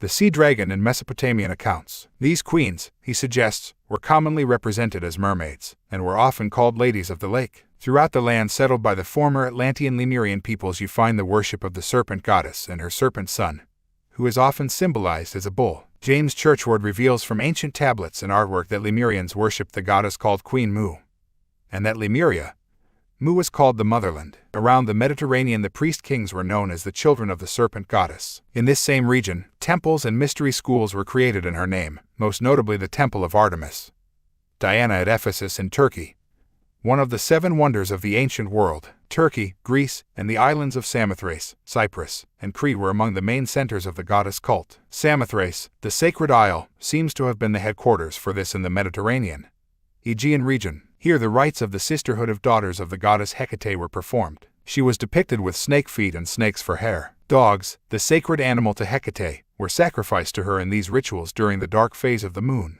This emphasis on the dog in Hecate myth could connect her symbolically to the dog star Sirius, a base for the reptilians. In Colchis, that ancient Egyptian settlement at the foot of the Caucasus Mountains, there was a cemetery sacred to Hecate. Jason of the Argonaut legends was said to have offered a sacrifice to Hecate at Colchis. Colchester is the oldest recorded town in England and its first Roman capital. The Illuminati satanic network continues to perform sacrifice rituals to Hecate, and this goddess was massively part of the symbolism surrounding the ritual murder of Princess Diana, as explained in The Biggest Secret. Indeed, Diana could well have been a sacrifice to Hecate, the triple-headed goddess with the symbolism of Sirius, Sirius B, and Sirius C. The name, Hecate, literally means 100. Both Sirius B and C take 50 years to orbit Sirius A, and the symbolism of 100, the dual orbit of the twins, was often used as code for the Sirius system, according to Robert Temple in The Sirius Mystery. It is also important to note that, as Temple points out, the ancient Egyptian word and hieroglyph for goddess also means serpent, and their hieroglyph for Sirius also means tooth. Thus the stories of the serpent's tooth can be read as the goddess Sirius. The Egyptian word for tooth also means dog, and, more specifically, dog god. And 100, the Minoan civilization on Crete, part of the Sumer Empire, was another serpent bull culture. They called its line of Aryan Minos kings the sons of the serpent goddess, because, once again, the Aryan line is the purest of the reptilian hybrids. These were the serpent kings who ruled Atlantis and the later Sumer Empire. Ancient Crete, as with other connected centers, was famous for its labyrinth,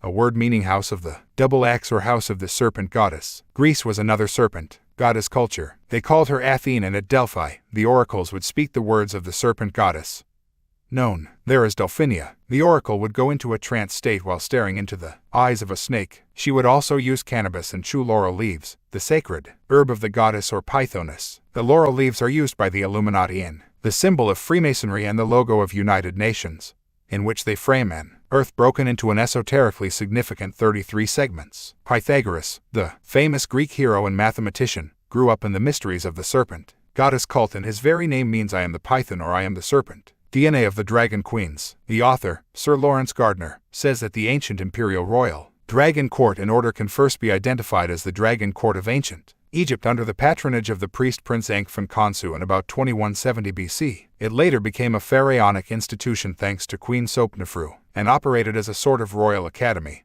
a unique assembly of science and scholarship. That's according to its official website. Anyway, the Dragon Court was relaunched in the 15th century as the Hungarian Court of the Dragon and was strongly connected with Dracula. Gardner calls himself Chevalier de Saint Germain and attaché to the Grand Protectorate of the Imperial and Royal Dragon Court and Order, Ordo Dragonis, Sarkany Rend, 1408. He loves titles, Old Larry. He has written a number of books, including Bloodline of the Holy Grail Element. Books, Shaftesbury, Dorset, 1996.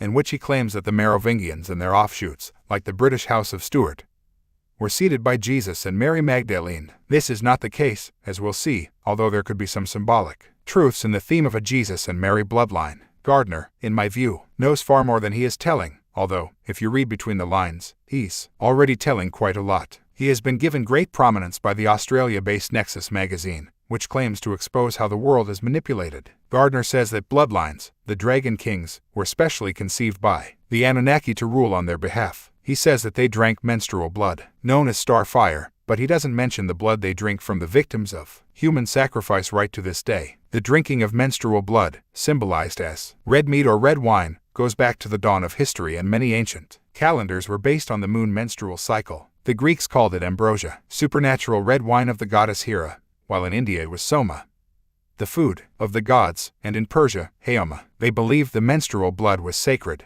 and the life essence that could bring immortality. Sir Lawrence Gardner calls the Anunnaki bloodlines the dragon bloodlines, but claims that this derives only from the use of crocodile fat in the royal ceremonies of ancient Egypt. Right, Larry, and I can hang by my willy from a hot air balloon. He dismisses any idea that these bloodlines are reptilian shapeshifters, although he acknowledges that such claims were made in ancient times. He said in a Nexus magazine article that he found it hard to imagine that anyone could still believe such stories in these more enlightened times. The records of Sumer, Gardner says, reveal that the Anunnaki had a creation chamber to produce these royal bloodlines, and he says that the senior line of descent was determined by the mitochondrial DNA of the Dragon Queens. Gardner talks of the blood royal or sangral in the womb of the Dragon Queen. Other texts in France called this bloodline Le Serpent Rouge, the red serpent, or the serpent blood 10, the female or goddess. DNA is most definitely the key here. Rennes le Chateau. The Cathars or Albigensians, who were slaughtered by the Roman Church in the 13th century, were supporters of the elven or dragon bloodline.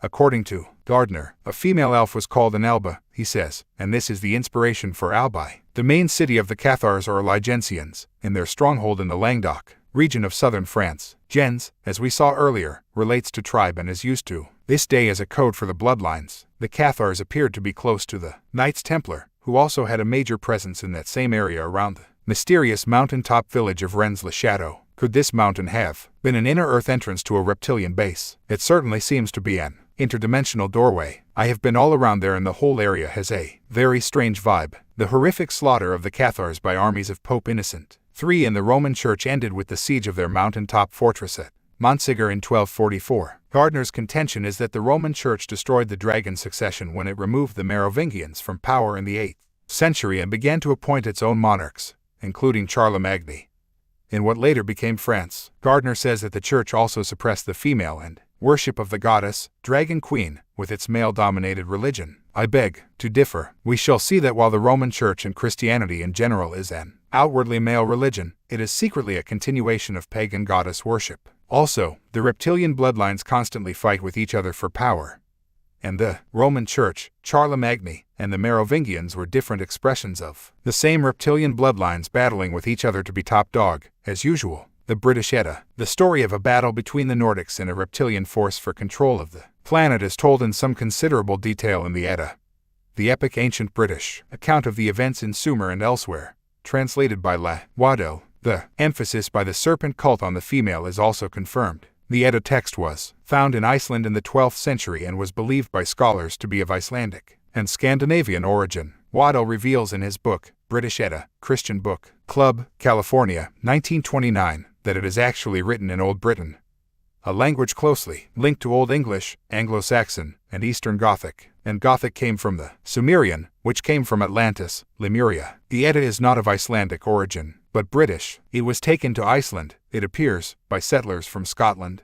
Orkney, the Hebrides, and North Britain. Among them were the Chaldees, who had their headquarters at St. Andrews in Scotland, an area with strong Illuminati connections. To this day, the Chaldees came from Chaldees, a people who followed the Sumer Empire in Mesopotamia and worshipped the mother-son cult, in which they claimed that God's son had died to save them. This was long before Christianity. And, of course, these northern lands of Europe were the realms of the Nordics, who went south to the Near and Middle East thousands of years ago before returning as the Sumerians, the Phoenicians, and the Egyptians. Scholars have misrepresented the Edda, not least because an Icelander called Snorri Sturluson, 1179 to 1241, included his translations of this text in his own work. This led to the erroneous idea that he had compiled it, but he merely used sections from it and mistranslated them to a large extent. He mistook the titles and personal names of the same person to be names of different people, and the whole meaning was lost. Waddell again used his knowledge of ancient languages to retranslate the Edda.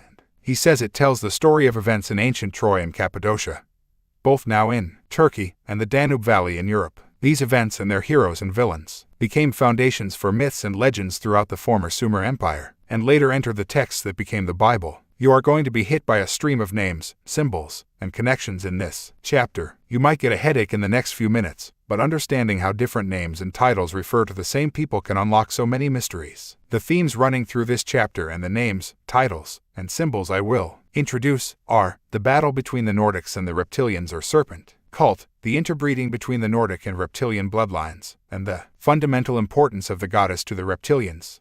Waddell first began to see the connections between apparently unconnected people and events during his early days in India while studying Hindu history and mythology. He noticed that Indri, the name used in the Edda text for the European and Norse god called Thor, was remarkably close to the Hindu god Indra. The Indian Vedas, which were inspired by the Lemurian and Sumerian legends and accounts, describe Indra as tall, fair, invincible, and armed with a bolt. This is how Indri or Thor is described in the Edda, and Waddell concluded from considerable research that the European god, Thor, and the Hindu god, Indra, were the same person, and that this guy was also the first Aryan king of Sumer. The Vedas connect Indra to the Greek god Zeus, also known as Jupiter. Some Sanskrit scholars regarded Indra as the same as Jupiter and suggested that he was a heroic human king who had led the early Aryans or Nordics to victory against the serpent cult. Waddell produces a stream of evidence to show that the Hindu god, Indra, and the European, Thor, after whom we get Thursday or Thor's Day, are the same person or deity. He also says that the legend of Thor is the origin of the legends of King Arthur. Thor is known in the Edda as her Thor, which became Arthur. Both her and Ar come from the same root meaning Aryan. The mist began to clear even further when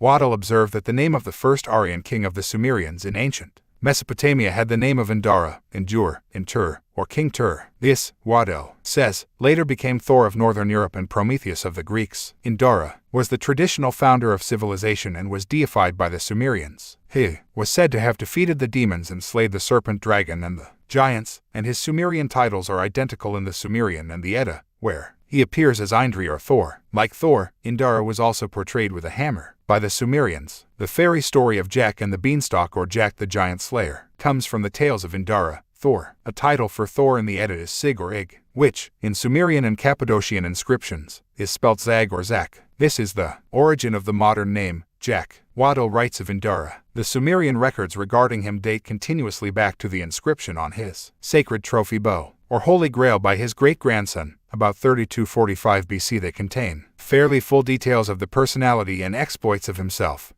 his queen and son champion knight, and his warrior clan of Guts or Goths, with their portraits chiseled on stone and engraved on their sacred seals, representing them as wearing horned hats. Like the European Goths, ancient Britons and Anglo-Saxons, and like the Eddic heroes in medieval art, the goat and deer metaphors, pictographic of his name, are freely applied to him by the Sumerians and the Hittites, just as they are to Thor in the Edda, and his capture and consecration of the sacred bowl or Holy Grail is in agreement with that by Thor or her Thor in the Edda. Indra's sacred rowan tree, guarded by goats, is pictured by the Sumerians and the Nordic Aryan Hittites and Cappadocians, and this is precisely described as Thor's Yggdrasil rowan tree in the Edda. Waddell presents more than 100 seals and sculptures from Sumer and the Hittites that portray scenes described in the British Edda. He says he could have published 300. There is no doubt, he says, that King Thor or Arthur were other names for the first historical Sumerian king. Indara, later renditions of the King Arthur story lost these connections and became an invented, though highly symbolic, fable. In Egypt, Waddell says, Indara was known by the title of Asari, which became Osiris, the leading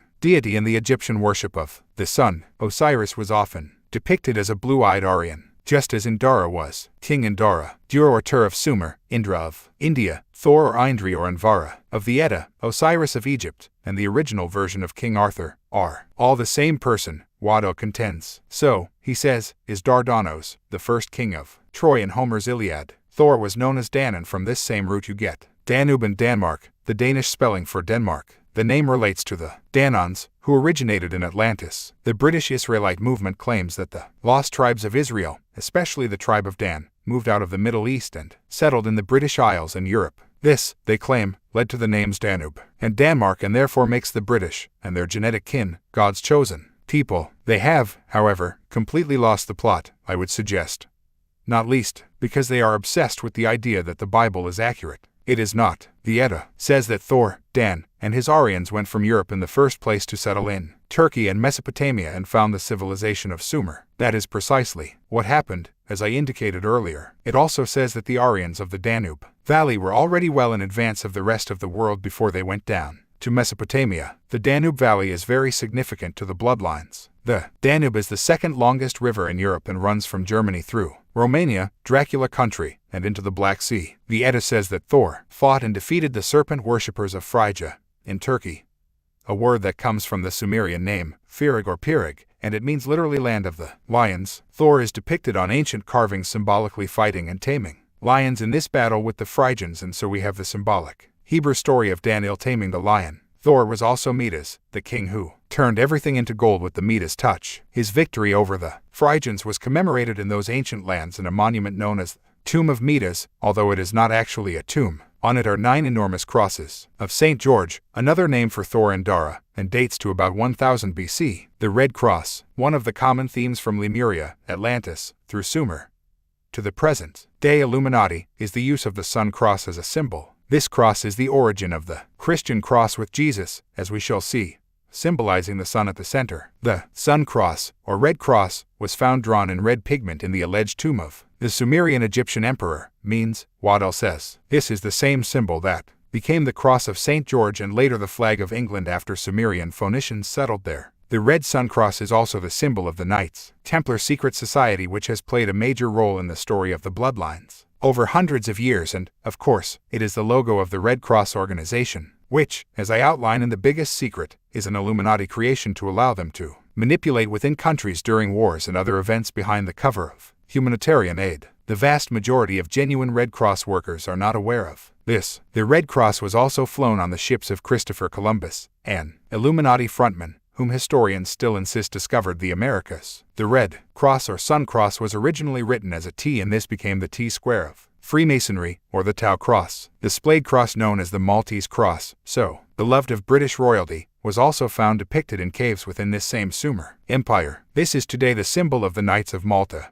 formerly the Knights Hospitaller of St. John of Jerusalem and the Knights of Rhodes. The Knights of Malta are another elite and extremely sinister secret society, and they have been around for the same period as the Knights Templar. The ruling bloodlines and their secret society web, the Illuminati, are obsessed with symbolism and ritual, and, as I have indicated, they use the same symbols and ceremonies today that their ancestors did who ruled the Sumer Empire, Atlantis, and Lemuria. The Serpent Trinity. The Edda tells the story of how Thor and Dara fought a constant battle with the serpent cult. The text equates St. George, the dragon slayer of Cappadocia, with the European god, Thor, who was also a dragon slayer. Both were said to have fought the serpent dragons of the abyss, their underground cavern systems and bases. In the Edda, the serpent cult engages in human sacrifice and blood drinking. Same old story, and again we see the theme of the Nordics or Aryans in conflict with the serpent people. The Edda says there were 3 main leaders of this serpent cult. They were the serpent goddess known as El, her consort, the male entity called Woden. Woden was the Atlantean fire god, and their son, Balder or Balder. This was the serpent trinity of mother, father, son. El was also known as Eldi or Fiery El, the hound, and, highly significantly, as Mary. From this cult and Fiery El came the term hell, burning in hell, and fires of hell. El or Hel was the Norse queen of the underworld, and her followers became known as kinsmen of hell. In medieval times, this was symbolized as the Harlequin, the lover of the maiden Columbine the dove. Columba, Columbine, and the symbol of the dove are all other names and symbols for El, the serpent or dragon queen of the Edda. The more I research, the more the world that exists under our feet becomes increasingly significant. The underground hell is supposed to be the place of judgment and eternal punishment where the devil and evil spirits dwell beneath the earth. The longer we go on, the more you will see how relevant this is to the races and bloodlines that manipulate this world. El is the Hebrew name for God, and she was also known as Heidi and Ida. The Elohim, the gods of the Old Testament, were the race of El, a dragon queen. The Greeks knew El as Artemis, the cruel mother goddess, who demanded human sacrifice. Artemis, also known as Diana, was the major deity of the Merovingians. Artemis was symbolized with bees, as is the Merovingian bloodline.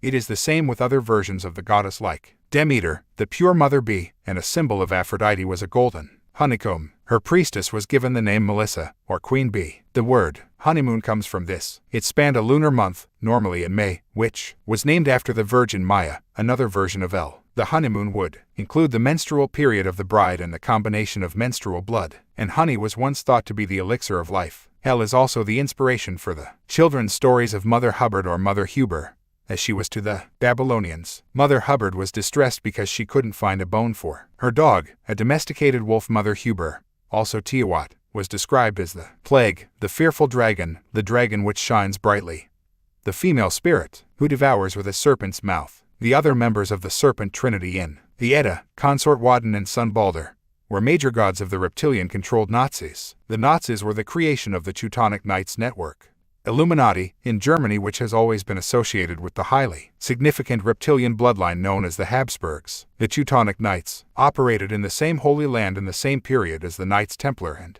the Knights of Malta, and they worked to the same reptilian agenda. Woden and Balder were national deities of the Teutons. The legendary founder of the Maya culture in Mexico was also called Wotan or Wotan. The Amazons. The Edda refers to the serpent cult as the Amazons, the wolf tribe, and the Valkyrs, and here we have the meaning of the musical work called The Ride of the Valkyries, composed by Richard Wagner. Hitler once said that to understand the Nazis, you must understand Wagner. The Amazons in ancient myth were a tribe of warrior women who expressed the characteristics traditionally associated with men. The legend is rampant in Greek mythology, which was inherited from Sumerian mythology, and the Amazons were known as the Valkyries in northern Europe, the warrior maidens from Valhalla. The Greek historian, Herodotus, said the Amazons were enemies of the Greeks, and he claimed that they lived in the steppes of the Ukraine and southern Russia, once known as Scythia and Sauromatia. Sauro equals lizard and mater equals mother. Other areas claimed for their homeland are Lycia, Phrygia, and Cappadocia, all of which are named in the Edda accounts, and Taurus, Lemnos, and Lebos, hence lesbian. The foothills of the Caucasus Mountains in southern Russia was a major location for the Amazons, and this would seem to have been a major center for the interbreeding of the Nordics with the reptilian bloodlines. Libya is another place of Amazon legend, and in those days Libya referred to the whole of North Africa, except for Egypt. The Amazon River and region in South America was named after these women when a Portuguese explorer in the 16th century found fighting women there. Legends and accounts depict the Amazons as a nomadic people dominated by women, and they appeared to be extremely ritualistic. Strabo, the Greek geographer, said they would only mate during a special 2-month period, just like animals do. Sex was strictly for the production of children. Among the gods and goddesses they worshipped was once again Artemis, a later name for El of the Edda texts, and Hecate, the dark moon goddess and goddess of the infernal arts. It appears that Amazon means moon woman, and this again fits with the Edda texts about the serpent cult. A very important location for the Amazons was Sauromatia, or lizard mother. This is in the region of the Black and Caspian Seas and bordered the Persian Empire, the land of the Magi initiates. Sauromatia has been connected to European nobility, and we can now see why. One theory is that the coats of arms of Polish nobility, for instance, developed from magical signs of the Sauromatians or Sarmatians called Tamgas. In fact, Poland was often called Sarmatia or Sauromatia. Historical accounts say that the Amazons in Sauromatia bred with Scythian warriors. The Scythians were a Nordic Aryan people who moved into northern Europe from the Near and Middle East through the Caucasus Mountains and Sauromatia, and they included the bloodlines that became the Sicambrian, Franks, and the Merovingians. Once again we have the theme of Nordic reptilian interbreeding. The fusion of the Amazon and Scythian language became known as Sauromatian. The Scythians worshipped the same goddess as the Amazons. They castrated themselves and wore women's clothing as part of their ritual to the goddess known by the Greeks as Artemis. One location for the Scythians was called Partia or Virginland in deference to their goddess, and when the Illuminati moved and on America they used the same symbolism in naming Virginia. The idea that it was named after Elizabeth I, the Virgin Queen, is ludicrous. First of all, she was no more a virgin than Madonna. The Scythians were governed by priestess queens, who tended to be older women. In 1954 5 kurgans or queen graves were found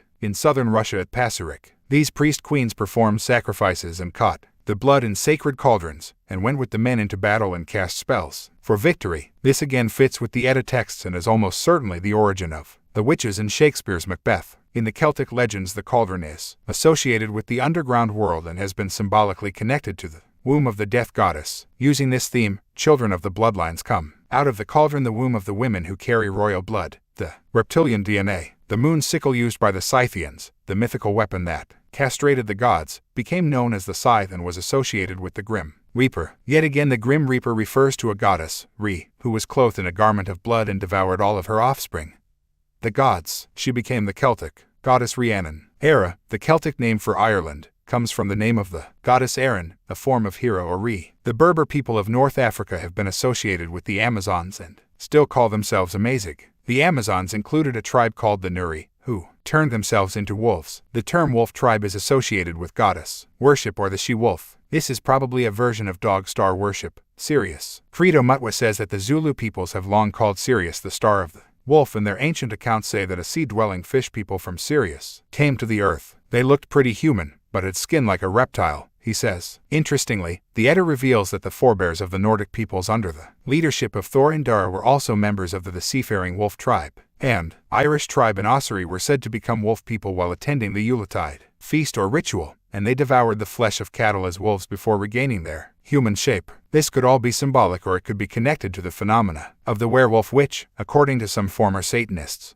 do exist. The legends of the troll or trulli demons also appear to be associated with the Amazons or Valkyries. This is the root of the word troll, which means loose woman, and the troll could have been a pagan hag or earth priestess. Norse myth says that the trolls waited under bridges waiting to eat those who crossed without making an offering. The Valkyries were said to guard the bridge to heaven or the Bifrost. Angels of death were said to attend a ritual called the Trollething. Woden's Day. Woden was the consort of the dragon queen, El, according to the Edda, and he is a major figure in ancient myths. One of the older names for Woden, also Watanur, Woden, is Bodo or Bada. This corresponds with the Sumerian name of Budu, or Budun, which means the serpent-footed. In Waddel's translation of the Edda, Woden was an aboriginal chief of a moon and serpent dragon cult seeking to defeat the Nordic Aryans of Thor and Dara. We find the same story in the Indian Vedas attributed to Indra, their name for Thor and Dara, who was said to have battled with Budnya or the bottom. Budnya was known as the great serpent of the bottom or deep. This was the Python or Python of the Greeks, says Waddell.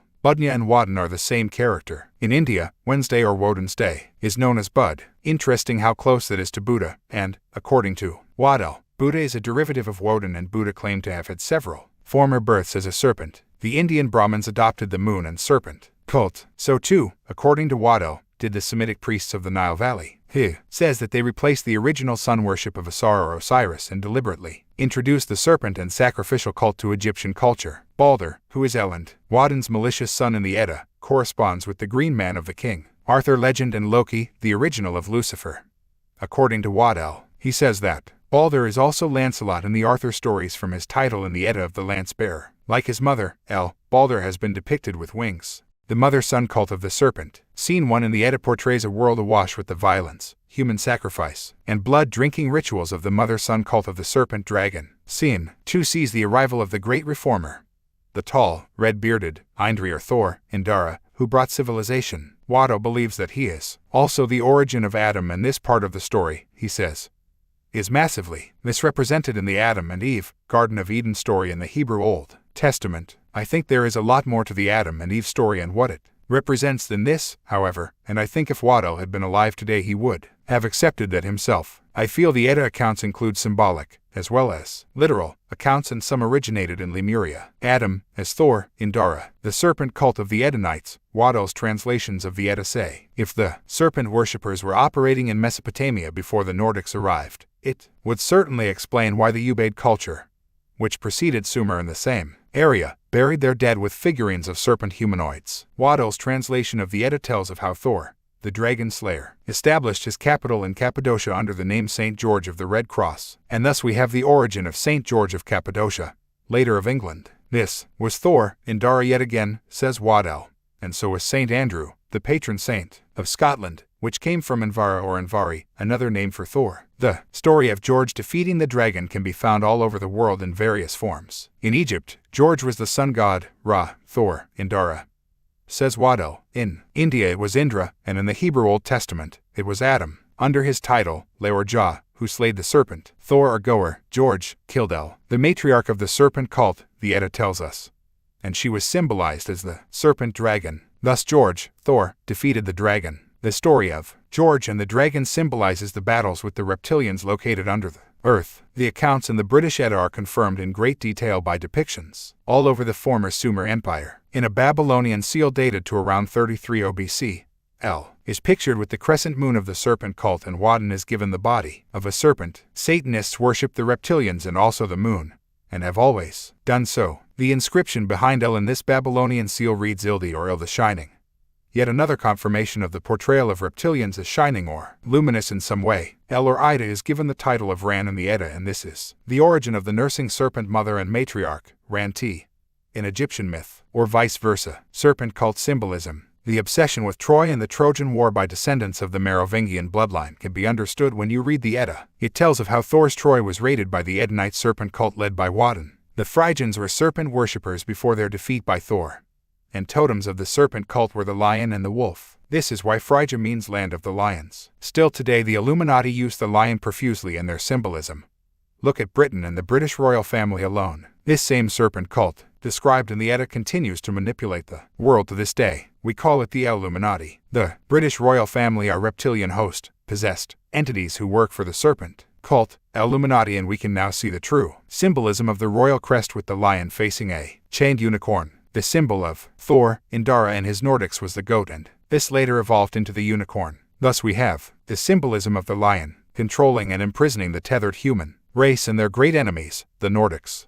Notice also the great similarity between the royal crest and that of the House of Rothschild, complete with lion, unicorn, and fleur-de-lis. The Greek hero Prometheus is a version of Thor, Indara, Adam, according to Waddell, and he is depicted in chains being tortured by the gods, reptilians, for trying to educate humanity and give them illumination. He is often depicted holding the flame of knowledge, the coat of arms of the city of London, one of the global centers for the serpent cult today, is the St. George's Cross being held, owned, controlled by two flying reptiles. Figure 22. When you drive into the city alongside the River Thames, you pass two flying reptiles, holding the cross of St. George. As I mentioned before, the reptilian Rockefeller bloodline has placed a gold statue of Prometheus in the Rockefeller Center in New York. The heraldry and coats of arms of Poland are another example. They include the images found among all European royalty and aristocracy: the openly reptilian serpent, griffin, salamander, and caduceus, plus the Sphinx and unicorn, rule Britannia. The accounts in the Edda of the battles between the Nordics of Thor, Indara, and the serpent cult of El, Wadden, and Balder can explain many ancient and modern mysteries, symbols, and biblical texts. The Edda tells how Thor, Indara, and the Nordic Aryans came down from the Danube region of Europe into the domain of the serpent cult in the Near and Middle East, especially the place known as Eden. After many battles between the Nordics and the serpent cult, a peace treaty was agreed between the entity known as Thor, Indara, divided by Adam, and the leaders of the serpent cult, El, Wadden, and Balder. The Edda tells us there is a portrayal of a meeting between Thor, Indara, and El on a Babylonian seal of about 3000 BC. The peace treaty also led to marriage between Thor, Indara, Adam, and a priestess of the serpent cult known as Eve or Gunnifa. The Edda says the story of the marriage of her Thor and his queen Guinevere is a version of this. Waddell suggests, he adds that Eve, despite being the chief Vestal priestess of the serpent cult of Eden, was, nevertheless, a Gothic Aryan. However, the Edda says that she was a ward of El and born of the sea froth or sea foam kin. She was later represented by the Greeks as Aphrodite or sea froth, and Aphrodite was said to be born from the sea, the amphibious Anunnaki. The constant connection of the goddess with the sea can be seen with the Phoenician Barati, who became the British Britannia. The famous British song Rule Britannia, Britannia rules the waves, is not about Britain, but the ancient goddess, which, under different names, has been worshipped by the Illuminati since ancient times. The seafaring wolf tribe, from which the Edda says the Aryans were also descended, was the serpent cult. Eve herself is described in the Edda as an Amazonian and a Valkyr, the same as the other serpent worshippers. So could it be that this marriage of Adam and even the Edda was symbolic of the interbreeding between those of the Nordic and reptilian bloodlines that became known as the Aryans and the Serpent Kings? Their wedding procession described in the Edda can be seen on Hittite rock sculptures dating to around 3000 BC in King Thor, Indara, Adam's old capital of Tyria, which is now Bagezkoy in Turkey. Adam and Eve are depicted exchanging a cross-like emblem and a globe object, which Waddell says is an apple from the Rowan or mountain ash tree. This tree was Thor, Indara, Adam's symbol for his tree of knowledge, and the apple from this tree could be the one in the Garden of Eden story, the forbidden fruit, he says. The Edda, the serpent leader, El, taunts Eve for changing sides and becoming a priestess of the Rowan. The Edda refers to Eve as Idun, who dispenses life-giving apples to the Goths from their sacred tree. Idun was Aduni or Atuni to the Sumerians, and this later became Athene, mother goddess of the Greeks. The Levite fairy tales. Waddell says the Levite priests of the Hebrews took this symbolism and produced the make-believe story of Adam and Eve with the serpent in the Garden of Eden, in which they were punished for eating from the tree of knowledge, the rowan tree, symbolic of the Nordic religion. The Levites were serpent worshippers of El, and the Old Testament gods, the Elohim, were the reptilians of the serpent cult. The Edda also refers to the serpent cult as the Valkyrs of Ur, and the Levites made their invented character of Abraham hail from Ur of the Chaldees. The Chaldeans were serpent worshippers, the Valkyrs. El also came from Ur according to the Edda, and she was known as Hrimni in the Edda and Ahriman, or Great Serpent by the Persians. This is fascinatingly close to the biblical Abraham. They associated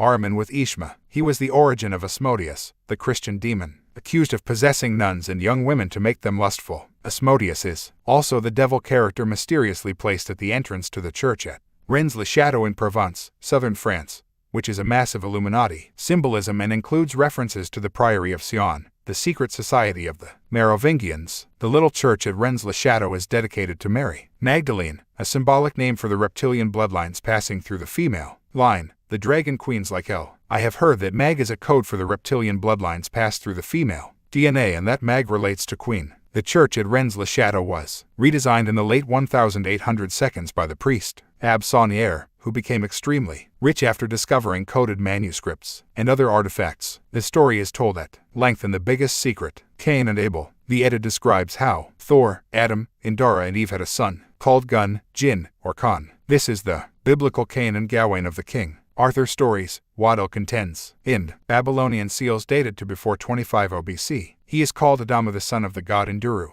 Gun or Cain was attacked and wounded in the Edda narrative by Balder or Balder, the son of the serpent cult leaders, Woden and El. Balder is the same guy as the biblical Abel, Waddell says, and the Edda refers to him as Epli, which equates with the Hebrew Ebiel, and his Sumerian title was Ibel or Baal, the Hebrew Baal, says Waddell. Baal worship would therefore be serpent worship. Another name for Balder was Egil, and this is almost identical to Egil, the Hebrew for a bull calf and the golden calf, worshipped in the Old Testament. Golden calf worship equals serpent worship. Balder was symbolized as a bull or steer and became the steer god of Israel or Israel.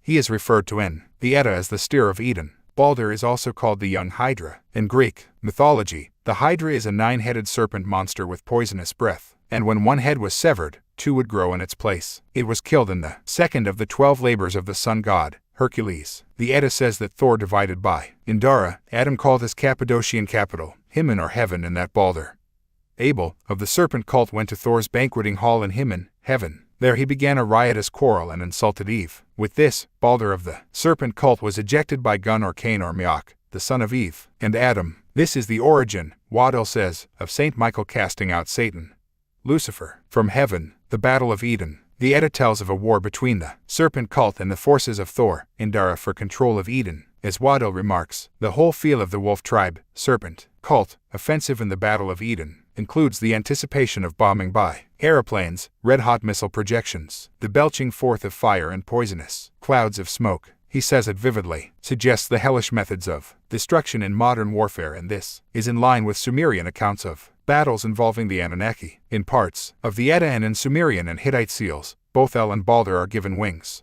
In the Indian Vedas you have accounts of the gods warring in the sky. It suggests a credible explanation for the ancient ruins that indicate they were destroyed by some kind of high-tech, even nuclear, weaponry. The Edda tells how Thor won the victory against the serpent cult, and this is known as the harrying of Hel, El, in Welsh traditions. A key moment was when Prince Cain, Mioch or Michael, the son of Thor, killed Balder or Abel, the son of El, and this is depicted in many Sumerian, Babylonian, Assyrian, Hittite, and Persian seals and sculptures. Cain, as Horus, is seen spearing Abel, Set, symbolized as a demon crocodile, in an Egyptian bas-relief of around 1000 BC. This is a version of St. Michael defeating the dragon. Saint Michael, the Sumerian Cappadocian deity, is portrayed as a dragon fighter. In India, Balder is the great Tiva, or devil, felled by Lord Gan. The stories of Saint Patrick in Ireland say that he was sent by Saint Michael the Victor to expel the snakes from Ireland. When the Phoenicians and others from the Sumer Empire landed in Britain, they named many places after Saint Michael, as with Saint Michael's Mount in Cornwall. When the Christians began to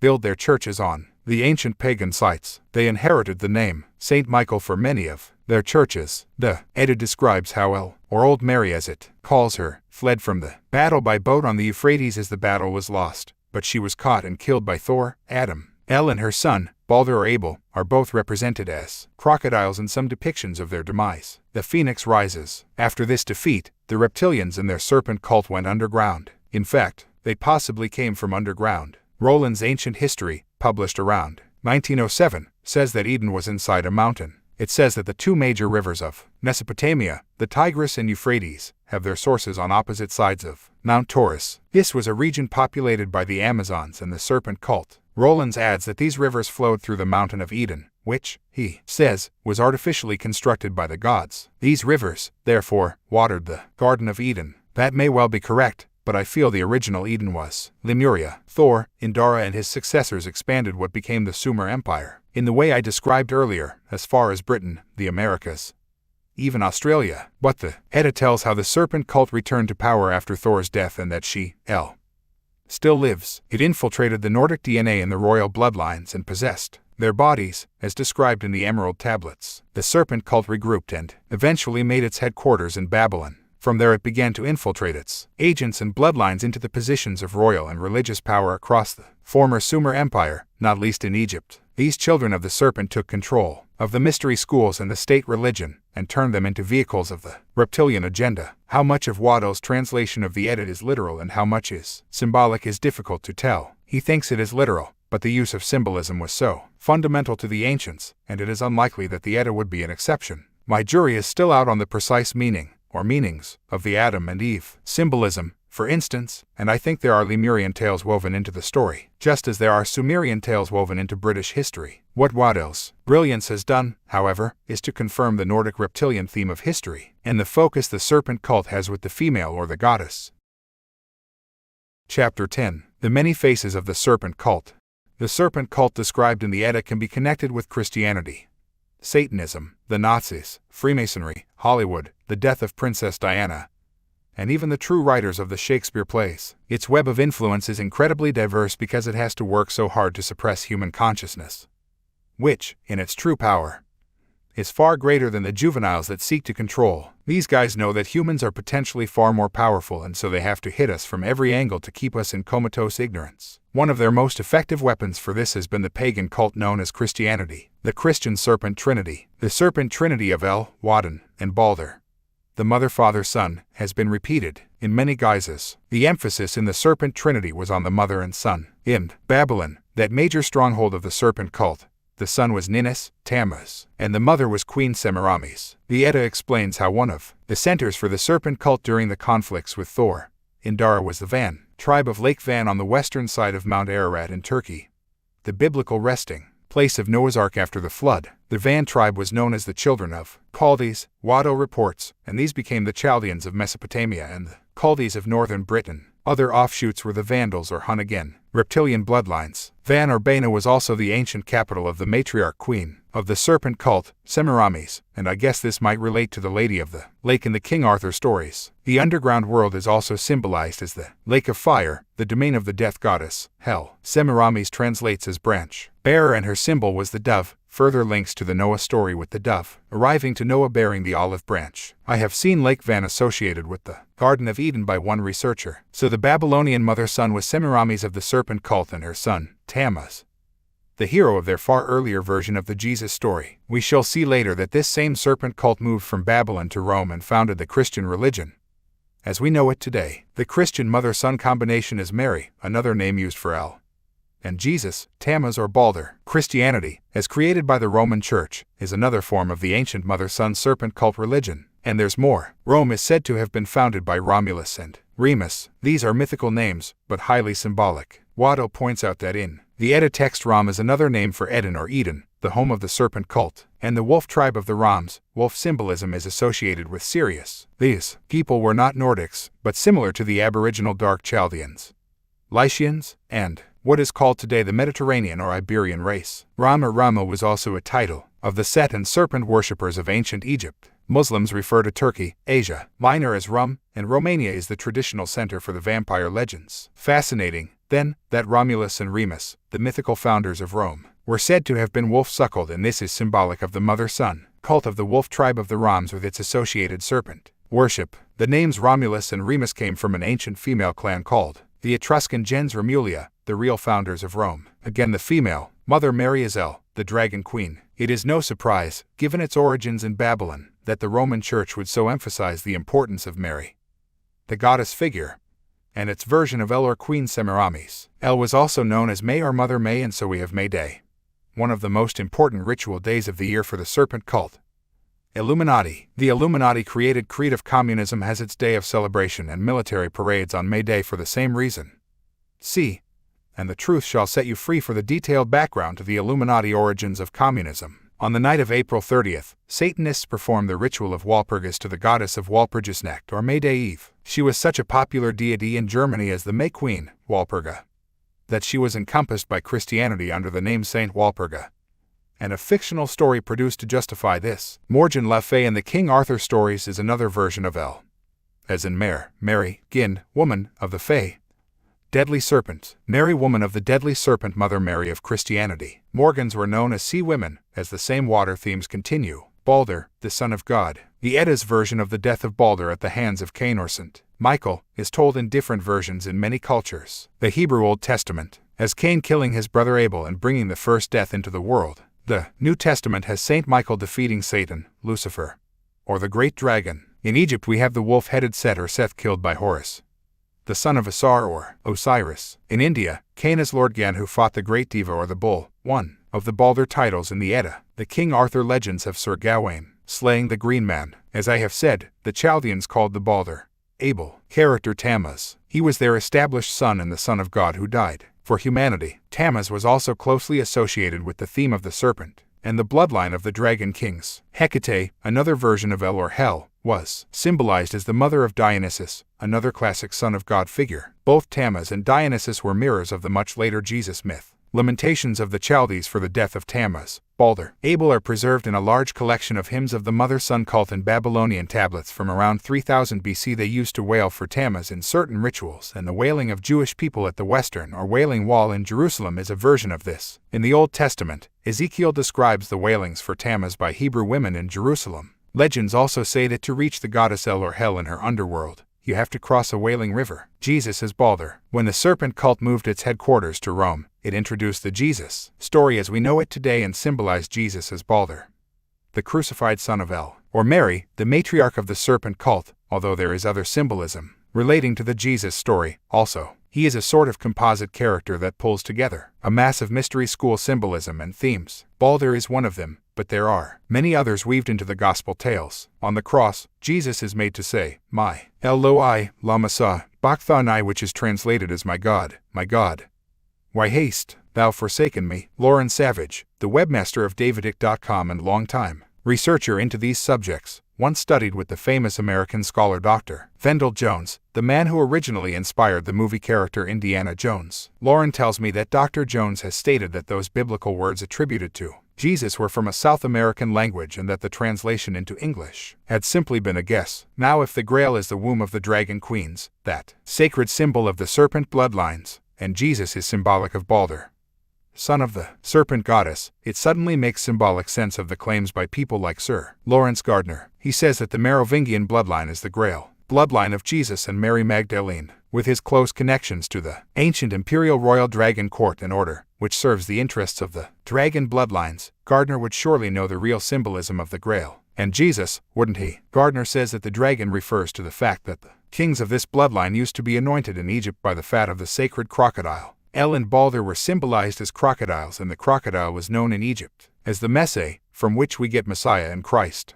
The term Christ means the anointed one, anointed with the fat of a crocodile. The Hindu god Shiva, the lord of the reptilian Nagas, was also called the Anointed One, or Christos to the Greeks, when he had his willy bathed in menstrual blood. I hope you're not eating. As Barbara Walker points out in the Woman's Encyclopedia of Myths and Secrets, many traditions of the early Gnostic Christians identified the serpent with Jesus. She says that some Christians believe that the serpent was the father of Jesus, having overshadowed the bed of the Virgin Mary and begotten the human form of the Savior. This mirrors the legends of Merovi, founder of the Merovingians, and Alexander the Great, both of whom were said to have been fathered by a serpent or sea creature. Jewish serpent worshippers, known as the Nazians, said the serpent was the Messiah. Writers who have misrepresented the Edda and other accounts, purposely and otherwise, have presented Balder as the good god. The Chaldeans, the children of Chaldees of Lake Van, who followed the serpent cult's mother-son religion, said that Balder, Tammuz, was the good god, the beautiful, benign, and faithful son. He was a divine high priest who died for the salvation of the Chaldeans,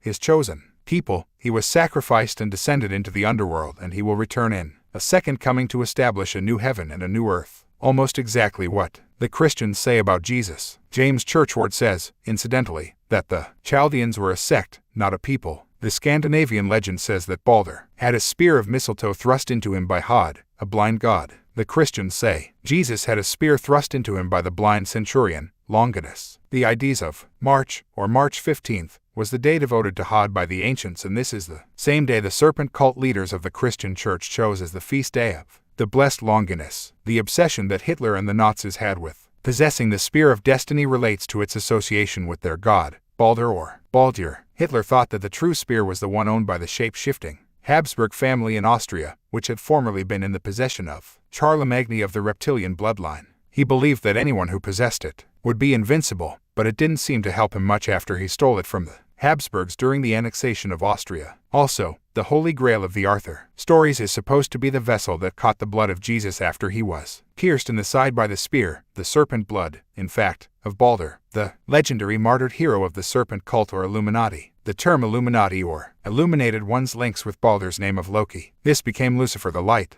bringer. Waddell says, Jesus is said to be the light of the world. The Jewish father-son was also depicted sometimes as an ass-headed man, crucified on a tree. Balder, Tammuz, and Jesus are the same entity. The Illuminati created Christianity to fool the people into worshipping symbolic reptilian deities, while believing they were worshipping the opposite. What was it that Alice in Wonderland said? Nothing would be what it is, because everything would be what it isn't. And contrary-wise, what it is, it wouldn't be. And what it wouldn't be, it would. You see, the Black Madonna. We can now appreciate why Illuminati placemen like George Bush, George W. Bush, Bill Clinton, the British royal family, and others, profess to be such strong Christians. While taking part in satanic ritual, they know what it really means. To them, Christianity is the worship of the serpent gods, especially El and Balder, and other Illuminati symbols and deities. The Knights Templar secret society funded and designed the famous Gothic cathedrals that became shrines to the serpent goddess. Between 1170 and 1270, some 80 cathedrals and 500 churches were built in France alone and dedicated to Our Lady, El Semiramis, Mary. The Knights Templar were controlled by the serpent cult, Illuminati,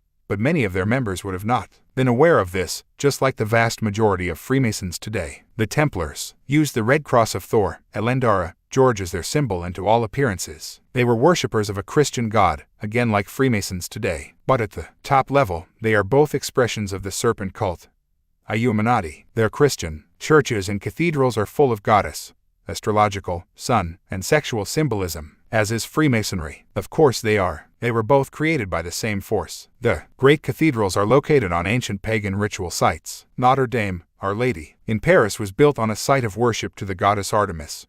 Diana, El, the reptilian bloodline, the Merovingians, worshipped this goddess on that same location, and Notre Dame is covered in reptilian gargoyles. The great cathedral at Chartres, not far from Paris, was built by the Knights Templar on a sacred pagan ritual site. It was so important that Druids came from all over Europe to attend the ceremonies. Chartres Cathedral, like Notre Dame, was a center for worship of the Black Madonna or El, the Dragon Queen. Until the late 18th century, pilgrims to Chartres participated in a Christian ritual that paid homage to El or the Black Madonna. After praying and taking Mass in the cathedral, they would descend through a northern passageway to an ancient subterranean crypt under the church. Here they would pay their respects to Notre Dame de Sous-Terre, Our Lady of the Underworld, a black ebony statue of a seated woman holding a child on her knees. This again was El and Balder of the mother-son serpent cult. The child was invariably placed on the left knee because Satanism calls itself the left-hand path. On the Black Madonna's head at Chartres was, as always, a crown, and on the pedestal is a Roman inscription saying the Virgin who will give birth. The crown is a symbol of the reptilian bloodlines and is used to signify high rank in Satanism. The Black Madonna was called the Queen of Heaven, and all these mother virgins were symbolized as a dove. The symbolism of British royalty with its crowns, doves, and lions, etc., are all symbolic of the serpent cult in power today. The man who did most to advance the worship of the Black Madonna was St. Bernard, 1090–1153, the abbot of Clairvaux in France, who founded the Cistercian order, he claims to have experienced a miraculous religious illumination when the Black Madonna of Chatelain pressed her breast and squirted 3 drops of milk in his mouth. No, you didn't misread that. Bernard was also at the heart of the creation of the Knights Templar along with the Illuminati St. Clair family, who later became the Sinclair family at Rosslyn, near Edinburgh in Scotland. When the Knights Templar were formed as a front for the serpent cult, they adopted as their official patroness the Mother of God or Queen of Heaven, the traditional names for El Semiramis. So did the Teutonic Knights, who are fundamentally connected to the Reptilian Habsburgs. The goddess appeared widely on chivalric banners, and when they fought in her honor, they would scream her name as a battle cry. They were fighting for El under the name of Mary and for Balder under the name of Jesus. This would explain why Christianity, which claims to be a religion based on love, has been such a vehicle for global genocide and torture. The Holy Ghost of the Christian Trinity is also regarded as feminine in Hebrew, and the early Christian Church considered it to be so. The very name Bible comes from Byblos, home of a shrine to an earlier version of Mary known as Astarte. This shrine dates to Neolithic times, and Astarte was believed to be the true sovereign of the world. She is worshipped elsewhere as Mother Mary, Hathor, Demeter, Aphrodite, and, in India, as Kali. Another location associated with the start of Christianity is Ephesus in southwest Turkey. The mythical St. Paul was said to have written a letter to the Ephesians, and Greek myth says that the Amazons founded the city. Ephesus just happens to have been the headquarters of worship to the goddess Artemis.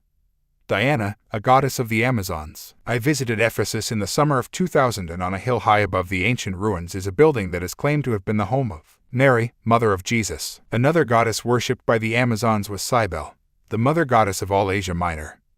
She was taken to Rome from Phrygia, the land of the lions and the serpent cult. Rituals to her included baptism in the blood of the sacred bull, who represented her dying consortides, of whom Jesus was a carbon copy. Her temple in Rome stood on the site of today's St. Peter's Basilica until the 4th century AD, when the Christian Church took over. In fact, a priest of Cybele called Montanus or Mountain Man identified the deities with Jesus. Some Montanists were locked in their churches by Christians in Asia Minor and burned alive. Cybele was the goddess of the caves, a location where many of the savior gods in the Jesus mold are said to have been born. The Reptilian Underground Network, the Red Rose of El. The many versions of El are said to be goddesses of sexuality and fertility, and of the moon and Venus. The stone baptismal bowls found in every Christian church are symbolic of the magic stone bowl of the serpent cult or Illuminati described in the Edda. The Gothic Christian doorways and the ridges around them are depictions of the vulva, and many even have a clitoris symbol at the top of the arch. The same is depicted in windows, and especially the rose windows of the Gothic cathedrals. At Chartres they have a window featuring the Rose of France with Mary in the center. Rose windows face west, the sacred direction of female deities. The red rose is symbolic of the goddess, and so we have the Rosicrucians, with their red rose and cross symbols. They are a major strand in the Illuminati web, and claim a lineage to ancient Egypt and back to Noah, that symbol of the reptilian bloodline. Another elite network is the secret society known as the Order of the Rose, which includes the former Canadian Prime Ministers Brian Mulroney and Pierre Trudeau, both Satanists. Trudeau is famous for wearing a red rose in his lapel. Some branches of Freemasonry feature the rose and cross in their rituals. Once again, the Christian Mother Mary is associated with the rose because she is a symbol of goddess worship. The Romans called the rose the flower of Venus, and this was a term used for the goddess, including Queen Semiramis. The red rose was symbolic of female sexuality, and the white rose or lily is the virgin goddess. Christians associated Mary with both the rose and the lily, and they called her the Holy Rose. This is the same title given to the Indian Great Mother. The rosary used so widely in the Roman Catholic mother-son cult was copied from the rosary of the mantras worn by the Indian destroyer goddess Kali Ma. Arabs called their rosaries Wadija or rose garden, and the Latin version of this, Rosarium, described the early rosaries in Mother Mary worship. In Satanism, one of the main codenames for babies bred for sacrifice is Rosemary's Baby. This was the name of a film by Roman Polanski, the husband of the actress Sharon Tate, who was murdered with her unborn child by the satanic family of Charles Manson. Tony Blair's Labour Party introduced the red rose as its logo thanks to the Illuminati clone and later disgraced government minister Peter Mandelson, whose nickname is the Prince of Darkness. The other two major UK political parties have the logos of the dove, Liberal Democrats, and the lighted torch, Conservatives, both major Illuminati symbols going back thousands of years. Shakespeare was Lord Draconus. The works of Shakespeare are part of this story. Also, the texts are awash with esoteric and Illuminati symbolism and codes. For instance, the Queen of the Fairies, reptilian bloodline, in Shakespeare's A Midsummer Night's Dream, is another version of the universal goddess called Titania. She was known in legend as the great goddess who ruled the god race, the Titans. Given the Illuminati's staggering obsession with symbolism, I feel there was far more to the sinking of the Titanic than ever we have yet realized. These goddesses are fundamentally associated with the sea and the underworld. The victims of the Titanic tragedy in 1912 went to both. I don't buy the hidden iceberg line myself. In southern Russia, Titania, known there as Re, was the Red One, and the Romans claimed her to be the mother of Romulus and Remus, the mythical founders of Rome. Titania's king in A Midsummer Night's Dream is called Oberon. He was based on a real-life character, an ancestor of the man who really put the Shakespeare plays together. Edward de Vere of Locksley, 17th Earl of Oxford. The American researcher Brian Desborough, among others, has established that the plays were the work of a syndicate of Illuminati initiates in Elizabethan society, headed by de Vere and including Sir Francis Bacon, John Dee, and Edmund Spenser. Elizabeth I was Sirius bloodline and known as the Fairy Queen. Bacon was a Knights Templar, the head of the Rosicrucian order, and the man who oversaw the translation of the King James Version of the Bible. See The Biggest Secret for more background. Bacon also wrote a book called The New Atlantis, which described a society that later became the United States. He also wrote of an invisible college which covertly controlled events. One expression of this invisible college became the Royal Society in London, which was founded by Freemasons in 1660 to dictate scientific thought. The Shakespeare plays were encoded with esoteric knowledge hidden in symbolism and phrases that only an initiate would understand. Waddell points out that parts of the Edda, compiled at least 6 centuries before Shakespeare, are written in a very similar style to that later called Shakespearean. The de Vere family was so high in the reptilian bloodline that Edward de Vere carried the hereditary title of Lord Draconus, the same title awarded to the Dracula bloodline of Vlad the Impaler by the ancient dragon order now promoted by Sir Lawrence Gardner. Edward de Vere was a Lord Chancellor of England, and his ancestors included Albry, Prince of Anjou and Guise in France, who was known as the Elf King Dragon King in other words. The aristocratic Anjou line has appeared in my books many times. The House of Anjou is part of the House of Lorraine, one of the most important reptilian bloodlines to this day. The Plantagenet dynasty, which ruled England from Henry II to Richard II, were a branch of the House of Anjou, and the senior branch was the House of de Vere. The royal historian Baron Thomas Babington Macaulay wrote in 1861 that the Veres were the longest and most illustrious line of nobles that England has ever seen, with their Merovingian, Pictish, and Scythian ancestry. Lawrence Gardner calls them a true kingly line of the elven race, a code for reptilian shape-shifters. Freemasons are the serpent cult. Freemasonry is the biggest secret society in the world and a front for the serpent cult, although the vast majority of its members are oblivious to this. The hero of Freemasonry is someone called Hiram Abiff. His Freemasonic legend says that he was the Grand Master and architect of Solomon's Temple who was killed for refusing to reveal the Masonic secrets. The story has many similarities with the legend of the death of Osiris in Egypt. Hiram I, the king of Tyre from 969 to 936 BC, is not considered the same person as Hiram Abiff, although he, too, appears in the story of Solomon's Temple. Hiram Abiff is also said to have come from Tyre, an old Knights Templar stronghold, and Ty is a name for Balder. Hiram Abiff is the widow's son in Freemasonry, and he is also known to Freemasons as the Tyrian architect. The code widow could represent El, the dragon goddess, and the son may well be Balder. One of Balder's titles was the illegitimate son of a widow. The code for distress in Freemasonry goes, "Is there no help for the widow's son?" One of the tribes named in the Edda that fought for the serpent cult was also called Atrim, and this later became the Germanic tribe, the Herman ones. The Roman historian Tacitus said that these descended from Herman, whom Waddell connects with the bloodline of Woden. The worship of the reptilians and their dragon queens, and the placing of their bloodlines into the positions of power, is the secret of secrets held within all the secret societies. Jim Shaw, a former 33rd degree Freemason, was initiated into a long list of Freemasonic orders and offshoots. After reaching the highest official levels, he saw what Freemasonry really was and wrote an expose called The Deadly Deception. He was initiated into the 33rd degree of the Scottish Rite at the supreme headquarters of the 33rd degree in Northwest 16th Street, not far from the White House in Washington, D.C. It is built as an Egyptian-type temple, and outside are 2 sphinx-like figures with women's faces. Could this be an indication of the truth about the Sphinx at Giza? One of the Sphinx figures at the Washington Temple has a cobra entwined around her neck. On the neck of the other one is the image of a woman, symbolic, says Shaw, of fertility and procreation. These are some of the gifts associated with goddesses like Artemis, Diana. Behind the row of pillars at the front of the building is a massive depiction of the rising sun, Horus, or perhaps the sun goddess known as Sol. Around this sun are 6 large golden snakes, and inside this Freemasonic Holy of Holies the serpent theme continues. Shaw reports, the thing that is most noticeable is the way the walls are decorated with serpents. There are all kinds, some very long and large. Many of the Scottish Rite degrees include the representation of serpents, and I recognize them among those decorating the walls. Secret society, serpent cult, and goddess symbolism can be clearly seen in the founding of the United States. Queen Semiramis, meaning branch bearer, was another name for El, and she was symbolized as a dove. Le Waddell says that the Indian Vedic title for El was Sarama, the bitch of the Pani or Vans. This was Queen Semiramis, the Amazonian queen of Lake Van, and it was apparently the source of the tribal title of Sarmatian for the eastern Vandal Turanian hordes that ravaged the early Western world.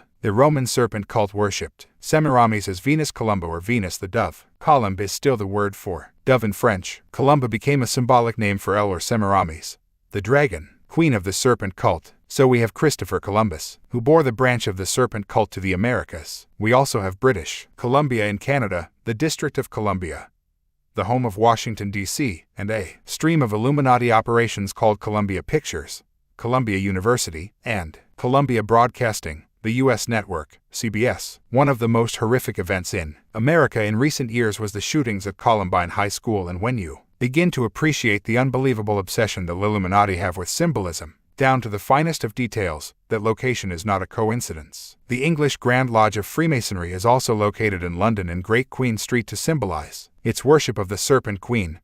England, one of the headquarters of the Illuminati, is known as the Mother Country, and its Parliament the Mother of Parliaments. It is all goddess symbolism, as was Britannia, an earlier name for Britain derived from the Phoenician goddess Barati or Berat-Anna. Freemasonic heroes like Albert Pike, the Supreme Pontiff of Universal Freemasonry in the 19th century, have said that Freemasonry is a revival of the ancient mystery religions of Babylon, Egypt, Persia, Rome, and Greece. Masonry is identical with the ancient mysteries, he wrote in his Freemasonic Bible called Morals and Dogma. So, of course, you are going to find the same knowledge and symbols used in Freemasonry that could be found in the ancient mystery schools. Pike tells only half the truth, however, because Freemasonry is not a revival of those mystery religions, it is a continuation of them. They never went away, only underground. Freemasonry is a wonderful example of how the Illuminati have always hidden the truth in a complex mass of degrees, levels, contradictions, mystique, and blatant lies, and no one has lied to more comprehensively than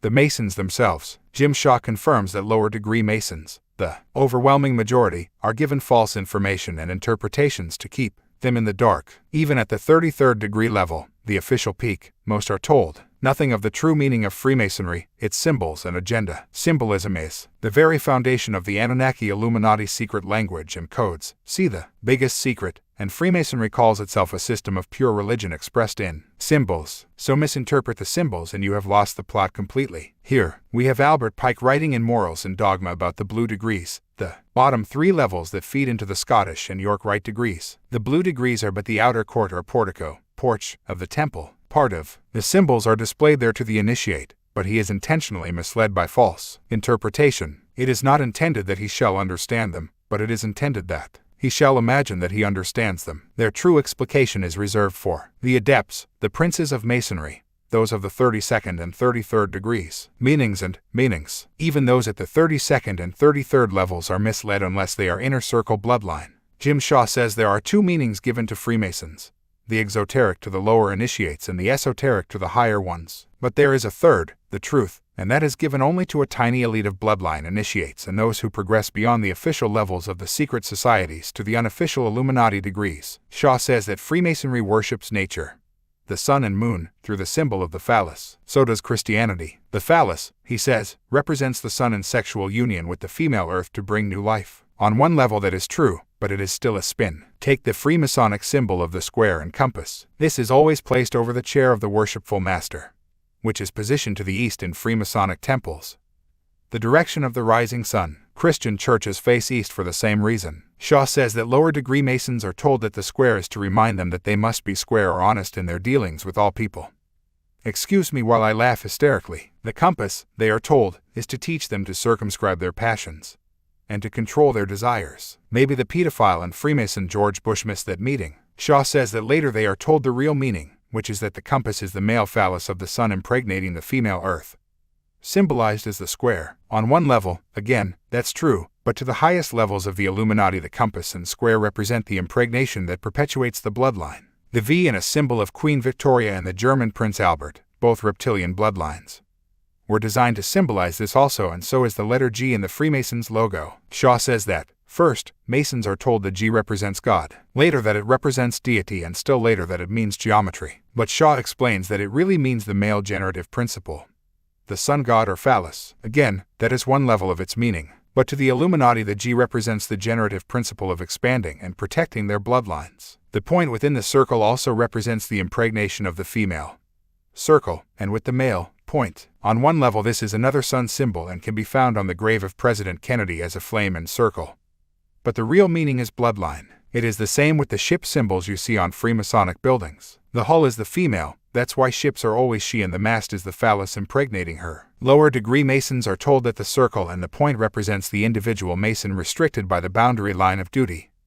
The circle, what a hoot! All these secret society symbols and codes have a meaning for the lower initiates, utterbolics, the higher initiates, semi-utterbolics, and for those who make it through to the highest levels of the Illuminati, the true interpretation. In the blood oaths, called the obligation, the initiate agrees to accept torture and death if he reveals the secrets. This maintains the compartmentalization in which the higher levels do not reveal their secrets to the lower levels. In truth, as Jim Shaw found out, even at the 33rd degree you are not told anything worthwhile. The real business exists only above the official levels, and only a handful of Masons ever make it there. Freemasonry is a cesspit of deceit and hypocrisy, and the oaths made to the secret societies and your fellow initiates override any oath you may have made to your country or people as a president, prime minister, congressman, member of parliament, policeman, or judge. Jim Shaw writes, "The Mason swears to keep the secrets of another Mason, protecting him even if it requires withholding evidence of a crime. In some degrees treason and murder are accepted. In other, higher degrees, there are no exceptions to this promise to cover up the truth. The obligations, if the Masonic teachings are to be believed, may require a Mason to give false testimony,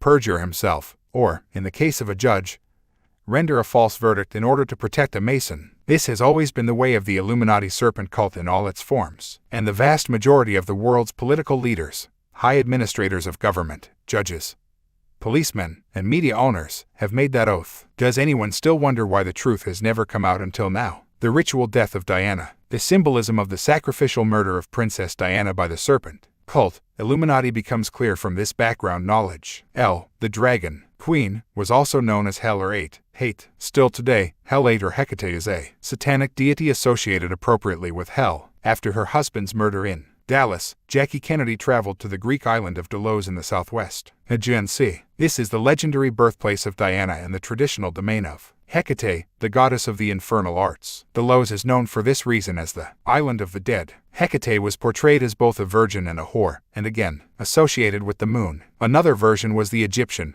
Heke, who delivered the sun god every morning, and her totem was the frog, symbolic, appropriately, of the fetus. Crossroads are the sacred places of Diana and her satanic expression, Hecate. It is at crossroads that the witches and grand masters and sorcerers of Freemasonry perform their rituals. Crossroads are symbolic of the vortex points created where ley lines cross. In ritual sex magic, the wearing of clothes of the opposite sex in the performance of bisexual acts are called crossroad rites. The women involved were called dykes. Remember that the Amazon manipulated Scythians wore women's clothes in sexual rites to their goddess. Crossroads are also the places of human and animal sacrifice, and Hecate, El, is known as a sex and death goddess, and the goddess of witchcraft and sorcery. The Illuminati symbolism surrounding Diana's murder is, therefore, simply stunning. At the spot where Diana died, the road that goes through the Ponte El Alma tunnel is crossed on the surface by another, which leads onto the Ponte El Alma bridge. In fact, this spot is a maze of crossroads. Diana died in the early morning of August 31st.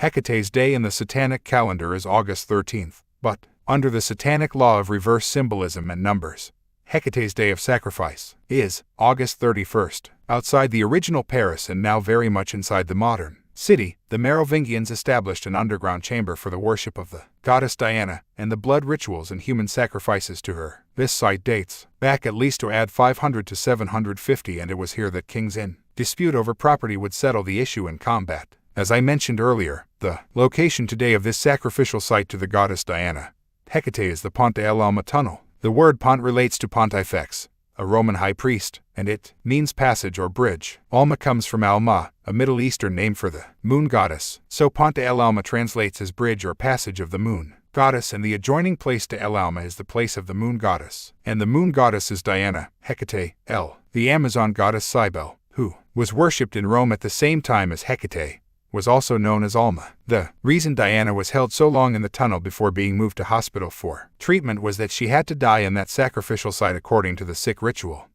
and she was dead before she was moved. Princess Diana was buried in a tree grove, on an island, in a lake, all of which are associated with the goddess Diana in all her versions. Diana's brother, Earl Spencer, also had 4 black swans introduced to the lake after his sister died. Swans are yet more goddess symbolism, and Scandinavian myths claimed that the Valkyries incarnated as swans and wore magic swan feather cloaks to transform themselves. Swan knights and swan maidens were widely associated with the pagan religion. The story of the sacrificial murder of Princess Diana by the serpent cult Illuminati is told in over 60 pages in The Biggest Secret. Troy, and Troy again. The events of ancient Troy connect fundamentally with the death of Princess Diana and so much else besides. The Merovingian bloodline goes back to the Trojan War and beyond, and it was they who founded the city of Paris and named it after the Trojan called Prince Paris, the lover of Helen of Troy. According to Barbara Walker in the Woman's Encyclopedia of Myths and Secrets, Helen was said to be an incarnation of the virgin moon goddess and daughter of Hecuba or Hecate. Helen was also known as Hel in Selene and was worshipped at a Spartan sexual festival called the Helenphoria that included sexual symbols carried in a basket called the Hellene. Troy or Troia means 3 places in Greek and Hebrew and almost certainly relates to the triple goddess symbolism of Atlantis and Lemuria, with one deity divided into the Trinity, or 3 aspects. Hecate was known as Hecate of the 3 ways. Troy or Troia is also the origin of the name Tripoli, the capital of Libya, which is so associated with the reptilian Amazons. The legends of Troy say that Helen married the moon king Menelaus, who was promised immortality because of this sacred marriage. When Helen went off with Prince Paris, Menelaus wanted to protect his immortality and the wealth the marriage had secured, and sailed with his army to take her back. This was the war between the male-led Greeks and the goddess-led Trojans. Many high satanic priestesses take the name Helen, Helena, or Elaine, Eiane. It was under the name Elaine or Ellen that Helen of Troy became the symbolic queen of Britain in pagan times. As I outlined earlier, it was a relative of Helen, a Trojan called Brutus, who sailed west to Britain after the fall of Troy and founded a city called Troia or New Troy, today's London. Other derivatives of El or Hel are Helenia, Helga, Hild, Helsinki, Holstein, and Holland, Helland or Halland, one of the major centers for the reptilian bloodlines to this day. Pliny, the Roman writer, said that all the people of Scandinavia, were children of Mother Hel and were called Helivianes. They believed that she lived in elder or hell trees, elven trees. Sir Lawrence Gardner, of the Royal Dragon Court and Order, says that his dragon bloodlines have been called the elven race and that terms like elf, fairy, and pixie all symbolize the representatives of various castes within the kingly succession, the reptilian hierarchy. So many fairy tales and other children's stories are encoded with the theme of the dragon bloodlines and their battles for power. The tales of princes and princesses turning into a frog is symbolic of shape-shifting. The same with dragon princesses locked in towers or giving birth to frogs. The Set serpent cult is Satanism. The Satanists still use the deities, symbols, and rituals today that were used by the ancients because they represent the same stream of control and bloodline. In the United States we have the Temple of Set, an offshoot from Anton LaVey's infamous Church of Satan. The Temple of Set was formed in 1975 by Michael Aquino, one of the most notorious exponents of the Illuminati's mind control network. As detailed in my other books, images of Set and the Set wolf symbolism go back at least to 32 BC, the period of the battles between the Nordics and the serpent cult recorded in the Edda. The Temple of Set website tells us, the Great Pyramid of Giza is one of the last early monuments connected with the idea of a session afterlife as well as a solar one. The Great Pyramid had a special air shaft for the king's act to fly to the star Alpha Draconis, which is the star of Set in the constellation of the Thigh. Today's Big Dipper, Alpha Draconis, is the alleged base of the Draco-reptilian royalty. It was known to the Egyptians as Thurban, an Arabic word meaning dragon, and the pyramid builders aligned their structures with Thurban, Alpha Draconis, which was the pole star around 3000 BC. The Hyksos tribe, who invaded and ruled Egypt from around 1785 to 1580 BC, were Set worshippers, and they placed their capital at Avaris on an ancient site of Set worship. They represented Set with an ass head. A line of Set-worshipping priests from Tanis eventually became the royal line of pharaohs. People like Seti, Set's man, and Setnacht, Set is mighty. This was the serpent cult. Hallwood, the land of illusion. I can't emphasize enough that to understand What we call the present we have to understand the past, and this is why the Anunnaki Illuminati have concentrated so much effort on rewriting history. Even Hollywood is an example. The Druids were tree worshippers, especially the oak. The holly was their most sacred symbol because it was sacred to Mother Hall or Hel, the goddess of the underworld. Thus we have Hall or Hollywood, Hellwood, the place of magic and home of the Illuminati's mass propaganda and conditioning machine in California. The Hollywood was a favorite source of magic wands. The holly or holy was associated with El or Hel's vagina, and the Germanic hole means cave or grave. The cave is the traditional birthplace of the Jesus-type deities. The red holly berries symbolize the female blood, and the white berries symbolize the male semen and death. The importance of the holly, or holy tree, can be seen in the Christmas pagan hymn sung today by Christians, which says that the holly bears the crown. Interestingly, the official Scottish residence of the British royal family is called the Palace of Holyrood House in Edinburgh. Rood is a name for the rowan wood featured in the Edda in relation to Thor. The new Scottish Parliament is also being housed in Holyrood Road. High above the Palace of Holyrood House, at the highest point in Holyrood Park, is a rock called King Arthur's Seat. If you are new to these subjects, I hope that you are beginning to appreciate how so much of what we call past and present are fundamentally connected, and how the calling cards of this covert force can be seen everywhere if you take the time to look. Chapter 11. God save us from religion. It has served us well, this myth of Christ. Pope Leo X.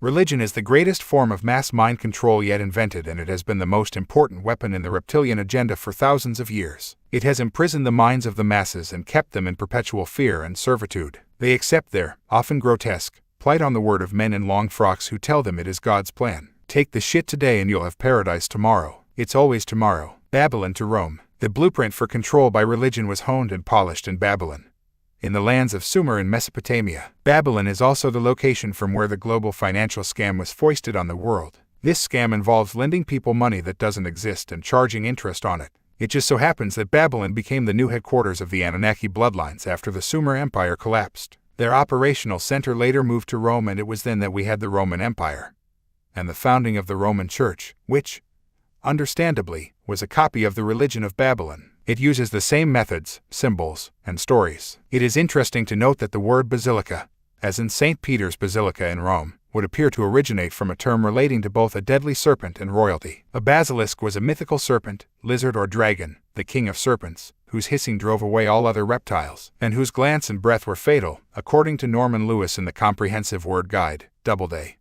New York, 1958. It was the king snake that all other reptiles feared. The American Heritage Dictionary of the English Language, 4th edition, 2000, reveals that the name basilisk comes from the Latin, Greek terms basiliscus, basiliskos, and basilius, meaning king or little king. This evolved into the old French word, basilisk. Here we have the connection between royalty and the serpent yet again. The basilisk is mentioned in Psalm 91, but by the time of the King James translation, the reference has been changed to an adder. Later the basilisk became associated with the cock and became interchangeable with the term cockatrice. St. Peter of Basilica fame is connected to the cock, as we shall see. How appropriate should the centerpiece of the headquarters of the Babylonian Church in Rome be named after a royal serpent. Rome to London. When the Anunnaki bloodlines moved their operational center to London after William of Orange arrived in 1688, we had the emergence of the British Empire. In fact, the empires of Sumer, Babylon, Rome, and Britain were all created and controlled by one force. In Babylon they used the same structure they had in Sumer, with the priesthood acting as the go-between or middleman for the gods, and this gave them enormous power over the people. During the Babylon period, the Anunnaki were seeking to rise from the ashes of Sumer and develop their strategy for taking over the world covertly through their bloodlines and front organizations. To do this, they needed to take out of circulation the true accounts of history, especially their own role in humanity's suppression, and the esoteric knowledge that would allow the people to understand the magnitude of their own power and potential. John Icke, in his book Our Haunted Planet, says that they chose religion as the battleground on which to conquer the human mind. The para-human serpent people of the past are still among us. They were probably worshipped by the builders of Stonehenge and the forgotten ridge-making cultures of South America. In some parts of the world, the serpent people successfully posed as gods and imitated the techniques of the superintelligence God. This led to the formation of pagan religions centered on human sacrifices. The conflict, so far as man himself was concerned, became one of religions and races. Whole civilizations based upon the worship of these false gods rose and fell in Asia, Africa, and South America. Once an individual had committed himself, he opened a door so that an indefinable something, probably an undetectable mass of intelligent energy,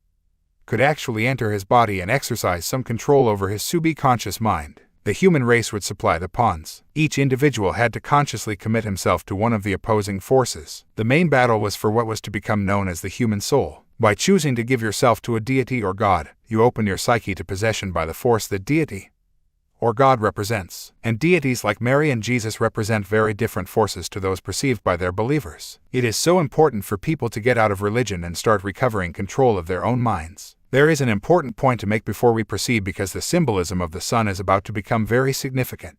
There is a general belief that the sun represents the male and the moon the female. That's understandable because that's the way it looks, and on one level it's true. But there's a twist. There came a time when the global religion of worshipping the goddess was replaced by the male god. However, that was only on the surface, for public consumption, control, and ignorance, to suppress the ancient knowledge, not least that of true history. It was necessary to destroy the outward expression of goddess worship while its initiates continued with business as usual. Therefore, religions like Judaism, Christianity, and Islam were created to give the appearance of being dominated by the male, while, in truth, being secret vehicles for the worship of the goddess. This involved taking female deities like Ellen, depicting them as male, the sun goddess. Way back in history, the sun was portrayed as female. In Japan, a country with a long history of serpent worship, the ruling clans claimed descent from the sun goddess. Japanese tribes in AD 238 were ruled by Queen Himiko, who was called the daughter of the sun. The goddess Aditi, the Hindu Great Mother,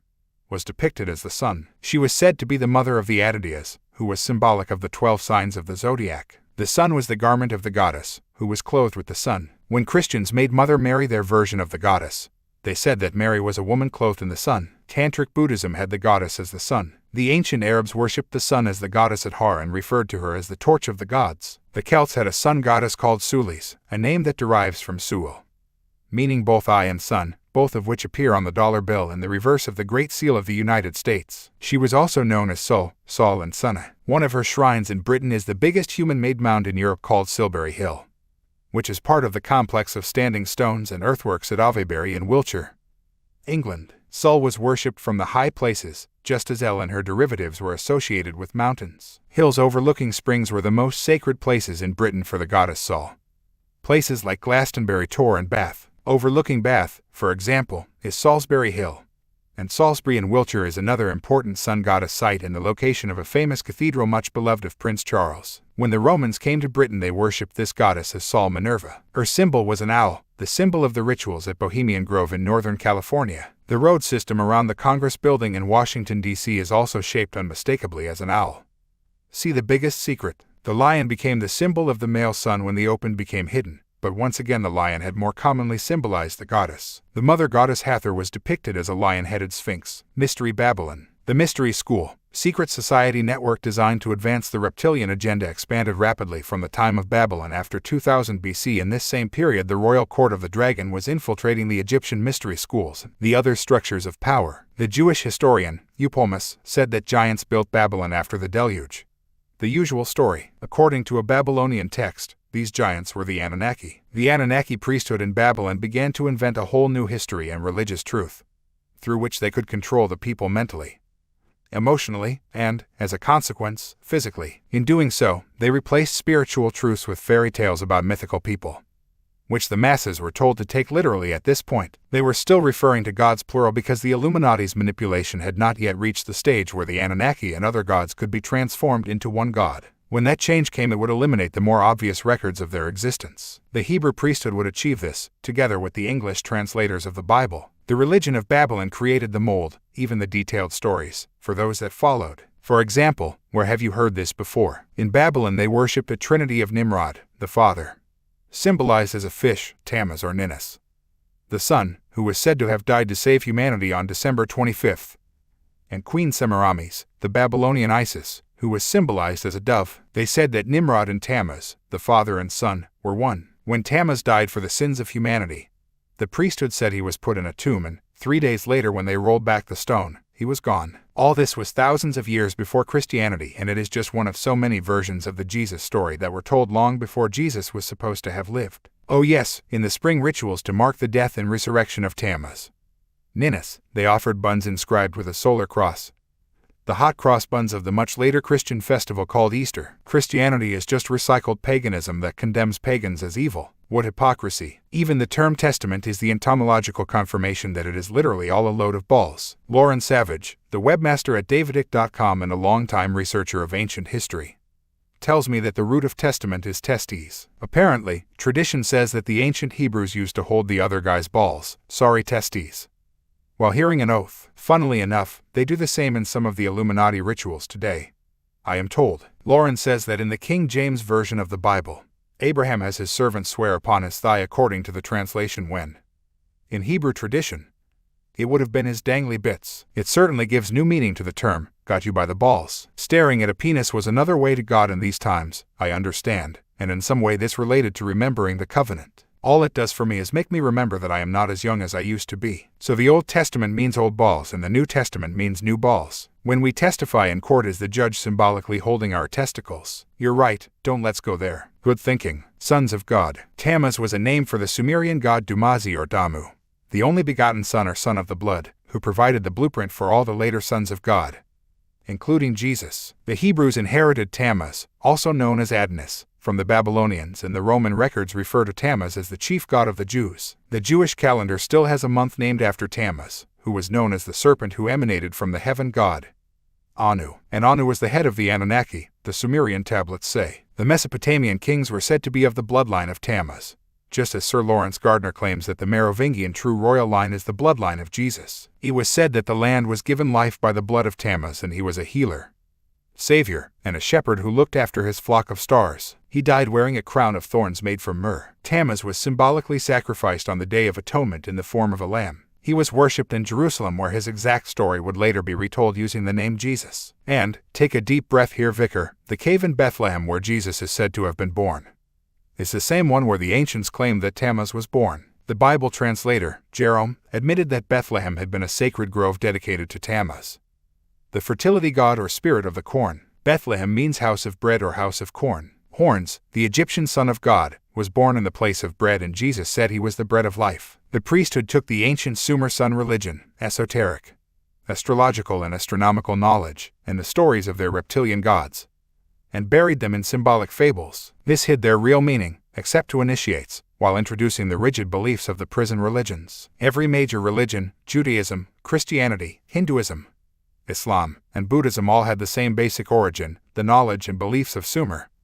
which inherited the knowledge and beliefs of Atlantis and Lemuria. The major religions were all founded in the lands once occupied by the Sumer Empire. They may have emphasized different elements of the Sumer beliefs, but that was the mold from which they all came. The priesthood's job was to withdraw the true knowledge from circulation, and they twisted their manufactured religious texts until the knowledge that would set the people free was portrayed as evil. Look at Christianity. Another goal of the priesthood, or the long frocks as I call them, was to develop stories and themes that made the people feel powerless, insignificant, and in awe of invented religious deities. By being the middlemen to the gods, later God, and interpreters of the law laid down by these make-believe deities, they could control the people for their masters, the reptilian and other demonic entities. To stop the people rebelling against this suppression, control, and poverty, the priesthood stories had to promise a paradise in the afterlife for all those who obeyed God's law. In other words, their law, the law of the Anunnaki. And for those who did not obey this law, eternal hell and damnation. Even the term sin, as I have pointed out, comes from the name of an Anunnaki god.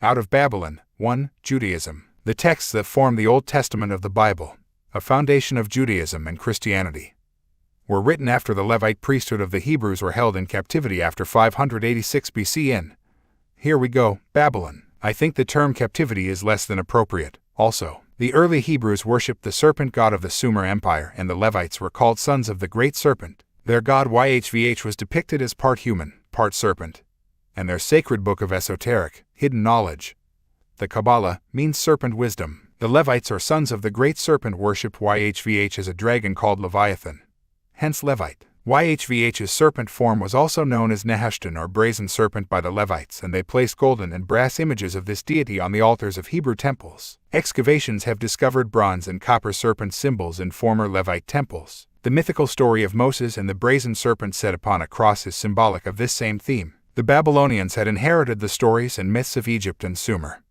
and now they would reappear in a twisted form in the texts that would later become the Old Testament. Genesis, Exodus, Leviticus, Numbers, and Deuteronomy, which together make up the Jewish Torah, were all written by the Levites, or under their supervision, during or after the captivity in Babylon when the Levites joined forces with the network of the Babylonian reptilian priesthood. So you find the Sumerian story of King Sargon floating on the river in a basket of rushes rehashed by the Levites in the account of the mythical character called Moses. And the Sumerian Eden, the abode of the gods, became the Garden of Eden in the Levite tales. The book of Genesis is an edited version of the Sumerian accounts, and it is a massive goddess symbolism. The manna from heaven, which the Moses-led Israelites were supposed to have received from God or YHVH, Jehovah, is actually a name for the goddess, Mana, who, like El, ruled the underworld. The Romans knew her as Mana or Mania. Her ancestral spirits were called Manes, as in the mane of the lion, so associated with the serpent cult, and of the horse, so connected with the Amazons or Valkyries. From the names Mana and Mania we get the word to describe crazed behavior. This is derived from worship of the moon goddess, as in moon madness or lunacy. Mantra, the Sanskrit term for projecting vibrations by chanting words or sounds, comes from the same root. Manu was the name for the Indian version of Noah, who survived the deluge with the help of the great serpent Vasuki. In earlier times Manu was the womb of the goddess. The Levites, those Babylonian mystery school initiates,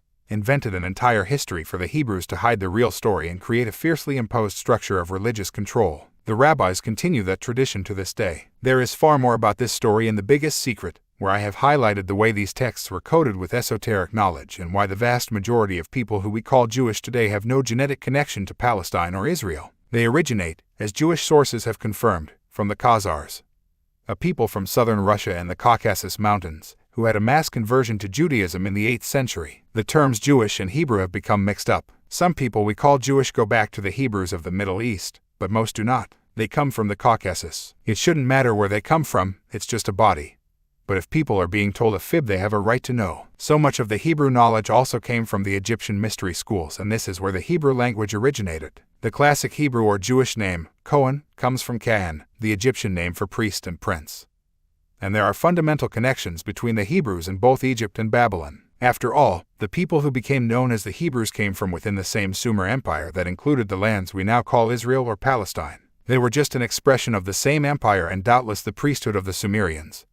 Egyptians, Hebrews, Sumerians, and Babylonians were connected by the same brotherhood networks going back to Atlantis and Lemuria. The Sumerian priesthood were the middlemen between the people and the reptilian gods, and so, in the end, were the others. The invented story of the Exodus was written to obscure the truth of what really happened in Egypt, and there is no historical record outside of the Levite texts, nor any archaeological evidence that any such exodus ever took place. Between 1967 and 1982, when the Israelis occupied the Sinai Desert, they instigated a massive search for evidence of the 40 years the Israelites were supposed to have lived there. What did they find? Nothing. The loss of the Egyptian army in the Red Sea is not recorded in any historical document, and this is utterly ludicrous if it had actually happened. The Greek historian Herodotus, c. 485–425 BC, traveled and researched the lands and history of Egypt and the Near East, and yet he heard nothing of King Solomon, the mass exodus of Israelites from Egypt, or the Egyptian army drowned in the Red Sea. Neither did the Greek philosopher Plato.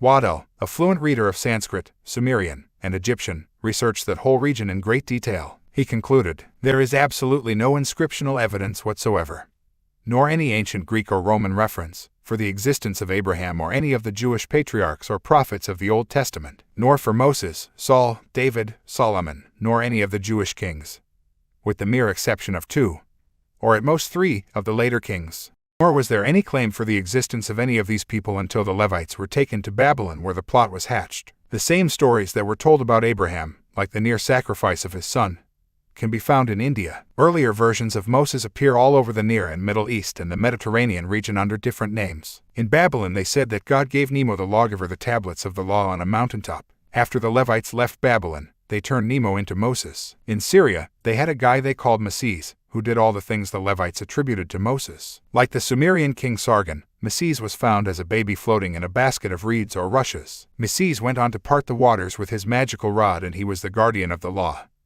written in stone. Another Moses was the Egyptian hero, Ra-Heralti, whose alleged life was also copied by the forgers of history. The 10 Commandments, so associated with Moses, are a copy of the laws known as the Code of Hammurabi. These were written at least 1,000 years earlier. Of course they were. The Code of Hammurabi came from Babylon, but this Code of Hammurabi goes back even further to our old friend Indara, Thor, St. George, the first king of Sumer, and his 10 Commandments of some 5,000 years ago. These were called in the Edda the hug runes, with the word hug meaning affection, love, and good heart, hence hugging, the real Bible code. Another fact that is vital to understand if we are to see the forest for the trees is that these Levite texts were written symbolically in codes and parables. When we take them all literally, we lose the plot. Before the prison religions, the ancients were worshippers of the sun, and all three syllables in Solomon are different names for the sun. King Solomon's temple was not a real location, it is symbolic. The Freemasonic historian, Manly P. Hall, wrote that King Solomon's 1,000 wives and concubines were symbolic of the sun,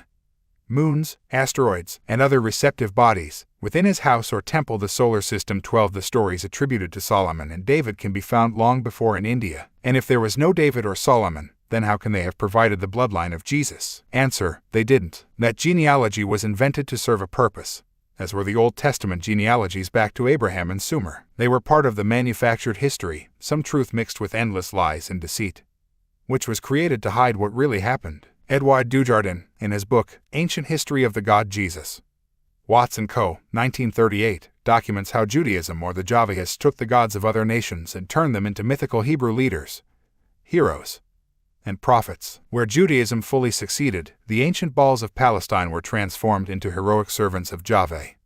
Where it gained only a partial victory, they became secondary gods. Many of the old Baals of Palestine were assimilated by Judaism, which converted them into heroes in the cause of Yahweh.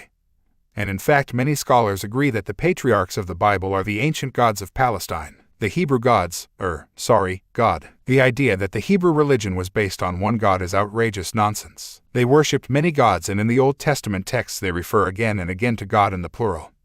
As with Elohim, the Jewish singular God, El, comes from the name Elohim, which is plural. The Elohim were the Anunnaki, and the serpent goddess, El, in the Edda relates to all this. But in the English translations the plural gods are turned into the singular God. The first line of Genesis, "In the beginning God created the heaven and the earth," actually reads in the Hebrew, "In the beginning the gods created the heavens and the earth." The word Elohim, plural, is used 30 times in Genesis and 2,570 times in all. These include the terms, "And the Elohim said, let us make men in our image. The Elohim said, come, let us go down," in the story of the Tower of Babel.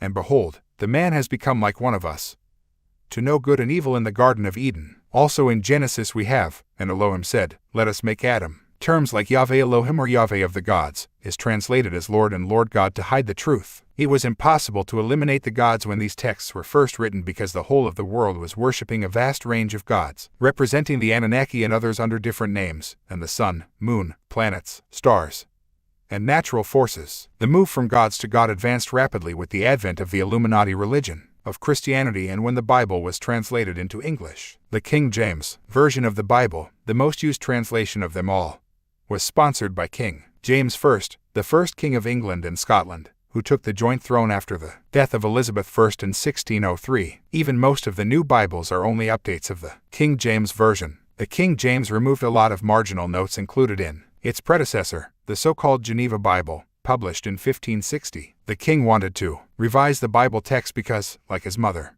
Mary Stuart, he believed totally in the divine right of kings, in which the monarch answered to no one except God, the gods. The Geneva Bible included phrases he did not like in relation to this divine right, and so he had them removed. James was a Satanist and reptilian bloodline, going back to the Egyptian pharaohs. His sexual desires preferred young boys, as recorded in numerous books and public records, and his lust for blood appeared insatiable. When he killed an animal he would literally roll in its blood, and he was responsible for the death and torture of thousands of witches. He suggested many of the tortures himself. This is the man who decided what the Bible does or does not say. I am sure that the mass slaughter of witches by King James and the Christian Church is connected with destroying certain bloodlines passed on through the female DNA. Sir Francis Bacon oversaw the translation of the King James Bible. He was from the reptilian bloodline and a high initiate of the secret society network. As Grand Master of the Rosicrucian Order, he was a Knights Templar, an inspiration behind the creation of Freemasonry and the Royal Society,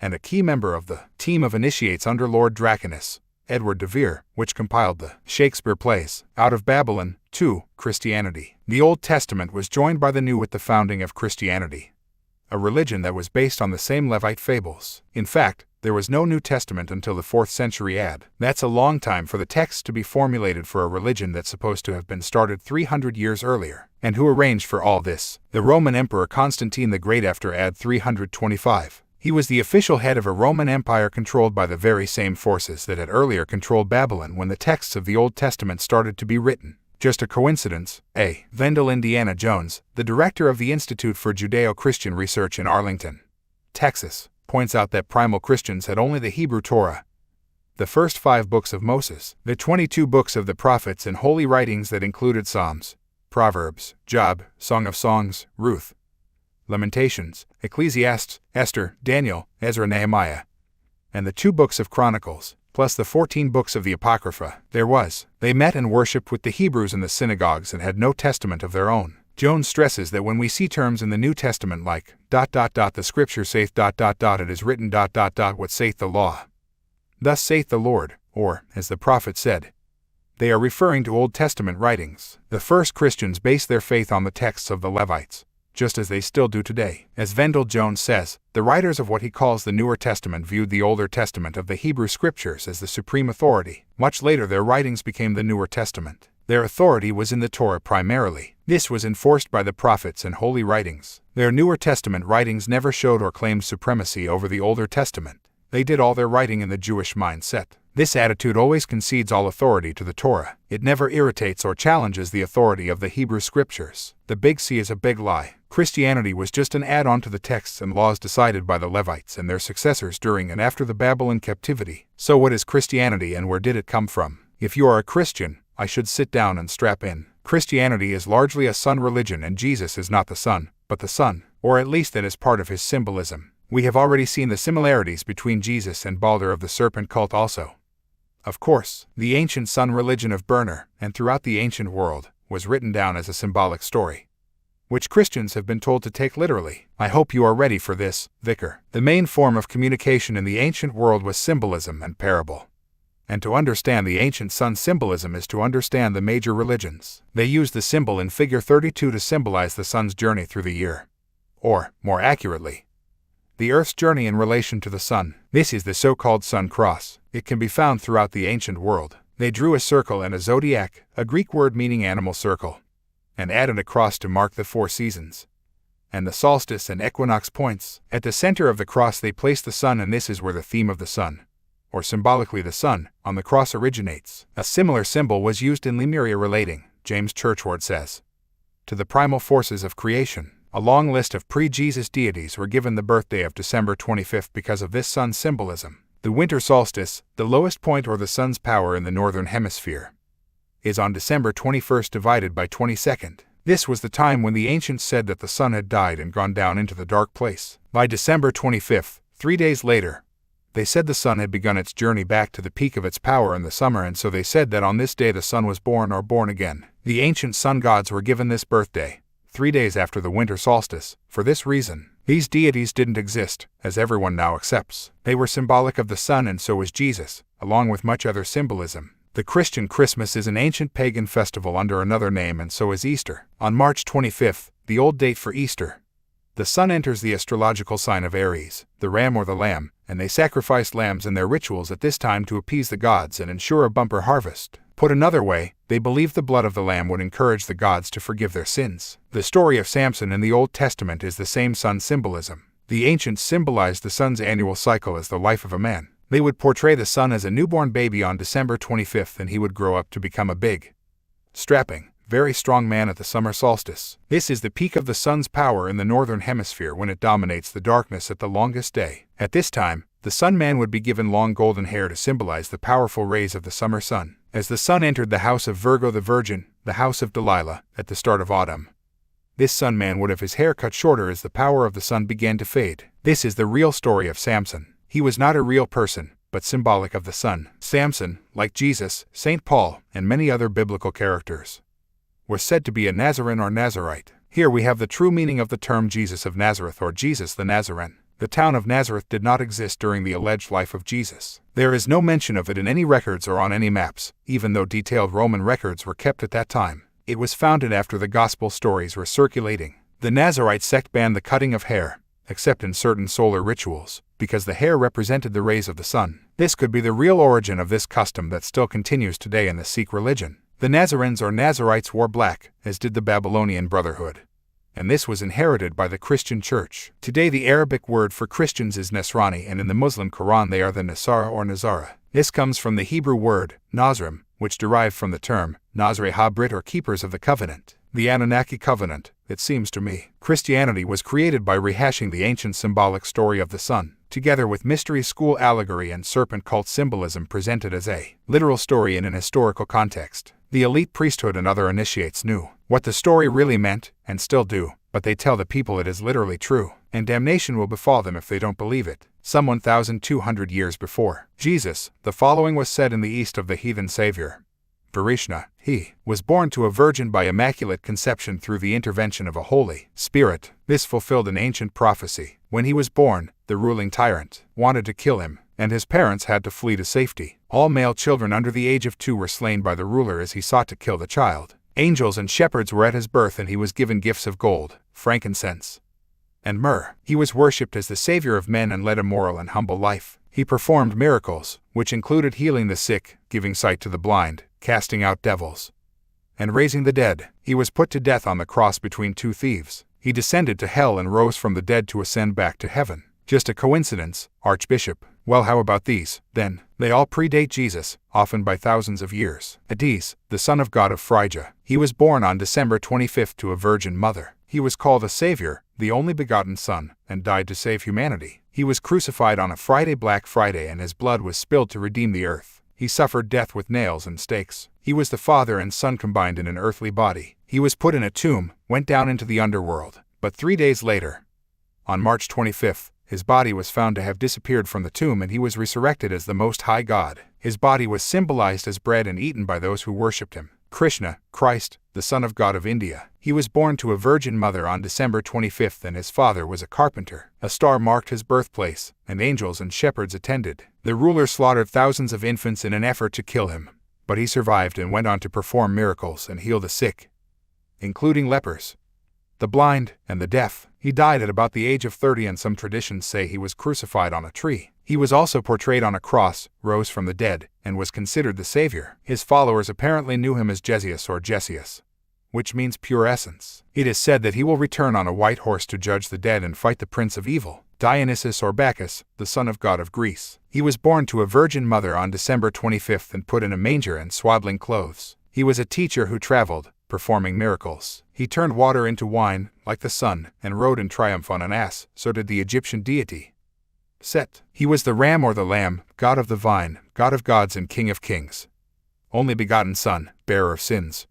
Redeemer, anointed one, Christos, Alpha and Omega. He was hung and crucified on a tree, but rose from the dead on March 25th. During the 1st century BC, the Hebrews in Jerusalem also worshipped this deity. J.M.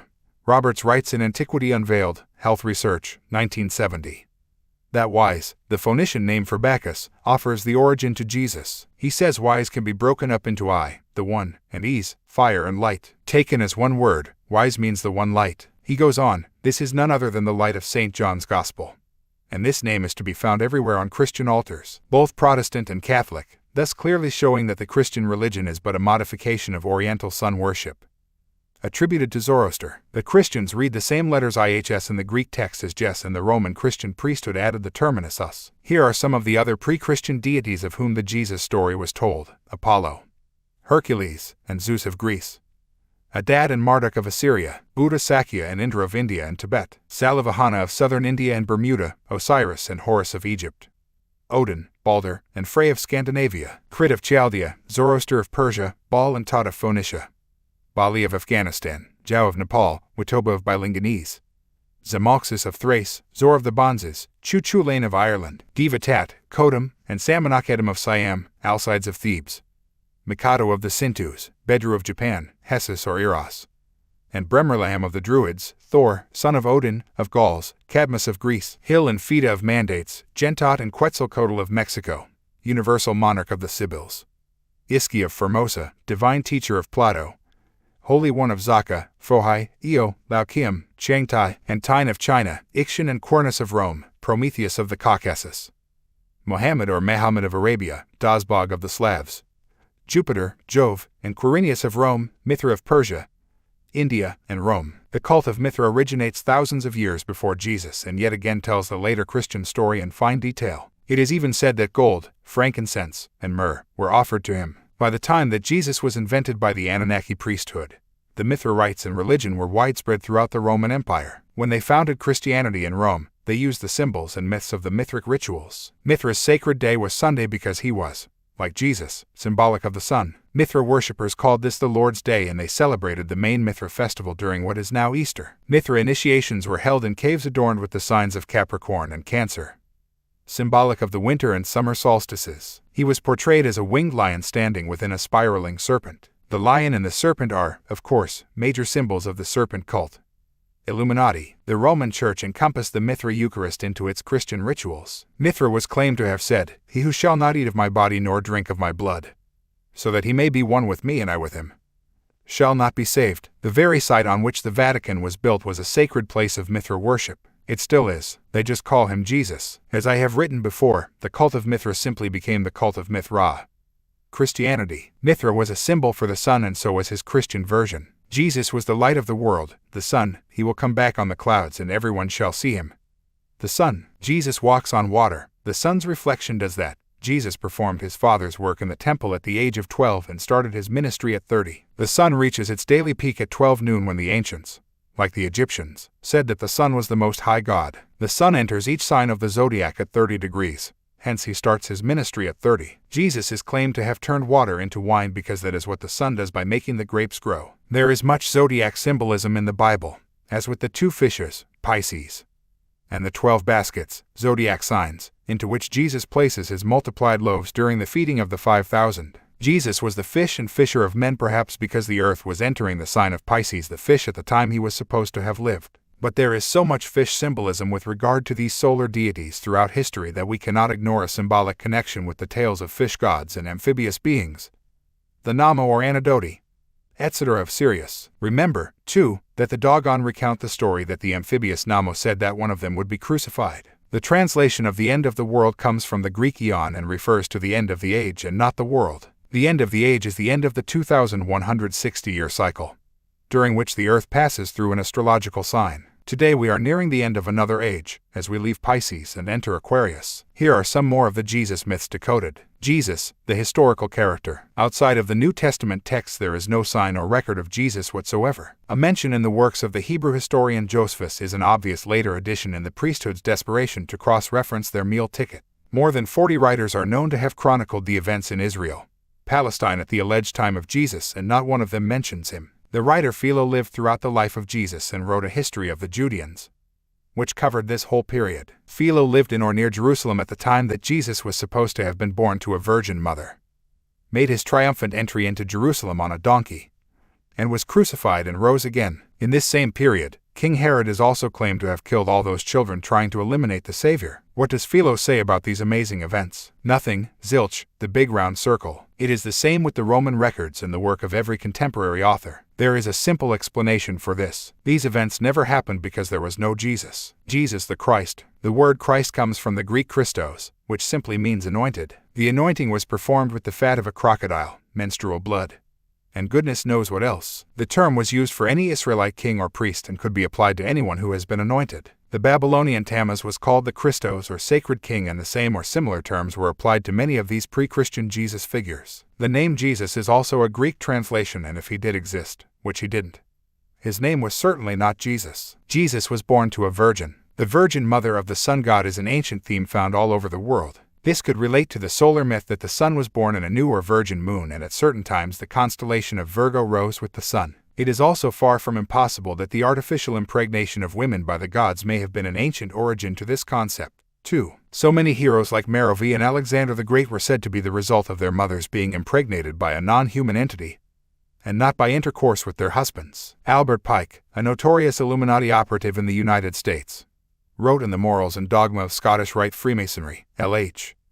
Jenkins, 1928, of the Egyptian myth from which the Christian themes originated. At the moment of the winter solstice, the Virgin rose, with the sun, having the sun symbolized as Horus in her bosom. Virgo was Isis, Virgin Mother of Horus, and her representation, carrying a child, Horus. in her arms, exhibited in her temple, was accompanied by this inscription: I am all that is, that was, and that shall be, and the fruit which I brought forth in the sun. Writer Gerald Massey reveals that on the walls of the Holy of Holies in the Temple of Luxor, Egypt, are portrayed scenes that are mirrors of the far later Jesus story. The god, that, the Annunciator of the gods, can be seen hailing the Virgin and telling her she is going to give birth to the coming Son. Another scene depicts the god, Nept, impregnating the Virgin with the Holy Ghost or Spirit for the Immaculate Conception. Then the child is seen enthroned and receiving gifts from three spirits, and he is adored as the incarnation of the Son God. Even the story about Jesus being born in a manger comes from ancient Egypt, as Massey explains. The birthplace of the Egyptian Messiah at the vernal equinox was figured in Apt, or Apta, the corner. But Apta is also the name of the crib and the manger, hence the child born in Apta was said to have been born in a manger. And this Apta or crib or manager is the hieroglyphic sign of the solar birthplace. Hence the Egyptians exhibited the babe in the crib or manager in the streets of Alexandria. The bright star and the three wise men. A bright star marked the birthplace of Jesus, the Bible says. This is the same story told in Egypt about Sirius, the brightest star we can see from Earth. The Egyptians said that the rising of the three stars of Orion's belt, the three kings, wise men or magi, marked the arrival of Sothis or Sirius, the star of Osiris and Horus. Further symbolism of the three wise men is that the magi were sun worshippers. Gold, frankincense, and myrrh were the traditional gifts given by Arabian magi to the sun, and that's why they were given to Mithra in that version of the myth. The birth of Jesus in a stable or cave is repeated throughout the solar myth stories because the cave represents the dark place where the sun is said to go between the winter solstice and midnight on December 24th. Thus we have the 3 days in the tomb between the crucifixion of Jesus, the Son, and his resurrection or rebirth on December 25th. The cave may have other symbolism, too, however, because the Jesus story can be read on different esoteric levels at the same time. Tempted in the wilderness for 40 days. This is another common theme for the solar gods. Author and researcher Albert Churchward says the Egyptians estimated that it took 40 days after grain was sown before it appeared through the soil. This was a period of fasting and scarcity, he says, and so Jesus is depicted fasting in the wilderness, and Satan challenges him to turn stones into bread. The battles between light and dark, and when Jesus defeated the darkness, is symbolic of the time in the sun's cycle when there is more light every day than dark. The 40 years the Israelites were supposed to have spent in the desert was similar grain symbolism turned into a manufactured historical text. The words of Jesus. The words attributed to Jesus are quotes from earlier saviors and deities. Horus delivered a Sermon on the Mount in Egyptian myth, and the Jesus version is simply sayings from earlier texts. Like the books of Enoch, weaved together into a narrative. Several of the Jesus parables came directly from Buddhism and Jainism. The Lord's Prayer derives from sayings in the Jewish Talmud and much older Egyptian prayers to Osiris, and earlier it was a prayer to the goddess, the giver of bread or the grain mother. The Marys. Mary is an ancient name for the goddess that miraculously gives birth to the Savior Son God. Its forms include Mary, Mary, Maratu, Mara and Mariham. On one level, these names relate to the sea, Mer or Mar, and Mary represents the feminine, the moon, the queen of heaven, to balance the masculine sun. But they also relate to the dragon queens. Isis, the Egyptian moon goddess and virgin mother of Horus, was known as Mother Mary or Mata Mary and called the Queen of Heaven, Our Lady, and Mother of God. El in the Edda texts was also known as Mary. The Hebrews worshipped a god and goddess deity called Mariel or Mary God, and the Mother Mary of Christianity is just another name for the ancient goddess known as El, Isis, Ishtar, Barati, Artemis, and Diana. The Christian religion, like its bedmate Judaism,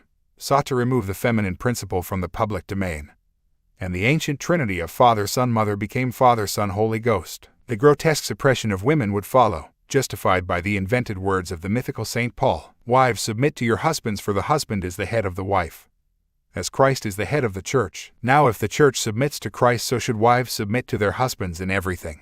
But I suffer not a woman to teach, nor to usurp authority over the man, but to be in silence. Such words were written by the priesthood and initiates to introduce the institutionalized suppression of the female. This attitude can still be seen today. Anne Widdecombe, a very mixed-up British politician, even left the Protestant Church of England and joined the Roman Catholics when women priests were allowed by the C of E, and this lady claims to be intelligent enough to run the country. The Illuminati set out to close down the feminine, intuitive energy that connects us all, including men, to our higher levels of being. The unrestrained male energy is out there, expressing itself outward into the physical world, and, without the feminine, it becomes isolated from its deeper self. Macho man is an extreme expression of this. They are lost little boys who have symbolically lost touch with their inner mum. But while suppressing the female among the masses, these religions have continued to covertly worship the Illuminati goddess, symbolized as the Dragon Queen or Queens and the Snake Mother. There has been increased pressure in the last few years to increase still further the role of the Mother Goddess, Mary, in the Roman Catholic Church. Millions of signatures have been received from 157 countries pressing the Pope to make Mary a co-redemptrix. They want Mary to be recognized as equal to Jesus. In effect, all prayers and petitions from believers would have to flow through Mary, who would bring them to the attention of Jesus. A bit like a doctor's receptionist. Really, she would also play the pivotal role in the Trinity as daughter of the Father, mother of the Son, and spouse of the Holy Spirit. Yes, I know it's all bollocks, but it emphasizes the scale of goddess worship within the Illuminati's Roman Catholic Church, which, at the same time, acts as a major suppressor of the human female. Mary Magdalene, the reformed prostitute or whore, is another version of the goddess symbolism. She portrays the great whore of Babylon, the goddess, Mariana Ishtar. The ritual of the sacred harlot or priestess anointing a savior king goes back to Sumer and further to Atlantis. And, no doubt, Lemuria. It was a pagan priestess who announced the resurrection of Osiris, Hades, Dionysus, and Orpheus, just as Mary Magdalene was the first to see the resurrected Jesus. It's all symbolism from the ancient mystery religions, and it was used to create a mythical hero for a manufactured prison religion. As I have mentioned, Mag also appears to be code of the reptilian DNA passed on by the female line, the mitochondrial DNA. Jesus was crucified. Many of these mythical solar deities like Jesus were crucified for the sins of the people. It is an ancient ritual. Jesus, the sun on the cross, is the sun at the spring equinox on one level and the dying Balder on another. The crown of thorns is symbolic of the halo, which the ancients portrayed around the head of all of their sun gods. The points around the head of the Statue of Liberty and other Illuminati deities are the rays of the sun or crown of thorns. The words attributed to Jesus, my God, why hast thou forsaken me?" were taken from the Passover ritual at Jerusalem, according to some researchers. The cross itself is not a uniquely Christian symbol. It was used as a religious symbol for thousands of years before Christianity. And Jesus told his disciples to pick up thy cross and walk before the crucifixion cross even entered the story. Indeed, the man on the cross was so widely used by the pagans that the early Christians rejected it. The Central American god Quetzalcoatl was depicted nailed to a cross. The cross is symbolic of the equinox when day and night are equal and the sun is about to win its victory over the darkness. At the moment Jesus died on the cross, according to the gospel narrative, the land became dark. So it would if the sun had died, as it was symbolically doing. As for the resurrection after 3 days, this is more sun symbolism. In Persia, long before Christianity, they had a ritual in which a young man, apparently dead, was restored to life. He was called the Savior, and his sufferings were said to have ensured the salvation of the people. His priests watched his tomb until midnight on the equinox, and they cried, "Rejoice, O sacred initiated, your God is risen. His death and suffering have worked your salvation." The same was said in Egypt of Horus and in India of Krishna thousands of years before Christianity. And Jesus could not have been crucified between two thieves because crucifixion was not the Roman punishment for theft. The two thieves are possibly symbolic of Sagittarius and Capricorn, which cross over at the winter solstice. Thus the sun dies between them. John the Baptist. This guy was invented from the stories of Anup, who baptized the ancient Egyptian son of God, Horus. Like John, Anup lost his head. Thor, Indara, the first king of Sumer, was known as Bill the Baptist on Sumerian seals, and he was Ad or Autumn baptizing the infant crown prince in Egyptian sculpture. Baptism was introduced by the Sumerians, not the Christians, and appears to have originated, at least in the post-cataclysmic era, in the Phoenician, St. George Center of Cappadocia. John the Baptist, and his association with water, further symbolizes the water sign of Aquarius, through which the sun travels to be baptized.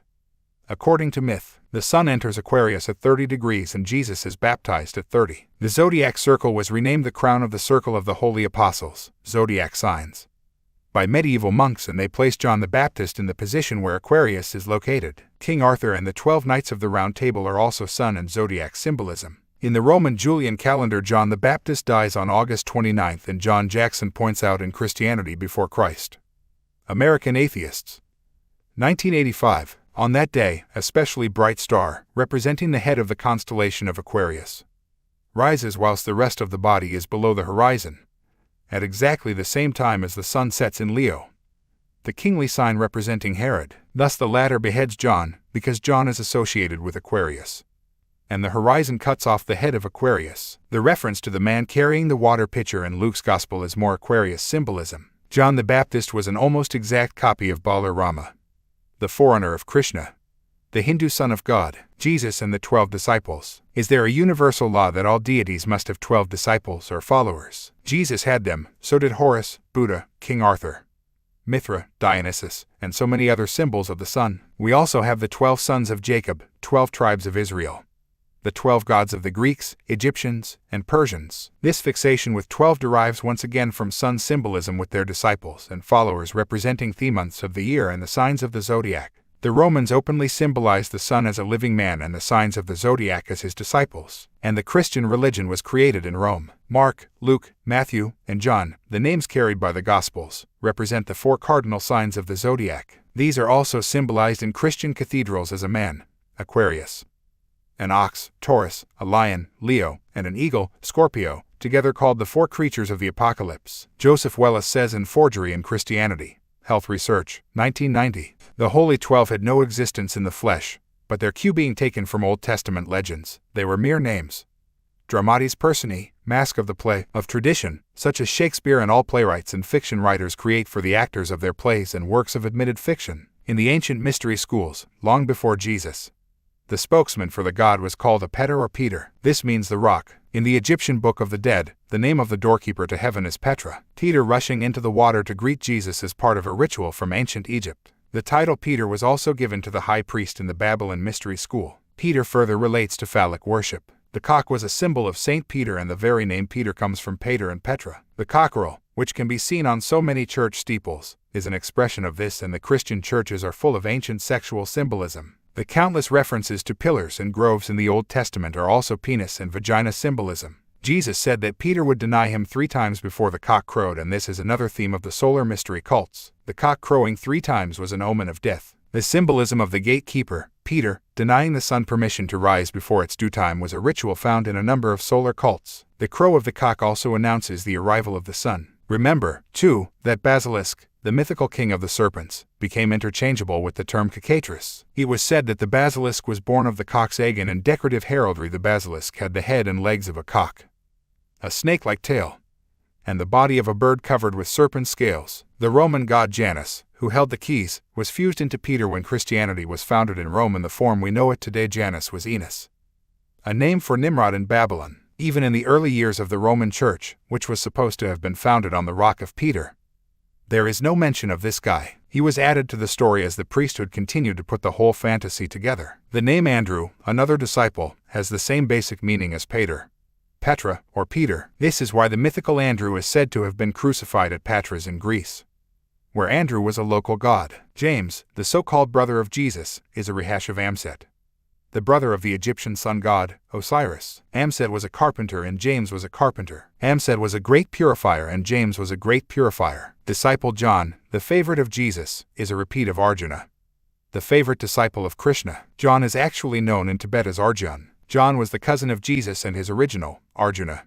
was the cousin of Krishna. Thomas was the disciple who insisted on touching Jesus after the resurrection to prove he was in the flesh, hence the term Doubting Thomas. But Thomas is Tammuz, that other savior god with the Jesus credentials. The Christian Church dedicates the winter solstice, the day the sun dies, to Saint Thomas. The Hebrews still have a month they call Tammuz. Thomas the twin is also symbolism. Thomas means twin in the Aramaic and Syriac languages, and the name Didymus, also associated with Thomas, comes from the Greek Didymos, which was their name for the Roman Gemini, the twins of the zodiac. Acharya writes in her superb work, The Christ Conspiracy, it is said that Thomas preached to the Parthians and Persians, but what is being conveyed is that these groups were followers of Tammuz or Dumuzi, as was his Sumerian name. Although it was alleged that Thomas's tomb was in Edessa, tradition also claims that he died near Madras, India, where 2 of his tombs are still shown. This tale comes from the fact that when Portuguese Christian missionaries arrived in southern India, they found a sect who worshipped a god named Thomas and whose religion was nearly identical to Christianity. So disturbed were the Christian missionaries that they created elaborate stories to explain the presence of the St. Thomas Christians, claiming that the apostles Thomas and or Bartholomew had at some point traveled to India,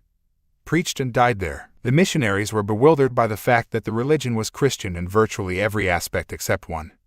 They did not worship Jesus and had never heard of him. The Thomas they were worshipping was Tammuz, the hero of the Jesus story for thousands of years before Christianity. Signs of Tammuz. Thomas worship have been found in India where Acharya tells us, he was apparently considered a reincarnation of Buddha. The villain of the Jesus story is Judas, who represents Scorpio, the backbiter, the time of year when the sun is weakening and appears to be dying. He was portrayed with red hair, the color of sunset, and so was the Egyptian figure Set, who sought to kill Horus. Judas is supposed to have betrayed Jesus for 30 pieces of silver. This represents the 30 days of the moon cycle, and it was the same amount paid to the great goddess in Jewish temples for each sacrificial victim. St. Paul. Here we go again. The only record of the existence of St. Paul or Saul of Tarsus is in the New Testament texts. It is the same with Jesus, same with all of them, and the same with the key players in the Old Testament stories. The Roman historian Seneca was the brother of the proconsul of Achaia when Paul was supposed to have spoken there. But, although Seneca wrote about far more mundane matters, not a titter is recorded of Paul's public crusade. Who am I speaking about here? He lived in Tarsus in Asia Minor as a youngster. He went to Ephesus, where he spoke to vast crowds and performed miracles, and traveled to Athens and Corinth. From there he went to Rome, where he was accused of treason, moved on to Spain and Africa, and returned to Sicily and Italy. He was summoned to Rome and thrown in prison, from where he later escaped. Sounds remarkably like the story of the Nazarene, St. Paul, but these events were from the life of the Greek figure Apollonius of Tyana, called the Nazarene in some account. He was also known in Latin as Apollos and Paulus. Long before the stories about Paul, the Jewish historian Josephus wrote of a terrifying sea journey he experienced on his way to Rome. His story turns up again in precise detail in the New Testament, claiming to be an account of what happened to Paul. The story of Paul, and a story is all it is, also shares many detailed similarities with the myths of the Greek hero Orpheus, who, like Paul, had a missionary called Timothy. The writer H.G. Wells said that many of the phrases used by Paul for Jesus were the same as those used by the followers of Mithra. The liturgy of Mithra is the liturgy of Jesus. When Paul is made to say they drank from the spiritual rock and that rock was Christ, he is using exactly the same words found in the scriptures of Mithra. The author of an internet article called The Other Jesus picks up this theme, that the names of the close associates of Paul seem to be an exact match with great figures associated with the mysteries of Demeter in general and with Orpheus in particular, is yet another of those issues that bothers people much less than it should. Let us examine the parallels. Orpheus, as a result of the pre-Christian Son of God, having appeared to him, mounted a highly successful campaign to spread his version of the mysteries of Samothrace, home of the Amazon female serpent tribe, from Atlantis to mainland Greece. Paul, we are told, because the Christian Son of God, Jesus, appeared to him, mounted a highly successful campaign to spread his version Christian Jesus worship beyond Palestine and westward to mainland Greece. This is an excellent example of my theme here. The initiated priesthood took the symbolic stories from their mystery schools and presented them as historical fact to create prison religions for the people. The rituals, rites, and themes of the Orpheus cults were the same as the later Christian ones. There is so much more to tell about this story, and I recommend The Christ Conspiracy, Bible Myths, and other books listed in the bibliography if you want more detail and sources. The Bible has controlled the minds and lives of billions and has held much of the world in mental and emotional servitude for thousands of years. Christians laugh at the idea of reptilian bloodlines, and yet believe that their God would send his only son and make him suffer vicious torture and a horrible death to forgive the sins of everyone else. At the same time, we are told this is a God of love. It's nonsense, of course it is, but the writers knew that. It was not the truth they wished to communicate. The idea was to manufacture strict religions, which would frighten people into obeying and believing. The whole thrust is that if you don't believe their truth, you will end up in hell. However, to avoid the problem of everyone being nice to each other, the last thing the Anunnaki want, they emphasize that you do not get to heaven through good works, but only by belief in Jesus as your Savior. You could cause untold death and suffering during your life and still book your place in paradise, as long as you believed in Jesus. Also, Jesus was the only one born without original sin, and there was no way we could be perfect like him. You are born a flawed, soiled piece of shit before you breathe your first, so know your place. The priesthood parked their backsides between God and the people and made themselves the middlemen for messages between the two. What the priesthood told the people to do was really God speaking through them, they claimed. This is why the Pope is called the Vicar of Christ, the deity's representative on earth. I look in some detail in The Biggest Secret at how the gospel story was written and how the Christian religion and the Bible were created, so I won't repeat it all again here, except for some key themes, which are important for new readers to know. There are two main theories for how the original gospel, God's spell, narrative came to be compiled. One is the Paizo theory. This was detailed by Abelard Reuchlin in the True Authorship of the New Testament, first printed in the United States in 1979. There is also a website called the Paizo homepage, which focuses on this story and the Illuminati bloodlines. Reuchlin tells of an inner circle or inner ring, the most exclusive club in history, who knew the great secret. In this circle, he says, are the religious, political, and literary leaders, who knew the truth about Jesus, but didn't want anyone else to know. He writes, the New Testament, the Church and Christianity,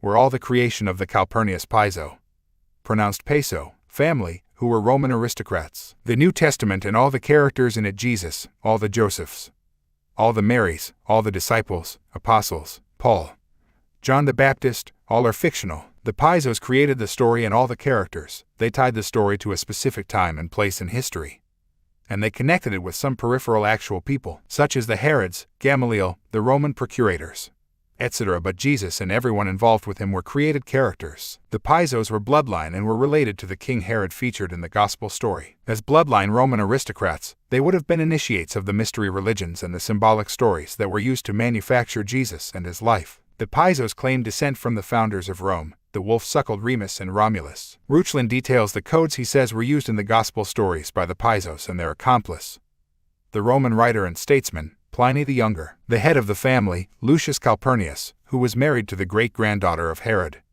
was a close associate of the famous Roman writer Seneca. Both were killed by the Emperor Nero in the year AD 65.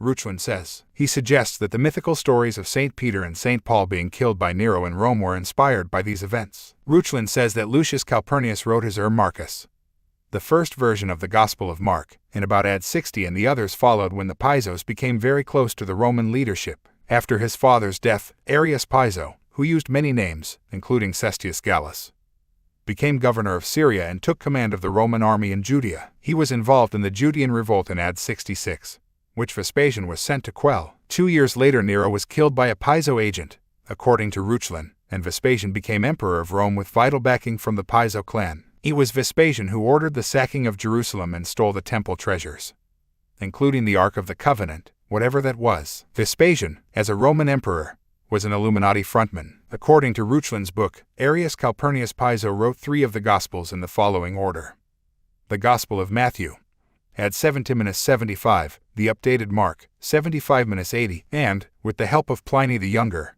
the updated Luke, 85-90. He says that the Gospel of John was the work of Arius's son, Justus, and followed in 105. Reuchlin is certainly correct when he says that Jesus was a composite figure, and the stories include elements of the tales of Joseph in Egypt and other Old Testament characters, plus some writings from the Hebrew-Egyptian Essenes, the characteristics of various pagan gods, and Balder of the serpent cult. He also says that the Pisos made changes and additions to some Old Testament texts and wrote most of the 14 Old Testament books known as the Apocrypha. Reuchlin contends that Arius Piso was the real name of the Hebrew historian known as Josephus. This would certainly explain why a Hebrew like Josephus, who claimed to have fought the Romans, lived in Rome for 30 years while he wrote books on Jewish history and married into Roman aristocracy. Reuchlin says that St. Paul was manufactured in the same way as Jesus, and it's interesting that Paul's hazardous sea journey was a repeat of what Josephus said happened to him. Paul was also portrayed as a Hebrew who became a Roman citizen, and Josephus said the same of himself. Reuchlin writes that between 100 and 105, Arius, his son Justus, and Pliny the Younger traveled with their family and friends to Asia Minor, Greece, and Alexandria in Egypt, to encourage the poor and the slaves into joining their new faith. Pliny created the first churches in Bithynia and Pontus. Reuchlin says Pliny had visited these places a number of times in the year AD 85, and this, he claims, was the origin of the first name of Pontius Pilate. The Roman procurator was only called Pilate in Matthew and Mark, the first Gospels written by the Pisos. But in Luke, the one said to be written with Pliny, Pilate suddenly acquires the name Pontius. Luke was written in the very years that Pliny began to visit Pontus.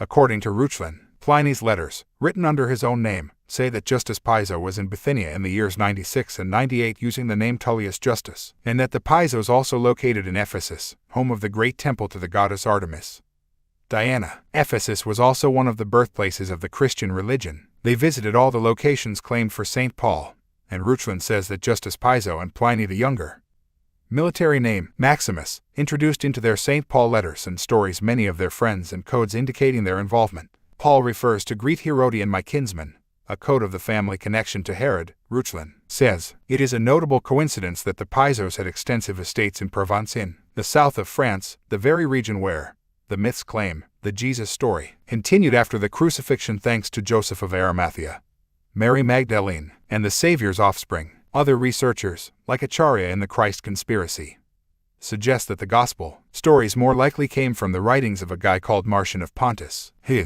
was not a believer in the literal existence of a Jesus in the flesh and wrote the Jesus story symbolically. Marcion was a Gnostic, a word meaning knowledge, and they wrote widely in symbolism and allegory. Gnostic texts referring to the Jesus story, which were found in 1945 at Nag Hammadi in Egypt, have been used as proof that Jesus existed, but they are not. First, they were written long after the event, and second, the Gnostics were allegorical writers. Moses Maimonides, the Hebrew philosopher and Gnostic of the 12th century, wrote, "Every time that you find in our books a tale, the reality of which seems impossible, a story which is repugnant to both reason and common sense, then be sure that the tale contains a profound allegory veiling a deeply mysterious truth.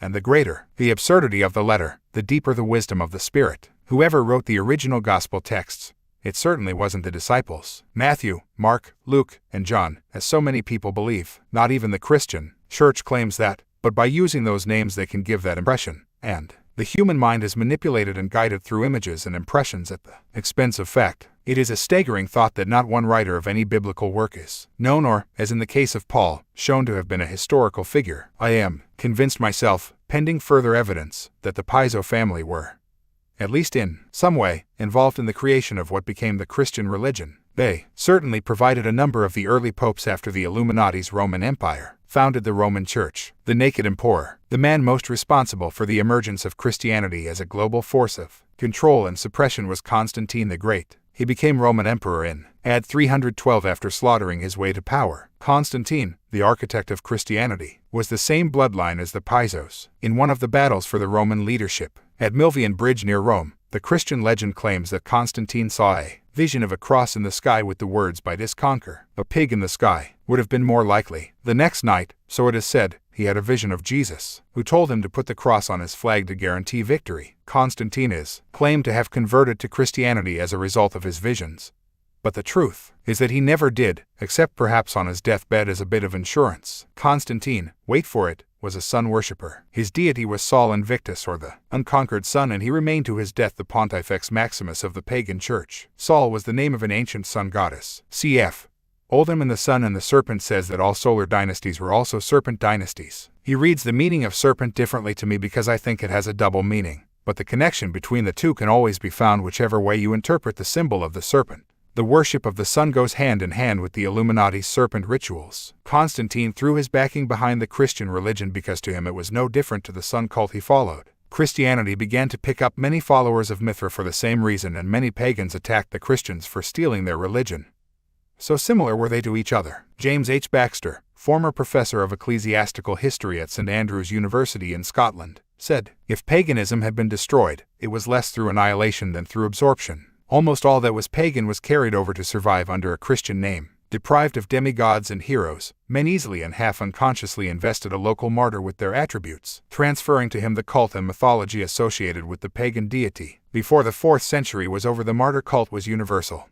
Pagan festivals were renamed, and Christmas Day, the ancient festival of the sun, was transformed into the birthday of Jesus. The defining moment in Christian history came in AD 325 when Constantine called together 318 bishops of the Christian church to his palace at Nicaea, now Iznik in Turkey, for the infamous Council of Nicaea. I say Christian, but in fact there were representatives of the sun and moon cults of Apollo, Osiris and Isis, Demeter, Ceres, Dionysus, Bacchus, Jupiter, Zeus, and, of course, Sol Invictus. So Jesus was naturally given the birthday of December 25th, the birthday of the sun. Nicaea was the moment when Jesus and Christ were brought together for the first time in the way of the other anointed sun gods. The council was convened to end the conflict and squabbling between the followers of St. Paul's Jesus, a supernatural god, and those who questioned that Jesus could be the same as God. The latter were called the Arians after their leader, Arius, a churchman in Alexandria, Egypt. Amid fistfights and mayhem, it was decided, on Constantine's insistence,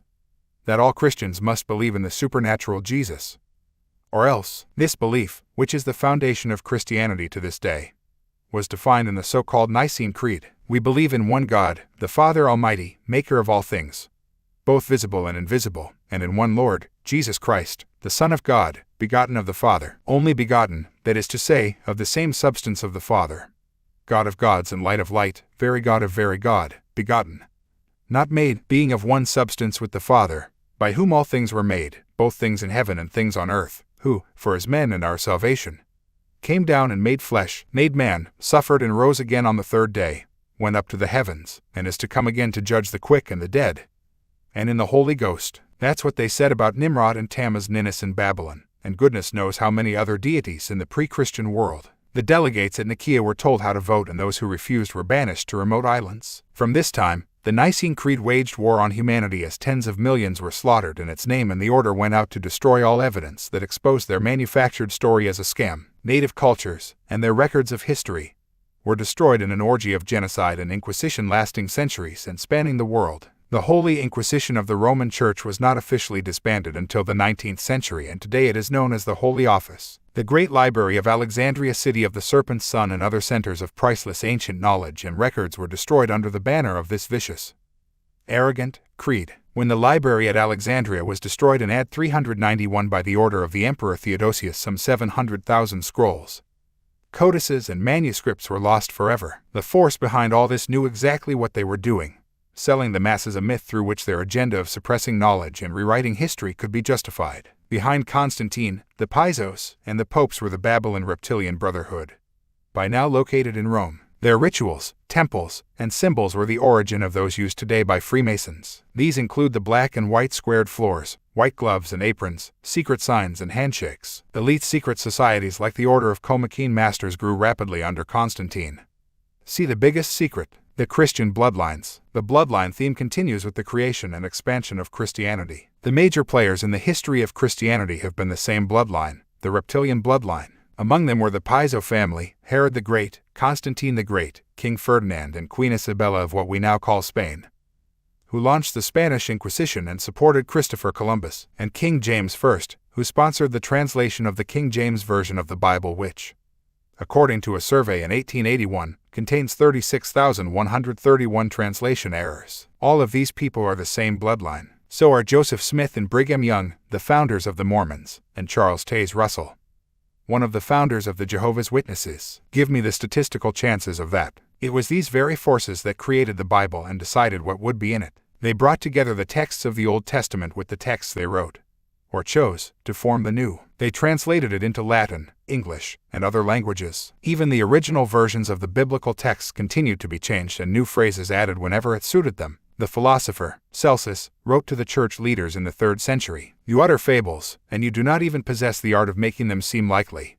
You have altered 3, 4 times and oftener the texts of your own Gospels in order to deny objections to you." Celsus said that the church leaders were forever telling their followers not to examine the evidence, but to simply believe. Wisdom is a bad thing in life.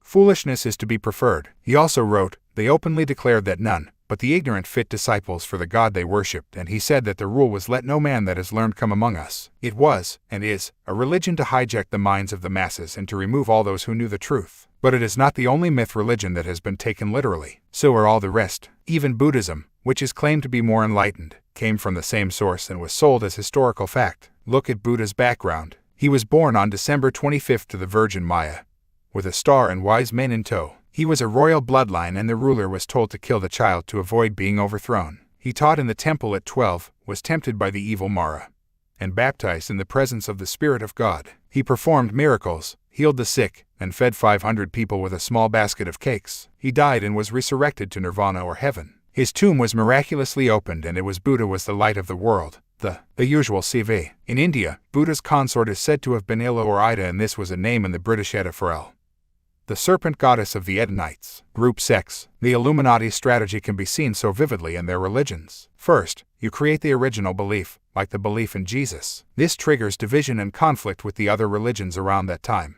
Then you shatter that original belief into an ever-expanding list of sub-beliefs and offshoot churches. Now you have division between the belief and other beliefs, and within the belief itself. What a perfect situation for divide and rule. This has happened with Christianity, and the major fault line was the work of an Illuminati frontman called Martin Luther. In 1517, this professor of theology at Wittenberg University listed 95 complaints against the Vatican for selling pardons to raise money to build St. Peter's Church. Luther was excommunicated, but he burned the decree along with copies of Roman Church law and launched his own Lutheran church. Protestant Christianity was born, and it was used to engineer untold war and yet more slaughter. Countries fought each other and justified it as defending the faith. defending the agenda, more like. Ironically, the English King Henry VIII first supported Rome and was rewarded with the papal title, Defender of the Faith. But Henry, when he wasn't killing his wives, changed his mind and supported the Luther Revolution. He kept the title, though, and this is the origin of the term Defender of the Faith used by British monarchs to this day. The British Crown is supposed to defend Protestant Christianity,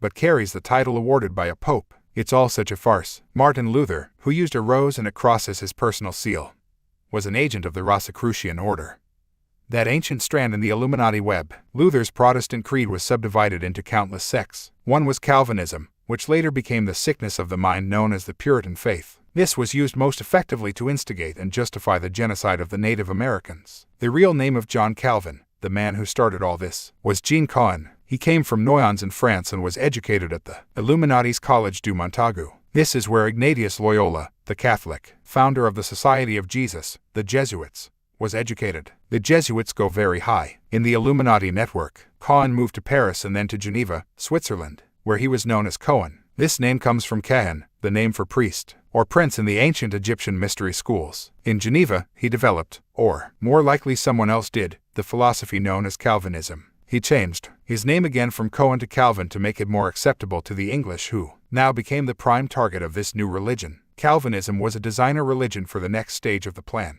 It focused rigidly on the 10 Commandments of Moses and the literal interpretation of the Old Testament texts, and it achieved many goals for the Illuminati. Up to this point, the Christian religion had banned usury, the charging of interest on loans, but Calvinism allowed it. This was perfect for the Illuminati bankers maneuvering at this time to take over England. And, when interest on loans became the norm, thanks to Calvinism, one of the greatest beneficiaries was Switzerland, where this religion was devised. Another role for Calvinism was to insist on the burning of witches and, in so doing, take more of the secret knowledge out of circulation, along with many DNA lines passed through the female that the Anunnaki wished to eliminate. The Mormons and Jehovah's Witnesses are two other Illuminati religions, which have emerged from the Judeo-Christian fantasy. I must stress again here that I am not challenging the right of anyone to follow any religion. Good luck to them. And there are many lovely, genuine people involved in Christianity, Judaism, Mormonism, the Jehovah's Witnesses, and all the rest. I am merely seeking to expose the manipulation of the hierarchy and the background that the rank and file are never told. Joseph Smith founded the Mormons, the Church of Jesus Christ of Latter-day Saints, after he claimed that an angel called Moroni appeared to him in 1823. This Moroni guy, he said, told him of the existence of a book of gold plates, containing the fullness of the everlasting gospel and an account of the former inhabitants of this continent and the sources from which they sprang. The location was revealed to him, and in 1827, with help from two magic stones called Urim and Thummim, he translated the plates into English. Urim and Thummim were, in fact, the names of knucklebones or dice used by Levite priests, and the kings of Israel were said to follow their prophecies. These knucklebones were used in the mystery school holy place known as the Tabernacle. Here we have yet another religion originating from the same source and another perpetuation of the Jesus myth. The gold plates, Smith said, were written in Reformed Egyptian. From this came the Book of Mormon 2 years later, and his followers became the Mormon Church in 1830. The pillars of the early church were Smith, his brother Hiram, and another guy called Brigham Young. They were all high-degree Freemasons and all from the Merovingian bloodline, the same as Piso, Constantine, James I, etc., etc. It is no surprise, therefore, to find that the Rothschilds, through their Kuhn, Loeb, financial operation in New York, funded the expansion of the Mormons. Kuhn, Loeb also helped to fund the Russian Revolution and the First World War. See, and the truth shall set you free. The Mormons were an Illuminati creation. Mormons recognize the Bible, but believe that Smith's writings are equally divine. They set up communities called Stakes of Zion and eventually settled in Salt Lake City, Utah, the Mormon city from where its sacrificial rituals and mind control programs are orchestrated. Another sacrifice and mind control sect to emerge from the Judeo-Christian scam is the Jehovah's Witness or Watchtower Society, although, as always, the vast majority of its advocates have no idea this is so. This worships the Hebrew angry god Jehovah. One of its leading founders was the pedophile and Merovingian bloodline, Charles Taze Russell, a high-degree Freemason. Russell was close to the Rothschilds and, again, Kuhn, Loeb and company funded his operation. Islam was created to further polarize the religious divides, and in The Biggest Secret I show some of the connections between the secret societies behind Christianity, including the Knights Templar and those at the heart of Islam. Among these were the assassins, from whom we get the term for politically motivated murder. The Muslim faith and the creed of Islam were inspired by the story of Muhammad or Mohammed. This was very similar in theme to the official version of how Joseph Smith inspired the Mormon religion. In 612, it is said, Mohammed had a vision and was told to start a new faith. Just as Smith later claimed. The date is interesting because some ancient peoples were told to expect an incarnation of God every 600 years, and Mohammed came 600 years after Jesus. Once again, the Muslims encompass elements of the Judeo-Christian fantasy. Muslims see Islam as an updated continuation of Judeo-Christian themes, and they, too, trace their ancestry back to Abraham in the Old Testament. The alleged origin of the Hebrew belief system. Muslims believe that Abraham built the Kaaba, the sacred shrine of Mecca, and the focus of pilgrimage for Muslims all over the world. But it was originally a pagan temple to goddess worship featuring the famous black stone. W. Wynne Westcott, a founder of the Hermetic Order of the Golden Dawn, wrote in his work, The Magical Mason, that the black stone was first used for pagan rituals. A stone has ancient symbolism for the penis, and for this reason many religions were founded on a stone or a rock. As with Peter the Rock in Christianity, in the Old Testament tale of Jacob, he anointed his stone with oil. Which sounds like great fun. Must try that one. The Quran, the Islamic holy book, which is supposed to have been inspired by God, mentions Jesus in 93 verses and treats him as a living person when clearly he was not. Allah, the Islamic God, is the same God, the Muslims say, as the Judeo-Christian Jehovah. They give credence to the Pentateuch, the first 5 books of Moses in the Old Testament, but in truth the books of the Levites. Muslims say that Muhammad was the latest prophet, apart from all the others since, and therefore, the most valid. As such, all Christians and Hebrews should convert to Islam, the Orthodox Muslims demand. The term jihad is the holy war that Muslims are urged to wage against all of those who will not accept the law of Muhammad. The very word, Islam, means to submit or surrender, and Muslim means one who submits. Islam was another Illuminati creed that was to cost the lives of hundreds of millions in the bloody wars waged with Christianity and Judaism. These are 3 prison religions ultimately controlled by the same force. Islam, like Christianity and Judaism, was also a vehicle for the systematic suppression of women and the feminine principle. Again, we see the connection to Freemasonry. After earning the 3 Blue Lodge degrees of Freemasonry and completing the Scottish or York Rite degrees,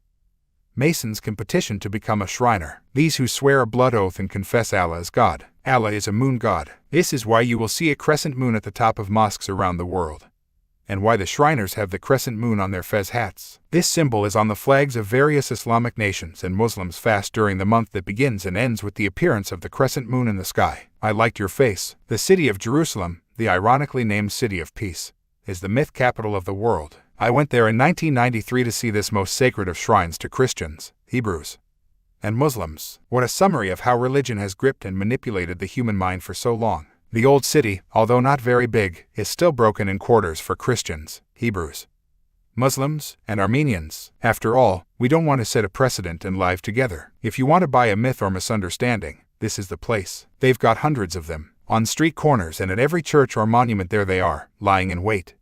Those spiritual used car salesmen, the tourist guides. Many of them wear black leather jackets like some extra from The Godfather. These are the silver-tongued repeaters of make-believe who will sell you a myth tour of anywhere. Even at 7:30 in the morning, as I walked through the Jaffa Gate and into the near-deserted streets of the old city, I was not safe. I felt someone touch my arm. "Hello, my friend," a voice said. "You from England?" I know many people in England. They come from Glasgow. You know Glasgow. I knew his game immediately, but I decided to stick with him and see what happened. He said he approached me because I liked your face. As he had approached me from behind, I had clearly witnessed the latest recorded miracle in Jerusalem. I have no doubt that it has by now been added to the tourist itinerary. He said he wanted to show me around because he liked me. The money he would demand at the end had nothing to do with it, of course. He showed me the Wailing Wall, or Western Wall, that most sacred of places in the Hebrew religion, where they think they can speak to God. This ritual goes back at least to the wailing for Tammuz in Babylon. Jews leave little messages for God in the cracks between the stones, and they now offer a fax service to believers all over the world.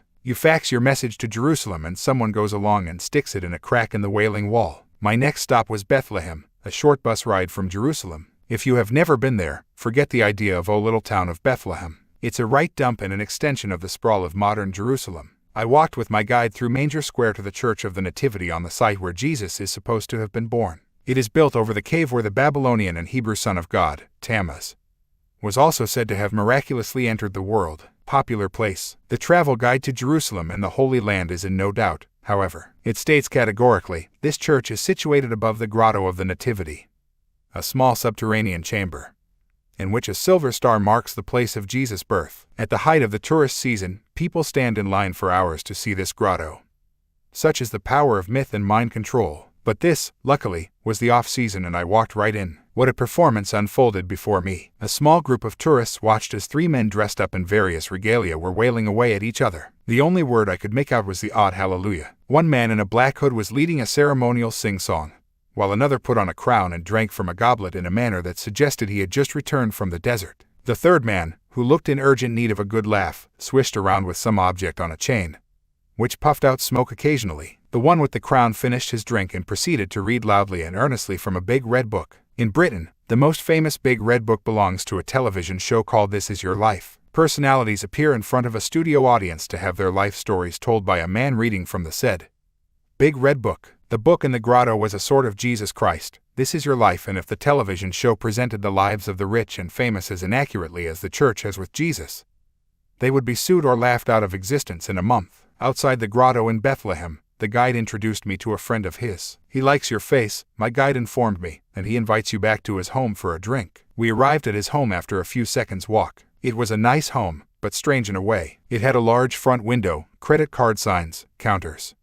a cash register, and lots of shelves with things on. If I didn't know better, I would have said it was the image of a big souvenir shop. As I looked around, I didn't know whether to laugh or scream. You could buy holy this, holy that, holy anything. I didn't see any holy toilet paper, but it must have been there. In fact, given all the crap spoken about religion, I would have thought it essential. Among my favorites were little crosses made from holy earth from the Holy Land. In case I thought this was a con, the wrapper assured me, each one inspected by a genuine Catholic family. Phew, that's a relief then. But nothing could surpass the plastic models of Jesus, in all sizes to suit all pockets. If you bought the small version, your Jesus only had a bit of wire for a halo.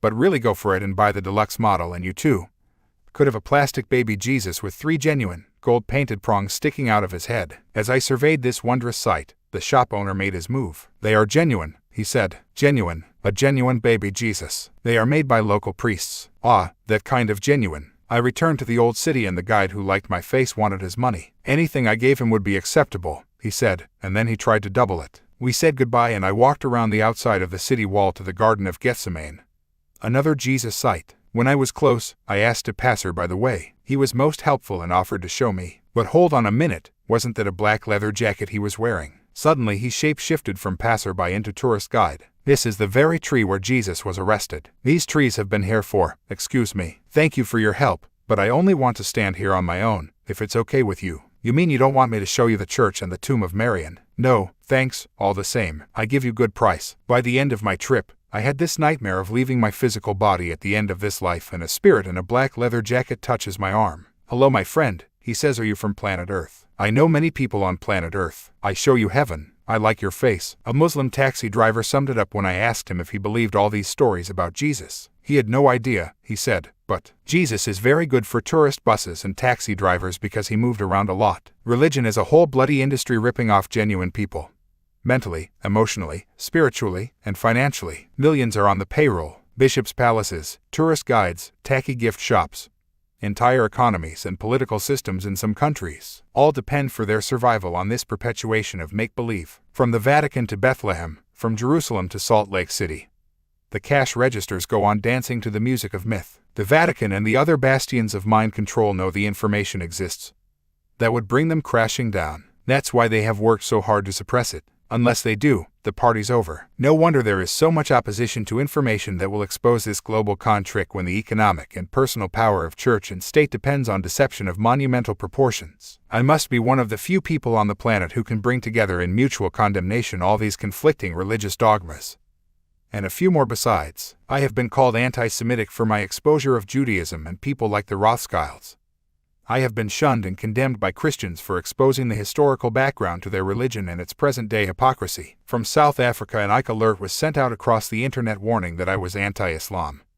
And many New Agers condemn me for being too negative at saying what is really happening, and for exposing the spiritual charlatans and the Illuminati manipulation of the New Age mentality. The reason I can unite such apparently opposing groups is that they all have one thing in common. They each have a dogma to sell or defend, As I am challenging all dogmas, impositions, and suppression, I can bring them together as one indignant voice. They are opposames, the same attitude with a different frock on, but more and more people are freeing themselves from these prisons of the mind. The Illuminati Anunnaki could not care less which religion or mind prison you choose, so long as you choose one of them. My philosophy on this is simple: if you can put a name to what you believe, you have built a wall around your mind. It doesn't matter what ism or entity it may be. Once you can give it a name, you are closing the door on infinity, where everything just is and we all just are. There are no names for infinite knowledge. It encompasses all that is, and once we succumb to an ism, we disconnect from all that is. But then that's the idea, the whole point for religion in the first place, slamming the door on human consciousness. Even those who claim to have rejected conventional religion continue to be caught in its illusions. In the New Age, which does not believe in the Christian view,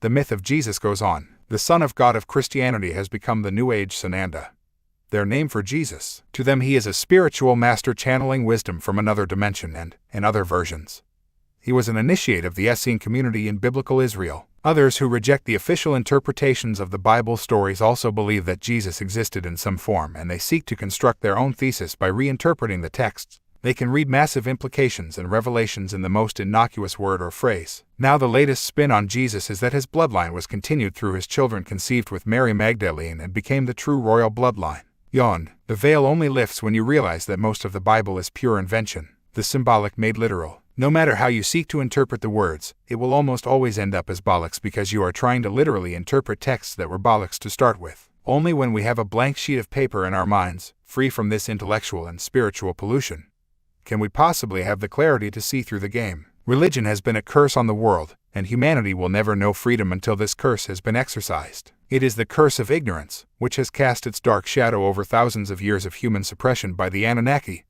and their bloodlines. More than anything, religion has been the driving force behind humanity's suppression of itself.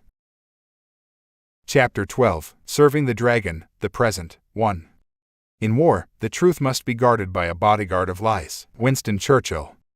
If, as I have outlined here, the world is controlled today by the reptilian shapeshifters and their bloodlines, we should be able to find evidence of their modern activities that supports the accounts of the ancients. And we can, lots of it. Since 1990, when I began to consciously investigate what was really happening in the world, I had heard mention of reptilian beings, but naturally it seemed so fantastic that I put the information on the back burner until I could make some sense of it.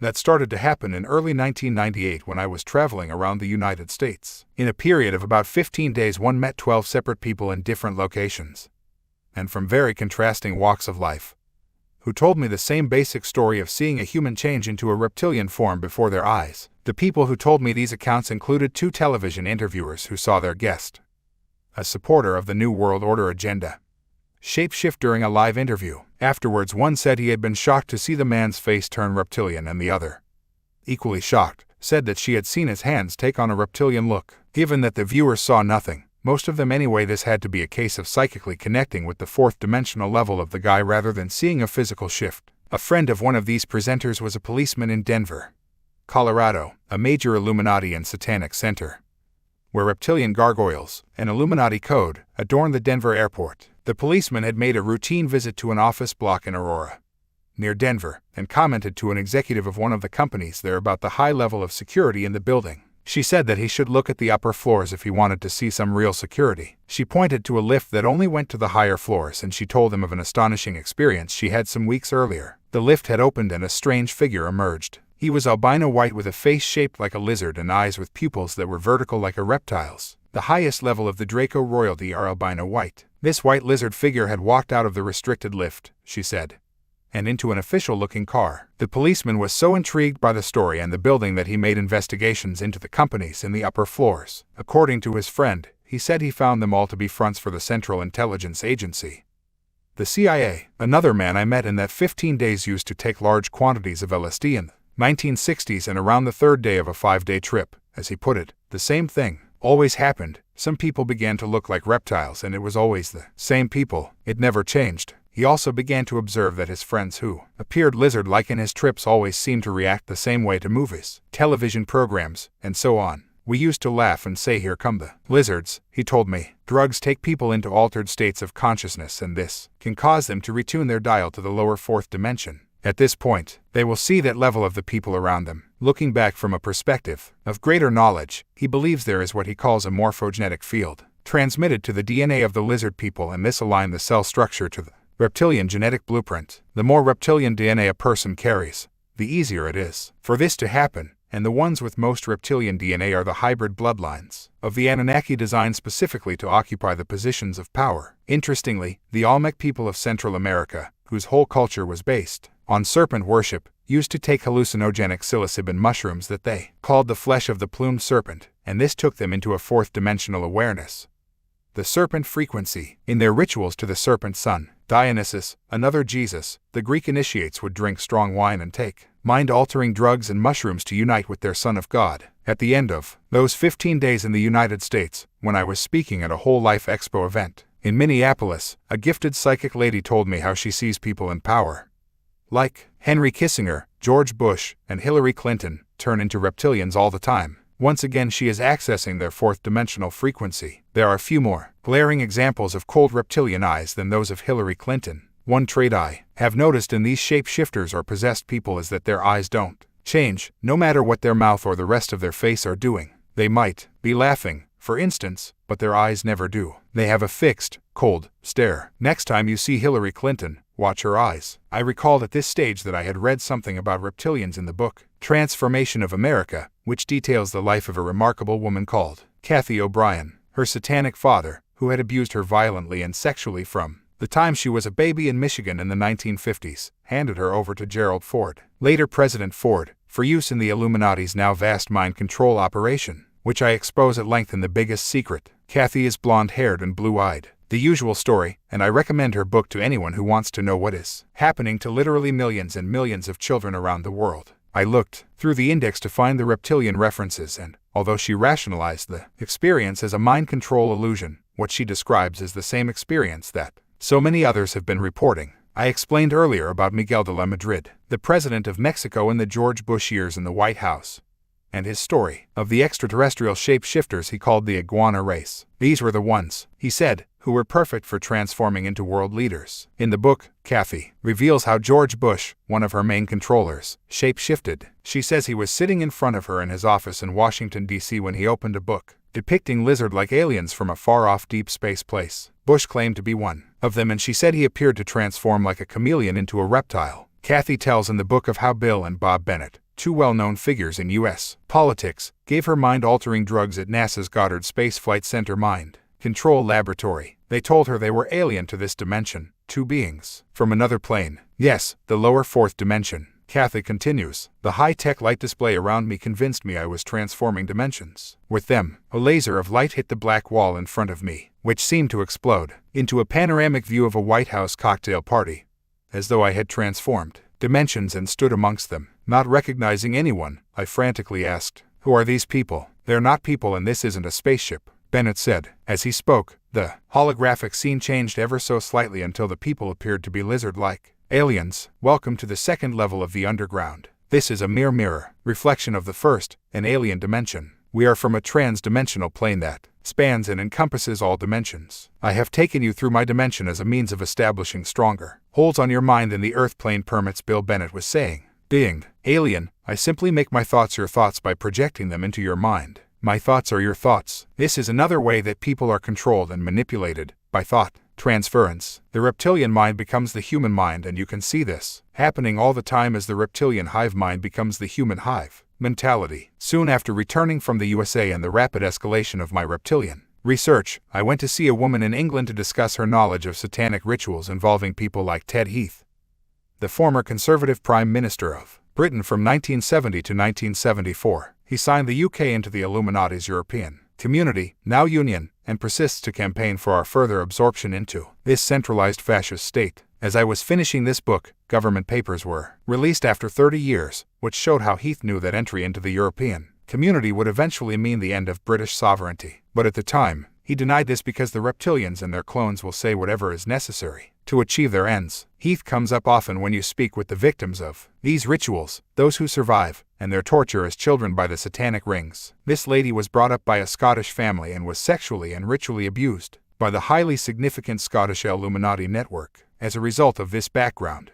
She became the wife of the warden of an area of woodland called Burnham Beeches, a few miles from Slough, west of London. It is an ancient site mentioned in the Domesday Book of the 11th century, and it is not far from both the British Prime Minister's country residence called Chequers.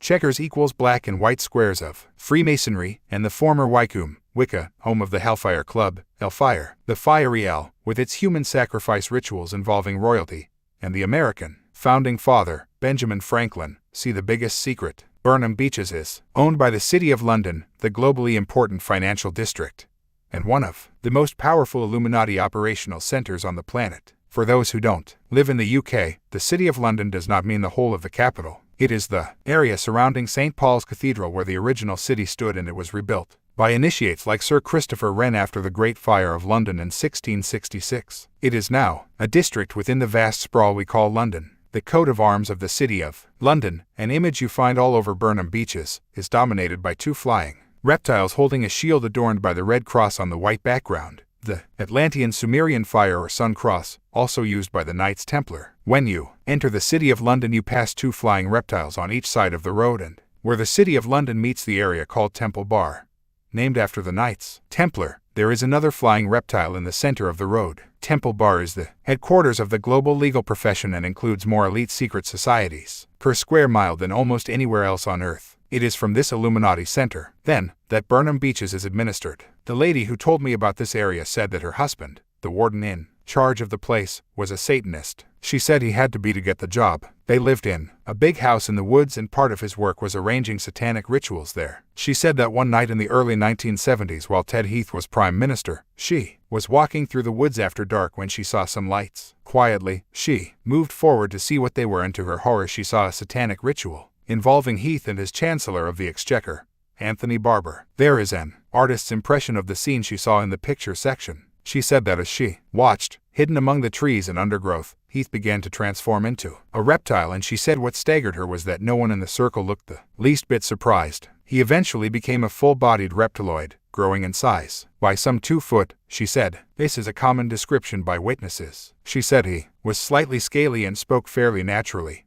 although it sounded like long distance, if you imagine the short time lapses. I met Heath once in a television station before I knew any of this, and I never forgot the coldness of his eyes or how they appeared to go on forever like two black holes. I have heard many people describe a similar experience with people they claim to have seen shape-shift. The woman told me that she had seen other reptilian figures in Burnham Beeches at dusk or after dark, wearing long robes with hoods. You can see an artist's impression of 2 of the reptilian forms she has seen in figure 34. Shortly after I met her, I was introduced through a third party to the healer, Christine Fitzgerald, a close confidant of Princess Diana for 9 years. You can read the full and amazing story of what she told me in The Biggest Secret, but I want to hold focus on the reptilian connection in this book. Christine Fitzgerald knew nothing whatsoever of my then unpublished reptilian research, but a little way into our conversation she told me that Diana called the Windsors the reptiles and lizards. Diana also used to say they're not human. Christine went on to tell me that the Windsors were a reptilian hybrid bloodline and how they had treated Diana in ways that were beyond the imagination. At the center of this circle, she said, was the Queen Mother. Christine told me that Princess Diana used to call the Queen Mother evil. I can think of no one on this planet, maybe even in history, whose real persona is more at odds with her manufactured image than the Queen Mother. If people only knew the truth, those sickening celebrations to mark her 100th birthday would never have happened. Christine said, the Queen Mother ... Now that's a serious piece of wizardry. The Queen Mother is a lot older than people think. To be honest, the royal family hasn't died for a long time. They have just metamorphosized. It's sort of cloning, but in a different way. They take pieces of flesh and rebuild the body from one little bit. Because it's lizard, because it's cold-blooded, it's much easier to do this Frankenstein shit than it is for us. The different bodies are just different electrical vibrations, and they have got that secret. They've got the secret of the microcurrents. It's so micro, so specific, these radio waves that actually create the bodies. These are the energies I work with when I'm healing. They know the vibration of life, and because they're cold-blooded, they are reptiles. They have no wish to make the Earth the perfect harmony it could be, or to heal the Earth from the damage that's been done. The Earth's been attacked for Xions by different extraterrestrials. It's been like a football for so long. This place is a bus stop for many different aliens. All these aliens, they could cope with anything, including the noxious gases. They're landing all the time and coming up from the bowels of the Earth. They looked like reptiles originally, but they look like us when they get out now through the electrical vibration.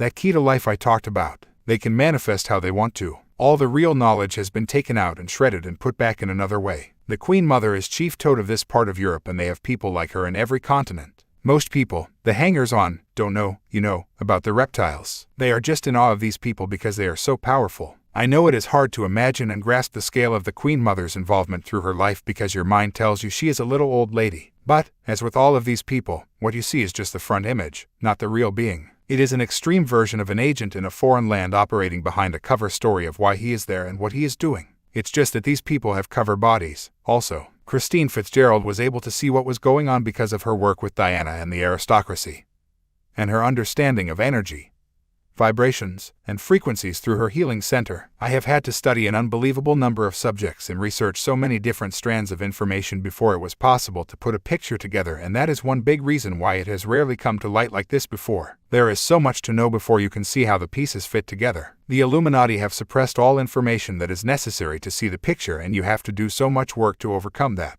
You also need a mind that is free, or freer, and willing to go anywhere the evidence leads. A few weeks after my meeting with Christine Fitzgerald in 1999, my scientist friend in California, Brian Despero, told me there was a woman that I had to meet as soon as possible. This was Arizona Wilder, a recovering victim of the massive Illuminati mind control network, who had worked for them at a very high level. She said she had conducted sacrificial rituals as a mother goddess for the British royal family, especially at Balmoral Castle in Scotland, and at a notorious center for satanic ritual called the Mothers of Darkness Castle in Belgium. This is located in the same region as the headquarters of the cult responsible for the widespread pedophilia, murder, and child sacrifice that came to light amid enormous public anger in 1994. The ring involved famous pillars of Belgian society, and a massive cover-up has ensued to keep it quiet. Belgium is a major Illuminati satanic center, and that's why the European Union and NATO are based there. Arizona Wilder's original name had been Jennifer Green. She is a blue-eyed blonde from a French aristocratic bloodline with significant Irish blood, too. When her mind and her memories began to return after the death of her controller,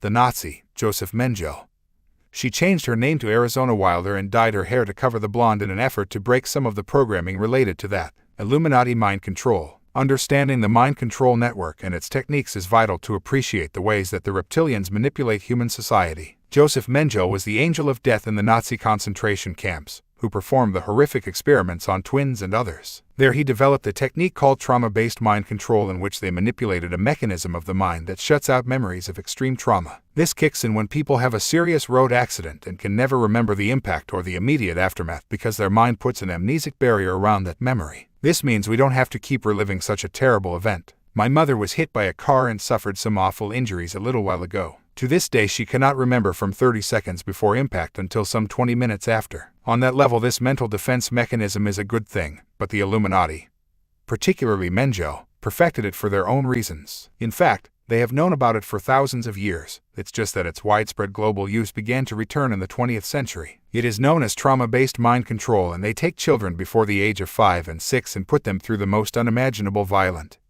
sexual, and emotional abuse. Again, they are chosen by bloodline. A lot of pedophile rings are set up and protected to serve this agenda.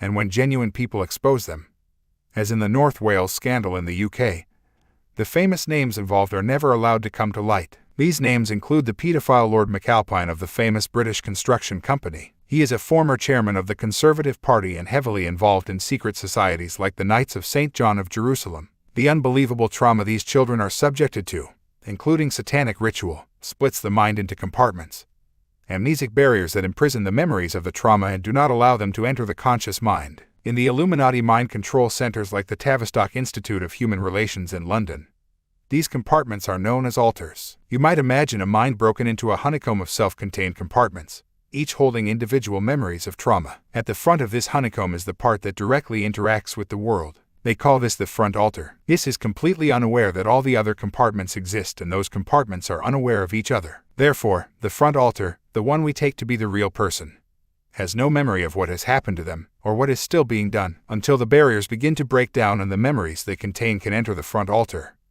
The conscious mind. Using hypnotic keys and triggers, mind controllers like Mengele move these different compartments around, pushing the front altar into the unconscious and bringing forward one of the back altars. The victim is then sexually abused by a famous person, like George Bush or Ted Heath for instance, or programmed to carry out a future assassination or task. Afterwards, that alter is returned to the non-conscious mind, and the front alter, oblivious of what has just happened, is brought forward again. Those programmed for assassinations will not have a clue what has been done to them. Their assassination program, to kill a famous person or dangerous researcher, will lie dormant in the compartment until the trigger is given. This could be a word, phrase, or sound. When that happens, the dormant compartment swaps places with the front alter, takes control of the body, and carries out its programming. This is the true background to the mass killers like Thomas Hamilton, Dunblane, Scotland, Martin Bryant, Port Arthur, Tasmania, and the stream of similar cases in the United States, including Columbine High School, where crazed people have slaughtered the innocent, or at least been blamed for it. They are programmed multiples given a cover personality and background of being strange, which can then be used to dismiss the murders as the act of nutters. It is no accident that Timothy McVeigh, the man convicted for the Oklahoma bombing, was, according to the USA Today newspaper, given a mental assessment after his arrest by a man called Louis Jolyon West, a psychiatrist at the University of California. What the paper did not say was that West is one of the most notorious CIA mind controllers in America, and the University of California is one of the leading mind control centers. It was West who made a mental assessment of Patty Hearst of the famous newspaper Dynasty when she came out of the Symbionese Liberation Army. This was a terrorist gang in California in the 1970s and a creation of the Illuminati. In And the Truth Shall Set You Free, you can read the evidence that McVeigh was not the man behind the bombing. But after his assessment by West, and no doubt a list of threatened consequences, he offered an almost non-existent defense when a very substantial one could have been mounted. The government appointed his lawyer. Later, McVeigh conveniently asked to be executed.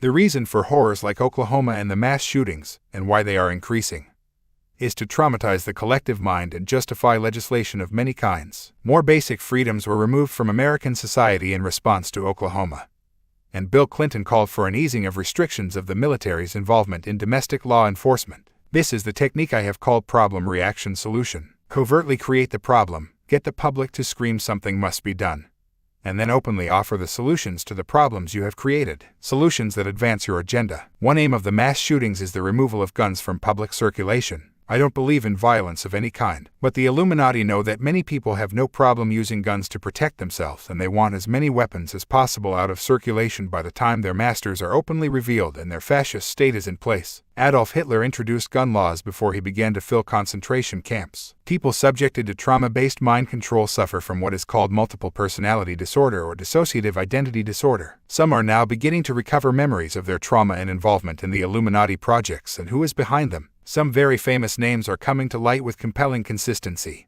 George Bush, Henry Kissinger, Dick Cheney, Al Gore, the British royal family, the Rothschilds, Rockefellers, and a long list of others documented in my other books. This is why the False Memory Syndrome Foundation was hurriedly created, to discredit the memories that these victims are now having. It is a gigantic cover-up, which, as usual, the media has bought hook, line, and sinker. Claiming the victim is suffering from false memory is now the easiest way for those accused of abusing children to walk free from the courts, and the media reports these cases as if those accused are the victims. Are some people falsely accused through malice? Yes, of course that is going to happen from time to time. But are most of these cases untrue? No way. Just look at some of the people behind the creation of the False Memory Syndrome Foundation. The leading lights were Ralph Underwager, a Lutheran minister and psychologist from Minnesota, and his wife, Hollida Wakefield. Underwager has been called as an expert witness in child abuse cases. This is the same couple who were interviewed in the winter 1993 edition of the Dutch pedophile magazine, Icke, and were supportive of pedophilia.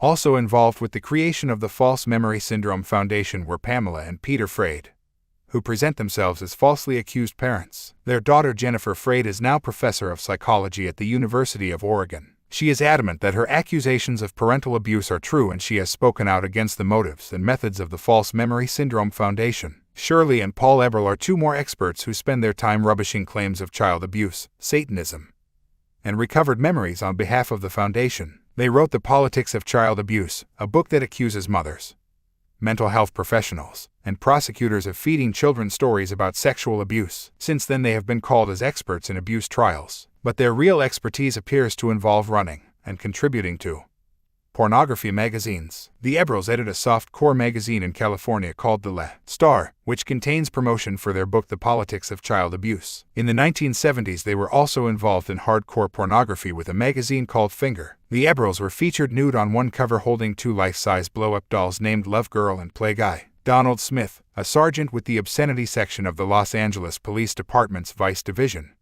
followed the couple for years. The police were never able to prosecute for child pornography.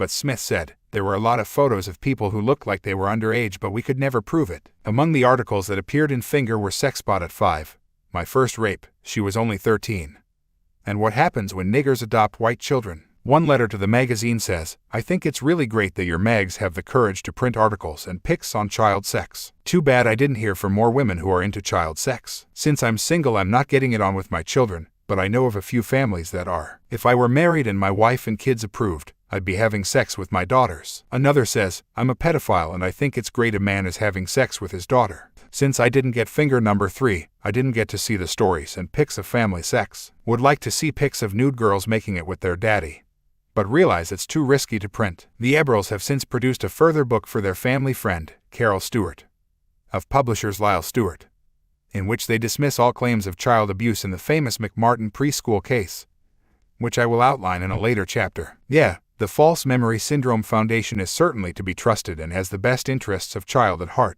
Any real journalists reading this? A former Illuminati mind controller told me how they have their placemen throughout psychiatry and key education establishments in general to ensure that the lid stays on. She said that the George Washington University campus was a hotbed of Illuminati professors and teachers when she was operating in the 1970s. She said that a Dr. Timothy Brogan, her main Illuminati trainer, was a behavioral scientist on the faculty. This is also affiliated, she said, with one of the main pediatric neurological specialty groups in the U.S., which researched brain development and manipulation. At night, she said, they were experimenting with brainwave programming on the children who were taken there. This former Illuminati source told me that Brogan was a co-founder of Delphi, the Illuminati head trainers group in the United States and the partner to Oracle, the main training group in Europe. With this network of Illuminati agents working in psychiatry and medicine, they can A. do their experimentation and trauma-based mind control undiscovered, and B. produce endless eminent professors of psychiatry and therapy to tell the media and the courts that multiple personality disorder does not exist and that the memories of endless people telling the same stories and naming the same names are false. Arizona Wilder is one of those who are breaking down the compartments and remembering their unimaginable experiences. In The Biggest Secret and the Video Revelations of a Mother Goddess, she tells her story in detail and names the famous names involved on both sides of the Atlantic. She says she was chosen because of her bloodline. The Illuminati reptilians literally breed bloodlines to conduct their rituals for them. The people of these bloodlines are very psychic and able to connect easily with energy, and therefore manipulate its vibrational state or draw desired frequencies into rituals. Blonde-haired, blue-eyed people turn up again and again in these bloodlines. From the moment a child of these psychic bloodlines is born, in fact even in the womb, they are subjected to trauma-based mind control. The idea is to turn them into compartmentalized people who can be triggered to conduct the rituals as programmed, but then forget everything they did until that compartment is accessed again for the next ritual. Unfortunately for the Illuminati, Arizona's compartments began to break down after the death of her controller, Joseph Mengele, in the 1980s. Although another infamous mind controller, Guy de Rothschild, was brought in to take her over, it did not work. This often happens because the victim's mind worships the one who originally programmed them, especially if it was over a long period of time. When I met her, Arizona had escaped from mind control,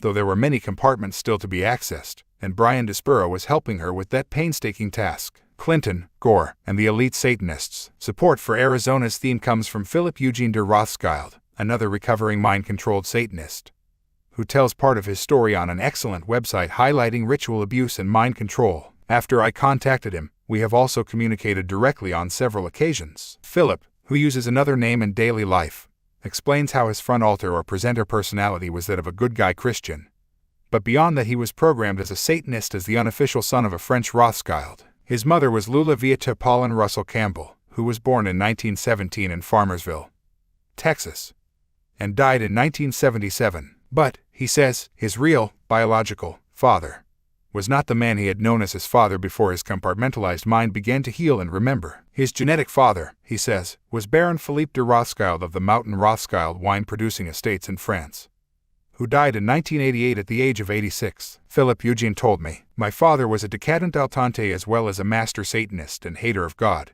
but how he loved the fields and the wines. He used to say it brought out the primitive in him." The estates are now run by Baron Philippe's daughter, Baroness Philippine, who, Philip Eugene says, is his half-sister. He writes, conceived by occult incest and was one of the hundreds of thousands of both legitimate and illegitimate offspring of this powerful financial and occult family. Much of this is done artificially through Illuminati sperm banks. What Philip says is confirmation of my own research, as outlined in The Biggest Secret, that the main reptilian bloodlines conceive countless children to perpetuate the bloodline, and only a few are given the bloodline name as official children. The others are hidden behind other names and brought up by other parents. Later they find themselves in significant positions, often not knowing why they got so lucky. But their bloodline allows them to be more easily possessed by the fourth-dimensional entities, and by placing these bloodlines in power they are really giving that power to the fourth-dimensional reptilians and other entities. Philip Eugene says that for most of his childhood and adolescence he lived with his Rothschild father on his estate in France. They had a physical relationship, he says, and he was held fast in the emotional power of incest,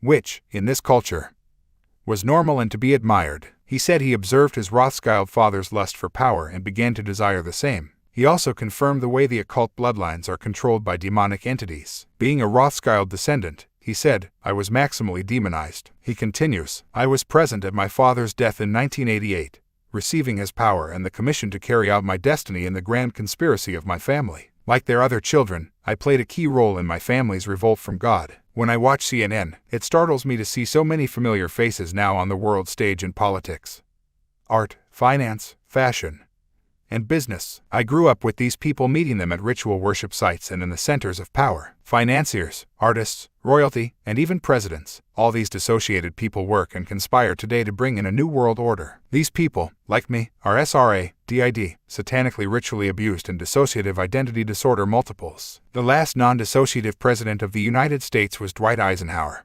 Except for him, everyone since Teddy Roosevelt has had some level of dissociative disorder and some level of involvement in the occult. President Clinton has full-blown multiple personality disorder and is an active sorcerer in the satanic mystery religions. This is true of Al Gore, as well. I have known Mrs. Clinton and Gore from our childhood as active and effective Satanists. Like the hundreds of thousands of this occult family's other biological children, I had my place and function within this clan's attempt to control the world. My efforts and my family's efforts strove to have a member of the European nobility of the Habsburg family assume the preeminent position over humanity, a position called the Antichrist by Christianity. While others were seated into government, academia, business, or entertainment, my place was within the body of Christ. I was to be a focus for spiritual power and controller of a cult within this church. In this church have lived people who I have known all my life to be the controllers and power centers of both the Rothschild family's false prophet and the Antichrist. Many dissociated Christians in the body of Christ hold similar corporate spiritual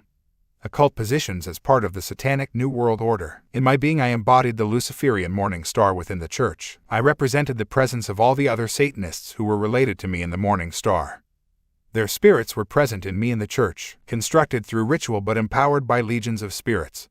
I was a human and spiritual focus of corporate satanic energy into the body of Christ. Philip Eugene de Rothschild, like Arizona Wilder, talks of the involvement of Joseph Mengele and the overwhelming memory that most of his victims have is his eyes. I'll never forget his eyes, they say, one after the other. Having looked into the eyes of Ted Heath, who is nowhere near as high in the hierarchy as Mengele was, I know exactly what they mean. Philip de Rothschild says he saw Mengele giving a tongue lashing to his Rothschild father, and this confirms my own research that shapeshifter Mengele was very high indeed in the Illuminati. I'm sure there are those who will be extremely surprised by the claim that long after the war Joseph Mengele, the angel of death in Nazi Germany, programmed Arizona Wilder, in America, in And the Truth Shall Set You Free. I present the documented fact that all sides in the First and Second World Wars were funded by the same Illuminati sources. Wars are highly effective ways to advance the reptilian agenda, and that's why we have so many of them. They create enormous fear, kill vast number of people, force countries into massive debt to the Illuminati bankers,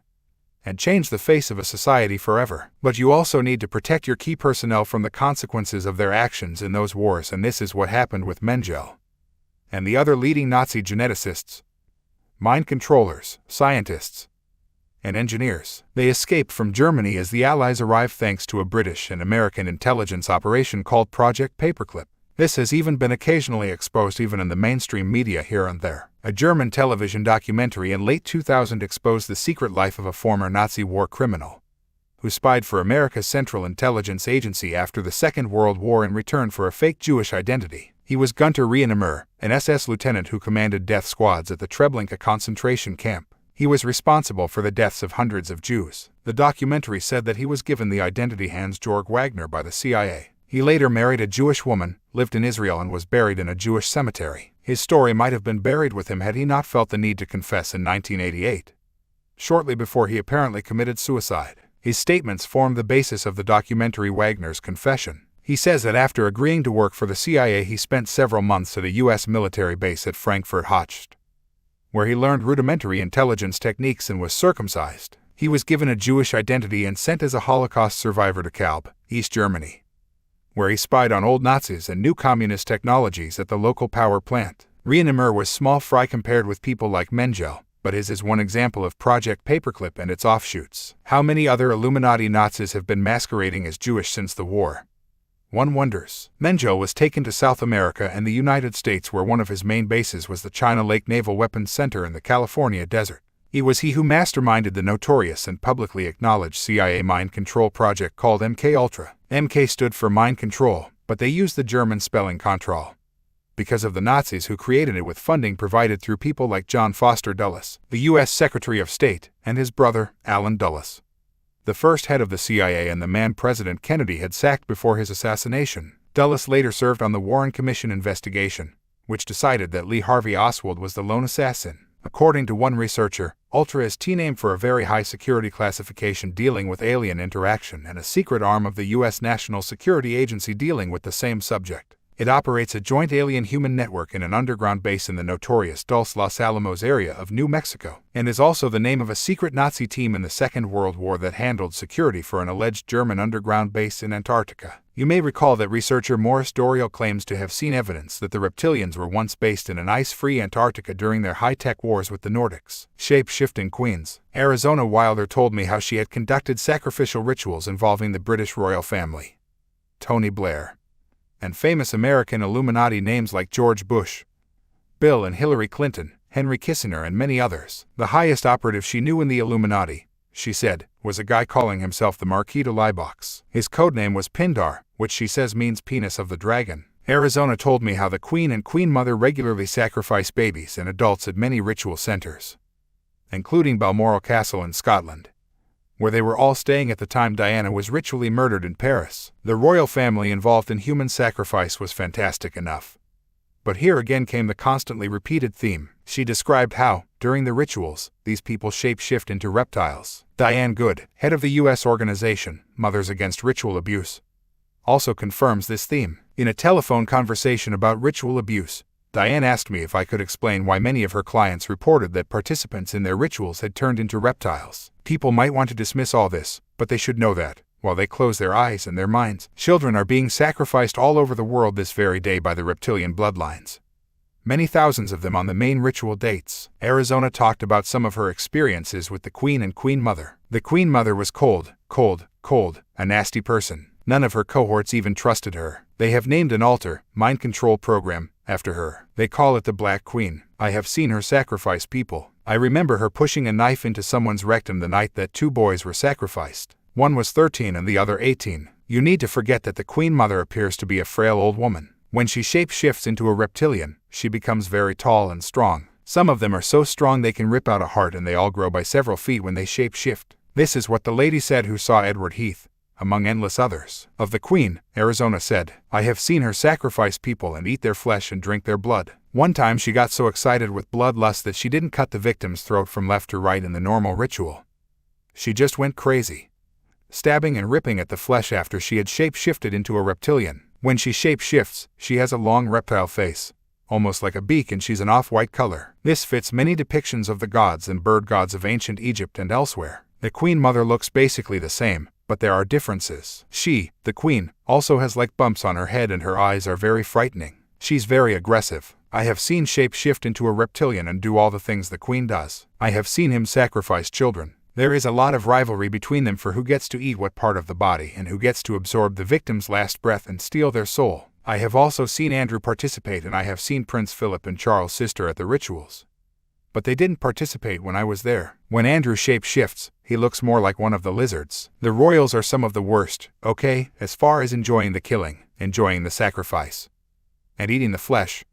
They're some of the worst of all of them. They don't care if you see it. Who are you going to tell? Who is going to believe you? They feel that is their birthright and they love it. They love it. Arizona has been viciously attacked for what she said in The Biggest Secret and on her video. A campaign of character assassination has been waged, at one time almost daily on the internet, to discredit her evidence and the reptilian connection in general. Among the critics who have dismissed her information is the publisher of Nexus magazine, which gives so much unchallenged space to Sir Lawrence Gardner, publicist for the Imperial Royal Dragon Court and Order. Another vehement critic of Arizona is a researcher who appeared for several months to spend his entire day on the internet trying to undermine the content of The Biggest Secret and especially Arizona's contribution. His desire to discredit the idea of the reptilian connection to the Illuminati took on the appearance of a raging obsession and persuaded many people who should have known better to dismiss all that she said. One of the points made to undermine Arizona's claims was that victims of multiple personality disorder have a photographic memory, and Arizona did not have that because there were names she did not immediately remember in the video. This revealed a fundamental lack of understanding of mind control. The back altars that hold the memories of trauma have photographic recall because the mind always records anything surrounding trauma in crystal clear detail. But the front altar, the one doing the video interview, is not photographic because it has not experienced the trauma. It is the interface with the world, and there is a cover for all the other compartments to suppress the memories of abuse. It only accesses those memories when the compartments begin to break down. Because the critics did not seem to understand that, they used this lack of knowledge to ridicule what she said. The attacks made her wonder why on earth she bothered to go public when those claiming to be seeking the truth treated her in this way. However, as the months have passed, evidence gathered from sources all over the world has pointed again and again to the accuracy of Arizona's theme. I had people telling me she's crazy, she's an Illuminati plant, and don't believe her. Yet many of those same people are now accepting the foundations of what Arizona was saying, and they were dismissing. In 1999, Arizona is an immensely brave woman and one of the few who will speak openly about her experiences. Most keep quiet because they think no one will believe them, or they want to remain publicly anonymous because they fear the consequences of speaking out. The critics try to present the idea that my only source for the reptilian shapeshifters is Arizona Wilder. Again, a breathtaking suggestion when you look at the evidence. And I would stress here that for every person I name, like Arizona, there are many, many more who confirm the story on the understanding that their identity and location will not be revealed publicly, although I know the details. One such case is a 57-year-old former chief of police, special agent, and member of the U.S. military. He says he has guarded 2 presidents, 2 secretaries of defense, and 2 chairmen of the Joint Chiefs of Staff, the head of the U.S. military. He contacted me just as this book was being completed to say that he knows from his experience that aliens exist and that the government is lying about the Roswell alien crash in New Mexico in 1947. He also told me of a crystal skull in his possession, but his main reason for making contact was to tell me of an incident that showed to him that shape-shifting reptilians are real. When he arrived at a friend's house in Texas, he was told that 2 women guests were coming from New York. They traveled around the country performing hands-on healing, and they had asked if they could drop by, he was told. This former chief of police told me in personal correspondence what happened next. Well, I arrived before the New York people and had already started showing my crystal skull when they arrived. They immediately went crazy because of the skull and started holding their hands up before their eyes and screamed, "Get her out of here," over and over. I can tell you that everyone was shocked by their actions and I was extremely upset. I carried the crystal skull out to the car and left it there. After about an hour, everyone seemed to get over the uproar they made and things settled down to discussions. Everyone introduced themselves and the 2 from New York volunteered to heal someone. Well, everyone started telling them to do it to me because I had heart trouble and was recovering from a heart attack. I hesitated, but finally relented and said okay. They sprang over to me so fast that it startled me. One got behind me and one straddled my legs in front of me. They did this without touching me, and they both started running their hands around my body again without touching me anywhere. This went on for about a minute, then my eyes met the eyes of the lady in front of me. That was some experience, our eyes meeting. Pay attention to what I say here. I could see immediately that she knew that I knew, and it broke her concentration. She lost control and changed into a reptilian right before my eyes. No sooner than she lost control, she regained it and shape-shifted back into a human. All this took place in the blink of an eye. They immediately jumped up and said that they had to leave and left within 30 seconds of this happening. He said he did not say anything about what he had seen, but when everyone began to leave, 2 guests stayed behind and would not move. Eventually they asked, "Did you see what we saw?" He asked them what they meant and they said they had seen the lady, change into a reptile and then change back. People all over the world, and from countless walks of life, have repeated this same experience to me. This is the modern version of the experience the ancients constantly described.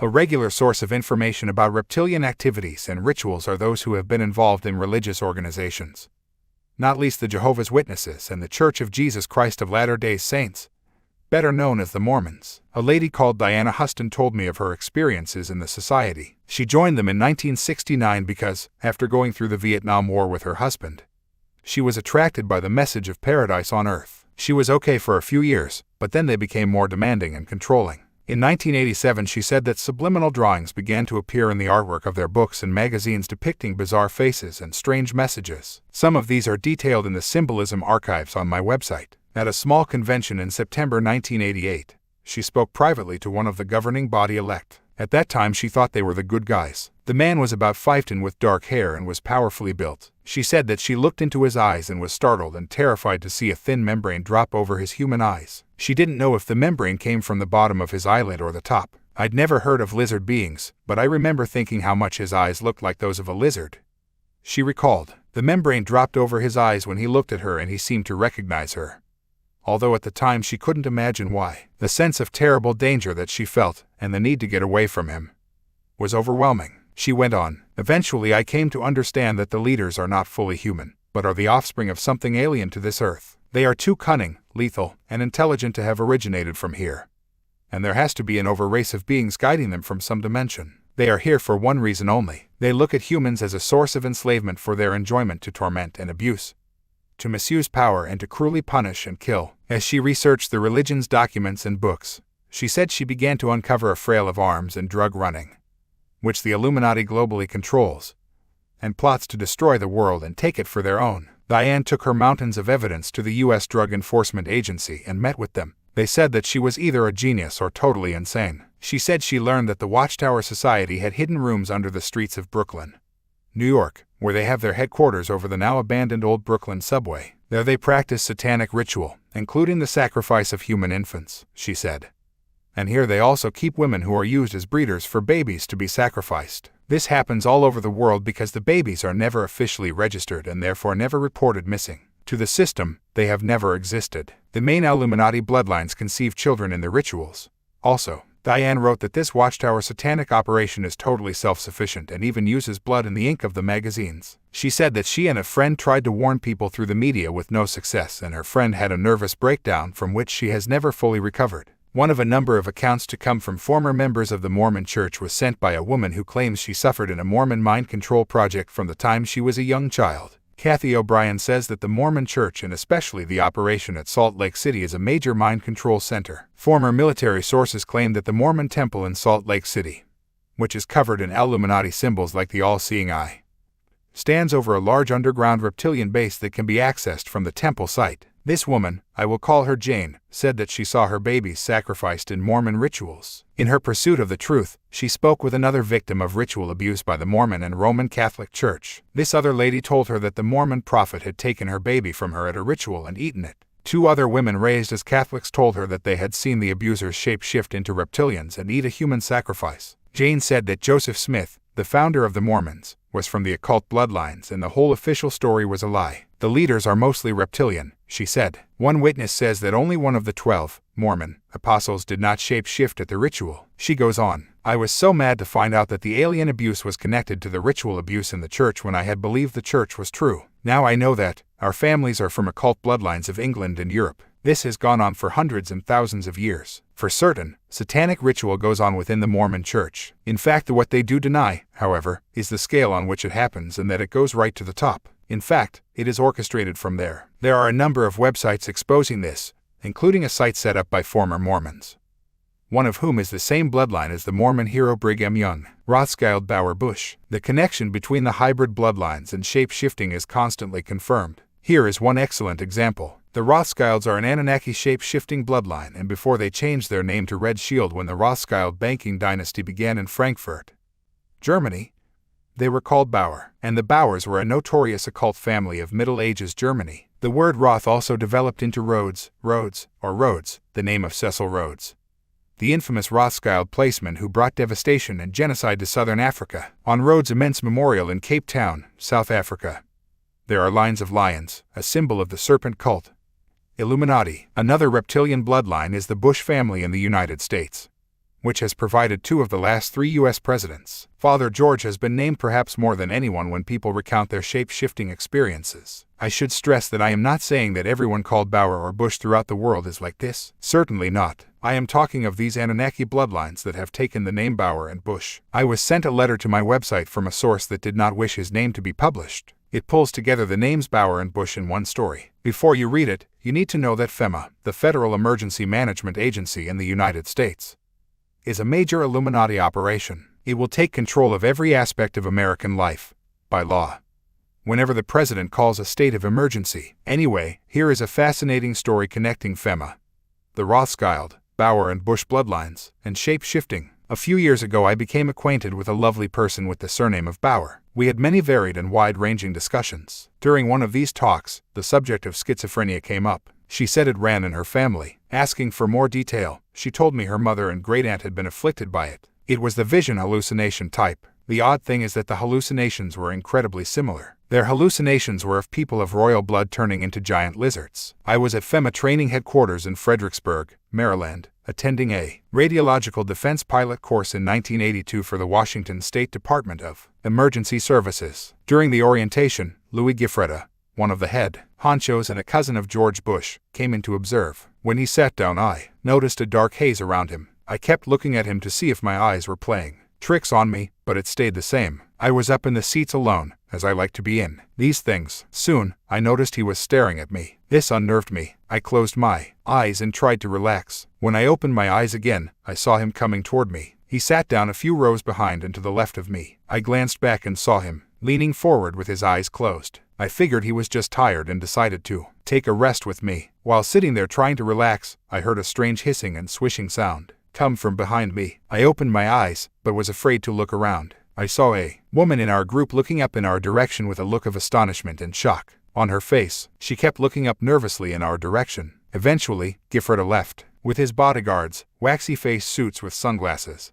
and the presentation continued. After the orientation, I walked outside and found this woman sobbing and shaking in the arms of another participant. I intruded and said I wanted to know why she was looking up with that look on her face. She didn't want to say, but with repeated assurance from me she told me she had seen Giffreda turn into a lizard. The other guy said Giffreda had the nickname of Lizard Man in the circles around FEMA and he has a skin disease that makes his skin look like scales. I had forgotten about this experience until I read David's book. It was just one of those odd things that didn't make sense. Now it does. I was in quite a bit of shock when I finally made all the connections. So, what more can I say? I don't just believe it's real, I know it is. Unless, of course, I want to deny my own experience and senses. Sex and the shapeshifters. Here is another example of the way the bloodline names come up all the time with the stories of shape-shifting. As I mentioned earlier, members of the Oppenheimer family are the bloodline branch managers for the Illuminati reptilians in South Africa, and this is a story from a correspondent there. I was born in South Africa and years ago got to know an old lady in Johannesburg who had for many years been the lover of Sir Ernest Oppenheimer, the founder, with Rothschild backing, of the gold and diamond corporate cartel. She told me that Sir Ernest used to visit her in the afternoons at her flat in Parktown. On one occasion, as they were about to make love, his body took on the form and proportions of a giant lizard with scales, and she said the experience had been one of the sexual highlights of her life. The story, which was so strange at the time, has been in the back of my mind for years and came back to me when I recently read your book. Sexual activity seems to be a time when shape-shifting can happen as the hormones, blood, and energy are affected dramatically. A businesswoman in Canada told me of her reptilian experiences. The first was with a Portuguese man who treated her terribly and she was little more than an imprisoned slave. She said he shape-shifted into a reptile. She described how he was stunningly ritualistic, even with the time and day of the month he washed his clothes. She later had a relationship with another guy who, she said, was nice on the surface, but had a very dark side he was constantly battling with. She bought The Biggest Secret when it was first published because it exposes in great detail the reptilian story she had experienced. One time when they went into her bedroom, the book was lying on a shelf above the bed. The man became very wound up and took a serious aversion to it. She told me, when they began to have sex, she said he began to go crazy, becoming violent and rough. And amid this anger, he began to shape-shift into a reptile. Her hand was on the bottom of his back while he lay on top of her, and she felt her hand being pushed up as the guy began to sprout a tail. She screamed, threw him off, and he began to switch back to human form. She told him to get out of the house immediately, and, at the time I met her, she had never seen him since. A Los Angeles jazz singer, Pamela Stonebrook, has spoken publicly about her sexual encounters with a reptilian being, and the last I heard she was in the process of producing a book on the subject. When the very tall reptilian first appeared in her bedroom, she says she was terrified. The being forced her to have sex and seemed to get high on her fear. But she says that as these encounters continued, she conquered her fear and started coming on to him. When her fear subsided, the reptilian did not seem to be so keen anymore. Pamela considers her reptilian experience positive overall and talks of a close connection with the being. But reports of women being raped by reptilians are far from rare. I met Pamela briefly at a conference in Los Angeles, and she is quite a character. Very strong-willed, and that's just what you need in these circumstances. She wrote an open letter to the UFO community, most of whom are depressingly closed-minded to seeing beyond their own official line. Reptilians are not a politically correct species in the UFO community, and to admit to having sex with one, much less enjoying it, is beyond the pale as far as the more conservative members of that community are concerned. But I know from my extensive reading and research, and from talking personally to dozens of other women and men, that I am not unique in reporting this kind of experience. I am the first to admit that this is a vastly complex subject, a kind of hall of mirrors, where dimensional realities are constantly shifting and changing. Certainly, the reptilians use sex to control people in various ways. They have the ability to shape-shift and to control the mind of the experiencer, as well as to give tremendous pleasure through their mental powers. I have wrestled with all of these implications and the various levels of meaning and possibilities represented by my encounter experiences. I will say, however, as I have said before, that I feel a deep respect for the reptilian entity with whom I interacted, and a profound connection with this being. 13. She says that since she began to talk publicly of her experiences, she has been contacted by hundreds of people telling her of similar encounters with reptilian entities. Credo Mutwa tells of the scores of African women he has met who have reported the same experience of being forced to have sex with a reptilian or have been artificially impregnated during abduction experiences only for the resulting pregnancy to end suddenly when the fetus disappeared with no explanation. Most women stay silent because of the obvious public ridicule that would follow. And whatever people may think about Pamela Stonebrook, she has the very couldn't give a shit attitude that is vital to making suppressed information known to the wider public. In fact, here we have a golden example of the way humanity polices itself and, in doing so, suppresses the very information that would give us a fix on what is really going on. I have experienced it myself for 11 years. When you say anything that is different to the norm, the masses either ridicule or condemn you without doing any research whatsoever to establish if what you say could be valid. They dismiss it and often direct their bile at the messenger for no other reason than it is different to what they have been programmed to believe. The media, as an expression of the collective mind, and vice versa, takes the same line. Pathetic. Most people, when faced with the truth, or a more accurate version of events, just laugh in its face or condemn it as evil. Even those who have opened up to some aspects of the truth still can't expand their mind to encompass the exploding evidence of the reptilian dimension. One writer, in an otherwise very interesting book about ancient extraterrestrials, acknowledges all the serpent symbolism, names, and references surrounding the Anunnaki, but suggests that this could have been because they wore reptile clothing or kept snakes. I think there is another reason, somehow,